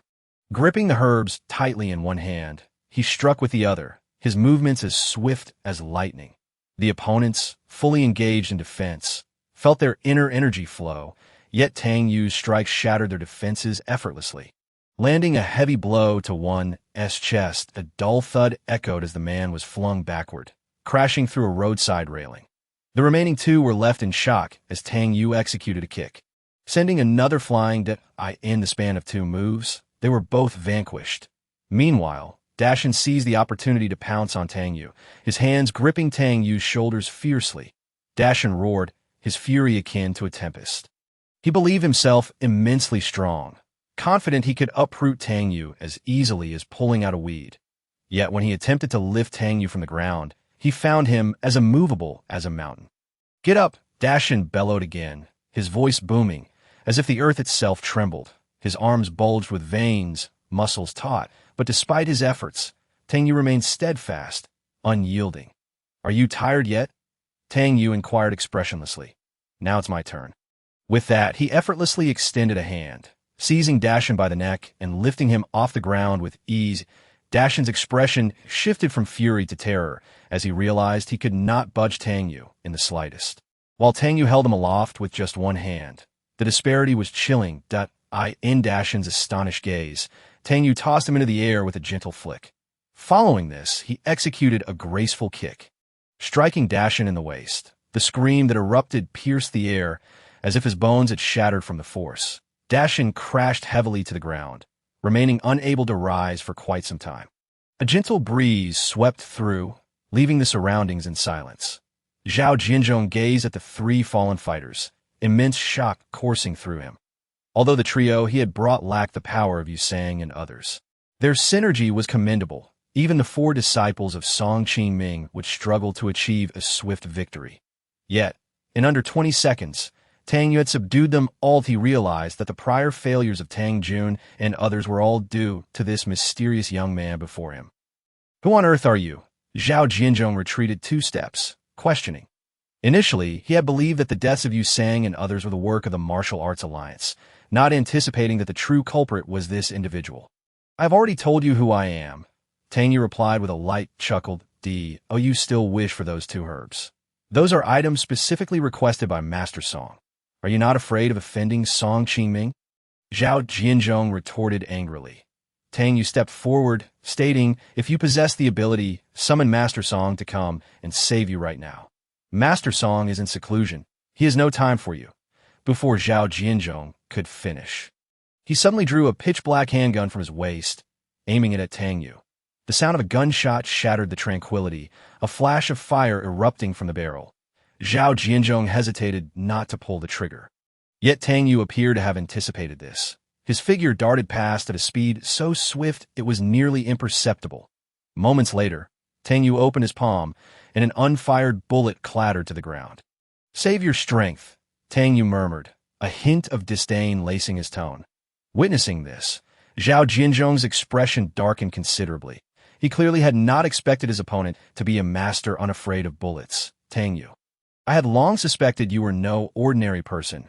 Zhao Jianzhong managed to force out, then threatened. The Han family is of great importance to you, isn't it? I have snipers positioned at Tianshan Hospital. If you dare to harm me, Han Grandpa will not survive either. Unbeknownst to Tang Yue, on his way here, Zhao Jianzhong had discreetly arranged personnel to investigate Han Xingzhong's whereabouts and set up a fallback plan. Upon hearing this, Tang Yue's expression darkened as he strode closer. Zhao Jianzhong, killing you would be too lenient. Tang Yue spoke coldly. 3 days from now is Han Grandpa's birthday. I give you 3 days to hand over the Yue group and kneel before Han Grandpa in apology. Otherwise, he suddenly extended a finger, lightly touching Zhao Jianzhong. You might want to ponder the consequences. With that, Tang Yue delivered a kick to Zhao Jianzhong, who was sent reeling and spitting blood. Tang Yue's figure flickered as he swiftly made his way toward Tianshan Hospital. Chapter 66. Complete eradication. Watching Tang Yue's retreating silhouette, Zhao Jianzhong exhaled a sigh of relief. Yet the flames of hatred ignited in his eyes. This name he would remember. Tang Yue. En route, Tang Yue dialed Tian Zhanxiong's number, inquiring about Han Grandpa's safety and alerting him regarding the snipers. Rest assured, Mr. Tang, our people are already protecting Elder Han. The snipers have been located and neutralized. Everything is secure, Tian Zhanxiong assured him. Dad, Tang Yue saved your life. And his demeanor today was remarkably calm and confident. I truly cannot fathom the depth of his capabilities, Wang Jianye remarked in a low voice. Having witnessed numerous situations, he sensed that Tang Yue was extraordinary. We must not act rashly. Although Tang Yue has done us a favor, antagonizing Master Song over this is not worth the risk, Wang Jianye's wife cautioned. Head of the family, Song Qingming is notoriously difficult to deal with. If he gains control of the martial arts alliance, Tang Yue could become his target, and our Wang family might be embroiled in the chaos as well. A member of the Wang family interjected swiftly. We have already fulfilled our obligation to repay the life-saving grace to the Han family. We cannot risk further danger because of Tang Yue, another member added. After pondering for a moment, Wang Jinmu decided. I have heard that the Sun family has dealings with the Han group. I will inquire with Old Sun to see what they know about Tang Yue. That is a good idea. Wang Jinye instantly concurred. Although Wang Jinmu's acquaintance with Sun Wenba in the provincial capital was modest, they were still somewhat familiar. Shortly thereafter, the call was connected. Wang Jinmu got straight to the point, albeit with a courteous tone. Mr. Sun, have you heard of someone named Tang Yue? Upon hearing the name, Sun Wenba's tone immediately turned grave. Are you referring to Mr. Tang? Wang Jinmu felt a stirring in his heart, a blend of reassurance and confusion. He cautiously elaborated. Tang Yue has had a conflict with Zhao Jianzhong and has also offended a master-level expert. He has done us a great favor, but we may no longer be able to bear the risks for him.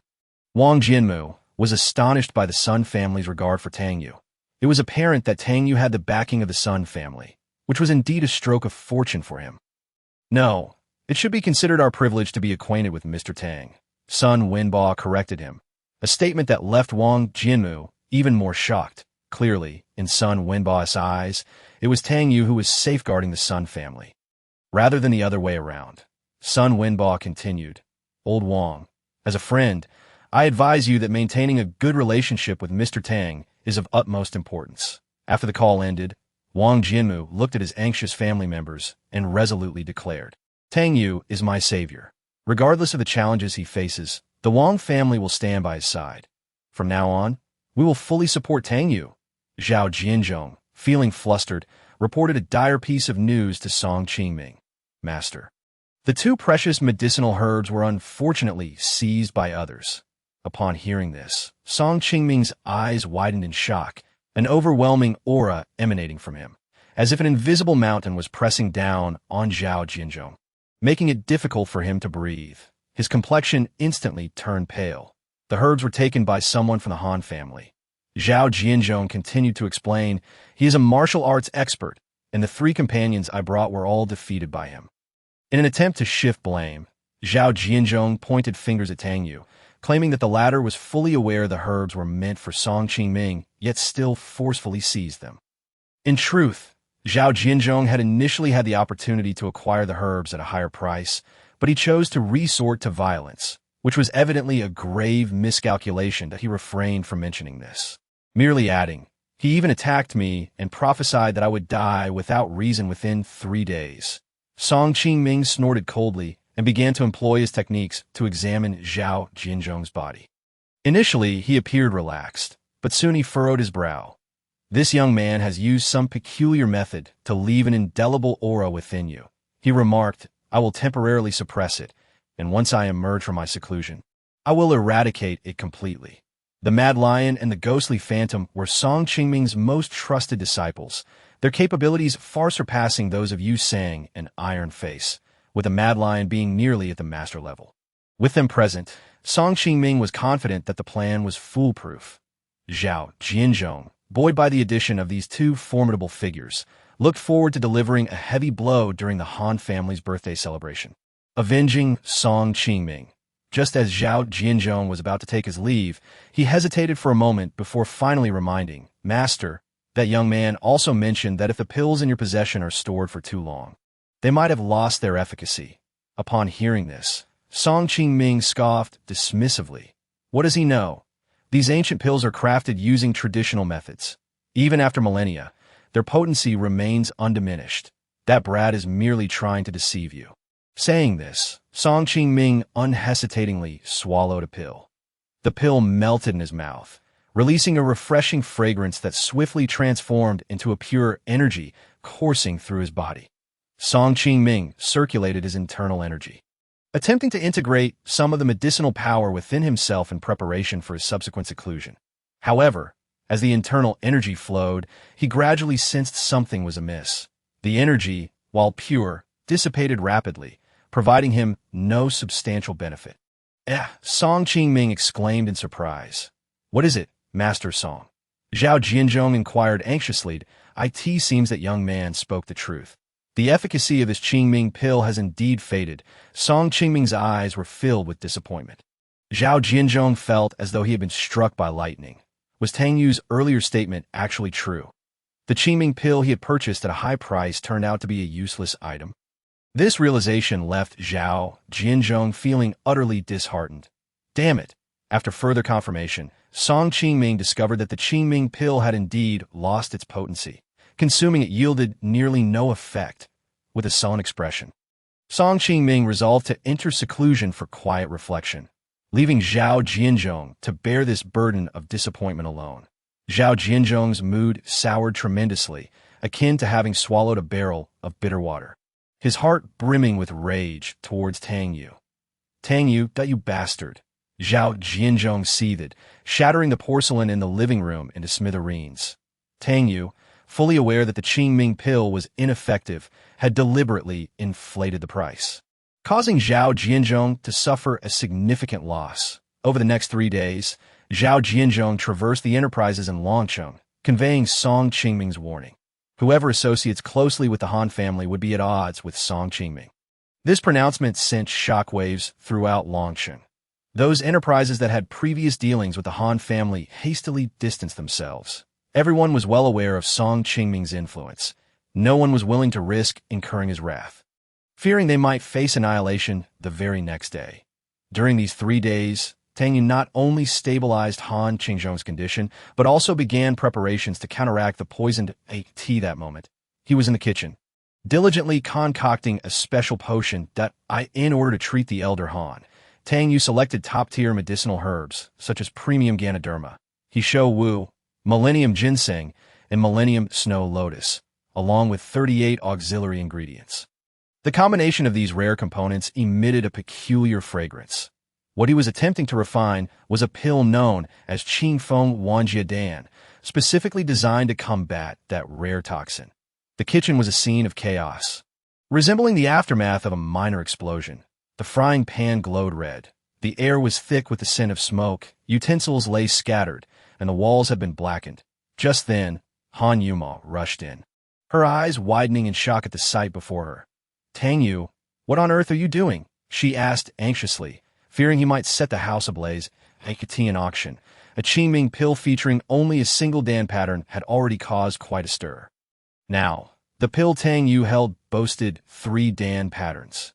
Even more astonishing was the fact that he had concocted it using a frying pan, if he were provided with a professional alchemical furnace. Who could fathom the miracles he might create? This looks so dark. Is it really edible? Han Yuma pinched her nose and inquired, as the scent was indeed rather peculiar. Of course, it will heal Grandpa Han's ailments. Tang Yue confidently replied, then gestured towards the small remnants of pills in the pot. You can have these leftovers.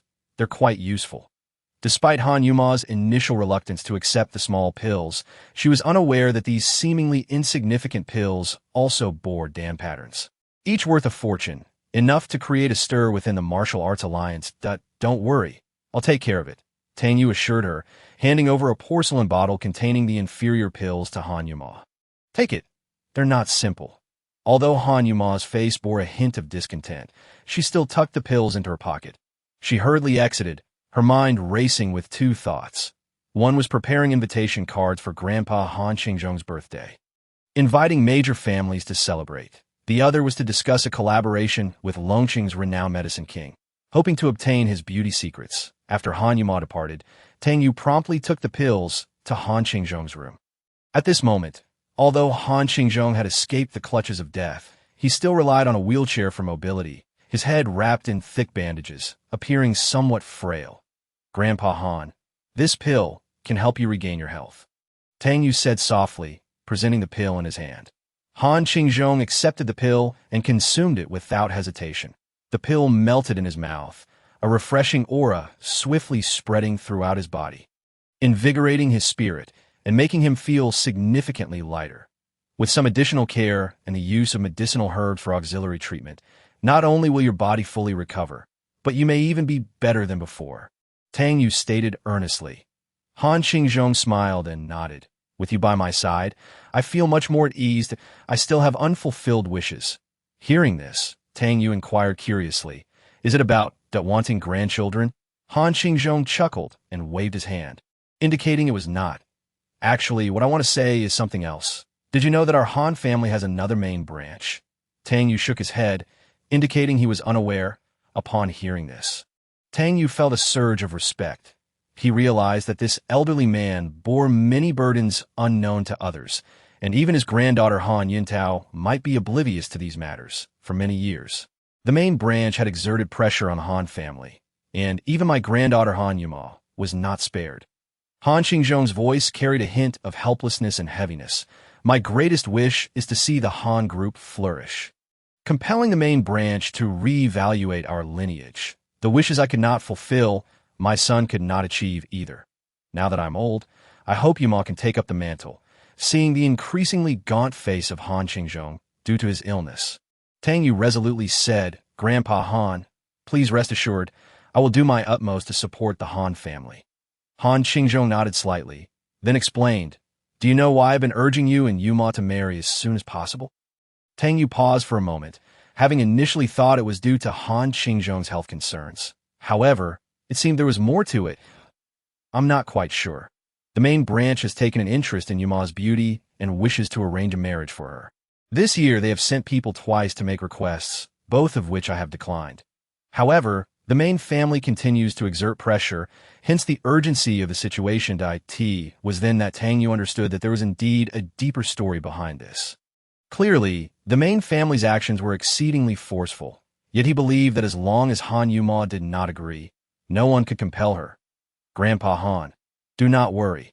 I will ensure Yuma's safety, Tang Yue declared, his eyes brimming with determination.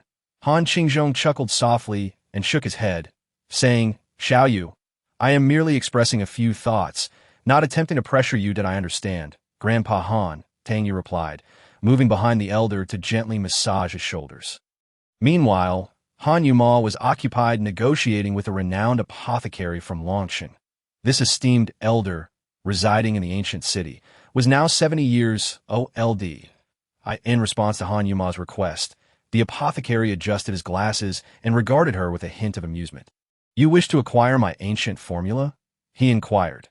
Indeed, esteemed apothecary, Han Yuma affirmed, presenting a contract. Our company possesses a solid reputation and strength. If we can obtain your ancient formula, we will not disappoint you. Furthermore, should the products derived from the formula generate profits, I am willing to share half of the earnings with you, she added earnestly. The apothecary took a sip of tea, then responded slowly, Miss Han. Having lived this long, do you think I'm still in need of money? To me, wealth is merely a number. This left Han Yue momentarily speechless. Indeed, for one who had witnessed the vicissitudes of life, money had long since lost its allure. Han Yue was mentally prepared, knowing that acquiring the ancient formula from the apothecary would not be a simple task. After brief pleasantries, she managed a wry smile, saying, Esteemed apothecary, I shall not disturb you further. The apothecary nodded in acknowledgement, but just as he was about to speak, he suddenly halted. Since Han Yue entered, he had detected a faint, elusive fragrance, initially mistaking it for her perfume. However, as their conversation progressed, the scent intensified, and as Han Yue prepared to take her leave, the apothecary finally recognized something amiss. Miss Han, please wait a moment, he called after her. Indeed, there is something, he continued, since your arrival.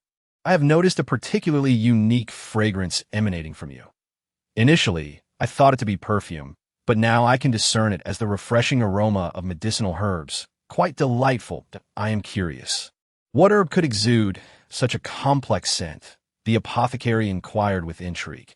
Han Yue was taken aback for a moment. Then suddenly enlightened, she patted her forehead. She retrieved a small porcelain vial from her pocket and placed it on the table. Is this what you mean? Despite the vial being well sealed, a hint of aroma escaped. The apothecary took the vial, uncorked it, and a powerful, refreshing fragrance immediately filled the room. His expression grew more serious as he gently tipped out a single pill. Upon seeing the pill in his hand, the apothecary could not help but gasp in astonishment. This was indeed a pill crafted from top-tier medicinal materials. He was utterly shocked, his eyes wide with disbelief. Han Yue, observing the apothecary's reaction, felt utterly bewildered. These were merely the scraps left over from Tang Yue's alchemy. How could they elicit such surprise from the apothecary? Moreover, there were even patterns on it. Could it be that the Han Yun Tao group had a master herbalist behind the scenes? The apothecary marveled inwardly, his body trembling slightly with excitement. Esteemed apothecary, if you find it appealing, I can gift it to you. Han Yue said, misunderstanding the apothecary's fascination with the pill that no, this is far too precious. I cannot accept it. He quickly declined. Precious. Han Yue was once again taken aback to her. These items were merely inconspicuous scraps. Hardly worth mentioning. Why then did the apothecary consider them so valuable? What miraculous substance had Tang Yue concocted? The apothecary respectfully stated, I possess 3 rare ancient formulas and would be willing to exchange them all for this single pill in your possession. What do you think? Han Yue was momentarily stunned. Trade 3 ancient formulas for a single pill. This was almost too good to be true. Are you truly certain you wish to do this? Han Yue asked incredulously. I in Longsheng. The apothecary held significant stature, and Han Yue could scarcely believe her ears. The value of 3 ancient formulas was immeasurable, easily translating into billions of wealth, and now they were being offered for merely a single pill. Despite feeling overwhelmed by the unexpectedness of the situation, Han Yue nodded in a daze, agreeing to the exchange. Thus, the miraculous pill was transferred to the apothecary, while Han Yue received 3 invaluable ancient formulas. With these formulas, the Han Group could potentially expand its business horizons, ushering in a promising future. I understand you may want to reprimand me, but please wait a moment. I will clean the floor immediately. Tang Yue said earnestly. Without a word, Han Yue leapt into Tang Yue's embrace, her gratitude evident. Thank you, she softly expressed, her heart filled with appreciation for Tang Yue's assistance. Without him, she could never have obtained such crucial formulas. Han Yue and Tang Yue quickly parted, a blush creeping onto her face. Upon hearing his words, Han Yue instantly released Tang Yue, her cheeks blooming with color. Without uttering another word, she lowered her head and hurried upstairs. Tang Yue could only smile helplessly, thinking that his father-in-law had truly chosen an opportune moment. He recalled how his father-in-law had once told him with a sly smile that when a girl approaches you for a hug, one must understand how to exhibit respect towards her. Just as Tang Yue was about to act in accordance with the elder's teachings, The opportunity slipped away in an instant. Chapter 69. A disgrace not to be endured. Han Yuntao walked over, patting Tang Yue on the shoulder with a grin, saying, "I did not mean to interrupt, but we have servants in the house. It would not be good if they saw." Han Yuntao had increasingly come to admire Tang Yue, considering him a genuine son-in-law. Upon hearing this, Tang Yue felt a bit embarrassed, his face flushing slightly as he hurriedly found an excuse, saying, "Uncle Han, I will go upstairs to check on things." With that, he rushed upstairs, seemingly eager to evade Han Yuntao's playful remarks in the room. Han Yuma pretended to be asleep. Tang Yue was aware she was feigning it, but he chose not to call her out, instead feigning a yawn and lying down on the floor. Han Yuma secretly opened her eyes, stealing glances at Tang Yu's back, feeling both shy and complicated. That night, both harbored their thoughts, quietly passing the time. The following morning, the Han family bustled about in preparation for the elder's birthday banquet, vibrant red decorations adorning the surroundings. The hall was filled with round tables, set to welcome the guests and delectable dishes soon to arrive. Han Qingzhong, donned in a bright red robe, sat at the head table, his face radiating joy. Han Yuma directed the servants to finalize the preparations, reminding everyone to treat the guests well. Everyone worked diligently and earnestly. Tang Yue observed it all, his heart filled with warmth and happiness. However, as the seconds ticked away towards noon, with all preparations complete and dishes served, not a single expected guest had arrived. Lu Xiu furrowed her brow and inquired, "Why has no one come yet?" Han Yuntao speculated, "Perhaps they are caught in traffic?" By custom, there should already be several guests arriving to offer their congratulations. Han Yuma felt puzzled as well. She had personally delivered over a dozen invitations the previous day, making it implausible that everyone was delayed for the same reason. "Shall I make a phone call to inquire?" Lu Xiu suggested. Han Yuma nodded, retrieving her phone from her bag to dial the first number. "Uncle Li, greetings. This is Han Yuma from the Han Group. The birthday banquet is about to commence. Why have you yet to arrive?" She politely inquired. However, the voice on the other end delivered unexpected news. "I apologize, Miss Han. I have urgent matters today and may not be able to attend. Please convey my regards to the elder." After hanging up, Han Yuma's expression darkened considerably. Lu Xiu asked with concern, "What did they say?" Han Yuma wanted to reveal the truth to Lu Xiu, but upon seeing Han Qingzhong and the smiling elders seated nearby, she hesitated. If Han Qingzhong were to discover the situation, how heartbroken would he be? Thus, Han Yuma took a deep breath, striving to maintain her composure, and decided to conceal the news for the time being. She understood that the priority was to prevent this unpleasantness from affecting the atmosphere of the banquet and Han Qingzhong's mood. Han Yuma's heart sank, akin to plunging into an icy abyss. "What is the situation?" Han Qingzhong asked anxiously. "Have they arrived?" Han Yuma opened her mouth to speak but felt as though her throat was constricted, unable to utter a word. Standing nearby, Tang Yue had overheard her earlier conversation on the phone and felt a surge of sympathy for Han Qingzhong. This elder's birthday, and not a single guest was willing to come celebrate. Suddenly, a raucous voice echoed from the villa entrance. "They cannot come." Zhao Jianzhong strode in with two companions. The person on his left had a face marred with scars, appearing sinister and terrifying, as if he had crawled out from the depths of hell. The one on his right sported curly golden hair reminiscent of a lion's mane, exuding fierceness. These two were none other than Song Qingming's disciples, Guimei and Quan Shi. They bore a heavy, bright red coffin on their shoulders, a sight that sent chills down one's spine. The Yue Group extends its wishes for the longevity of Elder Han. May you rise in rank and wealth. Guimei spoke in a peculiar voice, the tone, coupled with the coffin, reminiscent of a group of spirits carrying the deceased's symbol to bid farewell. The faces of the Han family members turned pale at the sight. No one anticipated that Zhao Jianzhong would deliver a coffin in such a setting, a blatant affront to the Han family. The atmosphere fell into an oppressive silence, punctuated only by Tang Yu's gaze. Sharp as a blade, fixated on Zhao Jianzhong. Han Yuntao, seething with anger, demanded, "Zhao Jianzhong, today is my father's birthday celebration. How dare you disrupt this occasion?" Lu Xiu screamed in terror. "Quickly throw that coffin out. It is far too ominous. What if the other guests see it?" He continued, "I have Master Song Qingming backing me. He has already declared his intent to suppress your Han group. Anyone who dares to wish Han Qingzhong a happy birthday today is essentially opposing Master Song. Upon hearing Song Qingming's name, Han Yuntao and the others' expressions darkened further. Zhao Jianzhong smugly proclaimed, "Therefore, today, I am your only guest." The Han family felt an overwhelming sense of humiliation. Zhao Jianzhong's actions were utterly outrageous. "In truth, I have come sincerely to celebrate Han Qingzhong's birthday." Zhao Jianzhong surveyed the room, his gaze landing on Tang Yue, and then announced loudly, "If you hand over the Han group to me and allow me to handle him, I may spare the Han family." Han Yuma's chest heaved with rage as she shouted at Zhao Jianzhong, "You must be dreaming." Her eyes burned with the fire of indignation. Zhao Jianzhong scoffed dismissively. "Resist? What gives your Han group the right to oppose me?" He scanned the room, emphasizing, "Today is your birthday banquet, yet no one has come to offer congratulations. Does that not speak volumes? In terms of background, you are no match for me. In terms of strength, you cannot compete either."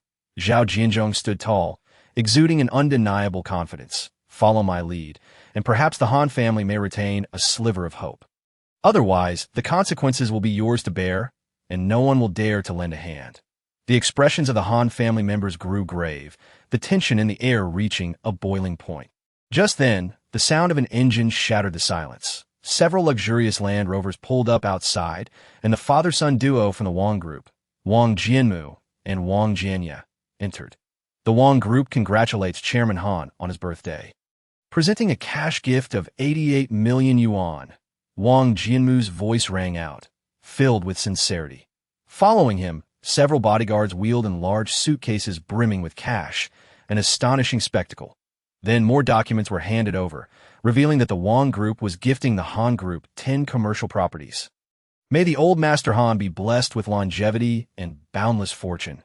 Wang Jianmu and Wang Jianye strode into the hall, bringing not only generous gifts but also steadfast support for the Han family. Zhao Jianzhong's face turned ashen. "Wang group, are you truly choosing to oppose the extraordinary group and stand against Master Song?" His voice dripped with palpable dissatisfaction and warning. Wang Jianmu calmly replied, "The Han group is an important partner of mine. Supporting them is only natural. The entire Long City has abandoned the Han group. What can your Wang family achieve alone?" Zhao Jianzhong scoffed. Though internally astonished by the Wang family's actions, he felt no threat.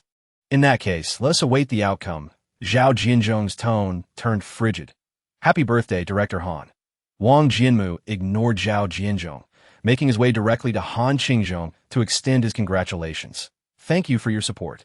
Han Qingzhong expressed his gratitude, realizing the tides of fortune had shifted, and conveyed his deep appreciation to Wang Jianmu. Today, Wang Jianmu had braved immense pressure to attend, stirring a flicker of emotion within Han Qingzhong. "Your Wang family is truly asking for trouble." Zhao Jianzhong's words trailed off as an engine roared outside, that a vehicle from the official bureau came to a halt at the entrance. Director Jiang Jihong from the medical bureau has arrived to celebrate Old Master Han's birthday. Jiang Jihong and his companion stepped out, presenting a scroll as a gift. Following him was Chief Qian Bo from the official bureau, who offered a seemingly precious safety talisman, wishing Old Master Han health and longevity. The arrival of these two individuals left Zhao Jianzhong astounded. They were significant figures from the official bureau, notorious for being difficult to deal with. Zhao Jianzhong realized that the forces backing Han Qingzhong surpassed his wildest imagination. No wonder Tang Jun's previous endeavor had failed. It turned out he had heavyweight supporters like Jiang Jihong. As Zhao Jianzhong pondered this, another wave of vehicles approached at Li from Aisheng arrived, accompanied by his granddaughter Li Jihuan, bearing gifts of cordyceps, angelica, deer antler, and ginseng, each weighing 100 pounds. The sound of engines roared once more. This time a business vehicle pulled up. The head of the Tian family, Tian Jinxiong, stepped out, respectfully offering 10 pounds of top-grade agarwood, 10 pounds of premium pu'er tea, and even a Lamborghini as gifts. The value of these presents was immeasurable, particularly the agarwood, which had previously fetched 30 million at auction.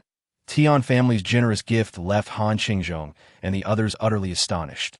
As the two families typically had little interaction, Zhao Jianzhong felt a jolt.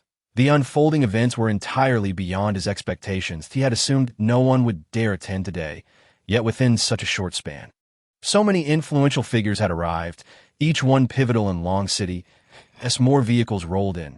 Li Ronghua, the president of Black Flower Bank, also appeared at the entrance, holding a specially made black card as a birthday gift for Old Master Han.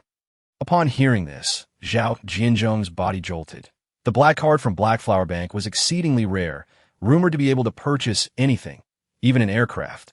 Zhao Jianzhong himself had never obtained one, yet Li Ronghua generously gifted it to Han Qingzhong.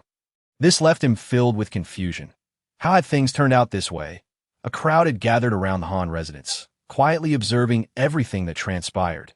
These individuals had received notices to shun the Han family, yet could not resist watching from afar. Some silently prayed for the Han family to weather this storm. Others, with a sense of schadenfreude, awaited the spectacle of the Han family's misfortune, when a host of prominent figures suddenly appeared. The onlookers were taken aback, their expressions filled with astonishment and disbelief. However, the events were not yet concluded, as more vehicles continued to arrive. This time, it was elderly from Qingyun Hall to celebrate Old Master Han's birthday. Qingyun Hall presented a gilded Buddha statue as a gift. Elderly was followed by several members, carrying a resplendent golden Buddha into the courtyard. Zhao Jianzhong's eyes widened in disbelief. Elderly. What brings you here? He could scarcely comprehend that the very Qingyun Hall he had helped to elevate would come to celebrate his adversary's birthday. This felt like a crushing blow to him. You traitor, he furiously accused. Ever since the incident at Bua Mountain Villa, Elderly had developed a newfound respect for Tang Yue, resolutely deciding to align himself with him. Tang Yue's strength had left a profound impression on Elderly. Zhao Jianzhong, nearly choking with rage, felt as if a knife had pierced his heart, rendering him unable to remain calm. Shortly thereafter, several luxury sedans parked in front of the Han Villa, their license plates indicating they hailed from the provincial capital. A young man emerged, calling out loudly, "The Sun family from the provincial capital has come to attend Old Master Han's birthday celebration. The head of the family, due to pressing business, has sent me to convey his blessings." Representing the Sun family from the provincial capital, we present Old Master Han with a dragon-patterned imperial jade. This jade was not only priceless, but also exuded an air of mystery, as if it contained boundless energy. Inside the Han family's living room, a throng of guests filled the space, creating an atmosphere of lively festivity. Outside, more commotion ensued. "Old Han, I've arrived." These were the old friends of Han Qingzhong, who, after some hesitation, had ultimately decided to come in support. Han Yuma's eyes glistened with tears. She had initially feared that the Han family would face humiliation today, yet so many friends had stepped forward to stand resolutely by their side. A faint smile of relief graced Tang Yue's face. The arrival of these individuals undoubtedly served as the most profound support and counterattack for the Han family. Zhao Jianzhong's complexion darkened to a deep shade, akin to a ripe liver. He could not fathom why these individuals dared to disregard Master Song's authority. The onlookers were equally astonished. None had anticipated that the Han family would possess such extensive connections in the business, political, medical, and martial arts realms, as well as in the provincial capital. And oh wonder the extraordinary group had been unable to take down the Han group. As the situation clarified, the spectators gradually dispersed. Han Qingzhong's emotions fluctuated like a roller coaster, shifting from anger to surprise. Though his physical weakness was unmistakable, Tang Yue swiftly approached, deftly administering a needle. "Grandpa Han, this injection will help you relax a bit. Please rest for a while," he said gently. The priority now was to keep Han Qingzhong calm, avoiding any emotional turmoil that might hinder his recovery. This 10 minutes of tranquility felt interminably lengthy for Zhao Jianzhong, observing everyone settling in. He stood alone, feeling conspicuously out of place. Even now, he struggled to comprehend why these individuals were willing to risk offending Master Song to support the Han family. Taking a deep breath, Zhao Jianzhong's gaze swept the room. "Warning, remember your decision today. Master Song will undoubtedly visit in the future." He then coldly addressed Han Yuntao. "Han family, prepare yourselves. Let us see if you will still enjoy today's fortune when that time comes." A chill crept up Han Yuntao's spine. He understood that the forces behind Zhao Jianzhong were not to be underestimated, but at this moment he felt an overwhelming sense of strength emanating from his friends and family. After issuing his warning to Han Yuntao, Zhao Jianzhong turned to the menacing figures beside him and said, "Let us depart." He was prepared to leave with the two, fully aware that today, with so many guests and officials present, was not the opportune moment for confrontation. However, a cold voice interrupted his plans. "Who says you can leave?" The voice emanated from Tang Yue. "Today marks my grandfather's birthday. Not only have you threatened his friends, but you have also delivered a coffin. Do you now wish to depart with ease? Such a notion is far too simplistic." Tang Yue's voice resonated once more, imbued with unwavering resolve. These words. Han Yuntao's countenance shifted to one of tension, clearly astonished that Tang Yue would make an appearance at this critical juncture. Zhao Jianzhong halted his advance, a glint of malevolence flashing in his eyes.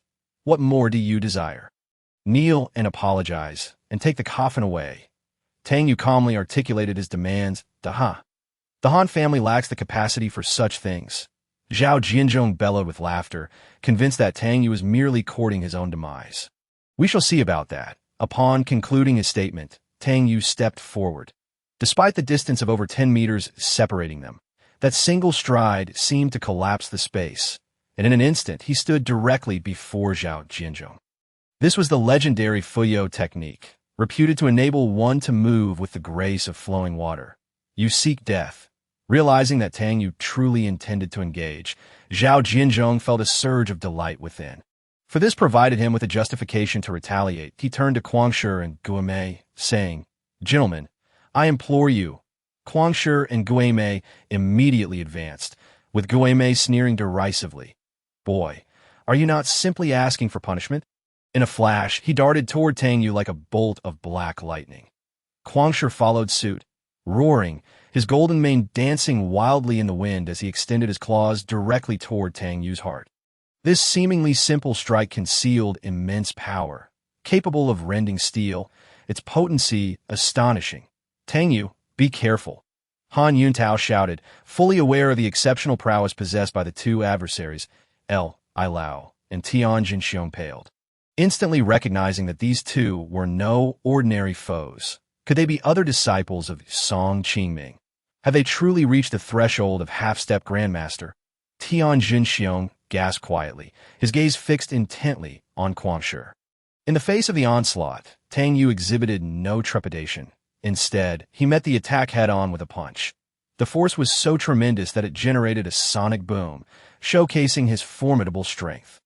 The two collided with a thunderous impact, the sound echoing around them as if their hands were not flesh and blood but cold, hard weapons, emitting a crisp clang. Guangshi winced in pain, letting out a muffled grunt. His palm felt as though it had been struck by lightning, fingers twisted grotesquely, blood gushing forth. A sight that was chilling. He staggered back several paces before regaining his balance, his insides feeling as if they had been hammered. A mouthful of blood erupting uncontrollably. Guangshi was astounded. "How is this possible? I am a half-step grandmaster." Not far from Tang Yue, a ghostly figure emerged silently, brandishing a pitch-black dagger, lunging towards Tang Yue with the speed of lightning. Those around held their breath, fearing that Tang Yue was about to suffer a fatal blow. Guimei was taken aback, retreating with all his might, yet the silver needle struck his right arm nonetheless. This assault not only instilled a sense of impending death, but also severely damaged his meridians, rendering his right arm powerless and limp. Witnessing this, Guangshi charged at Tang Yue like a tiger descending a mountain, the force of his energy shattering the floor beneath him, chairs and tables flying in disarray. But he understood that he had to give it his all, for this young man before him was far too perilous. Tang Yue's gaze sharpened. He kicked out, the wind howling as the ground beneath him turned to powder. Guangshi felt an unprecedented sense of pressure and hastily reached for Tang Yue's ankle, attempting to subdue him. "Got him!" Guangshi's heart leaped with joy as he prepared to exert all his strength to slam Tang Yue to the ground. But Tang Yue suddenly leaped, twisting in midair, and then unleashed another kick laden with immense force directly at Guangshi's shoulder. The impact was staggering. Guangshi let out a grunt, a layer of protective energy coalescing around him as a half-step grandmaster. This energy could nearly withstand any assault. However, Tang Yue's strength was overwhelming. With a single stomp, the protective energy shattered instantly, and Guangshi was sent crashing to the ground, the sound of his shoulder bone fracturing echoing ominously. He knelt, blood pouring from his mouth, despair etched in his eyes. This half-step grandmaster realized that he was no match for the man before him. His prowess exceeded anything he could fathom in the face of such dire straits. Guangshi found himself nearly devoid of any means to retaliate. Without hesitation, Tang Yue delivered another kick aimed at Guangshi's dantian. With a dull thud, Guangshi's body trembled, his voice weak and distorted. You have destroyed my dantian. For a martial artist, the dantian is the foundation of cultivation. Once destroyed, it signifies the loss of any possibility to continue training. For Guangshi, this was a fate far worse than death. He had once dreamed of becoming a true grandmaster, revered by all, but now that hope lay in ruins, overwhelmed by a mix of sorrow and rage. Guangshi let out a scream before losing consciousness. Guimei, witnessing this scene, was filled with dread that he understood that with his own strength, he could not contend with Tang Yue. Thus, Guimei turned and fled, moving with incredible speed, like a bolt of lightning streaking across the sky. All that remained for the onlookers was the fleeting afterimage he left behind, as though he had gone mad in his desperate escape. Yet Tang Yue's voice remained as calm as ever, wishing to leave. It won't be so simple. With a flash of golden light in his hand, the indomitable golden blade shot forth, hurtling towards Guimei. Guimei's movements halted abruptly. He looked down at the wound on his abdomen, his face contorting in an expression of pain that surpassed tears. Thus, the last two favored disciples of Song Qingming, Guangshi and Guimei, found themselves rendered incapable of further cultivation in this confrontation. That a profound silence enveloped the scene, particularly among Tianjin Xiong and the others, their eyes ablaze with fervor, as if they glimpsed boundless possibilities for the future. Chapter 72. A fortuitous opportunity. Tang Yue's performance was nothing short of astonishing, especially to Han Yuntao, who recognized that Tang Yue was extraordinary, yet he had not anticipated his ascent to such remarkable heights. A figure like Tang Yue was indeed a dragon among men. To become the son-in-law of the Han family made Han Yuntao feel as if his ancestors' graves were exuding smoke. And why master will not let you off? Guimei's voice was filled with despair, and before he could finish, he lost consciousness. Zhao Jinzhong's face reflected sheer terror. He had assumed that with Guangshi and Guimei at his side, dealing with Tang Yue would be a mere formality. Instead, he found himself in a position where his own allies had been incapacitated as Tang Yue advanced step by step towards him. Zhao Jinzhong felt as if he were immobilized, unable to move a single inch. It seems the energy I left within you has been dispelled. Tang Yue spoke with an air of tranquility. Rest assured, today is my grandfather's birthday. I do not wish to upset him, so I shall spare your life. Tang Yue continued, indicating that because it was Han Xingzhong's birthday, he had shown mercy by only incapacitating Guangshi and Guimei. Zhao Jinzhong exhaled slightly in relief, but Tang Yue followed up with, however, punishment is still inevitable. With that, Tang Yue raised his hand, delivering a resounding slap to Zhao Jinzhong. The sound echoed throughout the hall, sending Zhao Jinzhong soaring into the air, flipping once before crashing to the ground. His face smeared with blood, several teeth having been knocked out. Tang Yue struck again, and this time, Zhao Jinzhong felt as if his face were about to, the pain unbearable, involuntarily letting out a cry of agony. Zhao Jinzhong dared not utter another word, hastily aiding the incapacitated Guangshi and Guimei as he retreated in disgrace. Wait! Tang Yue's voice rang out once more. Suddenly, a large red coffin plummeted from above, landing directly before Zhao Jinzhong, sending dust swirling. Had the coffin been even slightly off course, Zhao Jinzhong might have met his end on the spot. His face blanched with terror as he dared not linger a moment longer. Ladies and gentlemen, I sincerely apologize. It seems this meal will not be taking place. Tang Yue addressed the guests with a hint of exasperation, aware that his confrontation with Guangshi and Guimei had thrown the hall into disarray. And everyone's thoughts were far from the food. I will arrange for new preparations immediately. Han Yuntao hastily interjected, urging everyone to wait. Wang Jinmu and the others truly had lost their appetite. Tang Yue softly remarked, but Grandfather Han has yet to dine. Realizing his rudeness, Li swiftly smacked his forehead. Soon, the Han family's servants began bustling about, preparing new delicacies and tidying the scene. The guests, meanwhile, engaged in lively conversation within the villa's hall, the atmosphere light and jovial. Not long after, Han Xingzhong, supported by his granddaughter Han Yuma and Lu Zi, entered the hall. Where did Zhao Jianzhong and the others go? Lu Zi inquired curiously. Lu Zi found nothing amiss. Previously, Zhao Jianzhong had indeed appeared quite awkward, having assumed that Yue group could pressure the Han family, only to discover that the Han family still welcomed a multitude of guests. She felt a twinge of embarrassment for Zhao Jianzhong. However, Han Yuma harbored suspicions. She noted the damage to the floor, her mind brimming with questions. How could the floor be in such disarray? As the wine flowed and the atmosphere grew festive, Han Xingzhong indulged in a few drinks, his face glowing red, evidently pleased with the birthday celebration. Han Yuma busied herself as well, performing a piece at the piano in the living room to entertain the guests. Her fingers danced across the keys, producing melodies akin to a mountain stream, refreshing and invigorating. All eyes were drawn to her, as if time itself had come to a standstill. Sunlight cascaded upon Han Yuma, her long dress rendering her like an elegant princess, her exquisite features radiating a sacred glow. Tang Yue listened quietly, his heart calming as the internal energies of his cultivation flowed gently in sync with the music. He was astonished to discover that within Han Yuma's melodies lay a certain profundity, a semblance of the Tao. Though still faint, he could discern her innate talent for transcending through music.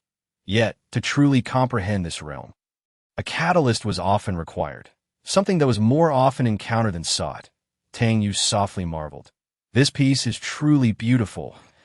As the music came to a close, thunderous applause erupted.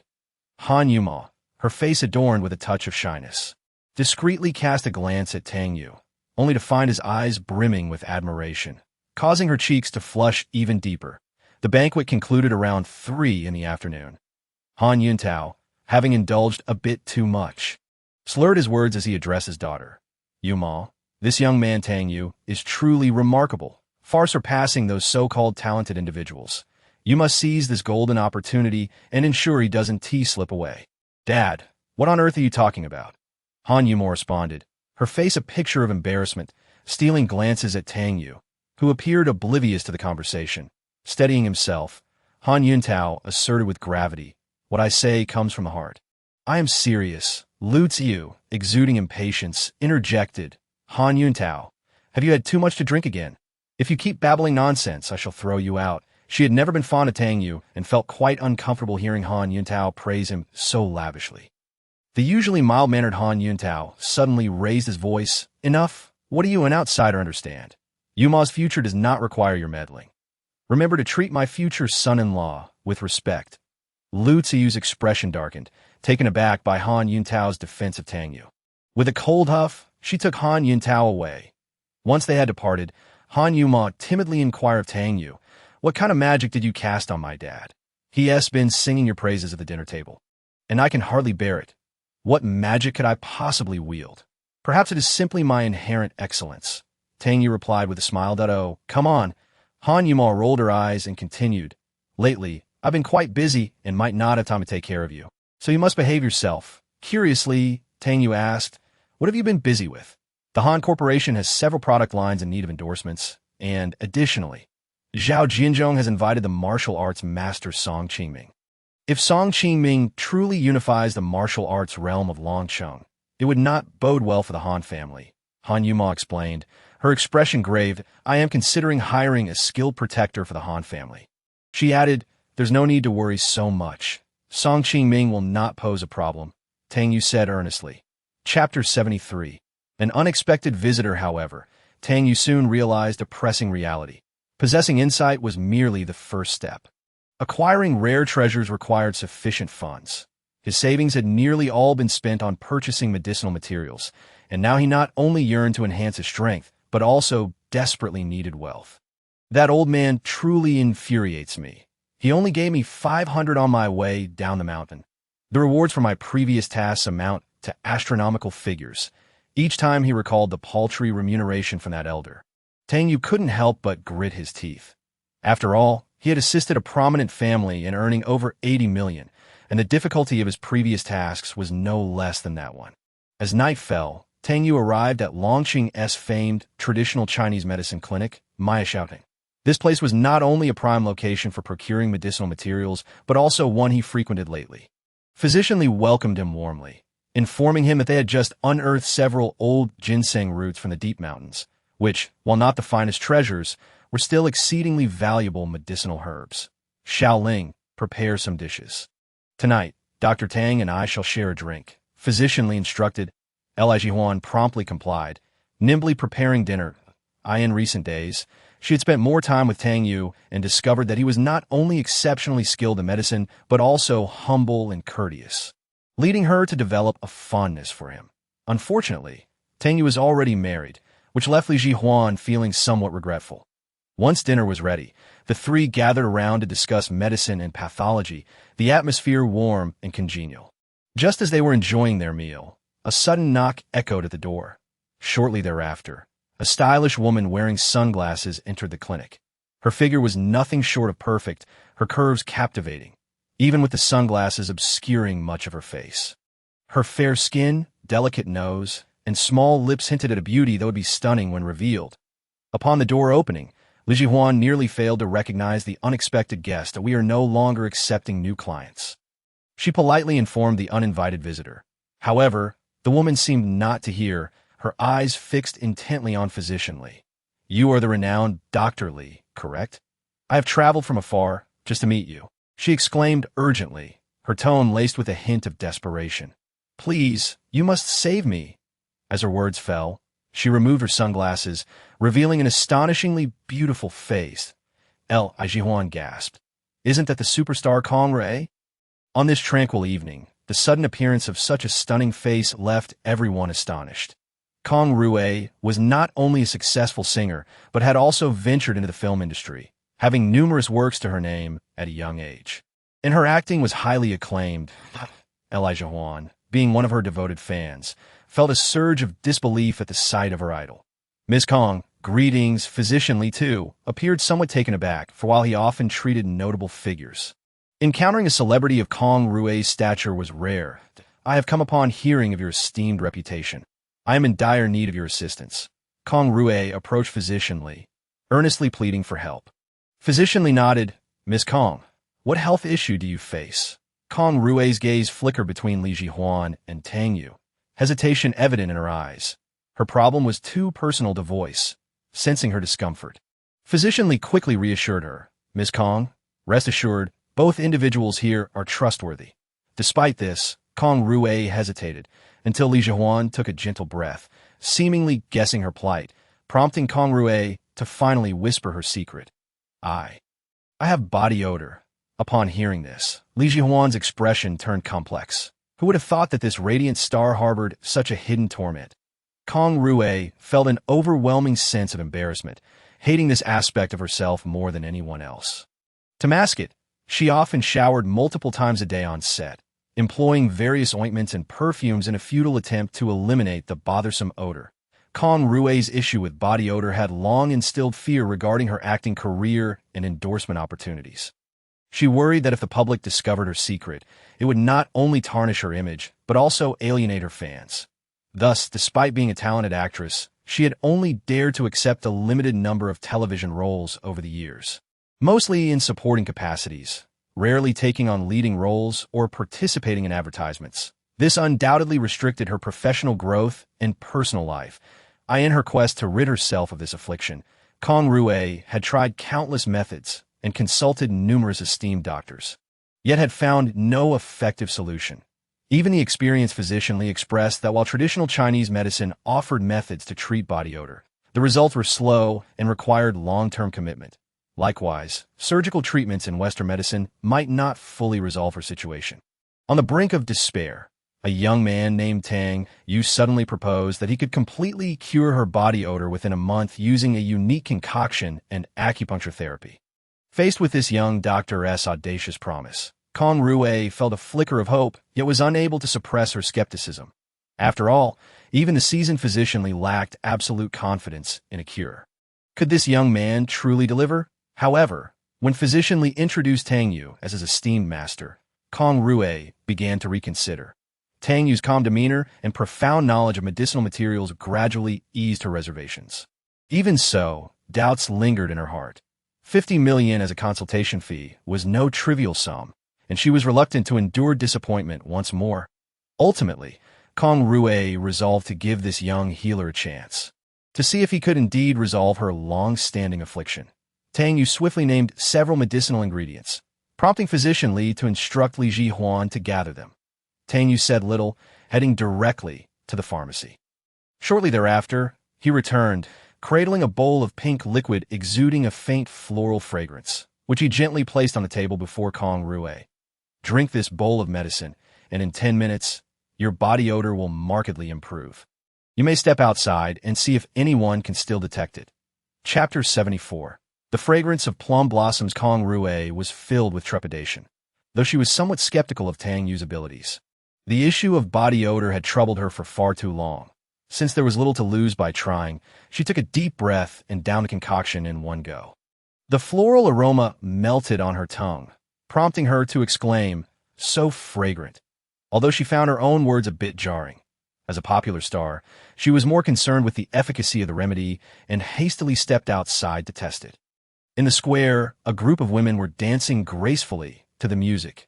Kong Rue chose this location for two reasons. First, dancing would induce sweating, providing an effective test for the medicine. Second, these women were unlikely to be fans. Alleviating her concerns about revealing her identity, as she joined the dance, Kong Rue soon found herself drenched in sweat. Those around her seemed oblivious to any unusual odors. Previously, even with heavy perfume, once she began to sweat, the unpleasant scent would emerge. Yet this time, the women surrounding her displayed no signs of discomfort. Finally, unable to contain her curiosity, Kong Rue asked a nearby lady, "Auntie, do you smell anything strange?" The woman paused momentarily, then took a deep breath. Kong Rue's heart raced, fearing she might have been discovered. However, the lady merely shook her head and continued to enjoy her dance. The surge of hope washed over Kong Rue. Perhaps this time truly was different. Kong Rue stood frozen, her mind swirling with questions. Plum blossom fragrance. In order to ascertain whether this was merely a coincidence, Kong Rue sought the opinions of several older women nearby to her astonishment. Each one unanimously reported that they only detected a delicate floral fragrance, as if plum blossoms were truly blooming in the vicinity. Upon entering, Kong Rue eagerly exclaimed to Tang Yue, "Divine Doctor, that vial of potion is indeed effective. I implore you to assist me in my treatment." Observing this, both Divine Dr. Li and Li Jihuan exchanged glances, each discerning promising news from Kong Rue's expression. With palpable excitement, Kong Rue recounted her recent experience, prompting even Divine Dr. Li to express his admiration. Traditional Chinese medicine typically requires time to manifest its effects. However, Tang Yue's potion revealed results in a mere 10 minutes, perhaps indicating the use of a long-lost ancient formula. "If you can cure me, I am willing to pay 50 million as a reward. And here is the advance of 15 million." Kong Rue produced a check from her bag and placed it on the table. After a moment of contemplation, Tang Yue accepted the check, explaining, "The potion's efficacy can be further enhanced with acupuncture. If it is convenient for you now, I can administer the needles immediately." He assured her that this treatment would ensure that her body odor would go unnoticed for 3 months. But complete resolution would necessitate 3 sessions. Upon hearing the prospect of a complete cure, Kong Rue was nearly elated to the point of jumping with joy, eagerly agreeing, "Yes, I am free right now. Let us begin at once." Tang Yue instructed Divine Dr. Li to find a quiet room, leading Kong Rue inside. Once alone, she felt a twinge of discomfort. To ease the atmosphere, Tang Yue inquired, "I have heard that you are a star?" "Indeed, I am a singer and have performed theme songs for several television dramas, such as Jingfeng. Have you heard of it?" Kong Rue introduced herself, to which Tang Yue shook his head. "I do not listen to music much." "What about movies?" "I played a role in Daming Huangfei, which was quite popular at the time." Kong Rue felt a pang of disappointment, contemplating that she was not yet famous enough. Otherwise, how could this young doctor not recognize her? It was rare for young people to be oblivious to music or television dramas. Yet this young man claimed to be uninterested. Perhaps he was employing some sort of reverse psychology to garner attention. Several thoughts raced through Kong Rue's mind. Tang Yue gently remarked, "The potion you consumed earlier is called Han Mei Hua Yu Soup. It emits a fragrance that helps neutralize any unpleasant odors on your body. Next, I will assist in expelling the sweat, further enhancing the potion's effects through acupuncture." Although Kong Rue was not entirely clear on the details, she nodded in agreement. When Tang Yue instructed her to remove her outer clothing and turn her back to him, she suddenly hesitated. She had rushed here straight after her performance, wearing only a thin spaghetti strap top that left her back exposed. This meant that she would have to fully reveal her back to Tang Yue. A faint blush crept onto Kong Rue's cheeks as she felt somewhat embarrassed. However, her determination to resolve her body odor ultimately triumphed over her shyness. Taking a deep breath, she removed her jacket, unveiling her smooth, fair back. She attempted to relax, yet her muscles remained involuntarily tense. "Please try to relax." Tang Yue's voice was soft and soothing. "If your body is too tense, the efficacy of the acupuncture may be diminished." To calm herself, Kong Rue gently patted her chest, repeatedly muttering, "I am not nervous. I want to get better. I am not nervous." Tang Yue couldn't help but chuckle at her earnestness. Her efforts seemed to bear fruit. As she gradually began to unwind, the silver needles in Tang Yue's hands pierced Kong Rue's back with the precision of a dragon. As the needles penetrated deeper, the medicinal liquid began to circulate within her, releasing a refreshing aroma of plum blossoms. Simultaneously, an indescribable scent emerged, merging with a pleasant fragrance. Kong Rue felt a warm current flowing through her body, a sensation that was undeniably comforting, causing her to softly sigh. Tang Yue continued his work, intently adjusting the position and pressure of each needle. Body odor was indeed a troublesome issue. Even surgical treatments could result in recurrence. Nevertheless, Tang Yue's exceptional medical skills, combined with the potion and acupuncture, promised unexpected results. Unbeknownst to them, time slipped away, and after half an hour, a complex-colored liquid began to seep from Kong Rue's skin. Although the plum blossom fragrance attempted to mask it, the unpleasant odor remained distinctly perceptible. A hint of relief crossed Tang Yue's face. Seeing the liquid successfully expelled lifted a weight from his heart. Chapter 75. Suspicious marks. Kong Rue, however, appeared exceedingly anxious, fearing that her ailment might remain incurable. The unpleasant odor nearly brought her to tears. "Oh, not worry. We're almost finished with the final rinse." Tang Yue reassured her gently. "Come back tomorrow, and I will arrange another acupuncture session. You will be able to dance and sweat without any odor." Upon hearing this, Kong Rue's eyes lit up. "Really? You will know the results after a shower." Tang Yue encouraged her. Eagerly, Kong Rue dashed toward the bathroom. After a shower, she was delighted to discover not only was the odor gone, but her skin had also become noticeably fairer and smoother. She gently sniffed her underarms and was pleasantly surprised to detect a faint scent of plum blossoms, filling her with immense joy. However, reality soon confronted her. She had not brought any change of clothes. Feeling slightly embarrassed, Kong Rue softly asked, "Divine Dr. Tang, could you lend me some clothes? I have nothing to wear." Tang Yue suddenly remembered this issue and promptly contacted Li Jihuan. Shortly thereafter, Li Jihuan delivered a set of simple yet elegant clothing. Once dressed, Kong Rue appeared both gentle and pure, resembling a school beauty. As she emerged after applying her makeup, she excitedly rushed toward Tang Yue. Expressing her gratitude, Tang Yue was taken by surprise, and they both tumbled onto the sofa. "Tang Yue, you are amazing," Kong Rue exclaimed, overwhelmed with joy as her long-standing troubles were finally alleviated, her emotions in a state of turmoil. She gently swayed against Tang Yue, celebrating the success of her treatment, her delight both genuine and intense. Tang Yue gently disentangled himself, whispering, "Calm down, Kong Rue. If anyone sees us, I might become the subject of news." Kong Rue realized that her actions had been somewhat excessive, especially since Li Jihuan was still present, her eyes wide with astonishment at the unfolding scene. But if word got out, Kong Rue's fans would surely not spare Tang Yue. "Divine Dr. Tang, you are truly remarkable. I will introduce many patients to you in the future." Kong Rue stood up, striving to regain her composure, and casually inquired, "Besides body odor, Can you treat other ailments? Perhaps scars, for instance? That would be splendid. Tang Yue's face radiated with uncontainable joy. Tomorrow at 3 in the afternoon, at Han's group, I will administer your acupuncture treatment. Tang Yue gathered a package of medicinal herbs. Preparing to leave, Tang Yue initially intended to depart as well, but hesitated, seemingly apprehensive.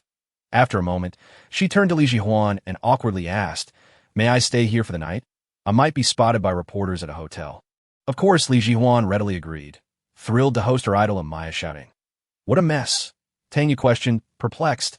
"I am merely treating patients outside. Just take a look at your clothes," Han Yumao remarked, scrutinizing Tang Yue. Several strands of long hair clung to his collar, along with a faint red mark, clearly a lipstick stain belonging to Kong Rui. Han Yumao felt a surge of discomfort. This man, was it not enough to have her? "It's from a patient. She was overly excited and hugged me, and it probably got on me then." Tang Yue explained that, "Oh, a patient? Using Givenchy's classic lipstick?" Han Yumao crossed her arms, her tone laced with discontent. Tang Yue sighed. "Miss Han, are you feeling jealous?" Han Yumao appeared bewildered by Tang Yue's actions, questioning why these women were so fervent toward him. She frowned, grumbling, "I truly do not understand what they are thinking." In response to Han Yumao's doubts, Tang Yue did his best to clarify, "I genuinely have not done anything to betray your trust. I merely visited Maya Shetang today. Divine Dr. Li can vouch for me." He added, "I understand our relationship is merely nominal, but I respect it." Tang Yue shrugged in exasperation, unable to comprehend Han Yumao's anger, yet he chose to remain silent, resting on the ground. The following morning, the two set off for Han's group together. Tang Yue spent a tranquil morning in the office, focusing on his practice. In the afternoon, Lu Yunting approached Tang Yue for a chat, inviting him to observe the filming of a new advertisement for the Shengxue series cosmetics. She mentioned that although the invited star was beautiful, her temper was quite formidable. Out of curiosity, Tang Yue decided to see what made this so-called big-name star so special. Upon arriving at the filming location, he discovered that the progress had been significantly delayed due to the star's tardiness. Although they had breached the contract, the Han group had no choice but to silently absorb the losses due to the individual status. Wang Qian, a star from a third-tier city, stood at the center of the set in a white dress, holding a product from the Shengxue series. Her smile appeared somewhat stiff, clearly lacking engagement. When it was her turn to deliver her lines, she inexplicably rattled off a string of numbers. 1, 2, 4, 5, 6, 7. Han Yumao helplessly rubbed her forehead. Upon witnessing Wang Qian's rigid smile and her lines delivered, as if she were merely counting, she could no longer contain herself. After a brief exchange with the director, she turned to Wang Qian and said, "Teacher Wang, might I kindly request that you deliver your lines in a more natural manner? The audience could distinctly perceive that you were merely counting. Furthermore," she suggested, "a slightly more relaxed smile would enhance your performance." Han Yumao added, "Shall we take another shot?" However, Wang Qian merely cast her a sidelong glance and continued to fuss with her nails. Evidently unwilling to engage this moment, Wang Qian's agent, a woman of ample proportions, hurried over, arguing, "Reshoot. The director hasn't called for a stop. Miss Han, you may not fully grasp the professional procedures of commercial shoots. Our artist's performance was already quite commendable." Han Yumao felt a wave of indignation wash over her, pondering, how could they deem an artist reciting numbers as commendable? What should have been a 1-hour shoot had now dragged on interminably. With a sigh, Han Yumao remarked, "Moreover, not only was Wang Qian merely reciting numbers, she even held the product packaging upside down." Chapter 76. The replacement the agent immediately countered. "These issues can be rectified in post-production. Our artist has other commitments to attend to. Time is of the essence." Han Yumao maintained her politeness, yet her fury simmered beneath the surface. "We have a contract, and you have accepted payment, according to our agreement. Today's advertisement should have been completed." Despite being merely a third-tier star, Wang Qian was accustomed to maintaining an air of superiority. Due to the scarcity of endorsements, she demanded utmost respect whenever an opportunity arose. Upon hearing this, Han Yumao took a deep breath to calm herself, proposing, "How about we reschedule for tomorrow, allowing Miss Wang some time to adjust?" Han Yuma's suggestion incited urgency within her, and her tone turned serious. "Once payment is received, One must uphold their responsibilities. This is a fundamental principle that if we fail to complete the task on time, it constitutes a breach of contract. Wang Qian paused momentarily, casting a scornful glance her way. Seemingly contemplating her next move, coldly, Wang Qian glared at Han Yuma, her tone laced with evident dissatisfaction. You claim I'm in breach of contract. Are you aware of what you are saying? My participation in this advertisement is a favor to the Han Group. Otherwise, who would endorse your trivial product? She added haughtily. If you dare to accuse me of dishonesty, I could easily post on Weibo and render your product irrelevant before it even launches. A glint of triumph flickered in her eyes. As long as I speak a few words in the entertainment industry, let's see who would dare to take your endorsements. Faced with such provocation, Han Yuma furrowed her brows. The Han Group indeed held a lowly status in the entertainment realm, and Wang Qian was the most prominent figure they had managed to secure. Losing her now would render the search for a replacement nearly impossible within a short time frame. Moreover, once rumors began to circulate, clarifying the truth would demand considerable effort. Lu Yunting quickly stepped forward in an attempt to ease the tension. Miss Wang, our chairman has no ulterior motives. We are all here for the sake of our work. Please do not take offense. Once the advertisement is completed, we could even go shopping together. I know of a fantastic restaurant. She endeavored to shift the topic. However, Wang Qian disdainfully dismissed her with a glance. Refusing the proposal, who are you to suggest shopping together? If you wish for me to stay, the conditions are simple. Increase the endorsement fee by 2 million, and Miss Han must apologize to me.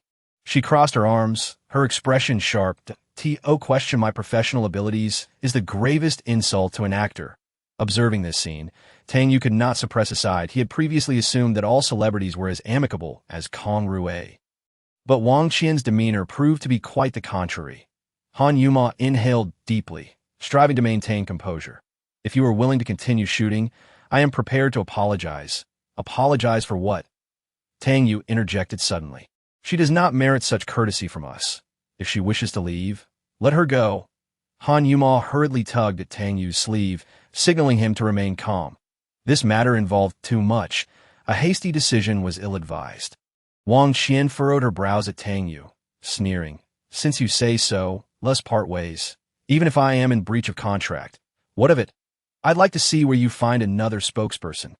Wang Qian's audacity stemmed from her belief that the Han Group would struggle to find a suitable replacement in the short term. She sought not only higher remuneration, but also to preserve her dignity. She was unconvinced that the Han Group would dare to confront her. After all, she was a star. Her agent shot a derisive look at Tang Yue, as if to say, what do you know? This is how the entertainment industry operates. Suddenly, a voice from outside interrupted the tense atmosphere within the room. I am quite interested in endorsing the Seclusion series. Might you consider me as the spokesperson? The voice was soft yet captivating. As the words echoed, a woman stepped into the room. Dressed in an elegant gown, her graceful figure was accentuated, and although she wore large sunglasses and a mask, her melodious voice hinted at her extraordinary presence. Who is this? Wang Qian and her team immediately grew wary. They were poised to coerce Han Yuma into acquiescing to their demands, and this unexpected disruption caused their brows to furrow. The agent scoffed dismissively. Endorse? You need to be a celebrity to discuss endorsements. Wang Qian, equally defiant, retorted, who are you to compete with me for business? To Han Yuma's eyes, this woman indeed exuded star quality. Yet she understood that without being a genuine celebrity, one could not possibly become the spokesperson for the Han Group. That I am truly interested in this endorsement, the woman stated, slowly removing her sunglasses and mask, revealing an astonishingly beautiful face. It was Tang Yue, a first-tier star, and her appearance illuminated the room, leaving everyone momentarily stunned. The once self-assured expressions of Wang Qian and her agent froze, as if witnessing the unbelievable. Tang Yue, how could it be you? The shock in Wang Qian's voice was palpable. Han Yuma, equally astonished, gazed at Tang Yue, never anticipating that this renowned star would personally visit the Han Group. As a fan of Tang Yue, she was acutely aware of her standing within the entertainment industry. What do you think? I am very interested in the Seclusion series. Perhaps I could take on the endorsement. Tang Yue sincerely proposed to Han Yuma. Caught off guard by this sudden turn of events, Han Yuma found herself at a loss for words.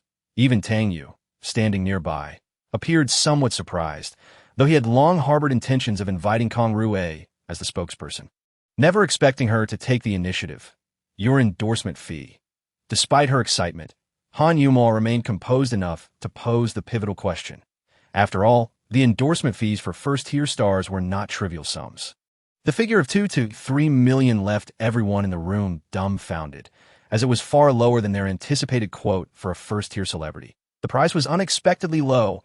Nowadays, lead actresses in online dramas could earn hundreds of thousands per episode, while third-tier stars like Wang Qian had contracts with the Han Group worth tens of millions. Thus, when they learned that Kong Rue's quote was merely 2 to 3 million, astonishment washed over them. Chapter 77. Confidentiality, is that price too high? I could easily offer a few $100,000, Kong Rue remarked casually, observing the astonished crowd. Miss Kong, you misunderstand. That is not my intention, Han Yumao quickly clarified. If you are serious, we can prepare the contract right away. Tang Yue then turned to Lu Yunting, instructing, Sister Lu, please prepare the contract. From this day forth, Kong Rue will be our new spokesperson. Lu Yunting swiftly sprang into action. Han Yumao watched in a daze, beginning to question whether Lu Yunting was truly her assistant or Tang Yue's capable aide. This unfolding drama only intensified Kong Rue's resolve to forge a closer bond with Tang Yue. Today, she seized this opportunity and would not let it slip away easily. The signing process proceeded with an ease that seemed almost surreal, as Han Yumao struggled to digest everything that had just transpired, while Wang Qian and her agent appeared utterly dejected.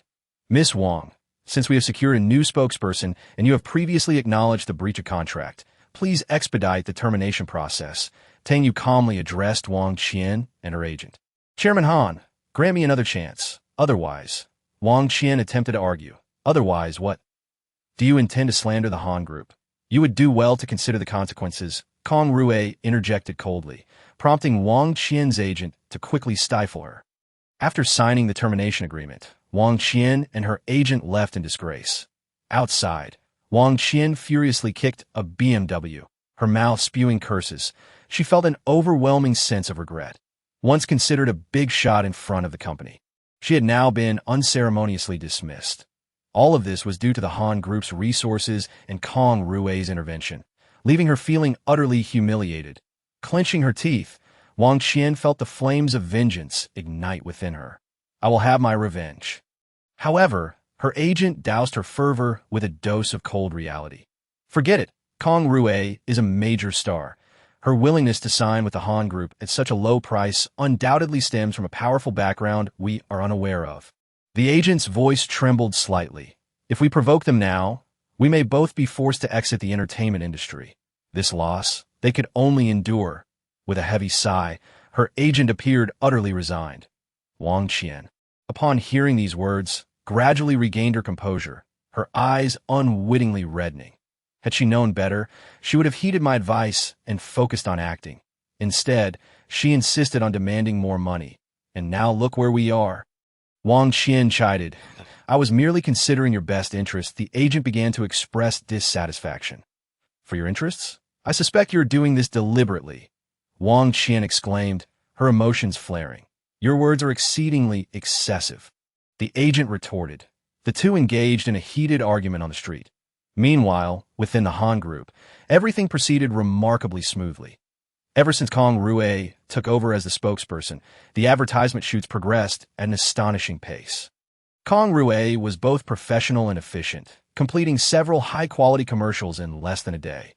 Han Yumao was exceedingly pleased with Kong Rue's performance and politely remarked, Teacher Kong, you've worked hard. Please take a moment to rest. I will arrange the advertising placements, and let us dine together this evening. Before hurrying off to a meeting, Han Yumao specifically instructed Lu Yunting and Tang Yue to take good care of Kong Rue. Lu Yunting escorted Kong Rue to the reception area, assuring her that she would do her utmost to fulfill any of her needs. Kong Rue pondered for a moment and made a special request. I do have a favor to ask. Could you kindly step out for a bit? I need to speak with Dr. Tang. Lu Yunting was momentarily taken aback, but quickly realized that the Dr. Tang in question was indeed Tang Yue. She found herself quietly speculating whether Kong Rue had accepted the endorsement because of Tang Yue. Tang Yue smiled at Lu Yunting, saying, "Sister Lu, please step out for a moment. Today's matters must remain confidential." Lu Yunting, filled with curiosity, left the room. Once it was just Tang Yue and Kong Rue inside. Tang Yue sighed. "Miss Kong, this could easily lead to misunderstandings. If rumors spread, it would be detrimental to both of us." Kong Rue smiled slightly, seemingly unconcerned with such superficial matters. She hurriedly approached Tang Yue with a grin, saying, "I was merely eager for your assistance with my ailment. Rest assured, our relationship is strictly professional." She leaned closer to Tang Yue and added softly, "Besides, you seem quite familiar with Secretary Lu. She won't spill anything." Initially, Kong Rue had no intention of revealing their connection, but seeing Tang Yue's hesitance made her anxious. For Kong Rue, resolving her body odor issue was of utmost importance. "Then you should lie down and remove your upper garment," Tang Yue instructed calmly as he retrieved silver needles. Kong Rue obediently turned her back to Tang Yue and removed her outer clothing, exposing her smooth back before lying on the sofa. Tang Yue focused intently, the silver needles glistening in the sunlight. As the needles made contact with Kong Rue's body, she immediately felt a wave of comforting warmth wash over her, involuntarily letting out a soft sigh. Listening to these sounds, Tang Yue worked hard to maintain his composure, concentrating on completing the treatment. As the last needle was inserted, a faint scent of plum blossoms emanated from Kong Rue, replacing the previous unpleasant odor. "Your condition requires another acupuncture session for optimal results. In a month's time," Tang Yue explained, handing her prescription. "Follow the instructions, and you will achieve complete recovery, even if you miss the final session. The odor will not return, but for assurance, I recommend you come." Upon hearing this, Kong Rue nearly leaped with joy, sitting up and excitedly proclaiming to Tang Yue, "Dr. Tang, you are incredible." In her exhilaration, Kong Rue failed to notice that the button on her undergarment had become undone during the treatment, causing her clothing to shift precariously. Tang Yue hastily reminded her of her wardrobe malfunction, but his gaze inadvertently lingered on her form. "Oh dear, I completely forgot." Kong Rue realized her oversight, reproaching herself lightly as she adjusted her attire. "It's all your fault for being so professional. It's distracting," she playfully remarked, causing Tang Yue to blush. Outside, Lu Yunting had not wandered far. She vaguely caught wind of Kong Rue's compliments towards Tang Yue, her cheeks flushing. Chapter 78. The Sole Ruler. She was curious about what transpired between Tang Yue and Kong Rue in the reception area, odd images flashing through her mind, but she quickly dismissed such thoughts, deciding not to dwell on them. Kong Rue, that radiant star, made Lu Yunting feel immense pressure. Without waiting to hear the situation in the conference room, she hurriedly left, standing at the door to await Han Yuma. The advertisement was set to air promptly at 8 o'clock in the evening, and as the last traces of fatigue faded from Han Yuma, she exited the conference room with a sense of satisfaction. However, upon stepping out, she encountered Lu Yunting, who appeared somewhat surprised. "Yunting, what are you doing here? Wasn't I supposed to ask you to accompany Miss Kong?" Lu Yunting hesitated for a moment before mustering the courage to reply. "President Han, Miss Kong wished to have a moment alone with Tang Yue, so I stepped out early." Han Yuma's eyes widened in surprise. "Really?" Her mind was filled with questions, yet she quickly shook her head, seemingly dismissing her thoughts. After all, Tang Yue hailed from a remote area, far removed from the entertainment industry. How could he possibly know a prominent star like Kong Rue to avoid appearing overly intrusive? Han Yuma opted to take Kong Rue to a nearby five-star hotel for dinner, rather than directly inquiring about the situation. During their meal, the advertisement aired successfully, and Kong Rue announced on Weibo her first endorsement of the Han Group's product line. The news caused a media sensation, elevating the Han Group's reputation. "Tang Yue, I'm feeling dizzy. There are two of you spinning around." Han Yuma's voice sounded both tipsy and playful. "That you've had too much to drink. Let's head this way," Tang Yue said, supporting her. "I haven't had too much. I saw you laughing and chatting with Kong Rue at the dinner table," Han Yuma murmured, dazed. "That was merely professional communication, nothing more," Tang Yue explained, but before he could finish, the ringing of his phone interrupted their conversation. The caller was Tian Jinxiong, delivering important news. "Mr. Tang, Song Qingming has emerged from seclusion tonight, in the main hall of the Zhao family residence." Family members and Zhao Jianzhong's confidants gathered, the air thick with tension and anticipation. They waited in silence for an indeterminate period when suddenly a loud crash shattered the stillness, akin to thunder splitting the sky, or a tempest sweeping through the trees. The sound emanated from the rear courtyard, evidently signaling a significant upheaval. Soon, a figure slowly entered the hall from the backyard. His presence exuded an invisible pressure, heavy as a mountain, making it difficult for everyone to breathe, as if being tightly constricted by unseen hands. Zhao Jianzhong immediately bowed deeply in respect, his voice filled with excitement. "Congratulations, Master Song, on your emergence from seclusion." The crowd echoed in unison, welcoming this legendary figure. Song Qingming's status within the Zhao family was akin to that of a deity. His profound gaze and extraordinary demeanor made it difficult for anyone to meet his eyes.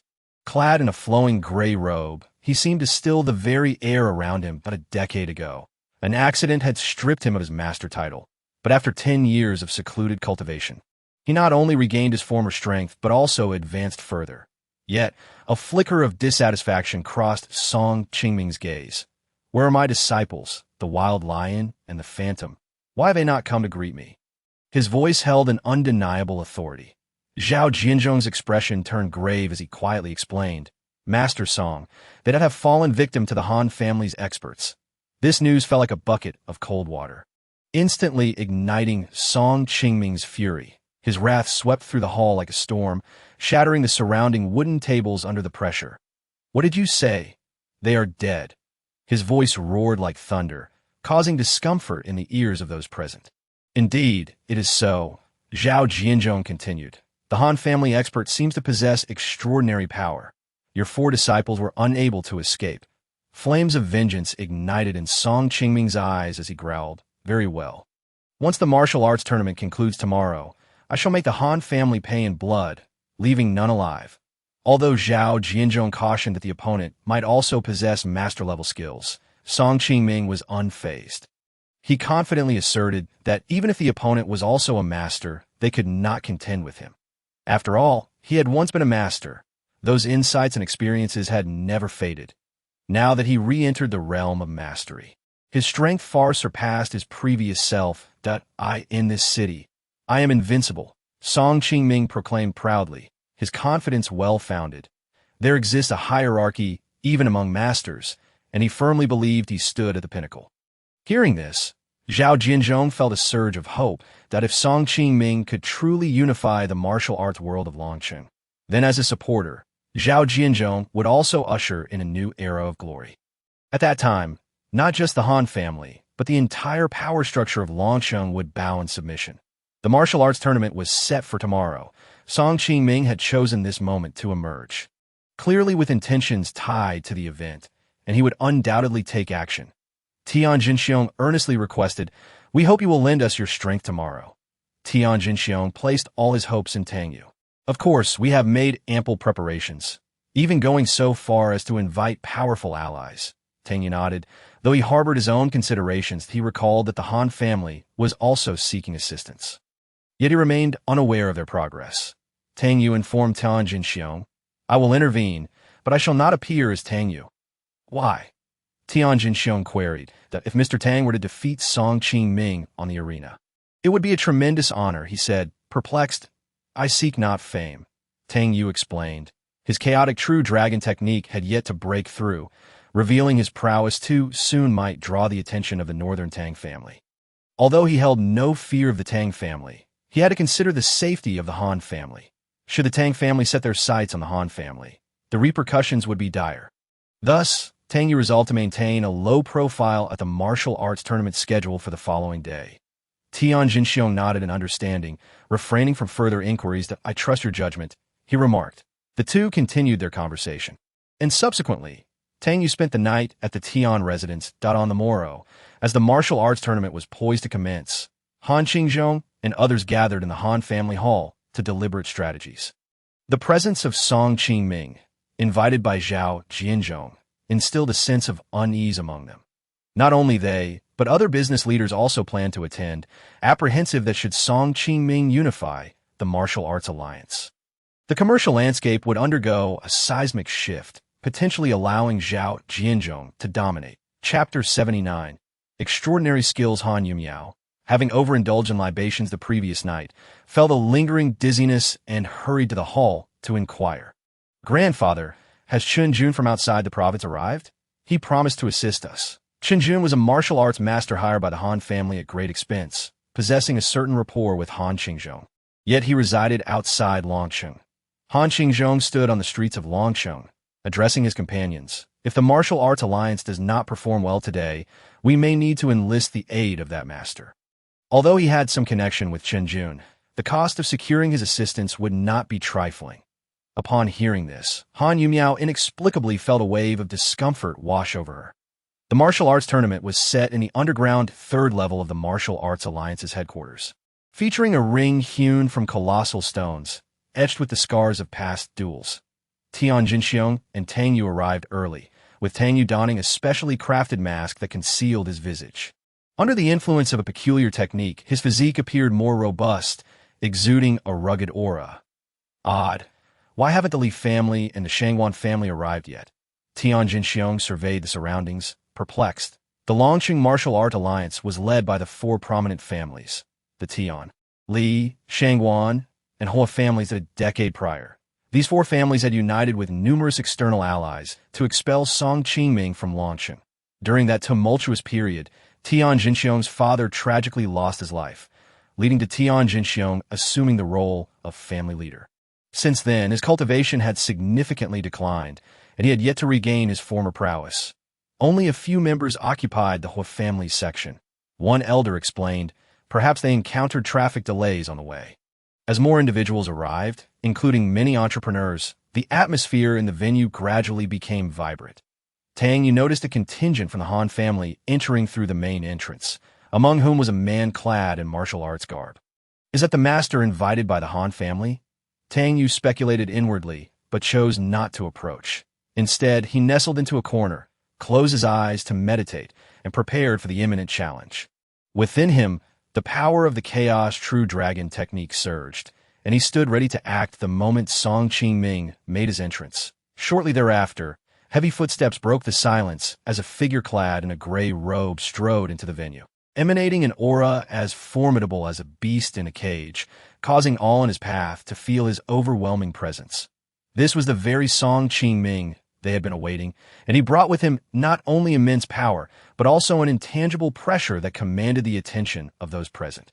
Leading the charge was Song Qingming, followed closely by Zhao Jianzhong and his companions, with several martial arts masters trailing behind, including members of the Shangwan and Li families.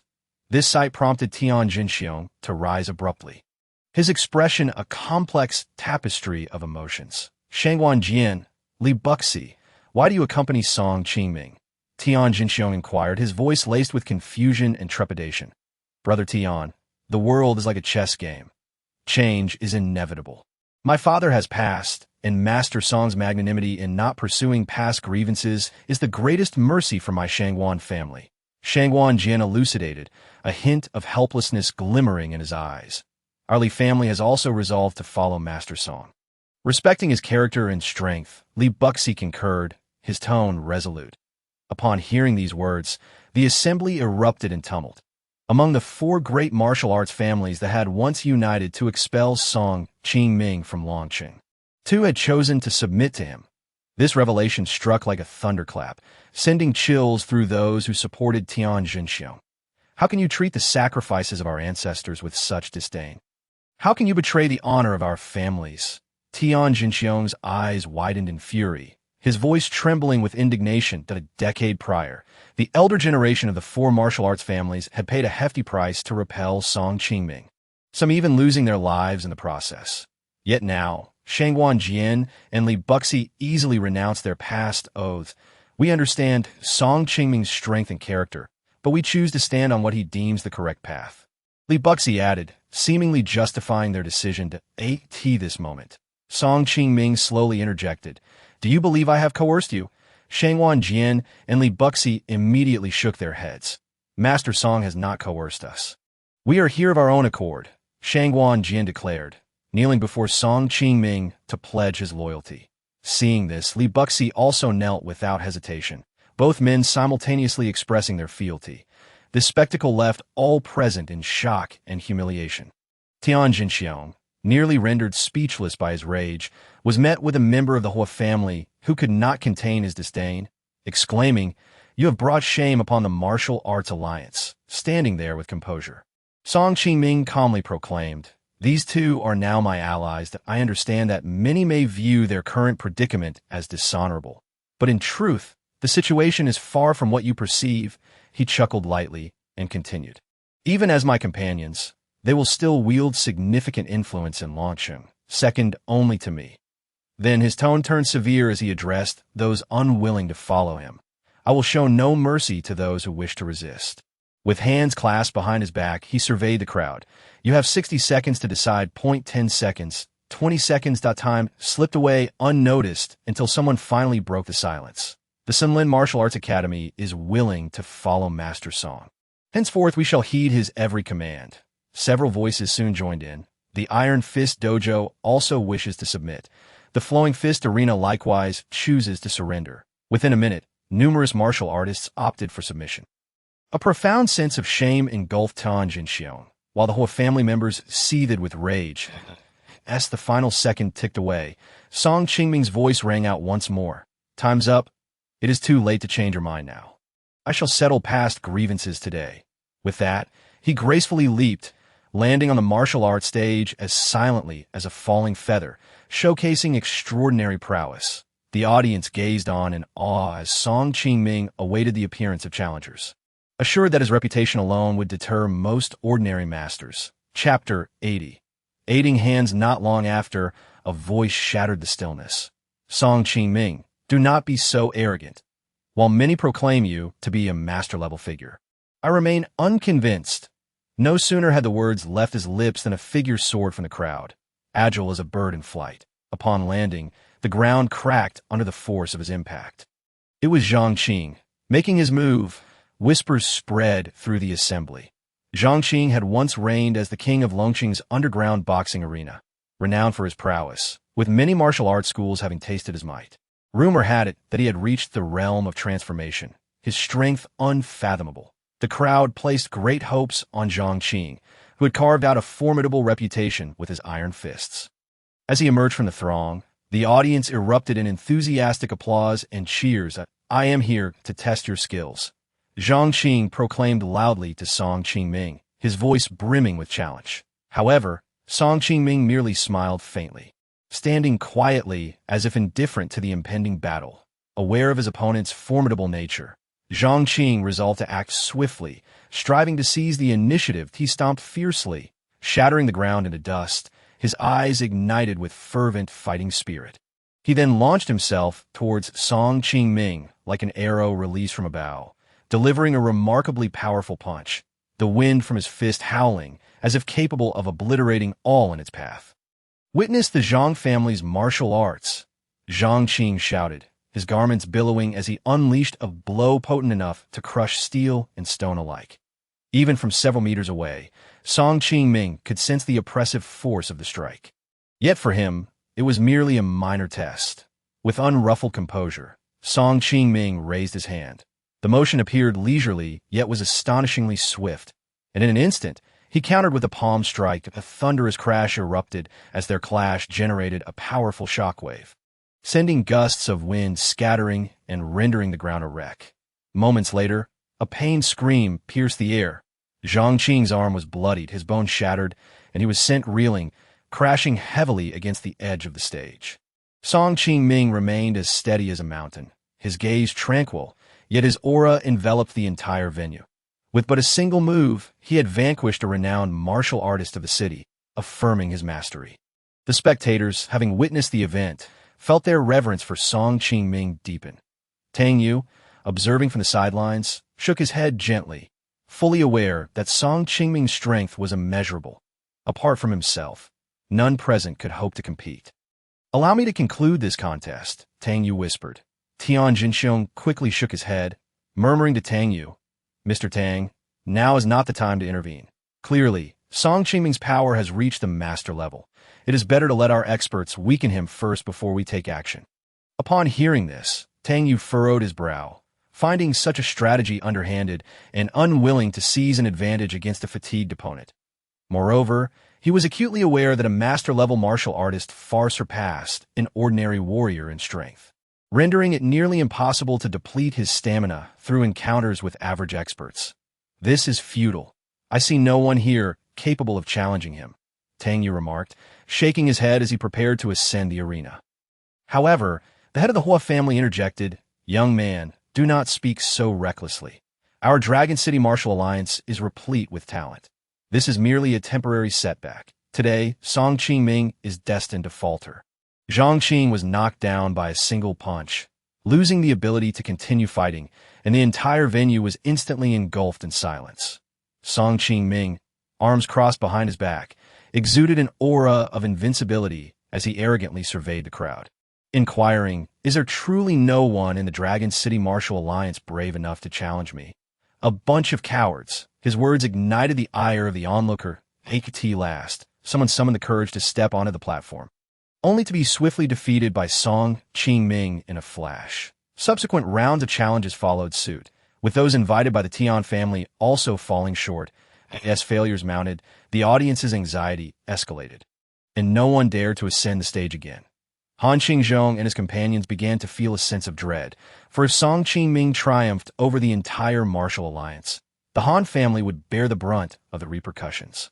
Beside them stood a man clad in traditional martial attire, around 50 years old, with a thick beard and an aura of formidable power. He was Chun Jun, a renowned expert invited by the Han family from outside the province to lend his support. At this moment, all hopes rested upon him. "Master Chun, I implore you to lend your assistance," Han Qingzhong beseeched. Chun Jun responded with an air of indifference. "The situation is more complicated than it appears.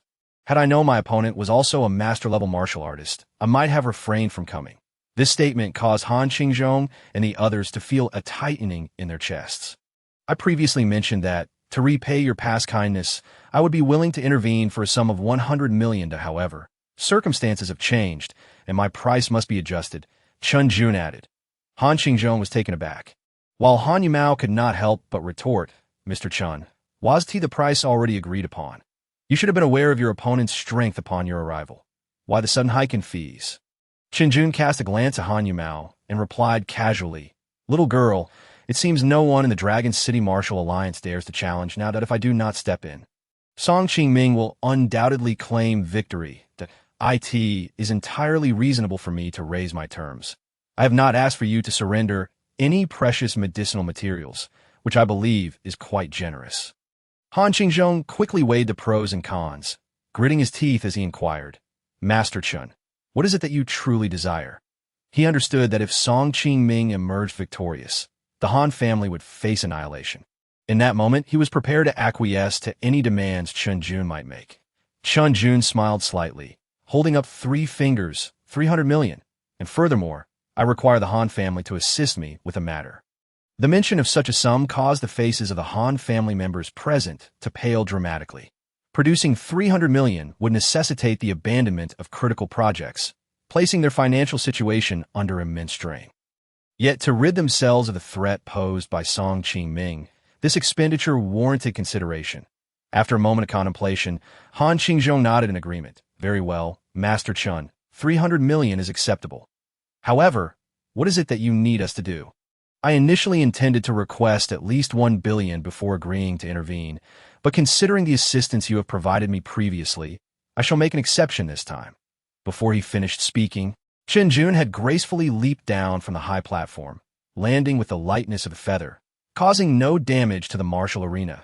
A powerful aura radiated from Chun Jun, imbued with the dignity of a master-level warrior. "You are a master?" Song Qingming questioned, regarding Chun Jun with a cool demeanor. Chun Jun nodded. "Indeed, I am Chun Jun from outside the province. That I wonder if you have heard of my name?" Chapter 81. Preparing to face the challenge I have not. Song Qingming replied, his arms crossed behind him, his expression as tranquil as still water. "Since you do not belong to Dragon City, I suggest you refrain from involving yourself in this conflict. Otherwise, you shall bear the consequences." "Arrogant," Chun Jun scoffed. "I am also a master-level warrior. Today, I shall put an end to your ambitions. In truth, Chen Jun had been biding his time, not only for leverage and negotiation, but also to observe Song Qingming's techniques and allow the members of the Dragon City Martial Alliance to exhaust their stamina. Now, he believed the moment had arrived. Like a swift falcon, Chen Jun launched himself towards Song Qingming, a powerful gust of energy erupting from his palm, instantly tearing through Song Qingming's gray robe. This was the first time Song Qingming's attire had been damaged, and the spectators' spirits soared. Without hesitation, Song Qingming retaliated with a punch of tremendous force. The sound of their clash echoed like metal colliding, unleashing a staggering shockwave at the center of their confrontation, causing cracks to appear even in the solid stone of the martial arena. Though they appeared to be ordinary stones, they were embedded with the hardest diamonds within. Now, even these diamonds began to fracture. Chen Jun let out a furious roar, his hands moving rapidly, leaving a series of afterimages in the air, as if countless fists were manifesting, stirring up a whirlwind. Song Qingming smirked, a cold smile curling at the corners of his mouth. His hands moved with the speed of lightning, unleashing dozens of strikes in an instant, effectively countering Chen Jun's assault. Though Chen Jun was fast, Song Qingming was even swifter, breaking through Chen Jun's barrage of fists and striking directly at his shoulder. A dull thud echoed, accompanied by a spray of blood. The arrogance that had adorned Chen Jun's face vanished in an instant, replaced by shock and fear. Song Qingming's speed exceeded Chen Jun's expectations. His opponent's experience and depth of skill were evidently far superior. Though Chen Jun had just broken through to the master level, his foundation was not solid enough. Song Qingming had been a master a decade prior, and had now returned to that realm, his strength immeasurably greater than before. Chen Jun roared in anger, barely managing to withstand a flurry of attacks. But Song Qingming seized upon his opening once more that a hand descended from above, akin to a mountain pressing down, carrying an overwhelming momentum, aimed directly at Chen Jun's head. The breath of death loomed over Chen Jun, and just as the hand was about to descend, he cried out in terror, "Wait! I concede!" Song Qingming's hand halted mere centimeters from Chen Jun's head, the force of the wind causing his scalp to bleed profusely. Had that strike landed, Chen Jun would likely have met a grim fate. I was too complacent. I should not have waded into these murky waters. Cold sweat dripped from Chen Jun's forehead as he adopted a tone of humility. "Master Song, I was reckless. I am willing to follow you." This declaration sent shockwaves through the crowd. The onlookers could hardly believe that this martial expert, procured at great expense by the Han family, would so easily submit before Song Qingming. Han Yuntao sprang to his feet, his voice trembling. "Master Chen Yue, what of it? How was I know my opponent would be so formidable before I arrived?"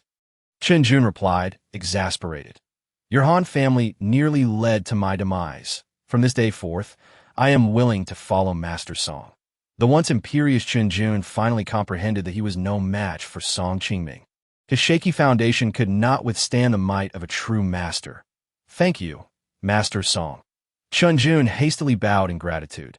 Song Qingming, with hands clasped behind his back and a gaze sharp as a blade, turned his attention to Han Qingzhong and the others, declaring, "Han family, your days of prosperity have come to an end.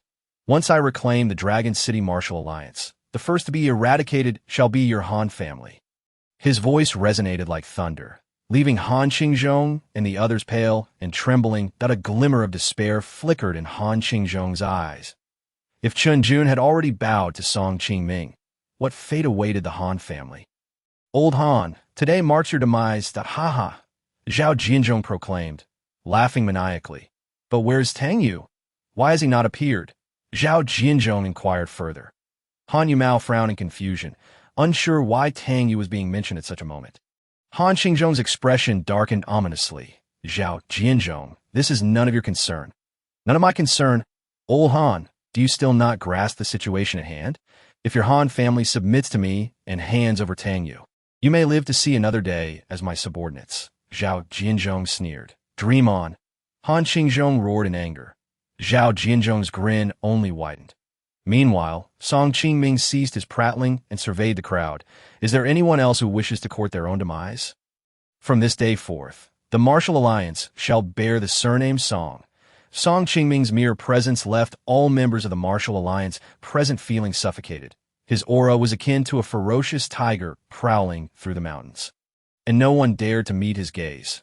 With Chun Jun already vanquished and having defected to Song Qingming, who else could stand against him?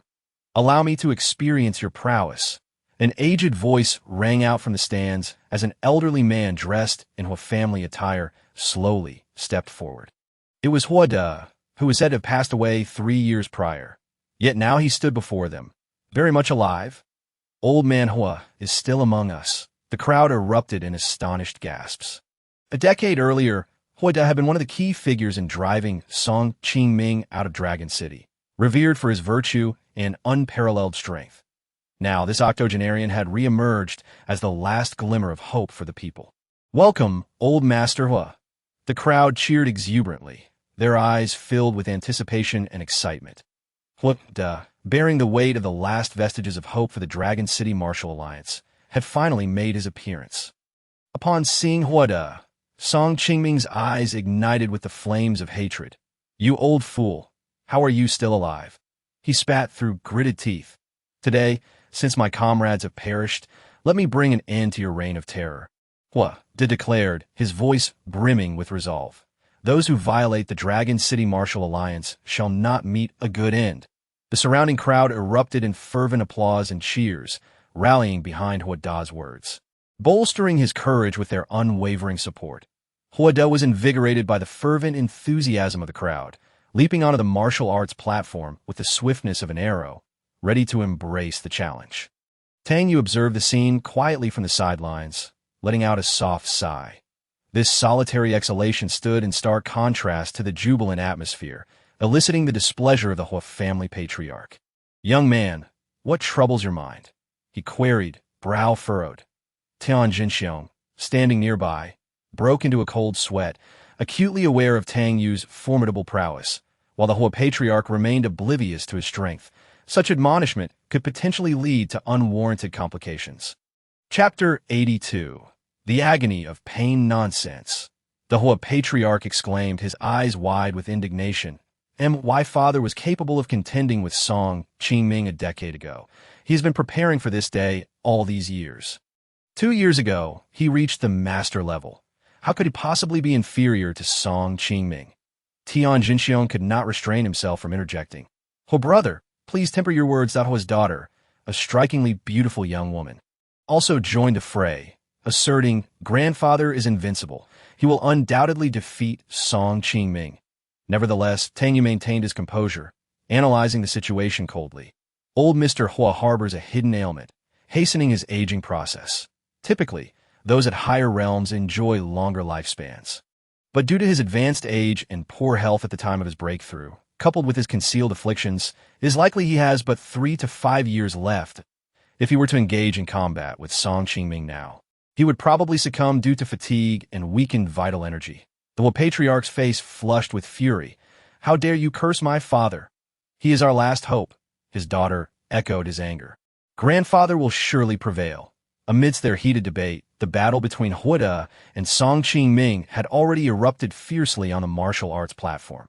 The speed at which they clashed was astonishing, leaving the audience only able to perceive a series of fleeting shadows. "Hua De, you have concealed your abilities well. I must admit, I am impressed." Song Qingming's voice rasped coldly. In less than 5 minutes. They had exchanged blows over 100 times. Initially, Hua De held the upper hand, but as the skirmish progressed, his pace gradually slowed, culminating in 2 strikes from Song Qingming that drew blood from the corner of his mouth. Song Qingming soared into the air like a celestial crane, several meters above the ground. Undeterred, Hua De followed closely, both launching simultaneous kicks that collided with the force of thunder, generating a deafening explosion. Upon landing, the martial arts platform cracked under the impact of their clash. Song Qingming retreated a mere step, while Hua De was forced back 3 steps, gasping for breath, clearly outmatched. His body bore the crimson scars of battle. Suffering unbearable pain, Song Qingming pressed the attack once more, his right hand gathering powerful energy, aiming a lightning-like strike at Hua De's chest. "This ends now," he bellowed. Hua De attempted to evade, but the earlier confrontation had injured his ankle. causing him to falter. In that instant, Song Qingming's palms struck Hua Da's chest with tremendous force. Hua Da coughed up blood, his vitality waning dramatically. Song Qingming unleashed a relentless barrage of attacks, each punch striking like thunder. Relentlessly battering Hua Da finally, he concentrated all his strength for a lethal blow. Hua Da's body hurtled off the platform like a cannonball, crashing into the audience, a cloud of dust rising, leaving his fate uncertain. A profound silence enveloped the arena. Song Qingming stood triumphantly, exuding authority as no one dared to challenge him. No one had anticipated that even the formidable Hua Da would fall before him. Despair etched itself upon the faces of the crowd, as if the light of hope had been extinguished. Han Qingzhong's expression darkened like the sky before a storm, murmuring softly, "Are we truly doomed?" His eyes revealed an unprecedented fear. Han Yumuo's eyes glistened with unshed tears, having just glimpsed a bright future for her family, only to see it now dissolve into nothingness. The Hua family scrambled to support the faltering Hua Da, the once valiant warrior, now rendered unable to fight. Could it be that the Longqing martial alliance was destined to suffer such defeat? Among the spectators, martial artists were engulfed by disbelief and disappointment. I could see that moment. Tang Yue slowly approached Hua Da, deftly inserting 3 silver needles into him. "These needles will save your life," he asserted, but Hua Da's voice was barely audible. But what good is life without strength? The Hua patriarch and his daughter exchanged a complex glance, their hearts awash with conflicting emotions. There truly no one who can intervene. Tang Yue broke the silence with a faint smile.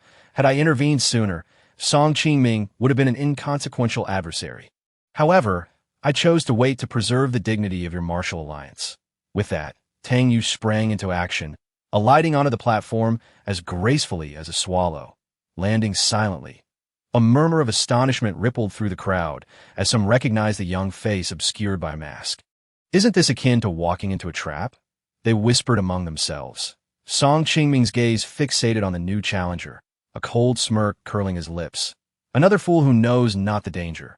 Today, I shall make this arena a place no one dares to tread."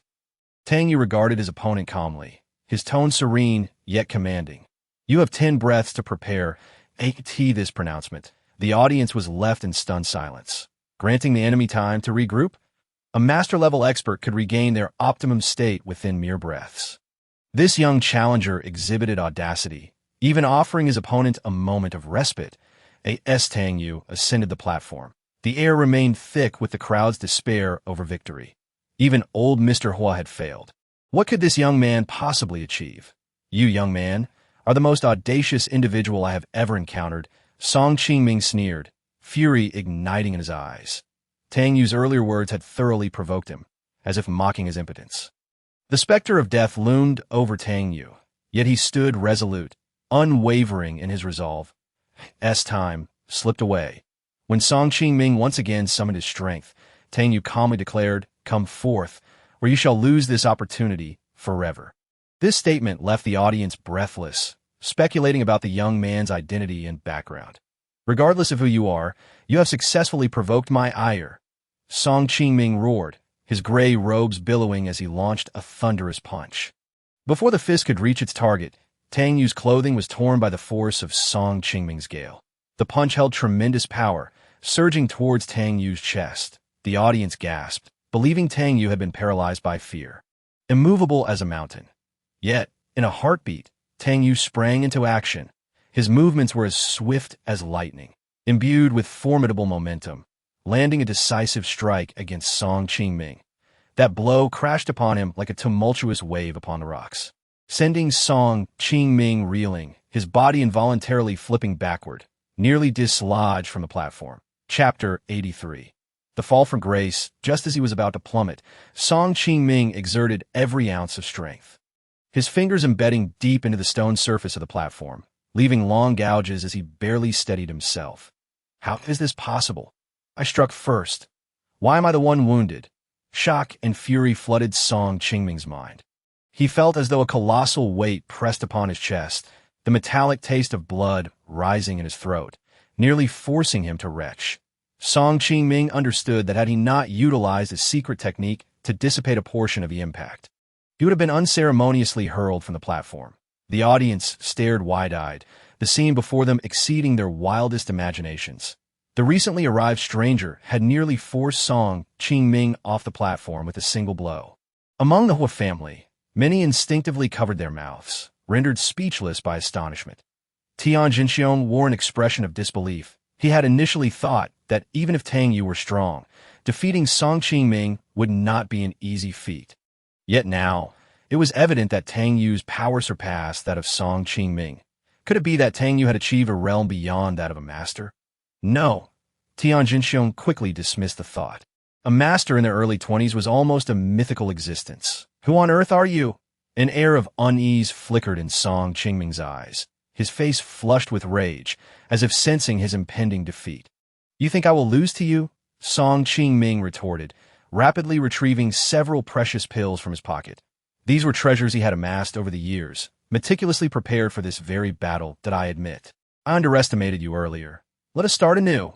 With those words, Song Qingming consumed the pills. Instantly unleashing a torrent of power, he charged at Tang Yue like a streak of gray lightning, his hands moving like phantoms. Unleashing a flurry of punches that dazzled the onlookers, the audience was left trembling. The might displayed by Song Qingming was nothing short of terrifying.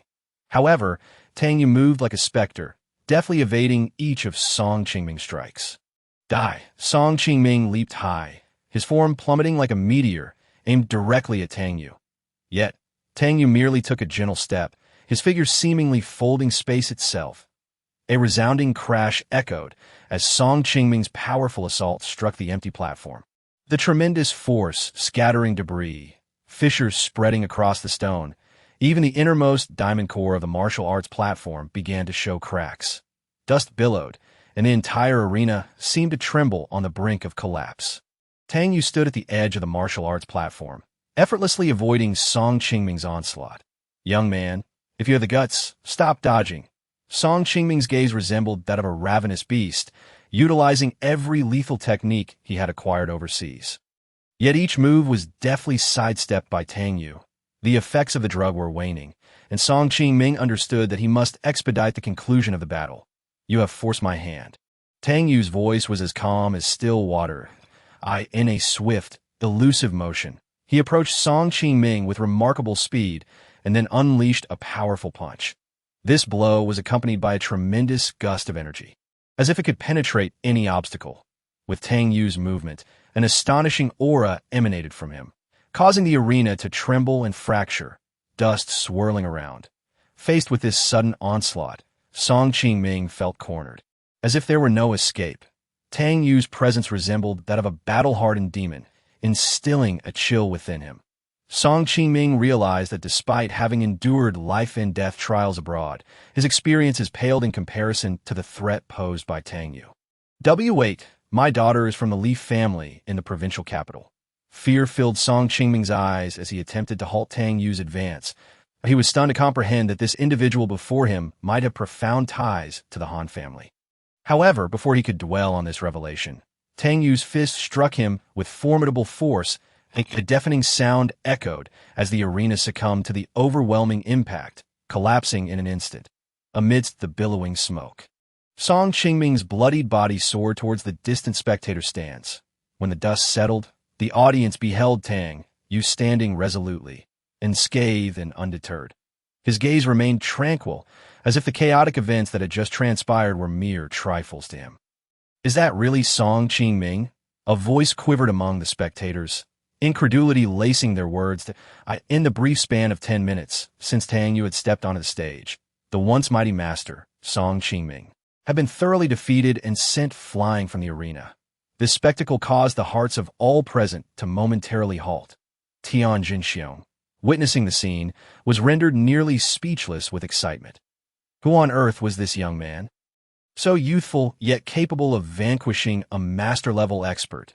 Truly unfathomable. When had he begun his training? Perhaps from a womb. Among the crowd of the Han family, Han Yuma covered her mouth, her eyes wide with astonishment. The calm young man standing on a martial arts platform left her feeling an unprecedented sense of shock. In him, she perceived the shadow of a hero. Zhao Lijua, on the other hand, was utterly dumbfounded. He had anticipated that Song Qingming would unify the martial arts alliance of Tianjue City, thus enabling him to ascend to the pinnacle of power. Yet with Song Qingming's downfall, his dreams lay in tatters. This sudden turn of events left him with a tingling sensation on his scalp and a multitude of questions. Who was this young man? How could he possess such astonishing strength? When Tang Yue's gaze shifted towards Zhao Lijue, the latter felt a chill run down his spine. Those eyes bore no trace of emotion, as if they could see through everything. Suddenly, Zhao Lijue seemed to recall something. His entire being jolting. It's him. He gasped in a whisper, nearly tumbling from his seat. Upon recognizing that the person before him was indeed Tang Yue, Zhao Lijue's expression darkened considerably. The man who had once relied on Song Qingming's might was now acutely aware that his own demise was imminent. Tang Yue quietly exited the arena. For him, Song Qingming's defeat was not only a means of avenging Han Leo Yizi, but also a demonstration of his formidable power to the world. As for Zhao Lijue, Tang Yue had already formulated a plan and would not let him off easily. Tang Yue's voice resonated in Zhao Lijue's nearly despondent heart. Apologizing to the Han family today is your only avenue for survival. Upon hearing this, Zhao Lijue finally confirmed that the person before him was indeed the last individual he wished to encounter. Tang Yue. Chapter 84. An inescapable calamity. Are you all so joyous because the matter regarding Song Qingming has reached a resolution? Tang Yue inquired with a smile, genuinely pleased by their elation. Indeed, the imperious Song Qingming has finally been vanquished by a mysterious expert. What a relief! Han Xiang exclaimed, his eyes shimmering with admiration. The members of the Han family were abuzz with discussions about the unexpected hero. And even Han Yuma could not help but join in the praises. Hearing this, Han Yuma teased, "What does this have to do with you? You're not the one who's shown on the martial arts platform." Of course, I am not. Tang Yue realized he had misspoken, offering an awkward smile as he attempted to divert the conversation. Indeed, this was a matter worthy of celebration. Han Yuma huffed, assuming Tang Yue was feeling jealous, and thought him somewhat petty. However, she refrained from pursuing the matter further, as the sound of approaching vehicles indicated the arrival of guests. Zhao Lijue leaped from his car, almost sprinting into the opulent hall of the Han family. His sudden appearance left Han Howren and the others momentarily stunned. Before anyone could react, Zhao Lijue was on his knees, his voice trembling. "Mr. Han, I was wrong. I will never oppose you again." He clutched a document tightly in his hands, raising it high above his head. "This is the contract for the unconditional transfer of the Yue group to you. Please accept it." Zhao Lijue's eyes brimmed with sincerity and fear, leaving Han Howren momentarily perplexed. The former adversary had chosen this critical moment to approach the Han family, rather than seeking refuge with more powerful families coveting the Yue group. It was illogical, and Han Howren was filled with questions. "Zhao Lijue, were you scheming?" Han Xiang pressed, her gaze sharp as a blade. You think we would easily trust you?" Zhao Lijue's expression grew increasingly earnest, his forehead touching the ground as if seeking forgiveness in the humblest manner possible. "I genuinely come to apologize. I implore you to believe me. I swear, I will no longer be an enemy of the Han family. Please grant me your mercy." His words were laden with profound regret. Han Howren furrowed his brow in contemplation. Zhao Lijue's transformation was beyond his comprehension. "You have wronged us so profoundly in the past, and now you expect us to let you off easily? Are you not being naive?" Skepticism tinged Han Howren's voice. "I admit, I have committed unforgivable sins against the Han family, but it was not from my true heart," Zhao Lijue explained. "All of this was a scheme orchestrated by the Han family in the provincial capital. They compelled me to act against you, or else I would face dire consequences myself." Upon hearing this, everyone fell silent. The mention of the Han family in the provincial capital weighed heavily on their hearts. Even Tang Yue displayed a pensive expression, clearly considering the implications of this new information. "After all these years, they're still unwilling to let me go." A flicker of helplessness and sorrow crossed Han Howren's eyes. Confronted by the formidable main branch of the Han family, even he had to concede his insignificance. "I implore you, for the sake of my sincerity today, grant me a path to survival," Zhao Lijue said with a bitter smile. "I am merely a pawn in their game, and I now have no way out." Tang Yue stood quietly nearby, awaiting Han Haoren's decision. Zhao Lijue's repeated provocations of the Han family had fostered a sense of aversion. Finally, Han Haoren sighed deeply, his brow unfurling. The cycle of hatred is endless. Since you have been punished, let us cease hostilities here. This statement seemed to lift a tremendous burden from Zhao Lijue's shoulders, and he exhaled with relief. Tang Yue was initially taken aback, but soon relaxed as well. He understood that Han Haoren was magnanimous, unwilling to harbor new animosities. After all, had it not been for Han Haoren's kindness a decade ago, he might have found himself lost in the world. Tang Yue was acutely aware that Zhao Lijue's days were numbered. He noticed a dark aura within Zhao Lijue, reminiscent of that which had enveloped Song Qingming, suggesting that without Song Qingming's protection, Zhao Lijue would ultimately succumb to his internal injuries. Zhao Lijue departed with a hint of reluctance, casting a complex and inscrutable glance at Tang Yue as he left. After having battled this individual for so long, seeing him retreat in dejection left Tang Yue with a peculiar emptiness. People often experience a sense of loss when bidding farewell to loved ones or friends. But when faced with the sudden disappearance of a longtime adversary, a strange emotion emerges after the initial relief, Han Haoren mused. Father, the Yue group has been unconditionally transferred to our Han family. We can begin our expansion now. Han Yuma exclaimed, tightly clutching the transfer document, her eyes sparkling with excitement. She was eager to convene at the company and outline the new blueprint for the Han family. Han Haoren watched his daughter's bustling figure with pride for her burgeoning career, yet he could not help but worry about when he might welcome his grandson. However, just as Han Yuma was about to leave, an unexpected guest appeared at the door, none other than Qinjun, who had made an appearance on the martial arts platform earlier that day. His imposing presence commanded respect, leaving no room for underestimation. Master Chun, please come in. Although Han Haoren wore a smile, he felt anything but at ease. Qinjun had once sought to submit to Song Qingming, which had left Han Haoren feeling quite displeased. However, given the latter's status as a master, he maintained his politeness. Han Yuma halted in her tracks, scrutinizing the unexpected visitor. Mr. Han, are you not feigning ignorance? Qinjun settled himself comfortably, savoring a sip of tea before speaking slowly. I am here to collect my payment of 500 million in cash, as well as the matters the Han family promised to address for me. This. The members of the Han family were taken aback, and a heavy silence fell over the room. Qinjun's arrival had taken the Han family by surprise. They had not anticipated that he had come to demand his remuneration. Master Chun, our initial agreement stipulated that payment would be made after the resolution of the Han family's crisis. Furthermore, Song Qingming was not defeated by you, and we have already compensated you previously. Han Yuma could no longer contain her anger. Qinjun, however, merely chuckled disdainfully. When did I ever say that I had to defeat Song Qingming to receive my payment? As long as I've offered my assistance, you are obligated to compensate me. Are you suggesting that the Han family intends to backtrack on our agreement? As Qinjun spoke, a tremendous aura emanated from him, instantly filling the entire room. Han Haoren felt a deep sense of regret within himself. Had he known it would come to this, he would never have expended such effort to invite this so-called master out of seclusion. Chapter 85. The Bottom Line. However, offending a master-level figure was an unbearable burden for the Han family at this juncture. Time was of the essence, and Han Haoren had no choice but to concede. We will provide the 500 million. But Master Chun, what exactly is it that you seek from us? Qinjun smiled with an enigmatic expression. Did you not sign the celebrity Kong Rue as your spokesperson? I have a particular interest in her. Bring her to my hotel.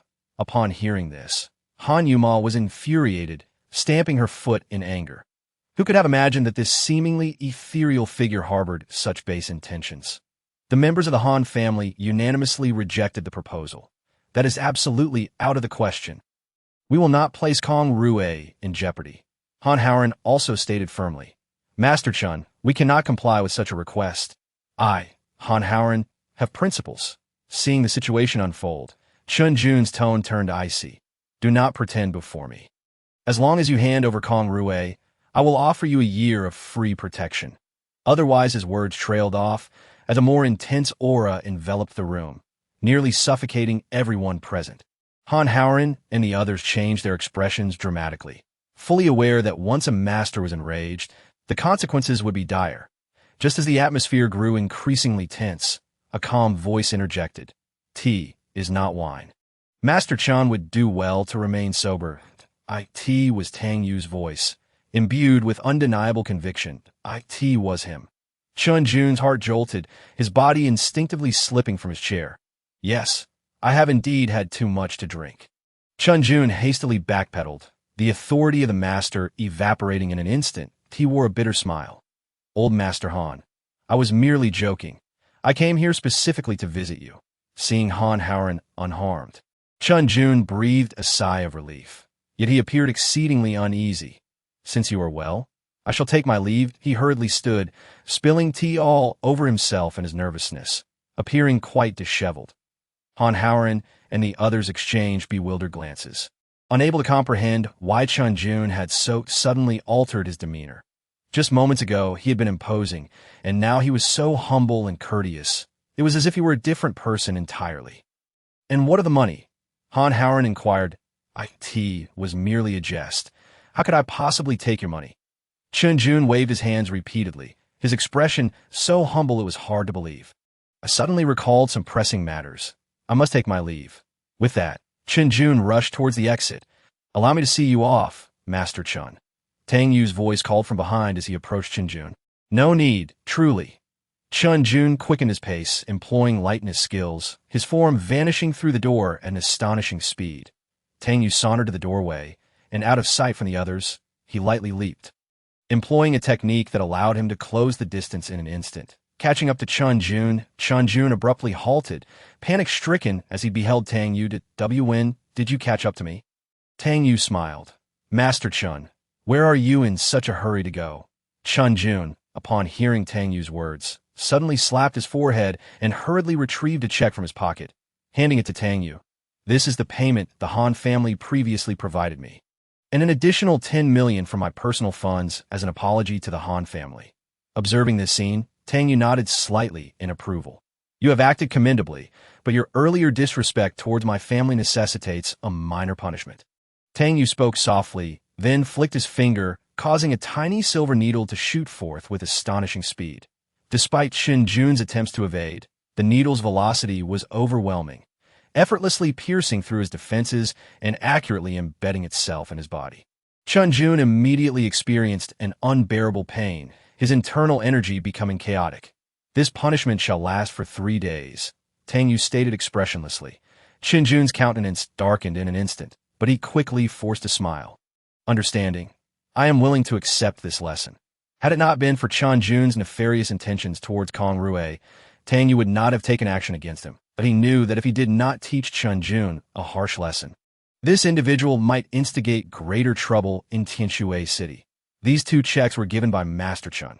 He said he felt bad for not helping you enough and insisted on giving me an additional 10 million. Tang Yue explained to Han Howren, handing him the 2 checks. Han Howren accepted the checks, his expression revealing confusion. Why is there an extra one? Oh, that is a token of apology from Master Chun. He expressed feeling guilty for assisting us. Tang Yue casually fabricated an explanation.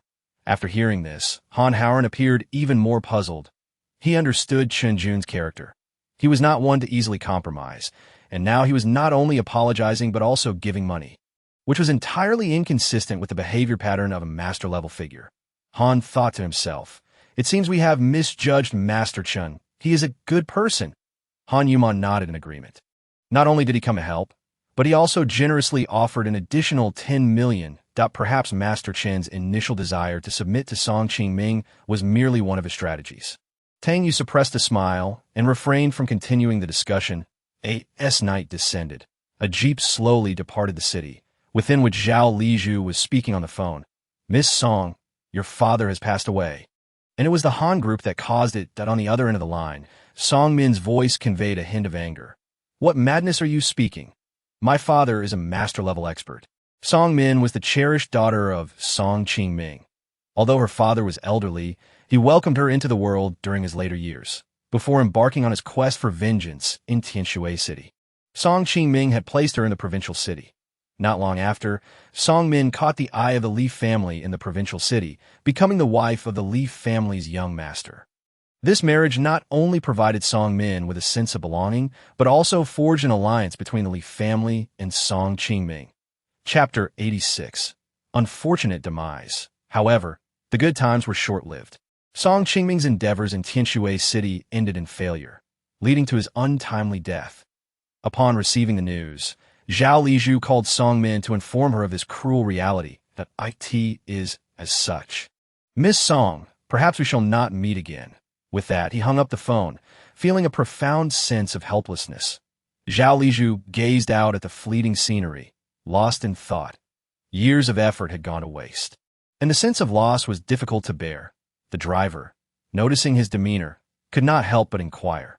Mr. Zhao, since Miss Song is now married into the Li family, why do we not seek their protection? You are too naive. Zhao Lizhu's tone was stern. Song Qingming and I were merely friends. He met his demise on my watch. How could his daughter easily trust me? Not to mention how the Li family would view someone who has lost everything. Although the driver felt some discontent at this, he suppressed his emotions and persisted with his inquiries. Then why did you still choose to call her? The Han family has caused me to lose everything. Before I leave, I must ensure they pay the price. Now that Song Min is a member of the Li family, if she decides to avenge her father, the Han family's days will not be easy.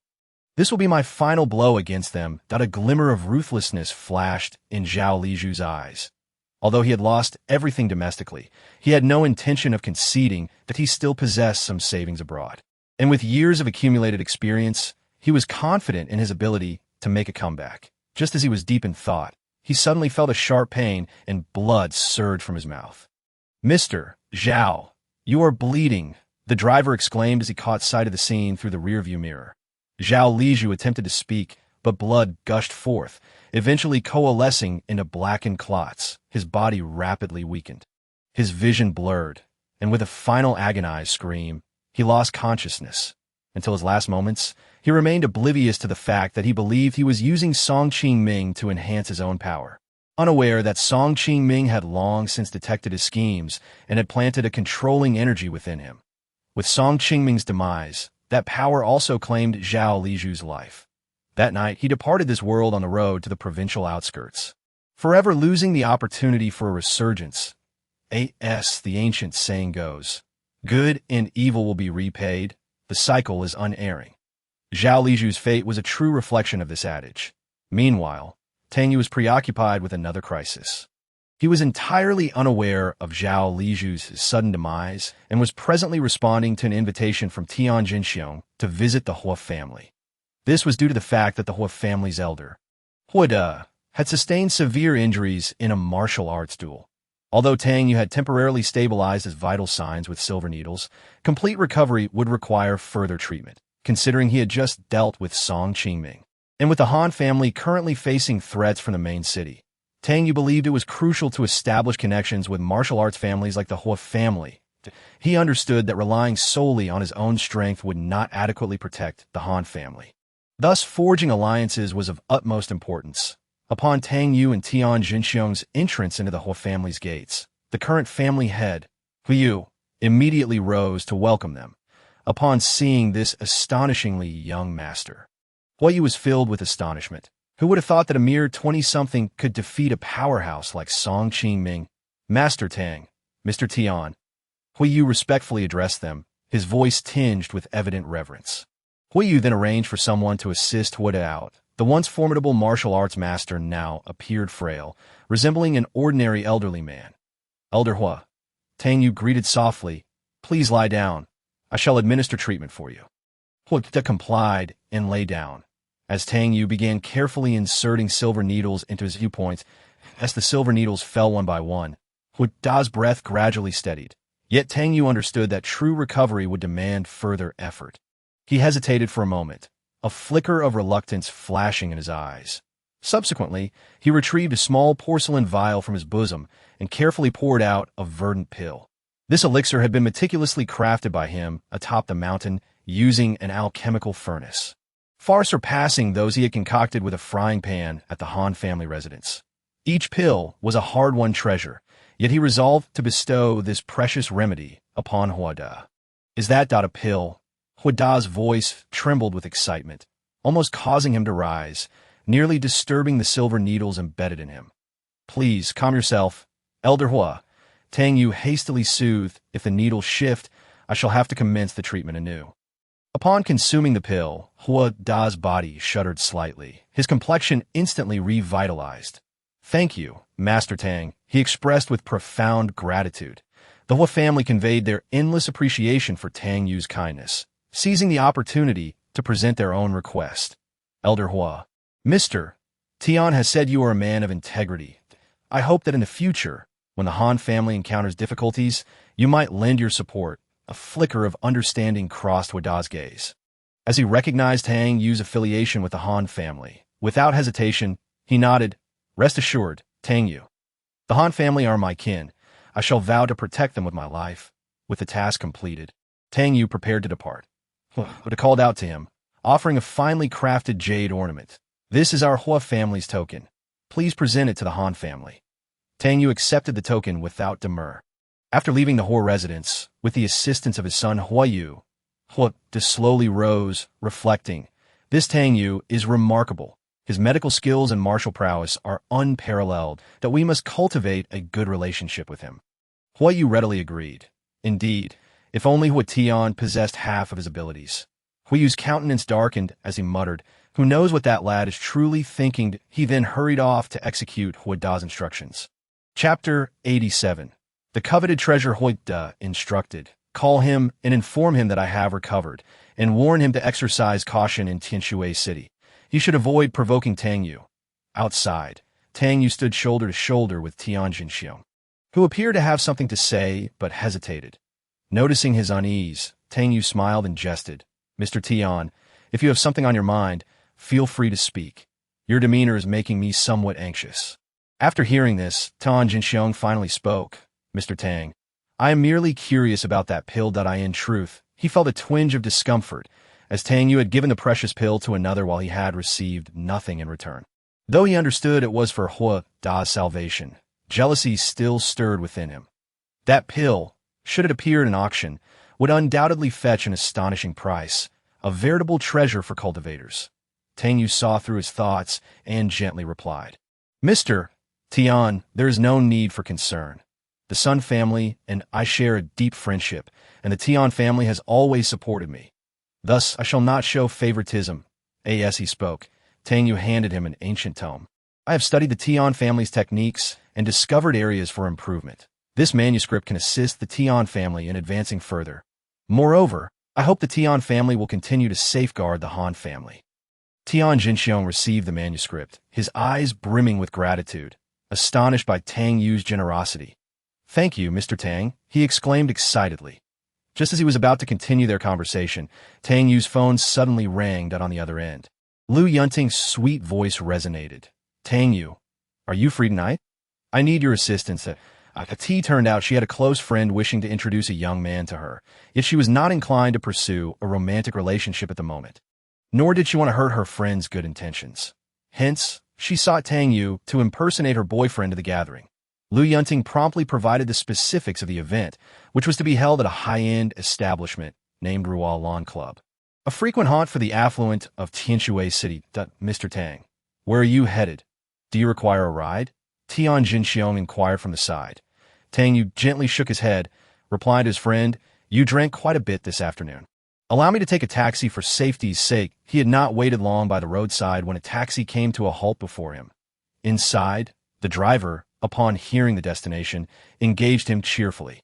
"Young man, are you heading to Rual Lawn Club? Do I look like a regular patron of such places?" Tang Yue retorted with a smile. The driver scrutinized Tang Yue through the rearview mirror before shaking his head. "You certainly do not seem like one. Typically, patrons there are well-dressed, and few would choose to take a taxi." As they chatted casually. Suddenly the driver exclaimed, "Look to your 3 o'clock." Tang Yue momentarily failed to comprehend. Thinking the driver might possess some extraordinary identity, perhaps a detective or police officer. However, the driver's subsequent words made it clear he was referring to beautiful women. Following the driver's gaze, Tang Yue beheld 2 striking women standing by the roadside. Among them was Lu Yunting, clad in a purple mini dress, her lips painted a vibrant red, exuding the allure of a mature woman.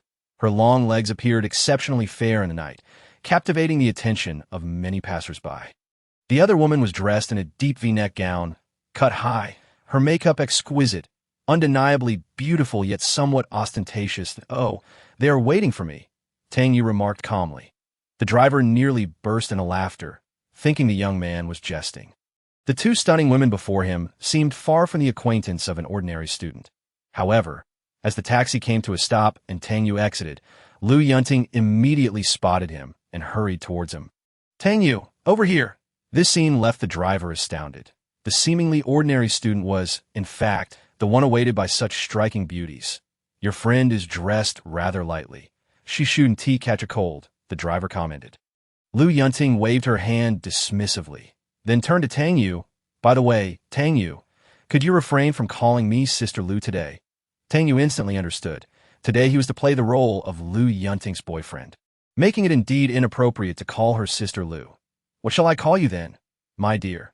he asked half-jokingly. "But the sound of my dear." Lu Yunting's cheeks flushed slightly. Just then, Lu Yunting's friend, Lin Duo, approached. Lu Yunting hurriedly introduced. "This is my good friend Lin Duo. This is my boyfriend, Tang Yue." Lin Duo glanced at Tang Yue, her brow furrowing as she noticed his simple attire. "Yunting, why haven't I heard you mention having a boyfriend? Bringing a stranger here might upset Zhou Kun." Zhou Kun was the organizer of this gathering and the very person Lin Duo intended to introduce to Lu Yunting, hailing from the powerful Zhou family in Tianjue City. "We just started dating recently. He works as an assistant in the company, and feelings developed over time," Lu Yunting explained. Upon hearing the term company assistant, Lin Duo's expression grew more disdainful in her eyes. How could a mere assistant compare to the influential Zhou Kun, who navigated both the legitimate and shady realms? "It seems your friend isn't particularly welcoming of me," Tang Yue remarked, having discerned Lin Duo's sentiments. "Don't mind her. That's just her temperament. Please don't take it to heart," Lu Yunting quickly intervened. "Yunting, why don't you go inside? I'd like to have a private chat with your boyfriend." "You don't mind, do you?" Lin Duo suggested. Lu Yunting hesitated for a moment, but Tang Yue said, "Yunting, it's rather cold outside. You should head in first." This gentle remark warmed Lu Yunting's heart, and she nodded, stepping into the club. No sooner had Lu Yunting entered than Lin Duo cornered Tang Yue, speaking sternly. "Mr. Tang, I don't know who you are, but you should understand that today's occasion is quite important." "Tang Yue," he softly interjected. Lin Duo lifted her delicate chin and spoke in a slightly condescending tone. "Tang Yue, I hope you grasp your position." Tang Yue raised an eyebrow in surprise. "My position? I'm afraid I don't quite understand what you mean." "Today, I arranged a meeting for Yunting with the renowned young Master Zhou of Tianjue City, whose wealth is in the billions," Lin Duo elaborated.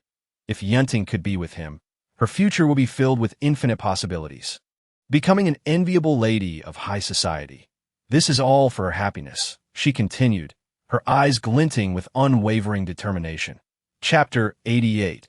Frantically exasperated, and you, Lin Duo paused, her gaze sweeping over Tang Yue, "are merely a lowly assistant. There are countless individuals like you in this city. Regardless of whether your relationship is genuine or not, even if it is, I suggest you end it now. Am I clear?" Her tone was resolute. Tang Yue chuckled wryly. "You sound more like a parent than a friend." He attempted to lighten the mood. "By the way, I still don't know your full name." Lin Duo felt a surge of irritation. She deemed it understandable for someone to forget the name of an ordinary assistant, but for Tang Yue not to remember the name of such an eye-catching girl was vexing. "Never mind. That is not important. What I want to say is," Tang Yue interjected earnestly, "Yunting's choice in matters of the heart is her personal right and should not be interfered with. I will not leave. Nor does anyone have the authority to demand that I do." With that, Tang Yue strode directly into the club, leaving Lin Duo fuming in frustration. Lin Duo had never encountered such a stubborn man, her heart brimming with confusion and indignation. Yet, she had little time for contemplation and immediately pursued him. The interior of the Yulan Club was adorned with elegance, with a subtle scent of sandalwood wafting through the air. Lu Yunting was already inside, and upon seeing Tang Yue enter, she breathed a sigh of relief and softly said, "Let us depart." They made their way to a refined private room on the third floor. where a considerable number of guests had already gathered, all impeccably dressed. Zhou Kun sat at the center of the room, a man in his 30s clad in an expensive suit, his appearance commanding, with a watch on his wrist worth a fortune. Upon noticing Lin Duoduo and Tang Yue, he greeted them with a smile. "You have finally arrived." Lin Duoduo replied gently, "We encountered a minor inconvenience on the way." "Zhou Xiao, please forgive us that I am willing to drink a cup in penance."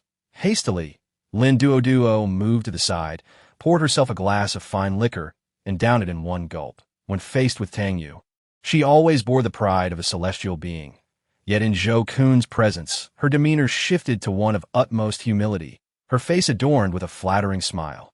Zhou Kun's gaze then turned to Lu Yunting, and upon catching sight of her exquisite features, a flicker of astonishment crossed his eyes. Lu Yunting exuded the allure of a mature woman, beautiful yet pure, which Zhou Kun found immensely appealing. This must be the Miss Lu you mentioned. Indeed, as remarkable as you described, Zhou Kun articulated with grace. Indeed, this is my dear friend Yunting. Yunting, do greet Zhou Xiao, Lin Duoduo urged eagerly, as if she could hardly wait for the two to meet. Despite feeling somewhat uncomfortable, Lu Yunting politely said, "Hello, Mr. Zhou, this is my boyfriend Tang Yue." The moment those words escaped her lips, Zhou Kun's smile instantly faltered. "Boyfriend?" he questioned incredulously. Lin Duoduo quickly interjected, "Zhou Xiao, do not heed her words. Yunting has no boyfriend. She has never even been in a relationship. That young man is merely a junior assistant from the company, accompanying her today." The attendees could not suppress their laughter, as they were all individuals of wealth and influence, looking down upon the presence of an ordinary assistant. How could a mere assistant be worthy of our beautiful Miss Lu? Zhou Kun chuckled lightly. "But since he is here, let's allow him to join our festivities." Lu Yunting hurriedly clarified, "Mr. Zhou, Tang Yue is truly my boyfriend. I came to inform you that I am in a relationship." Seeing Lu Yunting's blatant disregard for his feelings, Zhou Kun's expression darkened gradually. However, before he could react, Lin Duoduo leaned closer to him and whispered, "That fellow is merely a shield for others. It is of no consequence, as long as Zhou Xiao demonstrates a bit of her influence. He will understand his place. Moreover, I assure you my friend is an innocent girl, and she will certainly meet your expectations in the future." Lin Duoduo's words seemed to soothe Zhou Kun's mood somewhat. As he nodded for everyone to take their seats, "Let us enjoy a few drinks together." Tang Yue, upon hearing Lin Duoduo's remarks, furrowed his brow and cast a discontented glance at her. Lu Yunting had indeed chosen her friends poorly. Lin Duoduo was simply unreliable. "Tang, I hear you are an assistant of the Han Group?" Zhou Kun inquired once everyone was seated. "In fact, my company is also in need of an assistant.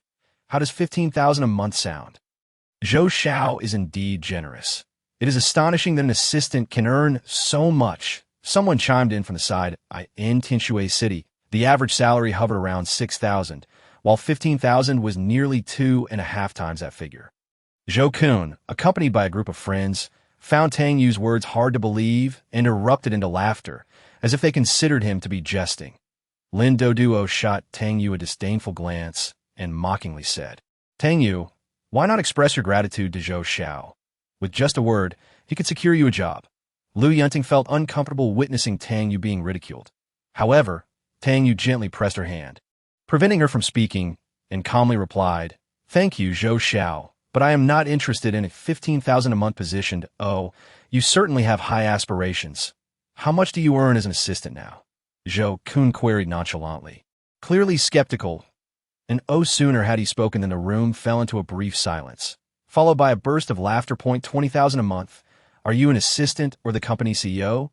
someone teased. Lin Duoduo joined in the mockery. "Yunting, see, I was right. Do not bring such people along. They cannot even boast professionally." A fashionably dressed woman approached Tang Yue, playfully saying, "An assistant earning 20,000 a month. What a splendid joke. I must toast to you." Laughter resonated throughout the private room as everyone awaited Tang Yue's response. He merely shrugged, for in truth, he did possess such an income, thanks to the special treatment from old Master Han. Zhou Kun laughed so hard he nearly gasped for breath. "I never imagined, Brother Tang, that you are a master with an annual income exceeding 1 million. I assume your bank account must hold a few million? Although not particularly substantial, it was enough to sustain a modest living, Zhou Kun remarked while laughing. Chapter 89. Embarrassment. Zhou Kun paused momentarily before turning to Lu Yunting, speaking earnestly. Miss Lu, if Tang Yue is indeed your boyfriend, I must express my disappointment that a man who delights in boasting rarely achieves anything significant. Lu Yunting felt somewhat embarrassed. She believed Tang Yue's claim of a monthly salary, yet the notion of having tens of millions in his bank account sounded like mere bravado. Being laughed at by so many, she too felt a sense of shame.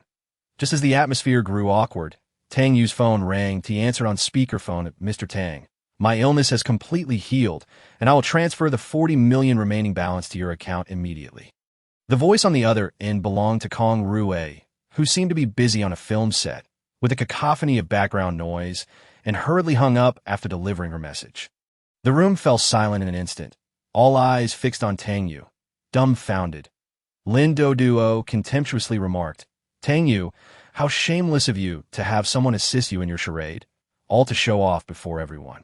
The attendees regarded Tang Yue's appearance at the gathering as a calculated performance, their faces bearing expressions that were half smiles, half skepticism. However, at that moment, Tang Yue's phone rang again. Due to its vintage design, the device announced incoming text messages aloud. Your savings card ending in 9960 has received a deposit of 40 million today from Miss Kong. The current balance is 73,600,000. The voice rang clearly throughout the room. It turned out that this money was a reward Tang Yue received for helping Tang Yue with her medical treatment, totaling 50 million when combined with previous payments. He had also received 80 million from the Tian family, though he had spent some on medicinal materials at an auction, leaving him with over 70 million in his account. The atmosphere shifted abruptly to one of silence. Those who had assumed Tang Yue was merely an ordinary assistant were taken aback to discover he was, in fact, a low-key millionaire. You must have set up that voice announcement in advance. I refuse to believe it, Lin Duo exclaimed, her face flushed with anger, clearly struggling to accept this reality.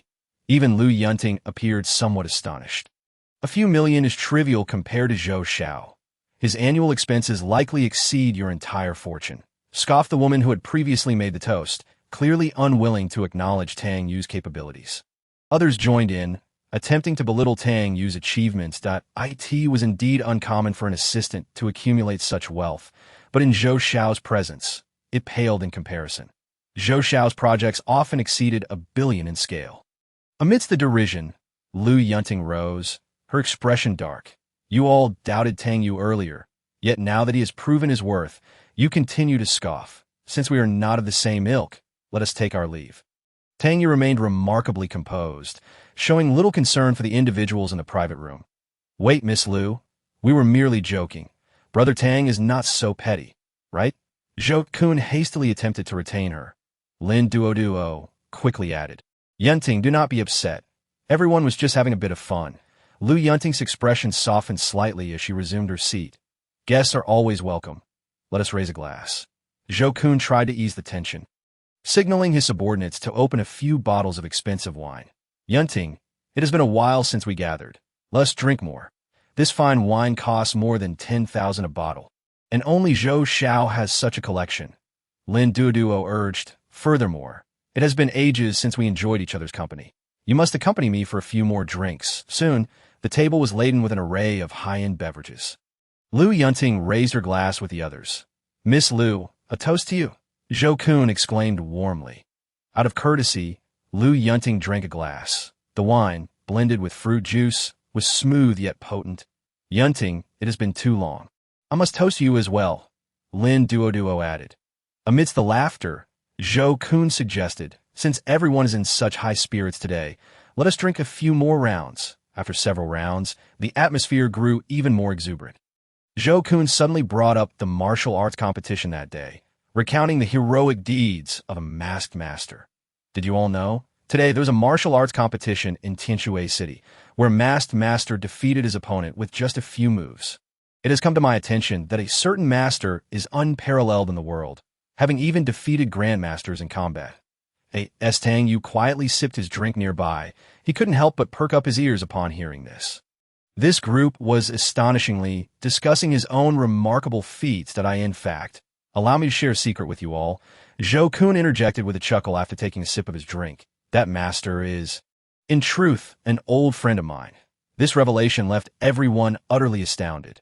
Zhou Xiao, is that truly the case? The hero who has shaken Tang Yue city to its core is your friend. The astonishment reverberated among the crowd. They were all aware of the martial arts conference.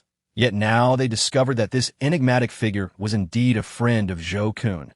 Tang Yue nearly spewed his drink in laughter.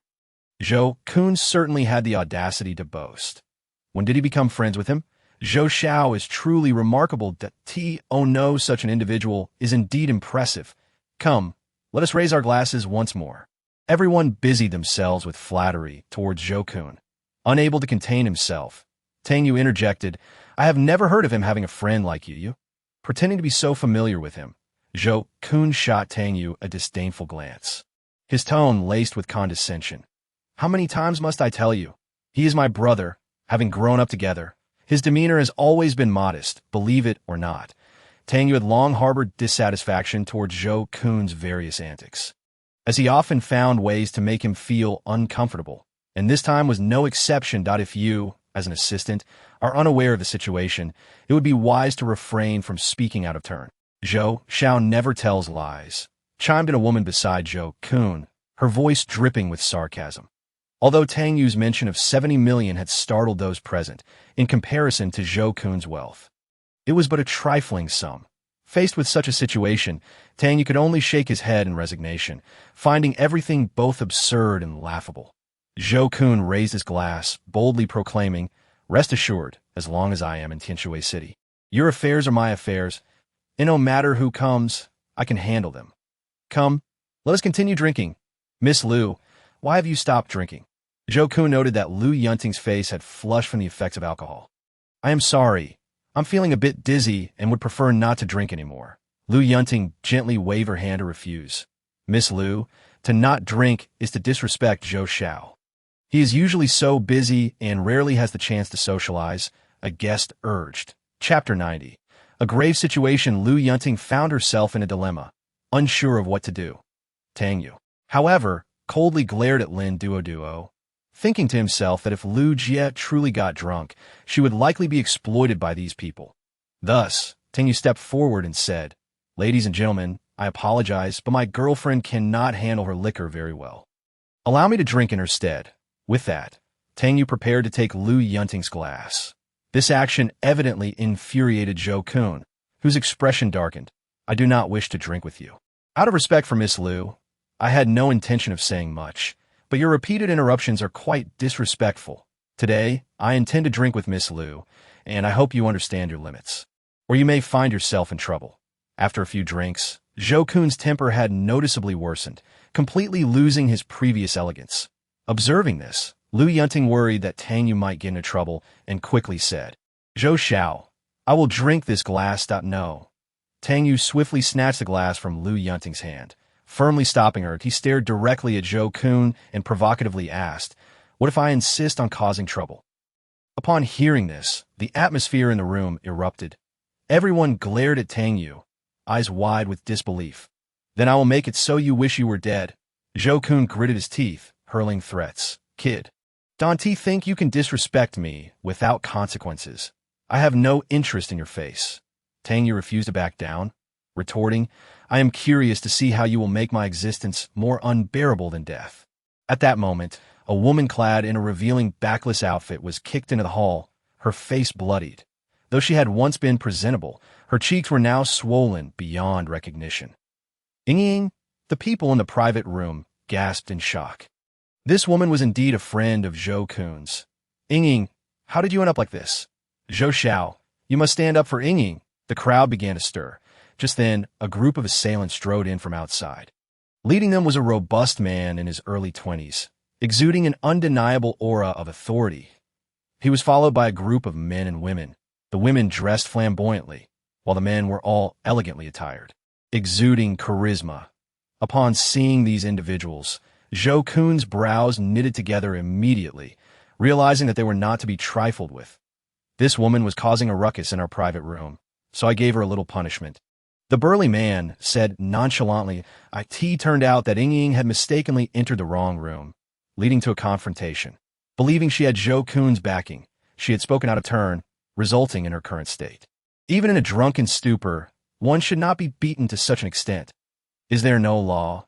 She's a friend of Zhou Xiao. You've landed yourself in serious trouble. Zhou Kun's subordinates clamored. Zhou Kun understood that at this moment, he had to take action. His expression darkened as he addressed the burly man. My friend has been assaulted by you. I demand an explanation. An explanation. The burly man glanced at Zhou Kun with disdain. Suddenly, he stepped forward, his hand moving like lightning, delivering a forceful slap to Zhou Kun's face. What explanation do you want? Smack. His followers immediately reacted, some angrily questioning. How dare you strike Zhou Xiao? Do you know his standing in Tang Yue City? No matter who comes today, you won't be leaving easily, another added, his voice tinged with menace. However, the burly man seemed entirely unconcerned, striking Zhou Kun again with another slap. The repeated blows left Zhou Kun's face red and swollen. Yet his opponent remained unrelenting, coldly stating, seeking death? I have never feared anyone. Huatan? Upon hearing this name, Zhou Kun froze. The pain momentarily forgotten, he stammered, You are the young master of the Hua family? His subordinates were equally shocked, realizing that this individual was not an ordinary rich heir, but rather the renowned young master of the Hua family, Huatan. Realizing the gravity of the situation, Zhou Kun and his companions felt a chill run down their spines, their scalps tingling. Huatian smirked slightly, seemingly intrigued by Zhou Kun. I haven't been in Tang Yue lately. You've heard of me? Zhou Kun, trembling in fear, quickly clarified, Young master, this is all a misunderstanding. I'm not well acquainted with Ying. She merely stumbled upon my gathering. Could we let this slide? Zhou Kun's voice had diminished to a whisper, filled with desperation. Once an imposing figure, he now appeared so small and helpless before Huatian. Lin Doduo gasped, covering her mouth in disbelief at the unfolding scene. Lu Yunting shrank back in fear, yet Tang Yue tightly grasped her hand, offering silent support. Zhou Kun's voice trembled with terror. Young Master Hua. My father is Zhou that old fool. Huatian scoffed. If he dare show his face, I will make the Zhou family vanish from Tang Yue City. Upon hearing this, Zhou Kun fell silent, no longer daring to speak. Since Song Qingming's expulsion, the Hua family, with its formidable martial prowess, had ascended to become the top family in Tang Yue City, wielding immense influence within the martial arts alliance. Even the once prestigious Tian family now kept their distance from the Hua family. Young Master Hua, I beg you for a chance, Zhou Kun pleaded humbly. Huatian waved his hand dismissively, seemingly venting his pent-up frustration. Then his gaze fell upon the women in the room, initially considering them mere embellishments. But upon seeing Lu Yunting and Lin Duoduo, his perspective evidently shifted. I did not expect the ladies by your side to be so exceptional, Huatian remarked, a glimmer of interest flashing in his eyes. Zhou Kun immediately saw an opportunity. Young Master Hua, if you fancy them, I shall offer them all to you, pleading only for your mercy this once. Hearing this, the expressions of the women in the room changed drastically. Filled with dread, Chapter 91. Consequences to bear that suggestion is rather appealing. Huatian mused for a moment before continuing. How about this? The men lose a hand, and all the women belong to me. Lin Duo and the others were struck with terror, feeling as though they were being treated as commodities. One of Huatian's subordinates was already approaching Lu Yunting, clearly intending to take her away. Lu Yunting was in a panic, attempting to evade, while Tang Yue's eyes burned with unmistakable fury. The onlookers witnessed this scene, feeling discontent yet too intimidated to voice it. Just then, as the man was about to touch Lu Yunting's cheek, Tang Yue sprang into action, delivering a sharp slap that echoed throughout the room. Accompanied by a heavy thud, the assailant was sent sprawling to the ground, groaning in pain. This sudden counterattack left everyone stunned. No one had anticipated that Tang Yue would act so boldly. Huatian, is it? Tang Yue's voice was calm yet resolute. Regardless of your intentions, my friends and I are leaving now. Should anyone dare to obstruct us, they will bear the consequences. That a cacophony erupted among the crowd, as Zhou Kun, her face awash with terror, hastily apologized. Young Master Hua, I am truly sorry. I do not recognize this individual. Lin Duo, filled with urgency, implored Tang Yue, quickly apologized to young Master Hua. Her fear was palpable, regretting not having halted Tang Yue at the entrance. You will get us killed. Her voice trembled with dread and anxiety. You cannot speak to young Master Hua in such a manner. Others joined in condemning Tang Yue, apprehensive that his actions would provoke Hua Tian's wrath at that moment. Hua Tian was flushed with rage, astonished that anyone would dare to defy him under such circumstances. Striding heavily towards Tang Yue, towering over him, he wore a disdainful smile and remarked, "You truly possess some audacity," he scoffed. "You declare that anyone who obstructs your path must perish. Yet here I stand. What can you do to me?"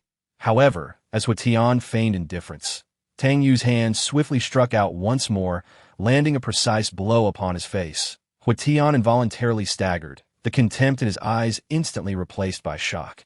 He retreated several steps, touching his burning cheek, incredulous as he gazed at Tang Yue. Although Tang Yue's movements appeared leisurely, they were executed with a speed that left onlookers unprepared. The force of the strike sent Zhou Kun and the others reeling, as if their very insides had been unsettled. What terrified them further was that Tang Yue not only disciplined Hua Tian's underlings, but also dared to confront Hua Tian directly.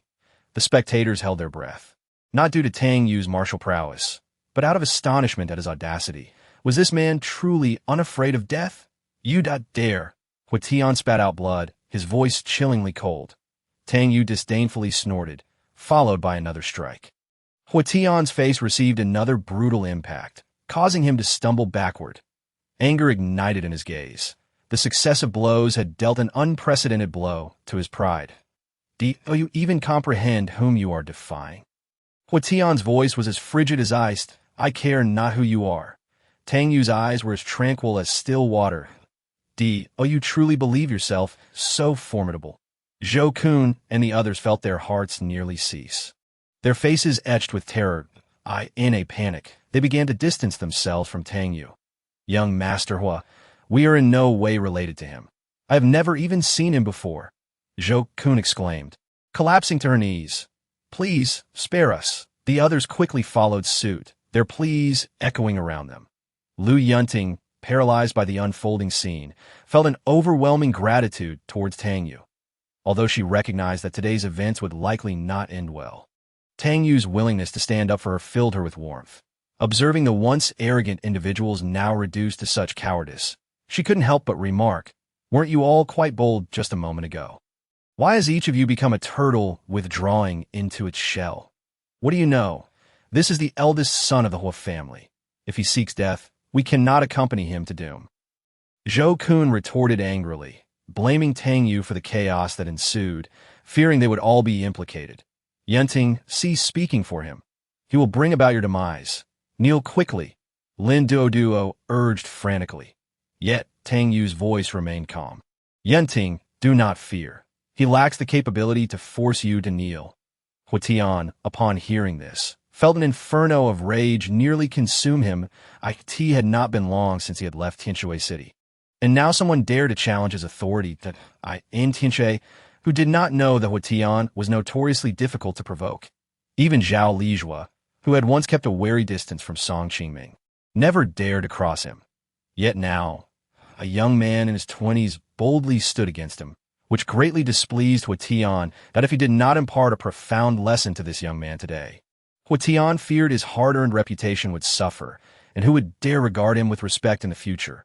Hua Tian's expression darkened, and he warned, "You're dragging everyone down with you." He snapped his fingers, commanding his subordinates, "Leave Zhou Kun and that lad. The rest shall be taken away first, and we will deal with them later." Upon hearing this, Zhou Kun's heart leapt to her throat, wishing desperately to kneel and beg for mercy.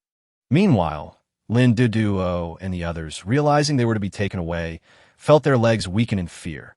"This is all your fault," Lin Duo chided, her voice laced with tears.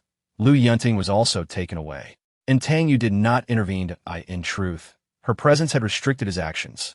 Soon, only Tang Yue, Zhou Kun, and Hua Tian's men remained in the private room. Zhou Kun immediately fell to her knees, incessantly pleading, "Young Master Hua, I truly have no part in this. young Master Hua. Kneel before young Master Hua. If you disobey, not only will you perish, but your family will also suffer the consequences. You are merely a lowly assistant. Young Master Hua is not one you can offend.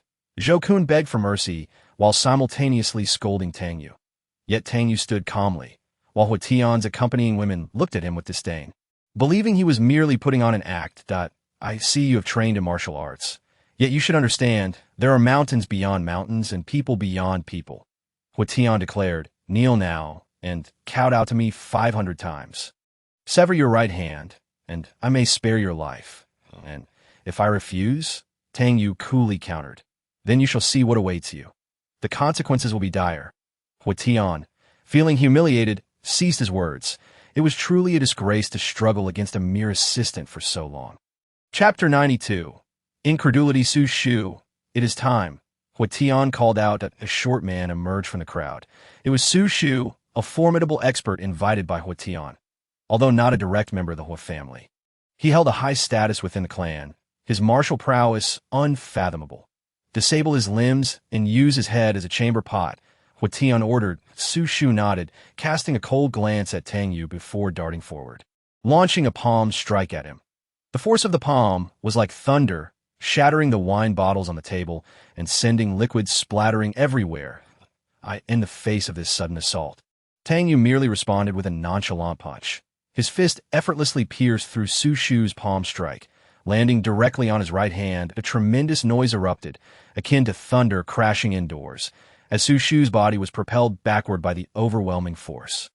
Colliding heavily with the wall, the impact left cracks in the wall, and chaos ensued in the room. Hua Tian felt a chill creep up his spine.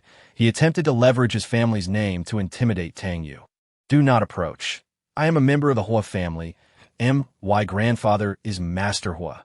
Should you harm me, he will seek retribution. However, Tang Yue did not falter in his advance. Disable your limbs and use your head as a chamber pot. He continued to stride forward. That sounds like a splendid idea. I was just planning to do so. Wait. Hua Tian's voice trembled with panic. Are you aware that my grandfather sought your help for his ailment? Tang Yue paused, slowly responding. The Hua family specifically invited me today, imploring me to treat your grandfather. He retrieved an exquisitely crafted piece of gold inlaid jade, displaying it to Hua Tian. Upon seeing this emblematic ornament, Hua Tian's eyes widened in astonishment. It bore the Hua family crest and unique spiritual aura. A personal token of Hua Tian suddenly recalled a call from his father, Yu, informing him that his grandfather had recovered and repeatedly warning him not to provoke someone named Tang Yue. Hua Tian's complexion drained of color as he took several steps back, incredulous as he asked, You are Tang Yue? Tang Yue nodded gently, affirming his identity. Hua Tian's expression shifted to one of profound complexity. As if confronted with something utterly incomprehensible, without hesitation, Hua Tian knelt on one knee before Tang Yue, causing an uproar among those present. Young Master Hua, what are you doing? Several accompanying women gasped in shock, witnessing the once mighty Hua Tian, now humbled before a young man, a sight that left them incredulous. Silence. Hua Tian barked. He understood well the significance of Tang Yue to the Hua family.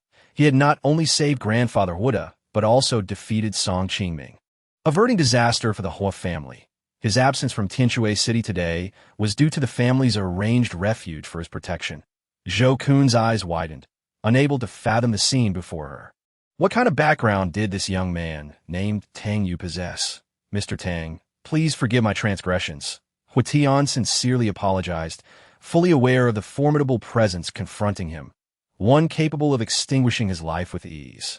I have heard that during Song Qingming's reign over Tianjue City, his actions caused great suffering for the merchants, Tang Yue stated calmly. What you are doing now is no different from him. Hua Tian lowered his head. While he felt Tang Yue's reprimand was somewhat harsh, he still whispered, I am sorry, Mr. Tang. Suddenly, Tang Yue's fist struck Hua Tian's chest. Hua Tian let out a muffled groan, blood spewing from his mouth. I will ensure you lose a month's worth of cultivation as punishment, Tang Yue warned. Should there be a next time, I will not hesitate to make you lose it forever. You have anything to say? Concurrently, Tang Yue skillfully inserted several silver needles into Hua Tian's chest, temporarily sealing his internal energy. Huitian was left speechless, clutching his chest in submission. His subordinates also bowed their heads, trembling slightly. They had never witnessed Huitian in such a disheveled state, let alone so compliant. Furthermore, regarding my matters, I trust you will keep your lips sealed, Tang Yue added nonchalantly, aware that these individuals often lack discretion, and any leaked information could lead to unnecessary complications. Understood, Mr. Tang. Huitian quickly nodded in agreement, as if he had transformed into Tang Yue's subordinate. He then issued a warning to the others. Did you all hear that? Today, everything that transpired has been shrouded in an unspoken oath of silence. Anyone daring to utter even a fragment of it shall face dire consequences. Huitian's voice resonated with authority, instilling a sense of fear that left no room for doubt. The atmosphere was thick with tension, as all present understood that this experience would be buried deep within their hearts, never to be divulged to the outside world. The crowd was as tense as a frosty cellar, with no one daring to utter a sound. Zhou Kun stood aside, gazing at Tang Yue's silhouette, his heart heavy with regret. He realized he had just squandered an opportunity to connect with a person of considerable stature, had he managed to set aside his pride and prejudices. Perhaps they would now count each other as friends. Before long, Lu Yunting and the others were released. Upon spotting Tang Yue at the entrance of the club, her eyes sparkled with surprise. Tang Yue, how wonderful it is to see you unharmed. However, Lin Duoduo and her companions cast scornful glances, remarking, isn't it all thanks to Zhou Xiao's connections? Otherwise, with his arrogant demeanor, he would have surely met an untimely demise. They were oblivious to the events that had unfolded within the private room, mistakenly believing that Zhou Kun had leveraged his network to rescue them, that a few individuals directed furious glares at Tang Yue, seemingly eager to provoke a confrontation. Yet, just as Lu Yunting was about to defend Tang Yue, Zhou Kun hastily approached, alarmed, and shouted at them. What are you doing? Get away from here. Zhou Kun felt a tumult of emotions. Having witnessed Tang Yue's prowess in the private room, he no longer dared to provoke him lightly. He resolved to sever ties with Lin Duoduo and her ilk. Zhou Xiao. Lin Duoduo attempted to solicit Zhou Kun's assistance against Tang Yue, but was impatiently interrupted. Leave. With that, Lin Duoduo and her companions departed in a huff. Once the crowd had dispersed, Zhou Kun approached Tang Yue, his expression full of remorse, and whispered, Mr. Tang, I sincerely apologize for the embarrassment. Zhou Kun was anxious, fearing Tang Yue might hold a grudge for his previous indiscretions. However, Tang Yue merely cast a fleeting glance at him and replied, be more cautious in the future. Observing Zhou Kun's feeble demeanor, Tang Yue recognized that this man had been ravaged by excessive indulgence, and the road ahead would not be easy for him. Thus, he chose not to prolong the conversation, pulling the still-shocked Lu Yunting along. Tang Yue gently suggested, Sister Lu, let us take our leave. Lu Yunting responded, perplexed by Zhou Kun's sudden and complete change of attitude. As they parted ways, Tang Yue earnestly warned her, be wary. Lin Duoduo is not a person of good character. It would be best to keep your distance from her. The Relan Club is an upscale private establishment in Tianxue City, offering not only high-end leisure and entertainment services, but also concealing some lesser-known activities. Han Yuma felt that Tang Yue's presence in such a venue was clearly for pleasure rather than work, which only fueled her irritation. Your grandfather provides you with such a generous salary in hopes that you will achieve something substantial. Not squander your time, Han Yuma stated sternly, a hint of frost gracing her features. You reek of smoke and alcohol. How can you justify your grandfather's trust? Tang Yue explained, I was indeed helping out today, not indulging in frivolities. Friends? Han Yuma scoffed, rising to her feet. You truly believe you have any friends in Tianxue City? Tang Yue gestured for her to calm down, saying, please, do not be agitated. I merely noticed a small issue with your stockings. Upon hearing this, Han Yuma became even more incensed, interpreting Tang Yue's remark as a threat. Suddenly, she heard a faint ripping sound. Her black stockings had torn at the thigh, exposing her fair skin. With a startled yelp, she quickly covered herself. Tang Yue scratched his nose, exasperated. I warned you not to move too much. This is what I was concerned about. Han Yuma's face flushed crimson as she realized her misunderstanding of Tang Yue's intentions. In her embarrassment, she hurried to the restroom to change her stockings. When she emerged, she wore comfortable loungewear, her mood considerably calmer, though she silently arranged the documents in her hands. The following morning, Tang Yue received a call from Dr. Li, who informed him he had located an extraordinarily rare 1,000-year-old Huangjing. This herb has historically been regarded as a longevity elixir, with the 1,000-year variant being particularly prized for its incalculable value. It was said that the original owner intended to use it as a burial offering, but due to her grandson's rare illness requiring substantial funds for treatment, she was considering selling it. This was an unparalleled opportunity. Tang Yue's eyes lit up, and he eagerly asked over the phone, "Where are you?" "I'm on my way." Without delay, he set off for Changshu Hall. Meanwhile, Han Yuma had already arrived at her company. The previous night's events still gnawed at her, and she carried her displeasure into the morning meeting. Her temper flaring to as she exited the conference room. Lu Yunting cautiously approached, a hint of anxiety in her voice. "President Han, why haven't I seen Tang Yue today? Who knows where he has wandered off to?" Han Yuma replied with a furrowed brow, her tone laced with dissatisfaction. Lu Yunting hesitated before softly explaining.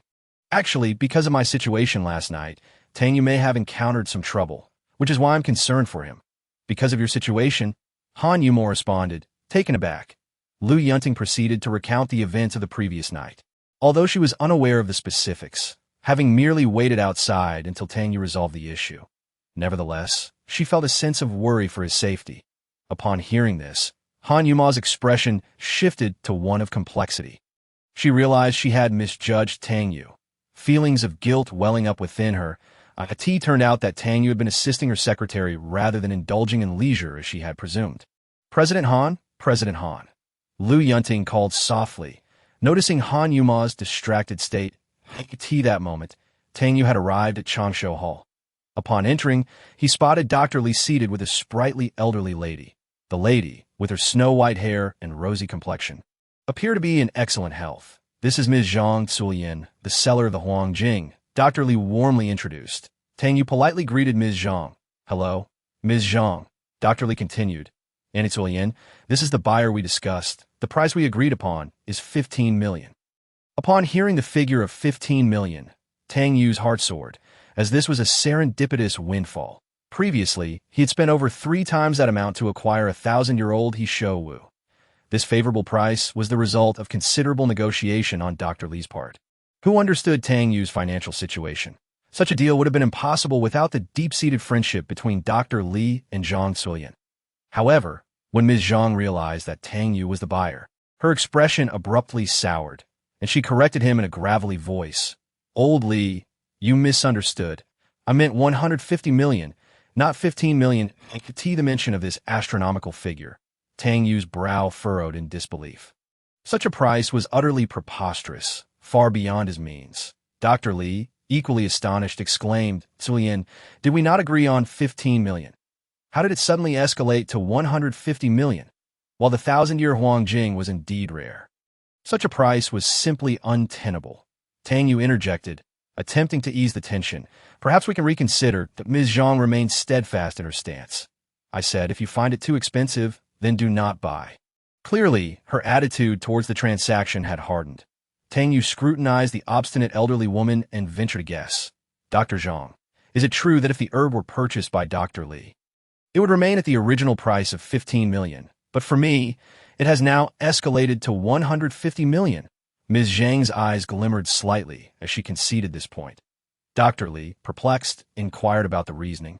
But Tang Yue had already discerned the answer. "I believe that Dr. Zhang values the Huangjing's intended use. She wishes for it to be entrusted to someone truly knowledgeable in its application. She has faith in Dr. Li's capabilities, whereas she is less assured regarding a young man like me." Ms. Zhang was momentarily taken aback, surprised that her thoughts had been so easily perceived. The medical establishment, situated at the northern and southern ends of Tianshui City, is renowned for its affordable prices and exceptional medical expertise, earning the unwavering trust of the local populace. The first patient to arrive was a middle-aged man, approximately in his 40s, who appeared short of breath and seemed to be experiencing discomfort in his throat. He approached Zhang Zulian directly, who promptly began to take his pulse. However, after a brief moment of observation, Tang Yue interjected, suggesting that the gentleman might be suffering from acute pharyngitis. Zhang Zuolian was momentarily taken aback, as her diagnosis aligned precisely with his.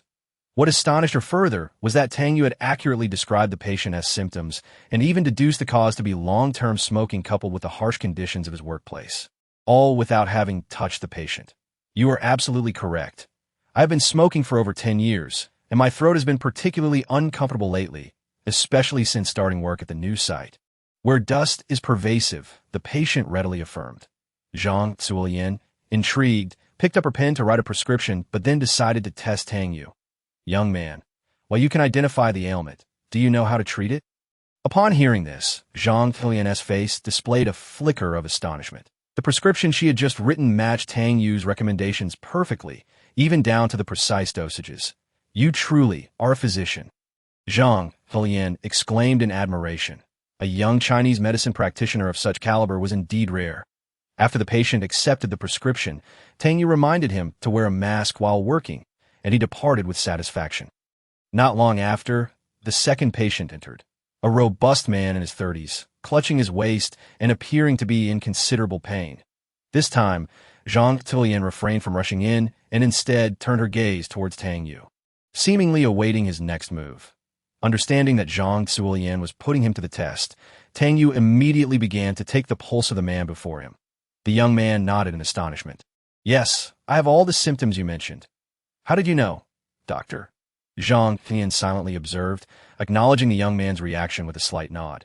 She then turned to him and inquired, You visited about 2 weeks ago. I recall prescribing some medication, but it seems the effect was not significant. It helped somewhat, but the symptoms did not completely disappear, and I feel increasingly fatigued, the young man replied somewhat sheepishly. Zhang Zuolian furrowed her brow. Perplexed by this development that moment, Tang Yue interjected, Dr. Zhang, did you prescribe a ginseng kidney tonic to this gentleman? When Tang Yue detailed the ingredients of the prescription, Zhang Zuolian confirmed it was indeed what she had prescribed. Logically, that prescription should have improved the condition. Why then had the patient's situation worsened? Tang Yue elucidated. In traditional Chinese medicine, there is a saying, the weak cannot bear nourishment. This means that individuals who are excessively weak cannot withstand overly potent supplements. Although this gentleman is relatively young and should be in peak condition, his long-standing late nights and work-related stress have rendered his constitution quite frail. Zhang Zuolian suddenly realized that she might have underestimated the severity of the issue due to the young man's age. I suggest we can adjust the prescription. Tang Yue proposed 2 solutions. First, to substitute dangshan for ginseng, thereby reducing the potency for a gentler nourishment. Second, to use a combination of chuanxiong and taurin, paired with a small amount of alcohol to enhance the medicinal effect and achieve the desired effect of unblocking the meridians. Upon hearing these suggestions, Zhang Zuolian could not help but praise. How ingenious! The methods proposed by Tang Yue were not only simple and practical, but also highly targeted, capable of effectively improving the patient's condition. Zhang Zuolian was genuinely impressed by Tang Yue's quick thinking and professional capabilities. As the dialogue progressed, more patients gathered, hoping to receive Tang Yue's assistance. Little divine doctor, please take a look at me, a visibly exhausted man implored. Another woman complained of shoulder pain, and Tang Yue gently reassured and instructed her. This is due to meridian blockage. A massage will suffice. With that, he began to gently massage her shoulder, his movements delicate yet precise. It was as if Tang Yue's hands possessed a magical quality, applying the perfect pressure that left the recipient feeling immensely comfortable that he was not only adept at martial arts, but also an exceptional physician, having mastered a unique technique known as Qian Kuan Shou, which enabled him to excel in both medical treatment and martial arts. As his hands commenced their work, miracles soon unfolded. One patient, after receiving Tang Yue's massage, exclaimed in astonishment, Incredible! My pain has vanished. Zhang Zuolian, observing all of this, was filled with amazement. She recalled the medical practices documented in ancient texts and recognized that this young man was indeed extraordinary. Divine doctor, Zhang Zuolian silently marveled. Tang Yue worked with remarkable speed, consistently finding solutions swiftly. Even more impressively, he tailored the prescriptions according to each patient's specific circumstances. For a middle-aged man who needed to support his family, he would enhance the potency of the prescription to expedite recovery.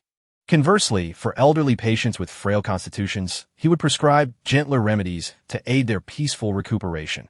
Initially skeptical of Tang Yue's abilities, Zhang Felian's perspective shifted entirely after witnessing his adeptness firsthand, in the span of half a day. Tang Yue had successfully treated over a dozen patients, and while the long shouting had been bustling with activity, it now appeared markedly quieter. Physician Li, smiling, remarked to Zhang Zulian, "See, I told you he would be a great help here." Even the experienced physician Li was impressed by Tang Yue's performance. How could Zhang Zulian not be? Through interactions with the patients, Tang Yue learned that Long Xiaotang was committed to utilizing high-quality medicinal materials while maintaining low fees, clearly prioritizing healing over profit. This benevolence deeply resonated with Tang Yue. "Zulian, since you have witnessed the prowess of divine Dr. Tang, how about that 1,000-year-old Huang Jing we mentioned?" Physician Li reminded with a smile. Zhang Zulian, unable to restrain herself, inquired, "Little divine Dr. Tang, are you dissatisfied with the price?" Tang Yue shook his head, clarifying, "It is not a matter of price. 1.5 million is quite reasonable. Since there are no other patients at the moment, why not take me to see your grandson?" "Let us go then," Tang Yue responded gently. Zhang Zulian did not decline, instructing someone to close the shop before leading Tang Yue to the backyard. The environment was exquisite, adorned with blooming flowers and surrounded by jujube trees, lush and verdant. There, on a rocking chair, lay a young man with a pale complexion and vacant eyes, her grandson, Lin Dong. "This is my grandson, Lin Dong," Zhang Felian introduced, her tone laced with guilt. "His lung cyst has become infected, and due to my negligence, it was discovered too late." After examining him, Tang Yue confirmed Zhang Felian's assertion with a nod, indicating the situation was indeed grave. "Heart and lung issues. It has indeed reached the late stage," he informed Lin Dong. The young man appeared remarkably calm, as if he had already accepted his fate. "Grandmother, do not worry about me anymore. If I can see my parents one last time, I will have no regrets. Those expensive Western medicines only prolong the inevitable. They cannot cure me." Lin Dong's gaze barely rested on Tang Yue, merely glancing at him, and, noting his youth, held little hope. There may still be a possibility of healing. Tang Yue's voice brought forth a glimmer of hope. Zhang Felian gazed at Tang Yue in astonishment. "Do you truly have a solution?" A hint of joy surfaced on Zhang Felian's face, while Lin Dong regarded Tang Yue with skepticism, finding it hard to believe that his illness could be treated. Just then, a voice called from outside, "Auntie." Subsequently, a beautiful woman entered, accompanied by several foreigners. Tang Yue turned to look at the woman, momentarily taken aback, as if something within him had been stirred. Lin Duo, the girl he had seen just the night before, appeared before him once more. Though her face bore faint bruises, she seemed to be in good spirits. She was a distant relative of Zhang Felian, also belonging to the Lin family. That "I have brought a few Western doctors to examine Lin Dong." Lin Duo quickly approached. They're from the Michelle team, renowned experts in the field. That IT took considerable effort to secure their assistance. She paused, momentarily surprised to see Tang Yue, clearly not expecting him to be present. In reality, the Michelle team was not interested in Huang Jing. Rather, Lin Duo herself coveted this precious herb. The 1,000-year Huang Jing was worth a fortune. Through her efforts, it could fetch at least 30 to 40 million. Therefore, she had specifically contacted this team, intending to secure the Huang Jing for herself while simultaneously aiding Lin Dong's treatment. Zhang Zulian appeared somewhat hesitant, fully aware that with traditional Chinese medicine, Lin Dong's ailment might be difficult to cure completely. That moment, Physician Li stepped forward, asserting, "We have already engaged divine Dr. Tang to treat Lin Dong, so there is no need for your concern." Physician Li held unwavering faith in Tang Yue's medical skills. Yet Lin Duo scoffed dismissively. "Divine Dr. Tang? Auntie Dr. Li, do not be deceived. He is merely a junior assistant. Not a divine doctor at all. Only Western medicine can save Lin Dong. We are relatives, and I would never joke about this," she insisted. Following this, the leader of the Michelle team, Weiss, interjected in halting Chinese. "Ms. Zhang, we understand you are an expert in traditional Chinese medicine, but we possess more advanced techniques and methods." Weiss's tone was laced with evident pride, as if he believed Western medicine could address issues beyond the capabilities of traditional Chinese medicine, thus proving its superiority. Zhang Felian and physician Li's expressions darkened, momentarily rendered speechless by such arrogance. I could see this juncture. Tang Yue spoke up, who says that this illness can only be treated by Western medicine. We in traditional Chinese medicine also have our strategies. Upon hearing this, Weiss's eyes betrayed a disdainful glimmer. I had thought you were a fraud. Now it seems I was correct. When it comes to efficacy, how could traditional Chinese medicine possibly rival Western medicine? I shall not squander time with a charlatan. Ms. Zhang, please make your decision now. Weiss concluded. Zhang Zuolian felt an immediate sense of dilemma that it was not that she doubted Tang Yue's abilities. Rather, in the face of such a formidable illness, traditional Chinese medicine appeared to be at a loss. Only modern surgical procedures and potent pharmaceuticals might offer a glimmer of hope. Tang Yue did not press Zhang Zuolian. Instead, the esteemed Dr. Li quietly advised, Zuolian, you should place your trust in Tang Yue. Trust? He is merely an assistant at a small company. Auntie, the Michelle team is departing tomorrow. This is our last chance. Lin Doduo interjected eagerly, evidently favoring the intervention of Western medicine. After much contemplation, Zhang Zuolian ultimately resolved, then let us first have the doctors from the Michelle team examine him. Chapter 96. Difficult to comprehend, seeing Zhang Zuolian's attitude soften. Lin Doduo's mood brightened instantly, and she urged the doctors from the Michelle team to commence their work. Several physicians, equipped with sophisticated medical apparatus, approached Lin Dong. After a meticulous examination lasting several minutes, Dr. Weiss gravely announced, the situation is far more complicated than we anticipated. We have two treatment options. The first is to surgically remove the lung cyst, which is perilous due to its proximity to the heart. A slight misstep could be fatal. The second option is to utilize our special medication, which can alleviate symptoms but comes at an exorbitant cost of 10 million per dose and can only prolong life without offering a cure. Upon hearing this, Lin Duo gasped. How can it be so expensive? Dr. Weiss explained, considering the research and development costs, this price is already the minimum. Zhang Zuolian pressed further, if we choose surgery, what are the chances of success? Upon hearing the figure, Zhang Zuolian felt hope slipping away. Meanwhile, Lin Duo seized the opportunity to assert, Andy, you see these two options? I've already arranged for doctors and medication. Could you perhaps entrust that precious 1,000-year-old herb to me for safekeeping? Her true intent was to obtain the rare medicinal material, indifferent to Lin Dong's fate. I could see that moment. Tang Yue's voice resonated once more. In fact, there's a third option. All eyes turned toward Tang Yue. He calmly stated, I can attempt to treat Lin Dong. Ew. Lin Duo scoffed. Who would believe you? Zhang Zuolian, however, looked on with eager anticipation, asking, Tang Yue, do you truly have a method? How confident can you be? You fraud. Even the Michelle team cannot guarantee a cure. What gives you the audacity to claim such certainty? Lin Duo questioned. Weiss glared at Tang Yue, his tone rife with hostility. You are overly self-assured. Traditional Chinese medicine? Merely outdated remedies. It cannot compare to the science and precision of Western medicine. Weiss remarked with a contemptuous smile. The expressions of Zhang Zuolian and Dr. Li grew solemn. They could not accept such denigration. Dr. Weiss, your words are too excessive, they stated in unison. The facts are clear. Both of you should be aware that your chances of success with this condition are minimal, Weiss retorted, leaving the two traditional Chinese medicine experts in silence. Yet Tang Yue resolutely declared, I've already stated, I am confident I can cure him. Do not overrate traditional Chinese medicine. Tang Yue continued, consider those patents for traditional Chinese herbs claimed by Western countries. Classics like Compendium of Materia, Medicant Synopsis of Prescriptions of the Golden Chamber, even acupuncture techniques are patented by them. That if Western medicine is truly so advanced, why must it rely on the knowledge and techniques of traditional Chinese medicine? Weiss was momentarily taken aback, clearly unprepared for Tang Yue's thorough understanding of these matters. If you can cure this patient, I will publicly acknowledge the value of traditional Chinese medicine and take you as my teacher. Weiss proposed, but if you fail, you must confess publicly that traditional Chinese medicine is inferior to Western medicine. Dr. Li looked at Tang Yue with concern. This was no ordinary wager. Should he lose, not only would his reputation be tarnished, but the entire field of traditional Chinese medicine would be shamed. Tang Yue offered Dr. Li a reassuring glance, then turned to Lin Dong, gently asking, Are you willing to trust me? Lin Dong, with a resigned smile, replied, well, I won't be alive much longer anyway.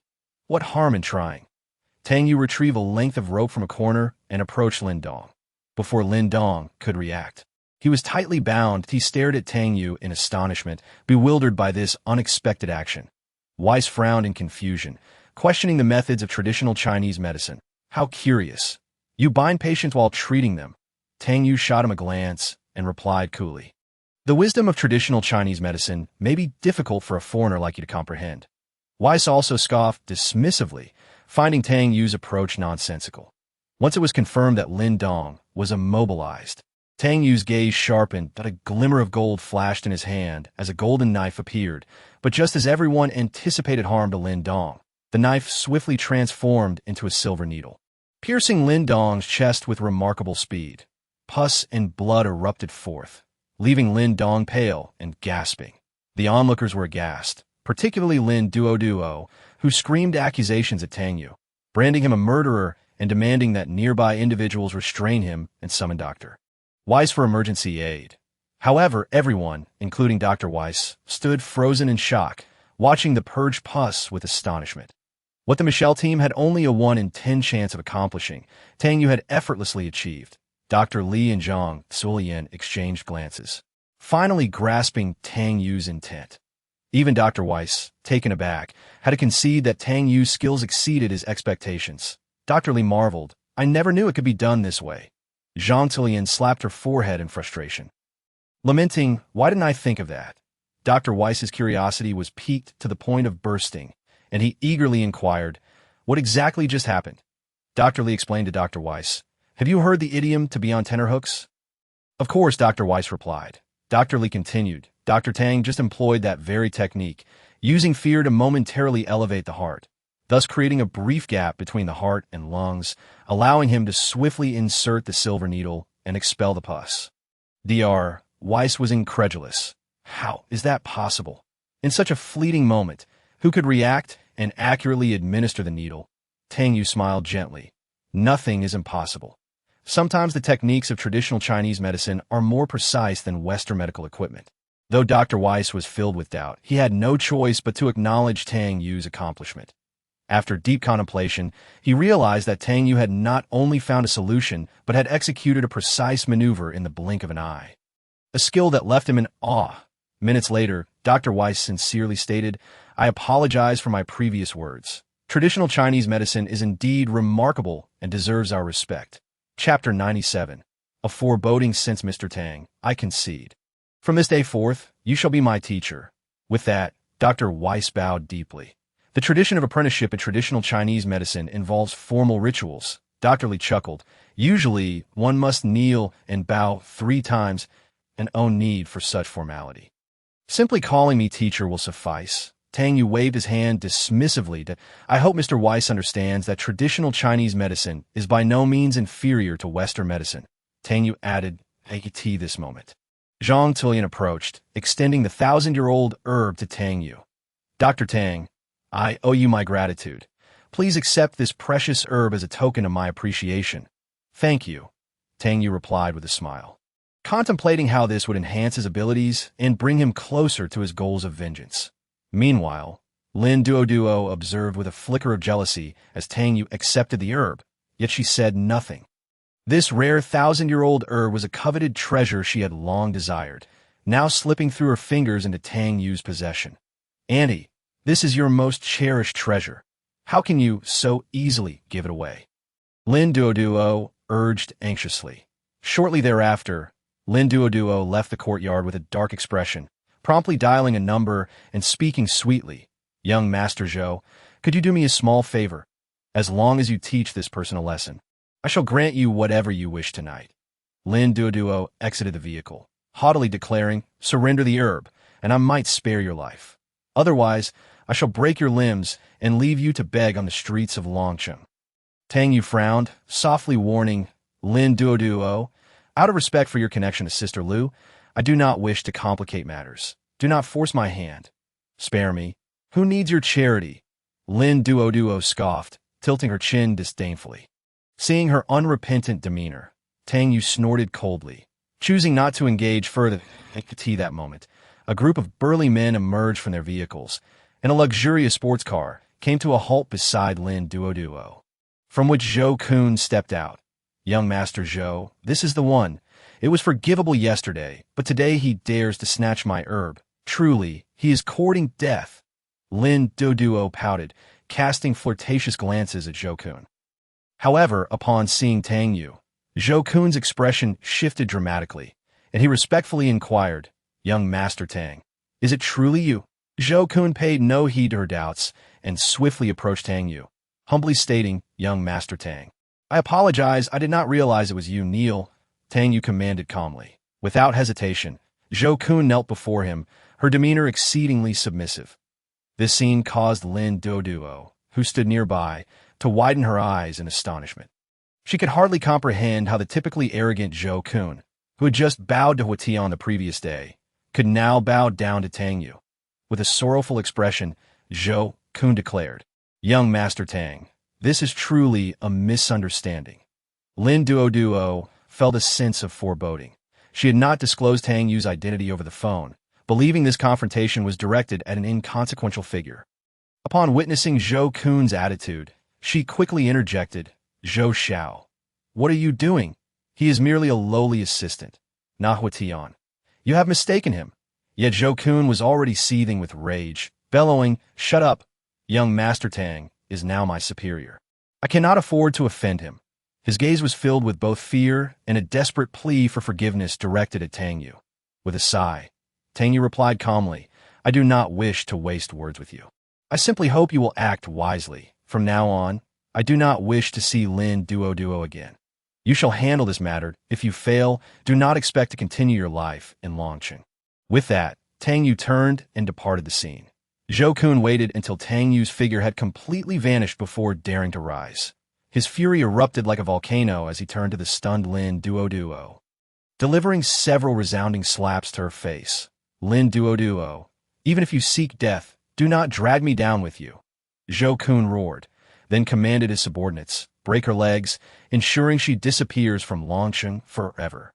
Lin Duo, filled with terror, begged for mercy, but it was all too late. With a sharp crack, a heart-wrenching scream escaped her lips. Meanwhile, in the Han family villa, Han Haoran, Han Xiang, and Han Yuma were gathered together, leisurely enjoying afternoon tea and chatting about mundane matters. The tranquility of the Han household was abruptly interrupted by the ringing of the doorbell that a middle-aged man, dressed in extravagant attire and exuding an air of distinction, appeared at the entrance, accompanied by an elderly gentleman. Upon seeing these two figures, Han Haoran's expression instantly grew serious. Han Baida. A flicker of wariness crossed Han Haoran's eyes. Indeed, the visitor was none other than the clan leader of the Han family. Han Baida. With a knowing smile, he entered the house, casually pulling out a chair to sit as if it were his own abode. "Third uncle, it has been a while. I never expected you to flourish so well in Longqing," he remarked, his tone laced with subtle sarcasm. Han Haoran exchanged uneasy glances with his family. This was their first direct encounter with the higher echelons of the Han family since they had chosen to leave the main family to live independently decades ago. Particularly given the influence hinted at by Zhao Jianzhong regarding the Yue group, this visit felt unusually significant. "Cousin, what brings you here this time?" Han Xiang inquired cautiously, filled with uncertainty and apprehension. My purpose here is quite simple." Han Baida continued, "I am here to see you and convey the wishes of the main family. Yuma has grown into a beautiful young woman, and the main family has found her a suitable match." Upon hearing this, Han Yuma's complexion turned pale. She felt as though she were being treated as a mere bargaining chip, a notion that filled her with both anger and helplessness. Moreover, once Yuma marries into that family, "We will assist you in becoming the foremost enterprise in Longqing." Han Baida's words sounded like a blessing, but were fraught with arrogance and disdain. Han Haoran took a deep breath, deciding to confront the issue directly. "Baida, it has been many years since we've last met. There are matters you may not be aware of. Yuma is already married, so an alliance cannot be realized." Chapter 98. Facing adversity, Han Baida's expression darkened abruptly. "What did you say? Such a significant matter. Why was I not informed?" He continued, "Regardless, I demand that she immediately annul her engagement. Personal feelings cannot disrupt the greater interests of the Han family. Otherwise, third uncle. Your later years may not be peaceful. Han Yuma could no longer contain herself, standing up with flames of anger in her eyes. Han Baida, my marriage is my own decision. I do not require your interference. Our family does not welcome you. Please leave. Faced with Han Yuma's defiance, Han Baida shot her a cold glare. What does a child understand? It is not your place to speak. Yet his voice betrayed a hint of uncertainty. Evidently, Han Yuma's steadfastness had caught him off guard. Shui uncle, strike her. With this command, the elderly man standing behind him swiftly acted, delivering a sharp slap to Han Yuma's face. Han Baida? Witnessing this scene, Han Howren could hardly believe his eyes. Fury surging within him. The assailant was Chui Long, a formidable expert dispatched by the main family, whose strength was unfathomable, and the oppressive aura left everyone breathless in the face of such a situation. Han Howren and his companions were left seething with anger, yet utterly powerless. With a bemused smile, Han Baida remarked, "Third uncle, you have been away from the main family for so long that you may have forgotten its authority. I believe it is time for you to reacquaint yourself. O Han Baida. The decisions of the main family were indisputable and not something individuals like Han Howren could challenge. Did they possess such qualifications?" He silently mocked in his heart. However, before Han Baida could finish, footsteps echoed from outside, and a young man entered. It was Tang Yue, whose gaze flickered with surprise upon seeing Han Baida and Chui Long. "Who are these two?" Tang Yue inquired. However, his attention was drawn to Han Yuma's swollen face, and his expression darkened. "Wait." Han Baida leisurely interjected. "Third uncle, you mentioned that Han Yuma has an engagement. This young man cannot possibly be her fiancé. Can he? You are from the Han family's main branch, are you not?" Tang Yu's eyes revealed no trace of fear. "Indeed, young man, come with me," Han Baida commanded authoritatively. Tang Yue shrugged, preparing to follow. Yet Han Yuma tightly grasped his hand. Shaking her head gently, she sensed a dangerous aura emanating from the members of the Han family's main branch and worried for Tang Yu's safety. "Do not worry. I believe they will be reasonable." Tang Yue softly reassured her. Gently, he extricated his hand from Han Yuma's grasp and stepped out of the villa. Han Yuma muttered helplessly. How could they possibly be reasonable? Outside, Han Baida halted, his expression flickering with surprise as he observed Tang Yue actually following.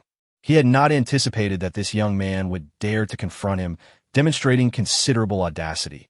"Our family has already chosen a match for Yuma. I have heard that you are married to her. Now, I demand that you vanish from her life immediately, or face the consequences." Han Baida ordered, his hands clasped behind his back. "I've already given you a chance." Han Baida nodded, then instructed Chui Long. "Make him understand the price of defiance." Chui Long stepped forward, a master-level aura emanating from him, stirring the grass around them as though stirred by an unseen wind. He regarded Tang Yue coldly, as if ready to strike at any moment. "Mr. Han, is it not rather inhumane to forcibly arrange a marriage like this?" Tang Yue frowned. "Do you not think such actions are unconscionable?" Before he could finish, Chui Long launched a palm strike, slicing through the air toward Tang Yu's chest. That a dull thud echoed as the strike landed. Yet, Tang Yue remained standing, unyielding. Chui Long attacked again, delivering a kick to Tang Yu's shoulder. The force comparable to a boulder crashing down, creating a crater in the ground. Amidst the swirling dust, another kick aimed at Tang Yu's leg followed, accompanied by a metallic clang. As the dust settled, Tang Yue stood unwavering, not a scratch visible on him. Observing this, Han Baida appeared somewhat impatient. "Chui uncle, enough of this. Let him experience some hardship." Yet Chui Long's heart was filled with doubt, even against an opponent of equal strength. It was impossible to withstand his 3 consecutive strikes unscathed. What background does this young man possess? Just then, Tang Yue spoke. "For the sake of our shared connection as members of the Han family, I can allow you 5 strikes. After 5, you shall reap the consequences." Tang Yu's gaze remained resolute, locking on a Chui Long. "Now, you have 2 strikes remaining." Chui Long roared in fury, evidently pushed to his limit by Tang Yu's attitude. "Tiger Fist!" With this roar, his fist, accompanied by the sound of Tiger's roar, surged forth with immense power, capable of shaking the mountains. Chui Long poured all his strength into a punch that struck Tang Yue, sending him hurtling backward like a cannonball, crashing through a massive stone. Before the dust settled, Chui Long pursued relentlessly, crossing his hands into fists, crashing down with overwhelming force, shouting die. Another explosive sound erupted, and smoke filled the air, leaving everyone breathless with anticipation. When visibility returned, Tang Yue emerged slowly from the rubble, brushing off the dust from his clothes and nonchalantly stating, "5 strikes have passed. Now it is my turn." Though Tang Yue's voice was calm, it sent a chill down Chui Long's spine. Suddenly, a flash of golden light shot forth, accompanied by the sound of Chui Long's right arm snapping and blood gushing forth. Before Chui Long could react, another streak of golden light sliced through the air, severing his left arm, blood spraying everywhere.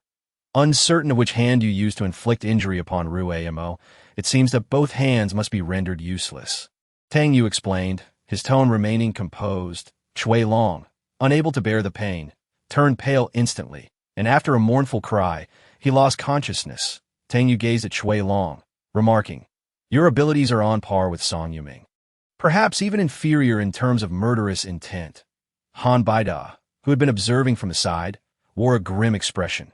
Chapter 99. In case of contingency, he had not anticipated that hidden talents lay in wait here. Zhao Jinzhong's failure was evidently not a mere coincidence, but rather the doing of the young man before him. Just as Han Baida was struck with astonishment, Tang Yue had silently approached him, and with a flash of silver, several silver needles swiftly pierced his body. Han Baida was immediately engulfed by a wave of excruciating pain that coursed through him. Tang Yue coldly stated, "From this day forth, you shall endure 3 bouts of agony each day. Should you dare to act so arrogantly again, the consequences will be yours to bear." "And what of Han Baida and Chui Long?" Han Howard inquired, filled with confusion. This assertion left Han Yuma and Han Xiang incredulous. How could this be possible? Han Baida and Chui Long are not individuals prone to compromise. Han Yuma frowned. "It is as simple as that. Grandfather Han, I have other matters to discuss with you." Tang Yue shifted the topic, leading Han Howard into the study. Within the study, Tang Yue recounted the events that had transpired earlier, omitting details concerning his confrontation with Chui Long. Upon hearing this, Han Howard was greatly astonished. "Chui Long is a master-level figure. You were able to defeat him?" "It was merely luck," Tang Yue humbly replied. Han Howard's expression grew complex. Although Chui Long is not the strongest within the Han family, he is nonetheless formidable.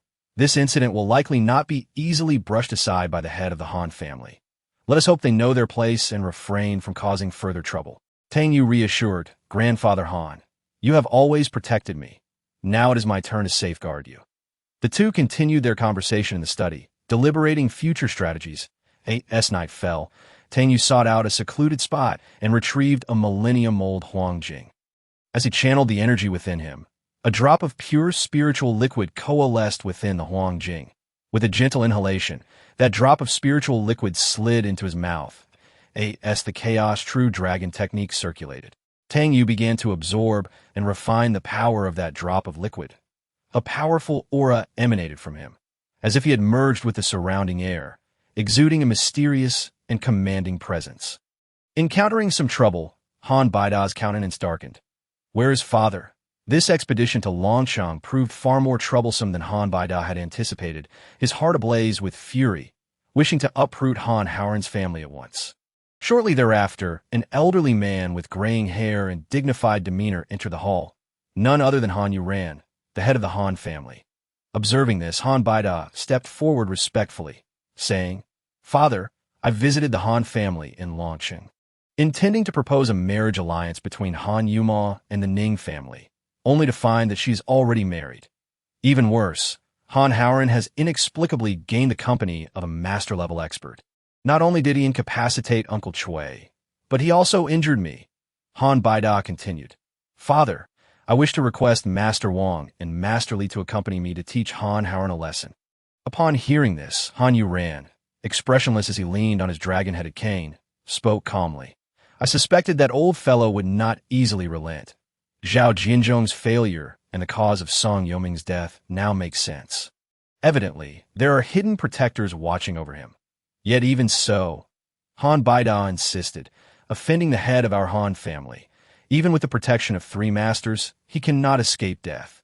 Give me 2 masters, and I shall make him beg for mercy. However, Han Yue remained unconvinced. Our Han family is currently preparing for a significant undertaking. Now is not the time for rash actions as for Han Howren, since he has already entangled himself with the Li family, and Song Yoming's daughter is now with the Li family. You may inform them of how Song Yuming met his end, allowing them to handle it. This will also serve to probe Han Howren's true strength. Han Yue made his decision. Although Han Baida felt reluctant, he could only nod in acquiescence under his father's stern gaze. Father, I understand. In a cozy abode within the provincial city, Song Min leaned against her husband, Li Jian. Not only was she strikingly beautiful, but her figure was also captivating. Li Jian appeared steady and charismatic. Darling, my father was murdered in Longcheng, and it is said that the assailants were from the Han family. Song Min softly confided in Li Jian, her voice laced with anxiety and sorrow. Initially, I could not bring myself to believe Zhao Jianzhong's words.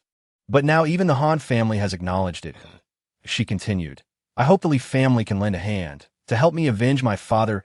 Jian gently embraced Song Min, though a flicker of worry crossed his face. One of the reasons he married Song Min was due to her father's status as a master. With Song Yuming gone, her significance was undoubtedly diminished. The death of your father is indeed tragic. It signifies that the other party does not fear our Li family, Li Jian said slowly. Nevertheless, in light of this, I shall dispatch several capable associates to accompany you to Longcheng. The Han family, there must also have formidable masters safeguarding them. We must proceed with caution. Hearing this, hope sparkled in Song Min's eyes. Thank you, darling, she said, passionately kissing Li Jian, and the two soon lost themselves in each other's embrace, sharing an unforgettable night. The following morning, Tang Yue was awakened by the ringing of his phone. The caller ID displayed the name of an old friend, Sun Wenbo, with whom he had not been in touch for some time. Mr. Tang, are you available today? I need your assistance, came Sun Wenbo's urgent voice from the other end. What has happened? Tang Yue inquired, pondering that it was unwise to remain too distant from the Han family for long. In case of unforeseen events, one of my old friends is gravely ill, and I hope you can come to the provincial city to treat him, Sun Wenbo explained. After a moment's contemplation, Tang Yue agreed to the request. Asking for the address, I will arrive as soon as possible. Please send me the specific location, he stated. Sun Wenbo sighed in relief upon hearing this. All right, I will send you the address right away. Chapter 100. The legendary skill Tang Yue had previously refrained from informing Han Yue of his outings, much to her discontent. He'll spare her worry this time. He left a note explaining the situation. On this occasion, Tang Yue was to visit the provincial city, and before leaving, he requested the assistance of the Hua and Tian families to watch over the Han family. Both families readily agreed, allowing Tang Yue to set off for the provincial city with peace of mind. Upon arriving in the provincial city and witnessing the vibrant scene before him, Tang Yue could not help but marvel at the city's liveliness and vigor. Just as he was immersed in this novelty, a short-haired, beautiful woman hurriedly approached, none other than his long-lost student, Sun Shiwuru. Teacher, it has been far too long, Sun Shiwuru exclaimed warmly, clearly delighted by Tang Yue's arrival. My grandfather is at Grandfather Yue's place, so he sent me to fetch you. Had I known it was you coming, he would have certainly welcomed you in person. No matter, Tang Yue chuckled. Let us be on our way. Sun Shiwuru, somewhat anxious, said, Teacher, Grandfather Yue's condition is quite serious. We must hurry. She grasped Tang Yue's arm, leading him towards a waiting vehicle. Tang Yue noted that Sun Shiwuru's hand was soft yet strong, piquing his curiosity, though he chose not to comment. Grandfather Yue is not only an important figure in our Sun family, but also highly esteemed in the provincial city. His family's influence is immense, even surpassing our Sun family, Sun Shiwuru explained. If anything were to happen to Grandfather Yue, it would affect the entire provincial city. We have already done our utmost to summon Dr. Li, but he can only temporarily stabilize Grandfather Yue's condition. Now, it is solely up to you, teacher. Sun Shiwuru recounted tales of Elder Yue's benevolence in the car, praising him as a kind man who had helped countless people, her words imbued with respect and concern. 20 minutes later, they arrived at the Yue family's estate on the outskirts of the provincial city. The environment was picturesque and security was stringent, with guards trained in martial arts stationed at the entrance. Upon entering the living room, Tang Yue beheld a frail old man lying there, flanked by the somber-faced Dr. Li and son Wenba. Upon seeing Tang Yue, Dr. Li grasped him as if he were the last hope. "Dr. Tang, you have finally arrived," Dr. Li said anxiously. Tang Yue immediately approached Dr. Li, inquiring with concern about Elder Yu's condition. Dr. Li furrowed his brow. "This pulse is truly peculiar. One moment, it is chaotic. The next it appears normal, burning intensely as if poisoned, yet not entirely, so he had rushed here to save a life, unwilling to waste time on superfluous words, just as he prepared to examine Elder Yu's pulse. A voice suddenly interrupted. "Stop!" As the door swung open, a man in his 30s strode in swiftly. He was Yulao's grandson, Yushan, and also the heir of the family. Accompanying Yushan was an elder of similar age to Dr. Li. Upon seeing this elder, Dr. Li was taken aback. "Tan Xiong, what are you doing here?" He was aware of Dr. Li's integrity and sincerity towards friends, and thus felt wary of this individual who had previously schemed against him. Yushan apologized to Dr. Li, explaining, "Inviting Dr. Tan was a last resort. Grandfather is gravely ill, and we must attempt various renowned doctors' methods to find a glimmer of hope. I understand your predicament, but I have already summoned Dr. Tang. He will assist Elder Yu," Dr. Li said, somewhat helplessly. Upon hearing the name of the renowned Dr. Tang, Tan Xiong scoffed derisively. Is it now the case that anyone can audaciously claim to be a divine physician? Sun Shiru, unable to tolerate such disrespect, immediately stepped forward to defend. "Tan Xiong, mind your words." In the face of Tan Xiong's disdain, Tang Yue remained silent, merely standing there, his eyes radiating determination and confidence. Sun Shiru unhesitatingly stood up for Tang Yue, refusing to allow anyone to show him disrespect. Taken aback, Tan Xiong had not anticipated such a reaction from her, while Sun Wenba fixed him with cold, piercing gaze. Clearing his throat, Tan Xiong feigned ignorance of the previous exchange and turned to Yushan, saying, "Young Master Yu, please take me to see Old Master Yu." After all, in that prestigious traditional Chinese medicine competition, Tan Xiong had triumphed over Dr. Li, which to outsiders seemed to validate his prowess. As Tan Xiong approached Old Master Yu, he began to take his pulse. After a moment, he shook his head and declared, "Old Master Yu's condition is indeed critical, but not beyond salvation that I can attempt a treatment combining acupuncture and herbal remedies." Proposing his plan, Tan Xiong noticed a glimmer of hope in Yushan's eyes. "Mr. Tan, please proceed, that if you can cure my grandfather, the Yu family will be eternally grateful." With that, Tan Xiong produced several needles of varying types, took a deep breath, and commenced his treatment. As the first needle was inserted, the silver needle quivered slightly, creating a breathtaking spectacle. With the second and third needles following suit, Dr. Li, who was observing, inquired in astonishment, "Have you truly mastered the Deyin acupuncture technique?" The Deyin technique, said to possess legendary powers capable of reversing life and death. Now clarified for Dr. Li why Tan Xiong exhibited such confidence. Tan Xiong smiled proudly. "Indeed, it is this method." However, Tang Yue furrowed his brows, seemingly harboring doubts about the unfolding events. Tan Xiong continued to focus on his acupuncture. And Old Master Yu's complexion gradually improved, eliciting a smile of relief from Yushan. Just as Tan Xiong was about to administer the fifth needle, Tang Yue suddenly interjected, "Do not proceed further. Your Yin technique is still lacking, and one more needle could pose a danger." This unexpected proclamation brought an abrupt silence to the room, with all eyes now fixed upon Tang Yue. Moments later, Tan Xiong retorted angrily, "What did you say?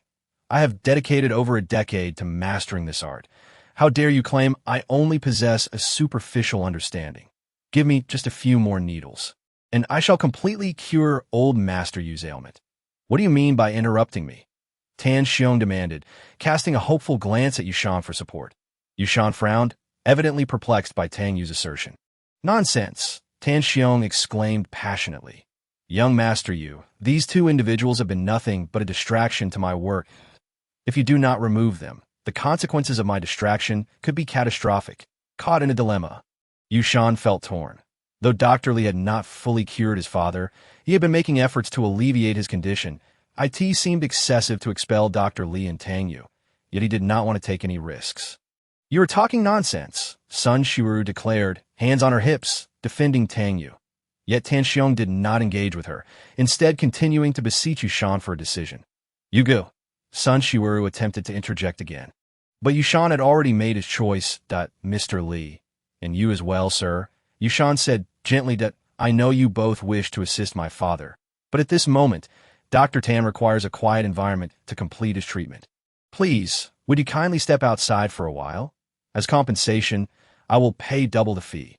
Yushan chose to place his trust in Tan Xiong, though he endeavored to maintain politeness as a sign of respect. Dr. Li appeared deeply disappointed, while Tang Yue accepted the outcome with a stoic expression. "Since young master Yu requests it, we shall comply."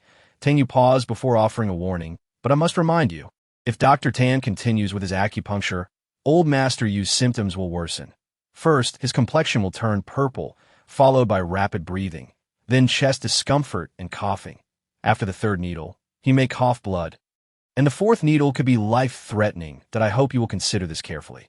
Having spoken, Tang Yue turned to leave, with Dr. Li following closely behind, both departing the room in silence. Sun Shiru had initially intended to leave with them, but upon reflecting on old Master Yu's safety, she decided to stay. "Young Master Yu, rest assured, with me here, everything will be fine.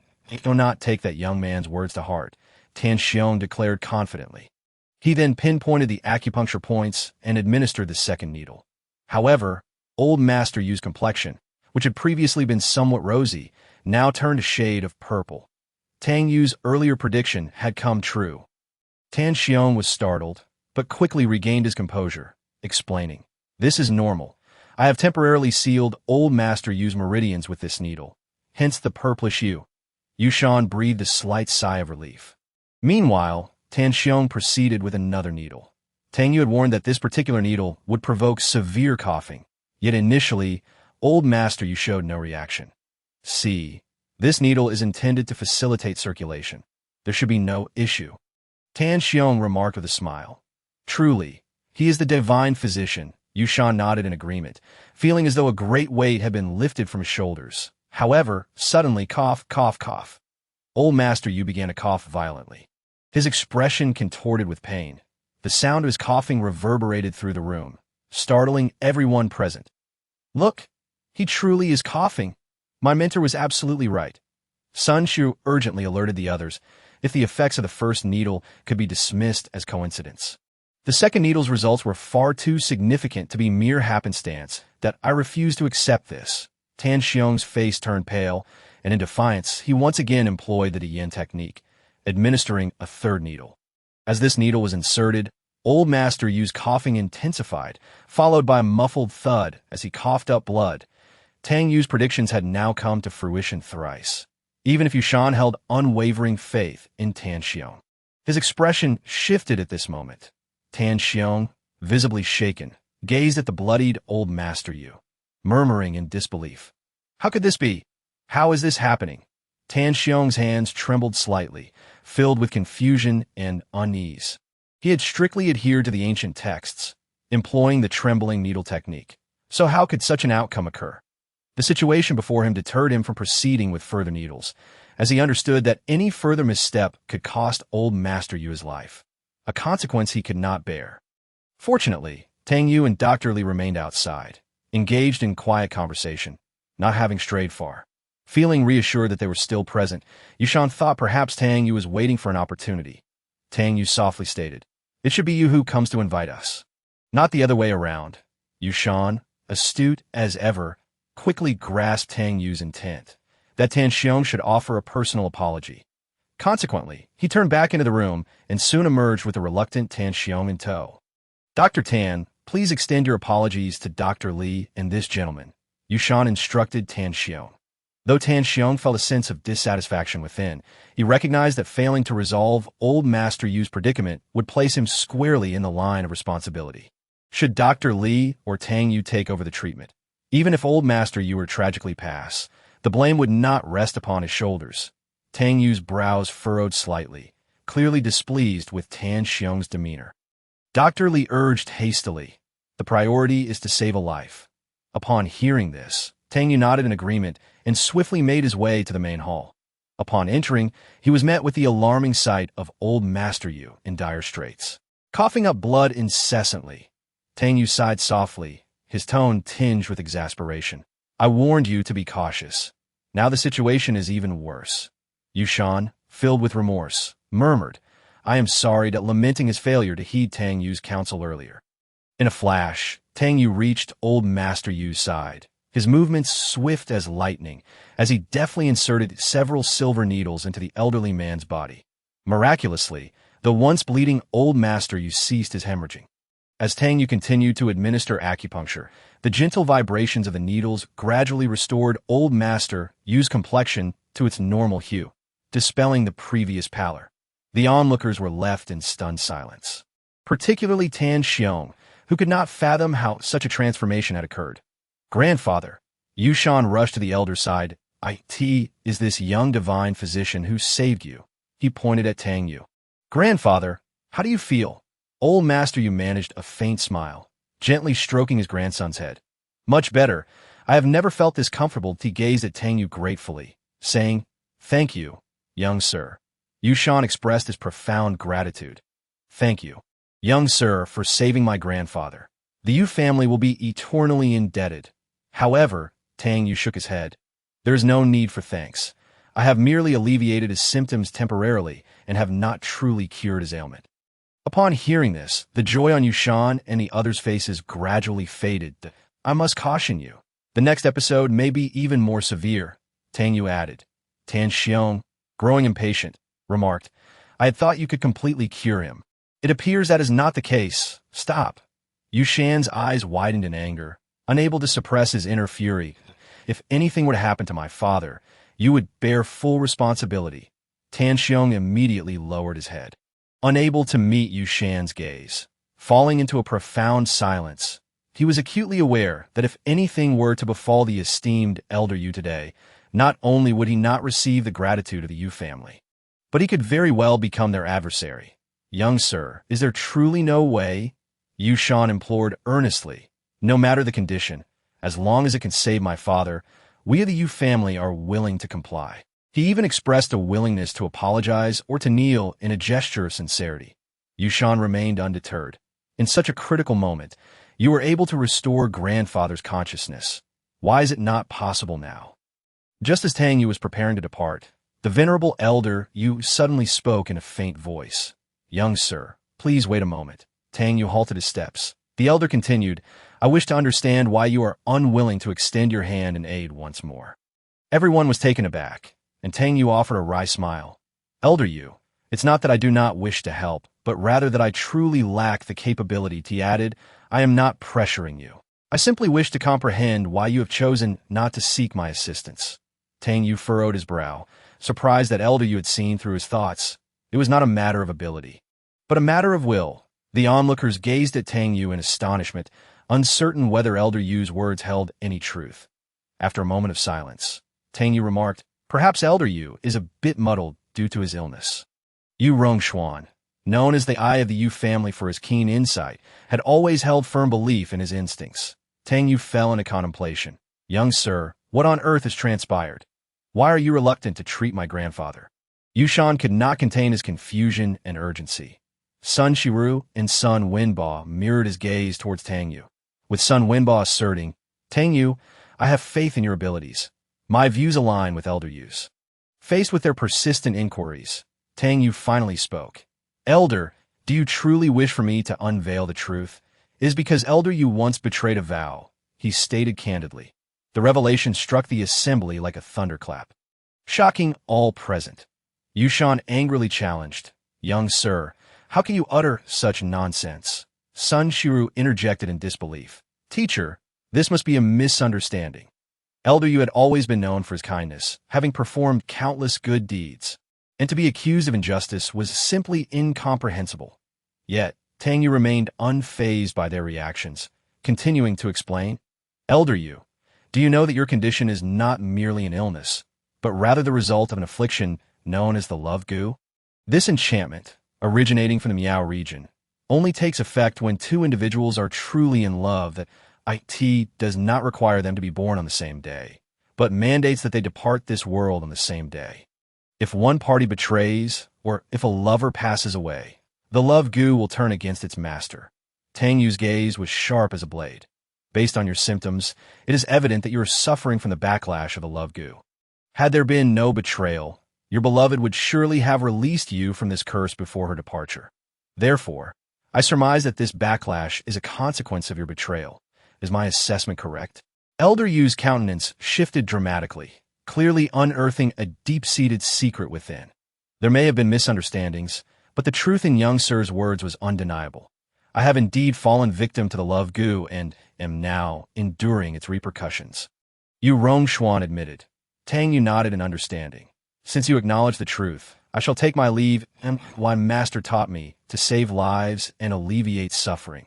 Yet he also established principles, Tang Yue added, implying that a physician's ethical boundaries exist, particularly when confronted with dilemmas born of personal actions. One must not rescue those who are wicked, heartless, and treacherous.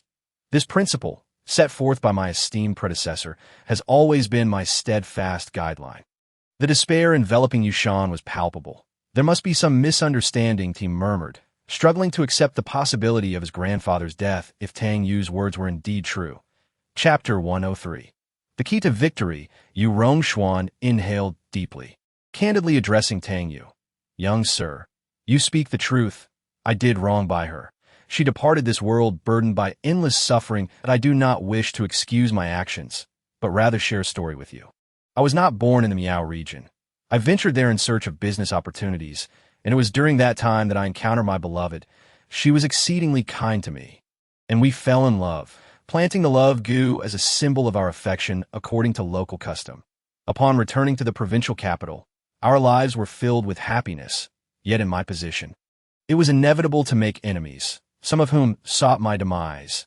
The weight of history was evident in Yu Rongshuan's gaze. During a gathering in my middle age, my wife and I were ambushed. Our enemies dispatched numerous skilled fighters, and I was unprepared, finding myself in dire straits. My son, who is Yushan's father, tragically lost his life in that incident. To ensure my survival, my wife sacrificed herself to draw the enemies away. In the urgency of the moment, she could not release me from the love goo.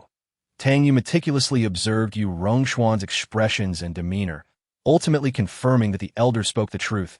Regardless, my wife's departure was due to my actions. I have wronged her. If the love goo were to claim my life, it would be the retribution I deserve. Yu Rongshuan's voice was laden with sorrow that a flicker of remorse stirred within Tang Yue. He had not anticipated the intricate emotional entanglements behind the situation. Elder, I misjudged you earlier.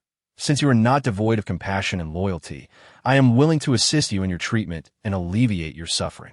He declared resolutely that is that truly possible? Yushan inquired eagerly that I never make hollow promises. If I say I can heal, then I certainly will. As Tang Yue spoke, he prepared the silver needles. Elder, please lie down. Yu Rongshuan complied, awaiting Tang Yue's medical expertise. Tang Yue wasted no time, immediately commencing the needlework. His technique bore striking resemblance to that employed by Tan Xiong earlier. Could it be that the dye and needle technique? D.L. I exclaimed in astonishment. Tan Xiong turned, stating, the dye and needle technique is ineffective for this ailment. Otherwise, I would not have nearly cost Elder Yu's life just now. That is because you have yet to grasp its essence. Tang Yue replied, nonchalantly, as the silver needles pierced, a yellow glow emerged, the tips radiating a scorching aura. The needles darted down like a swift dragon, forming a small bulge upon Yu Rongshuan's chest. Break, Tang Yue commanded, and with the final needle's insertion, he gently pried open the skin, extracting a plump, crimson insect resembling a cicada larva. Elder Yu first coughed up a mouthful of blood, his body appearing frail. Yet soon his eyes brightened, and his spirits visibly lifted. This is the love goo. Tang Yue pointed to the wriggling insect on the ground, explaining. Yushan, witnessing this scene, charged forward in fury, intent on crushing the creature. It is you who has harmed my grandfather. Stop. Elder Yu urgently interjected. Though this love goo has tormented me, It holds special significance to me that I believe your wife's spirit shall watch over you. Tang Yue added. Hearing this, Elder Yu nodded in satisfaction. Then let it be as you say. Shortly thereafter, a beautiful amber love goo necklace was crafted, which Elder Yu carefully donned around his neck. Tang Yue then prescribed a medicinal formula, advising the family to prepare the medicine daily for nourishment. The Yu family expressed their profound gratitude. However, Elder Yu appeared to harbor concerns, addressing those present. I appreciate everyone's assistance.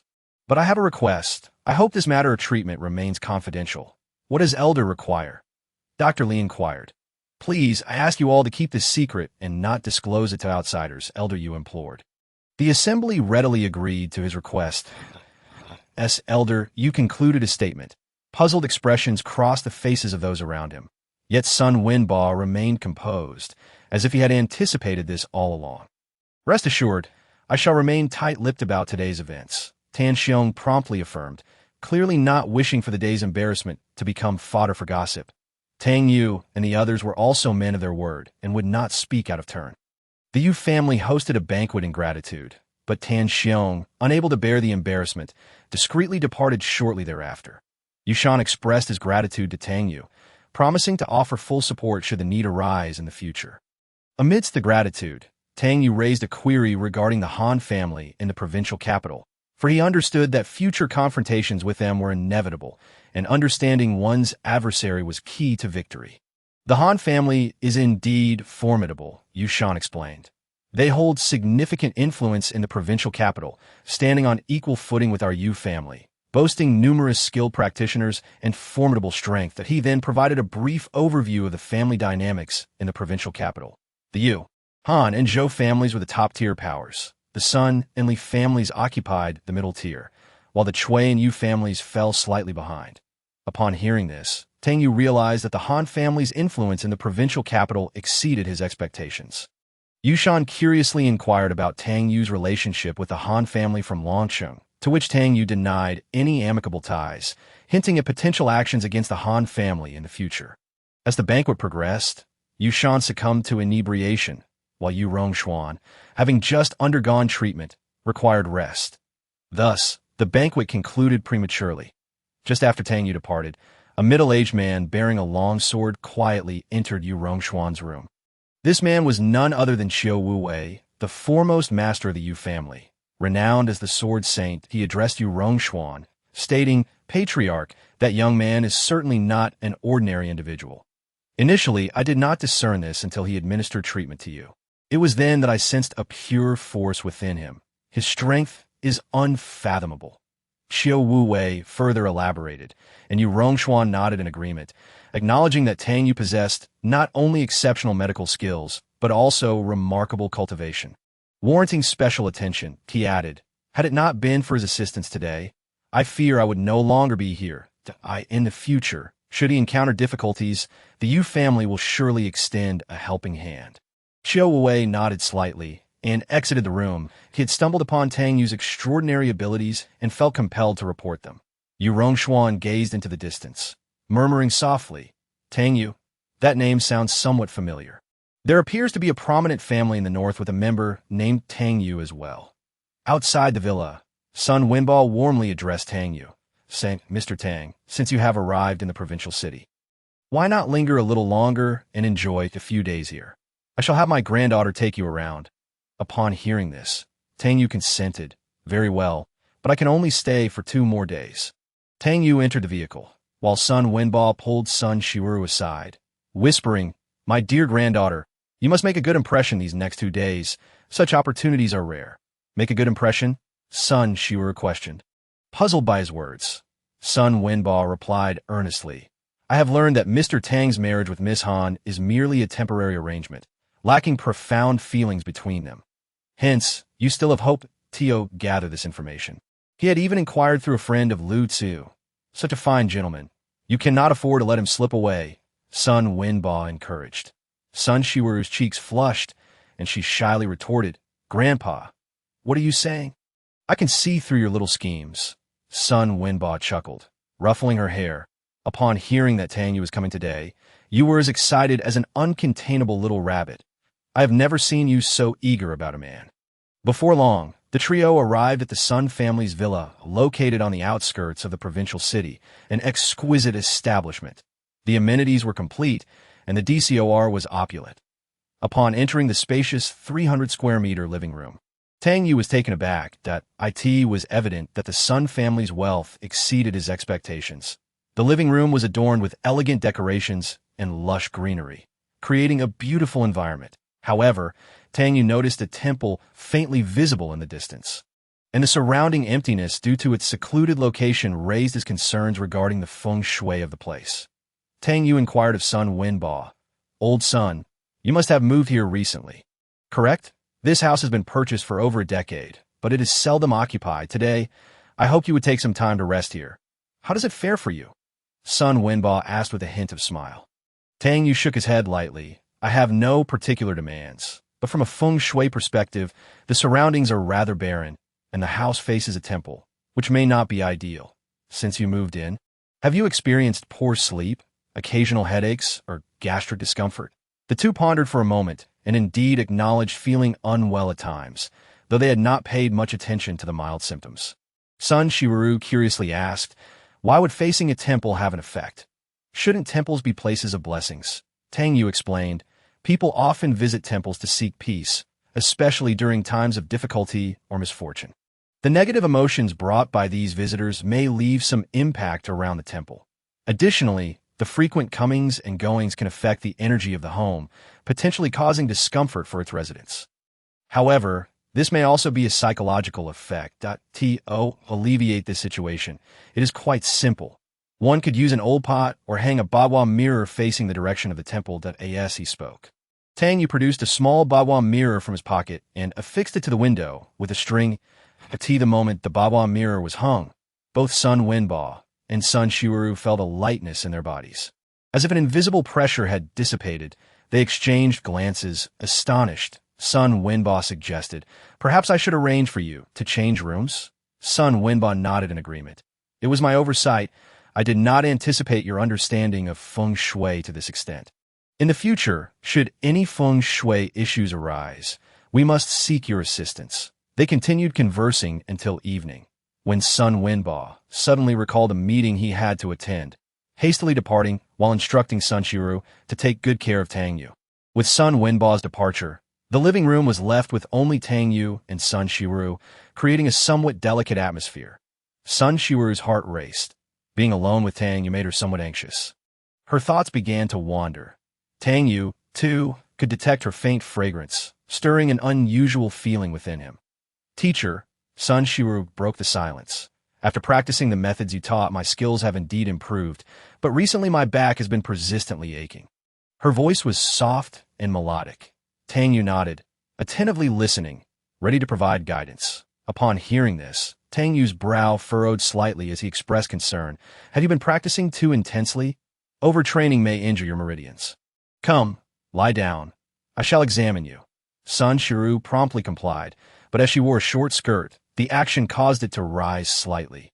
Her long, straight legs were fully exposed, and the secrets beneath her skirt were nearly revealed. Realizing the awkwardness of the situation, Tang Yue quickly regained his composure, focusing on examining Sun Shiru's body. "It must be due to excessive practice," he murmured, "but do not worry. The issue is not severe." To alleviate her discomfort, Tang Yue gently pressed on Sun Shiru's calves. His technique was professional, and a gentle energy flowed from his hands and her muscles. Sun Shiru felt a soothing warmth, nearly moaning in relief. As Tang Yue's hands gradually moved upward, massaging her waist, the warmth emanating from that area made her feel extraordinarily relaxed. When Tang Yue employed a special technique to treat her back, Sun Shiru let out a satisfied hum. "All right, you may rise now," Tang Yue advised. "Remember to practice in moderation. Excessive force can be detrimental." As night deepened, Tang Yue continued to guide Sun Shiru in her training until late. However, Sun Shiru's grandfather had yet to return, leaving the two alone in the room. Although Tang Yue harbored no improper intentions, the atmosphere felt somewhat unusual. "It is getting late. I shall retire," Tang Yue stated. The next morning, Sun Shiru invited Tang Yue to dine on the second floor of the Shinrong Hotel in the provincial city. Introducing him to a friend interested in cultivation, in response to Sun Shiwuru's request, Tang Yue readily agreed, as he held a degree of gratitude towards the Sun family and was willing to assist. This breakfast was not merely a culinary exchange, but also a sharing of knowledge regarding cultivation, laying a new foundation for friendship among the three on the way to their destination. Tang Yue received a call from Yushan. It turned out that Yushan had become inebriated the previous day and forgotten to compensate Tang Yue for his due reward, thus calling early in the morning to apologize and inquire about Tang Yue's location. Wishing to make amends in person. "Good morning, Mr. Tang. Where are you currently?" "I wish to visit in person."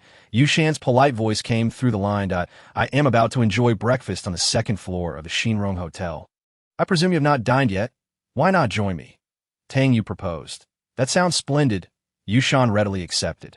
Shortly thereafter, Tang Yue arrived at the Shinrong Hotel, an establishment adorned in luxury, where the second floor offered a Western breakfast. Already populated by numerous well-dressed patrons, as Tang Yue and Sun Shiwuru entered the dining area, they immediately attracted the attention of those around them, primarily due to Sun Shiwuru's striking beauty. "Over here." A beautiful woman waved from a window-side table. It was Zhao Muyue, Sun Shiwuru's friend, who appeared fashionable and alluring. Muu. Sun Shiwuru linked her arm with Tang Yue's as they approached her friend. Upon meeting, Zhao Muyue greeted them warmly, but her expression turned slightly cold upon seeing Tang Yue. His simple attire seemed out of place in the opulent surroundings, which displeased Zhao Muyue. "This is my friend Tang Yue." Hailing from Longsheng, Sun Shiwuru introduced. Unfazed by the atmosphere, Tang Yue sat down and began to survey the exquisite dishes on the table. Each course was meticulously prepared, and although most were Western cuisine, Tang Yue recognized delicacies such as black truffle foie gras and matsutake mushrooms. Since he seldom indulged in Western food, Sun Shiwuru took the initiative to explain the dishes and assist him in cutting steak, spreading cheese, and applying jam. Observing this, Zhao Muyue could not resist commenting, "Mr. Tang, do you not know how to manage on your own? How can you allow Shiwuru to cater to you so?" In Zhao Muyue's eyes, such treatment was reserved for wealthy scions alone, leaving her perplexed as to why Sun Shiwuru would treat Tang Yue in this manner. "It's all right. He is not very familiar with Western cuisine. I shall help him," Sun Shiwuru explained, her tone imbued with care for Tang Yue. Zhao Muyue frowned. Seemingly even more bewildered. "Shiwuru, you cannot possibly have feelings for him. Can you?" Sun Shiwuru's face flushed slightly, revealing a hint of embarrassment. "Please don't say such things," she retorted softly. Zhao Muyue saw through Sun Shiwuru's thoughts at a glance and couldn't help but mutter to herself, "This girl must have a crush on that young man." With this thought in mind, she furrowed her brows, a wave of displeasure rising within her as Sun Shiwuru prepared food for Tang Yue. Her phone suddenly rang. "Is something wrong?" Tang Yue asked with concern. "It's nothing, just some work-related matters," Sun Shiwuru replied before hastily departing. "That if you encounter any difficulties, remember to seek my assistance," Tang Yue said sincerely. Watching Sun Shiwuru's retreating figure, Zhao Muyue couldn't help but chuckle, her tone laced with sarcasm. "Seek your help? Tang Yue, you come from Longsheng. Do you truly believe that someone like Shiwuru, a rich young lady, would require your assistance?" Tang Yue frowned and inquired, "Have I offended you in any way?" "You haven't. It's just that I find it rather distasteful to see individuals who do not belong to our world dining with us," Zhao Muyue bluntly stated, her demeanor growing noticeably colder. "I believe Shiwuru brought me here with the hope that you would get to know me. But if you think I'm unfit, what standard are you using?" Tang Yue smiled as he pressed on. "The attire you wear wouldn't even amount to the price of one of my hairpins." Zhao Muyue scoffed. "What kind of work do you do in Longsheng? I imagine your salary is rather meager, perhaps not even reaching 10,000.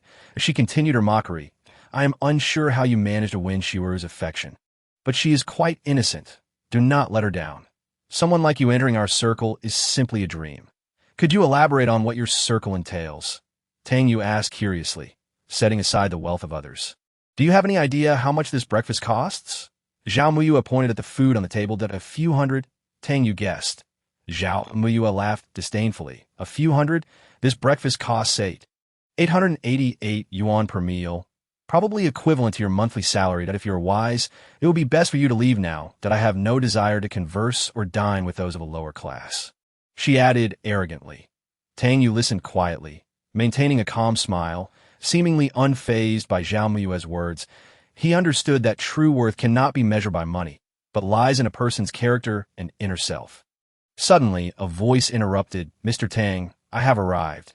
Tang Yue looked up to see Yushan standing there. He smiled and invited, "Mr. Yu, please join us for a meal that I hear the prices for breakfast here are astonishing. People like me usually wouldn't dare to indulge." Zhao Muyue did not raise her head, mocking, "Bringing a friend to mooch off breakfast? Are we? Would you like me to pack a portion for you?" She continued to deride. "So it's true that those from the lower echelons need someone to accompany them even for breakfast. How did Shiru come to know someone like you?" However, when she finally lifted her gaze, her complexion immediately paled. Faced with Yu Shan's stern expression, she stammered, Yu Shao." Although Zhao Muyue's family held a certain status in the provincial capital, she was acutely aware of Yu Shan's identity as the designated heir of the Yu family, one of the top elite families from the provincial capital. Thus, her intense reaction was hardly surprising. Chapter 106. A complete transformation. In her flustered state, Zhao Muyue accidentally knocked over the exquisite dishes before her, momentarily losing her composure and arrogance. Others in the restaurant recognized Yushan, their eyes filled with astonishment. Yushan's expression darkened as he addressed Zhao Muyue. "When did our Yu family fall to the point of needing to mooch off your breakfast?" Zhao Muyue hurriedly clarified, "Yu Shao, I truly did not mean it that way. I was just joking. That I apologize, Yu Shao." She quickly changed her tone, humbly apologizing, "It is my honor to treat Yu Shao to breakfast. I was in the wrong and should not have spoken that way." Yushan snorted coldly, feeling anger simmering within him, but considering Tang Yue's presence, he managed to control his emotions and replied gently, "Mr. Tang, I sincerely apologize for yesterday. My alcohol tolerance is rather poor." Then, Yushan took out a black card edged in purple from his pocket and handed it to Tang Yue, expressing his gratitude for the assistance. The card contained 500 million in deposits. Yushan had intended to offer more, but he understood the importance of moderation to avoid appearing overly ostentatious. Furthermore, Yushan added, "I hear you have an interest in rare materials. Here is a piece of thunderwood, and I wonder if you might appreciate it." As he spoke, he presented what appeared to be an ordinary piece of wood. Thunderwood, which comes from trees struck by lightning, is said to possess the ability to ward off evil and is particularly beneficial for practitioners. Upon seeing the wood, Tang Yue's eyes lit up, but he smiled slightly, graciously accepting Yushan's goodwill. "Thank you, Mr. Yu." Yushan quickly waved his hand, humbly saying, "Mr. Tang need not be so polite." Observing the interaction between the two, Zhao Muyue was filled with astonishment. She understood Yushan's status in the provincial capital, and now witnessing him show such respect to Tang Yue, she began to reevaluate Tang Yue's identity. Her cheeks flushed slightly, regretting her previous attitude towards him. "Oh, Mr. Tang, how about we have another table?" Yushan suggested, clearly to spare Zhao Muyue any embarrassment. Zhao Muyue's face turned crimson as she hastily explained, "Yu Shao, I was merely joking earlier to Mr. Tang. Please forgive my rudeness." Considering the relationship between Sun Shiru and Zhao Muyue, Tang Yue decided not to dwell on the previous unpleasantness and gently replied, "Let's dine here." Zhao Muyue sighed in relief, her eyes brimming with gratitude. Yushan nodded in agreement, and the three continued to enjoy their breakfast. After the meal, Zhao Muyue made every effort to atone for her previous misstep, doing her utmost to please Tang Yue. Yushan, assuming the role of host, invited Tang Yue to tour the provincial capital in the afternoon. As they prepared to head to the antique street, Tang Yue's phone rang. It was a call from someone associated with the Tian family, bringing news about Song Min, who had appeared at the Han Group. Given that the Han Group's current focus was on the provincial capital, Han Yumo had to frequently convene high-level meetings to ensure everything proceeded smoothly. "What happened in the office?" Han Yumo asked in surprise, noting the anxious expressions of her employees, wondering if there was some urgent matter. "Who are you?" Han Yumo instinctively sensed something was amiss and immediately questioned. "Perhaps you do not recognize me, but you should have heard of my father, Song Yuming," Song Min added. Han Yumo's heart tightened, realizing that the woman before her was indeed the daughter of Song Yuming.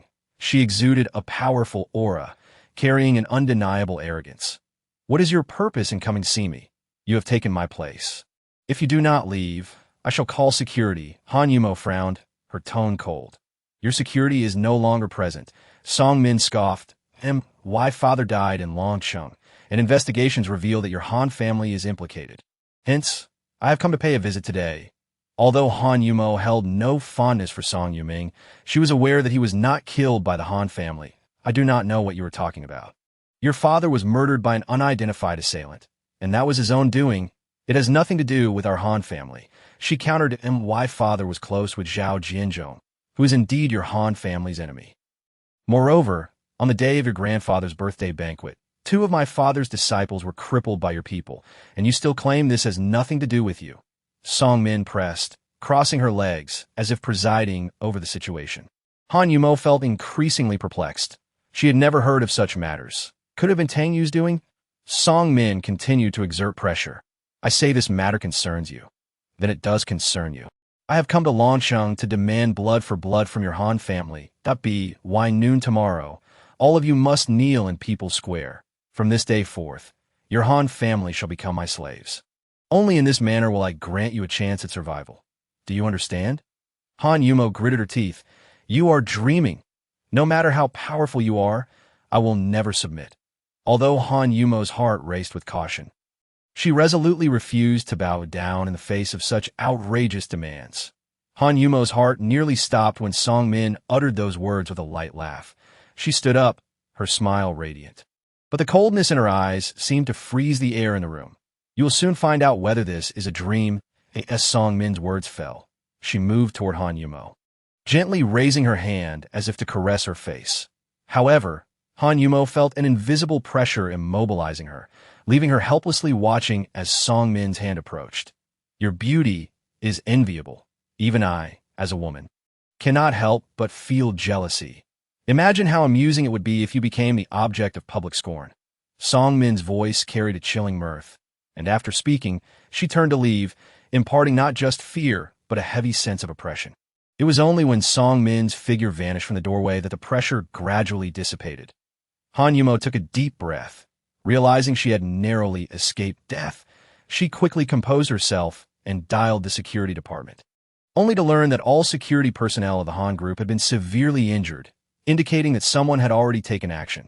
Chapter 107. The scapegoat, a heavy weight settled in Han Yumuo's heart as she hastily reached out to several friends to investigate the situation. Soon after, she received shocking news. Song Min was actually the daughter-in-law of the Li family from the provincial capital. This revelation implied that Song Min was backed by formidable forces, while the Han family found itself facing an unprecedented crisis. Without delay, Han Yumuo called her elder, Han Haoren, to discuss strategies. Meanwhile, Song Min had already left the Han group, her shadowy attendant trailing closely behind her. Miss Song, are we really going to let them off this easily? The shadow inquired, a hint of doubt flickering in their eyes. With a cold smirk, Song Min replied, what satisfaction is there in simply killing them? I want them to perish in despair, stripped of all dignity. Only then can I appease my father's spirit in the afterlife. She retrieved her phone and dialed a number. When the call connected, a deep voice resonated from the other end. Uncle Hu, it's Song Min. The Song Min of the Li family. She deliberately emphasized her identity. Uncle Hu, I've heard that the Han group has been collaborating with you recently. I need your assistance because the Han group is my enemy, and my purpose in Dragon City is to utterly destroy it. The man on the other end paused momentarily before asking. The Han group is indeed a commendable partner, with guaranteed quality. Is the Li family looking to intervene? Song Min shook her head, clarifying, it's not like that. Uncle Hu.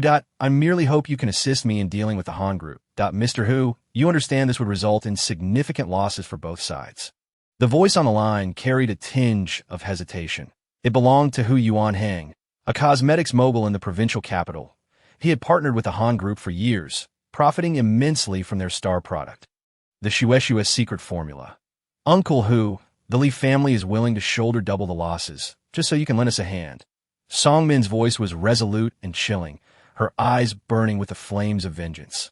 If you agree to assist, the Li family will surely repay you handsomely in the future. Hu Yuanhang was acutely aware that the influence of the Li family in the provincial capital far surpassed that of his own. Offending them would be tantamount to courting disaster. After careful consideration, he finally nodded in agreement to this perilous collaboration.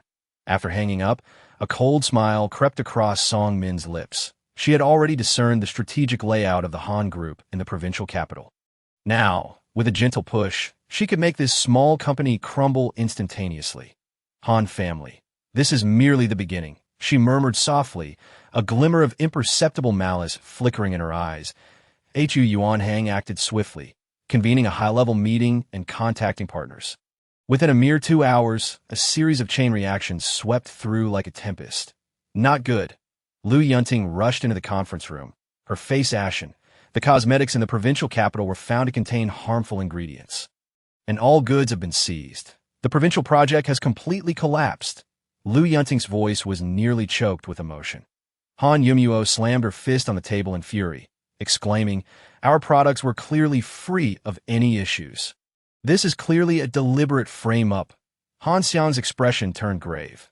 He knew the Han Group's foundation in the provincial capital was still fragile, and this blow was nearly fatal. Han Howard sought to resolve the issue through connections. Yet this time he found himself powerless. He contacted the provincial inspection department, only to confirm that the Han Group's products indeed had problems.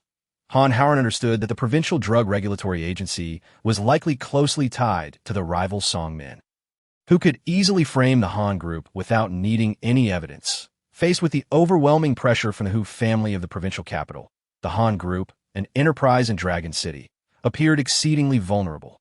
If we continue to be targeted like this, we may not last more than a few days, Han Xiang said angrily, shattering the cup in his hand. The immense future losses left everyone gasping for breath. Han Yumuo felt utterly powerless. Just then her phone rang unexpectedly. A haughty voice came through. "Han Yumuo, I trust you've received the news. Tonight, I'll see if I can find a solution." Han Howard sighed helplessly, his voice laden with fatigue. The faces of the Han family were etched with worry. Meanwhile, in another vehicle, Tang Yue was listening to reports from Yushan that Mr. Tang, we've discovered that the Hu family in the provincial capital is targeting the Han Group. Yushan stated, "Although the Hu family is also in the cosmetics business, our Yu family is far more powerful. If you wish to deal with the Hu family, I have a way to as the top-tier power in the provincial capital." The Yu family regarded the Hu family with disdain. After a moment of contemplation, Tang Yue replied, "I will remember the Yu family's goodwill." That a flicker of joy crossed Yushan's eyes. He knew Tang Yue's extraordinary medical skills, and gaining his approval was akin to receiving a protective talisman. "Leave this matter to me, Mr. Tang," Yushan asserted, clearly having found an opportunity to draw closer to Tang Yue. Night descended. The headquarters of the Hu Floral Group remained brightly lit. Hu Yuanhang sat in his office, fixated on the fluctuating numbers on his computer screen, his brow furrowed. That he had recently launched a commercial attack against the Han Group, while he had struck at his rival. The losses he incurred were substantial. Now he could only hope that the Li family would help bridge this gap. That moment, his secretary gently knocked on the door and entered, speaking in a somewhat mysterious tone. "Chairman, a visitor requests an audience." Who?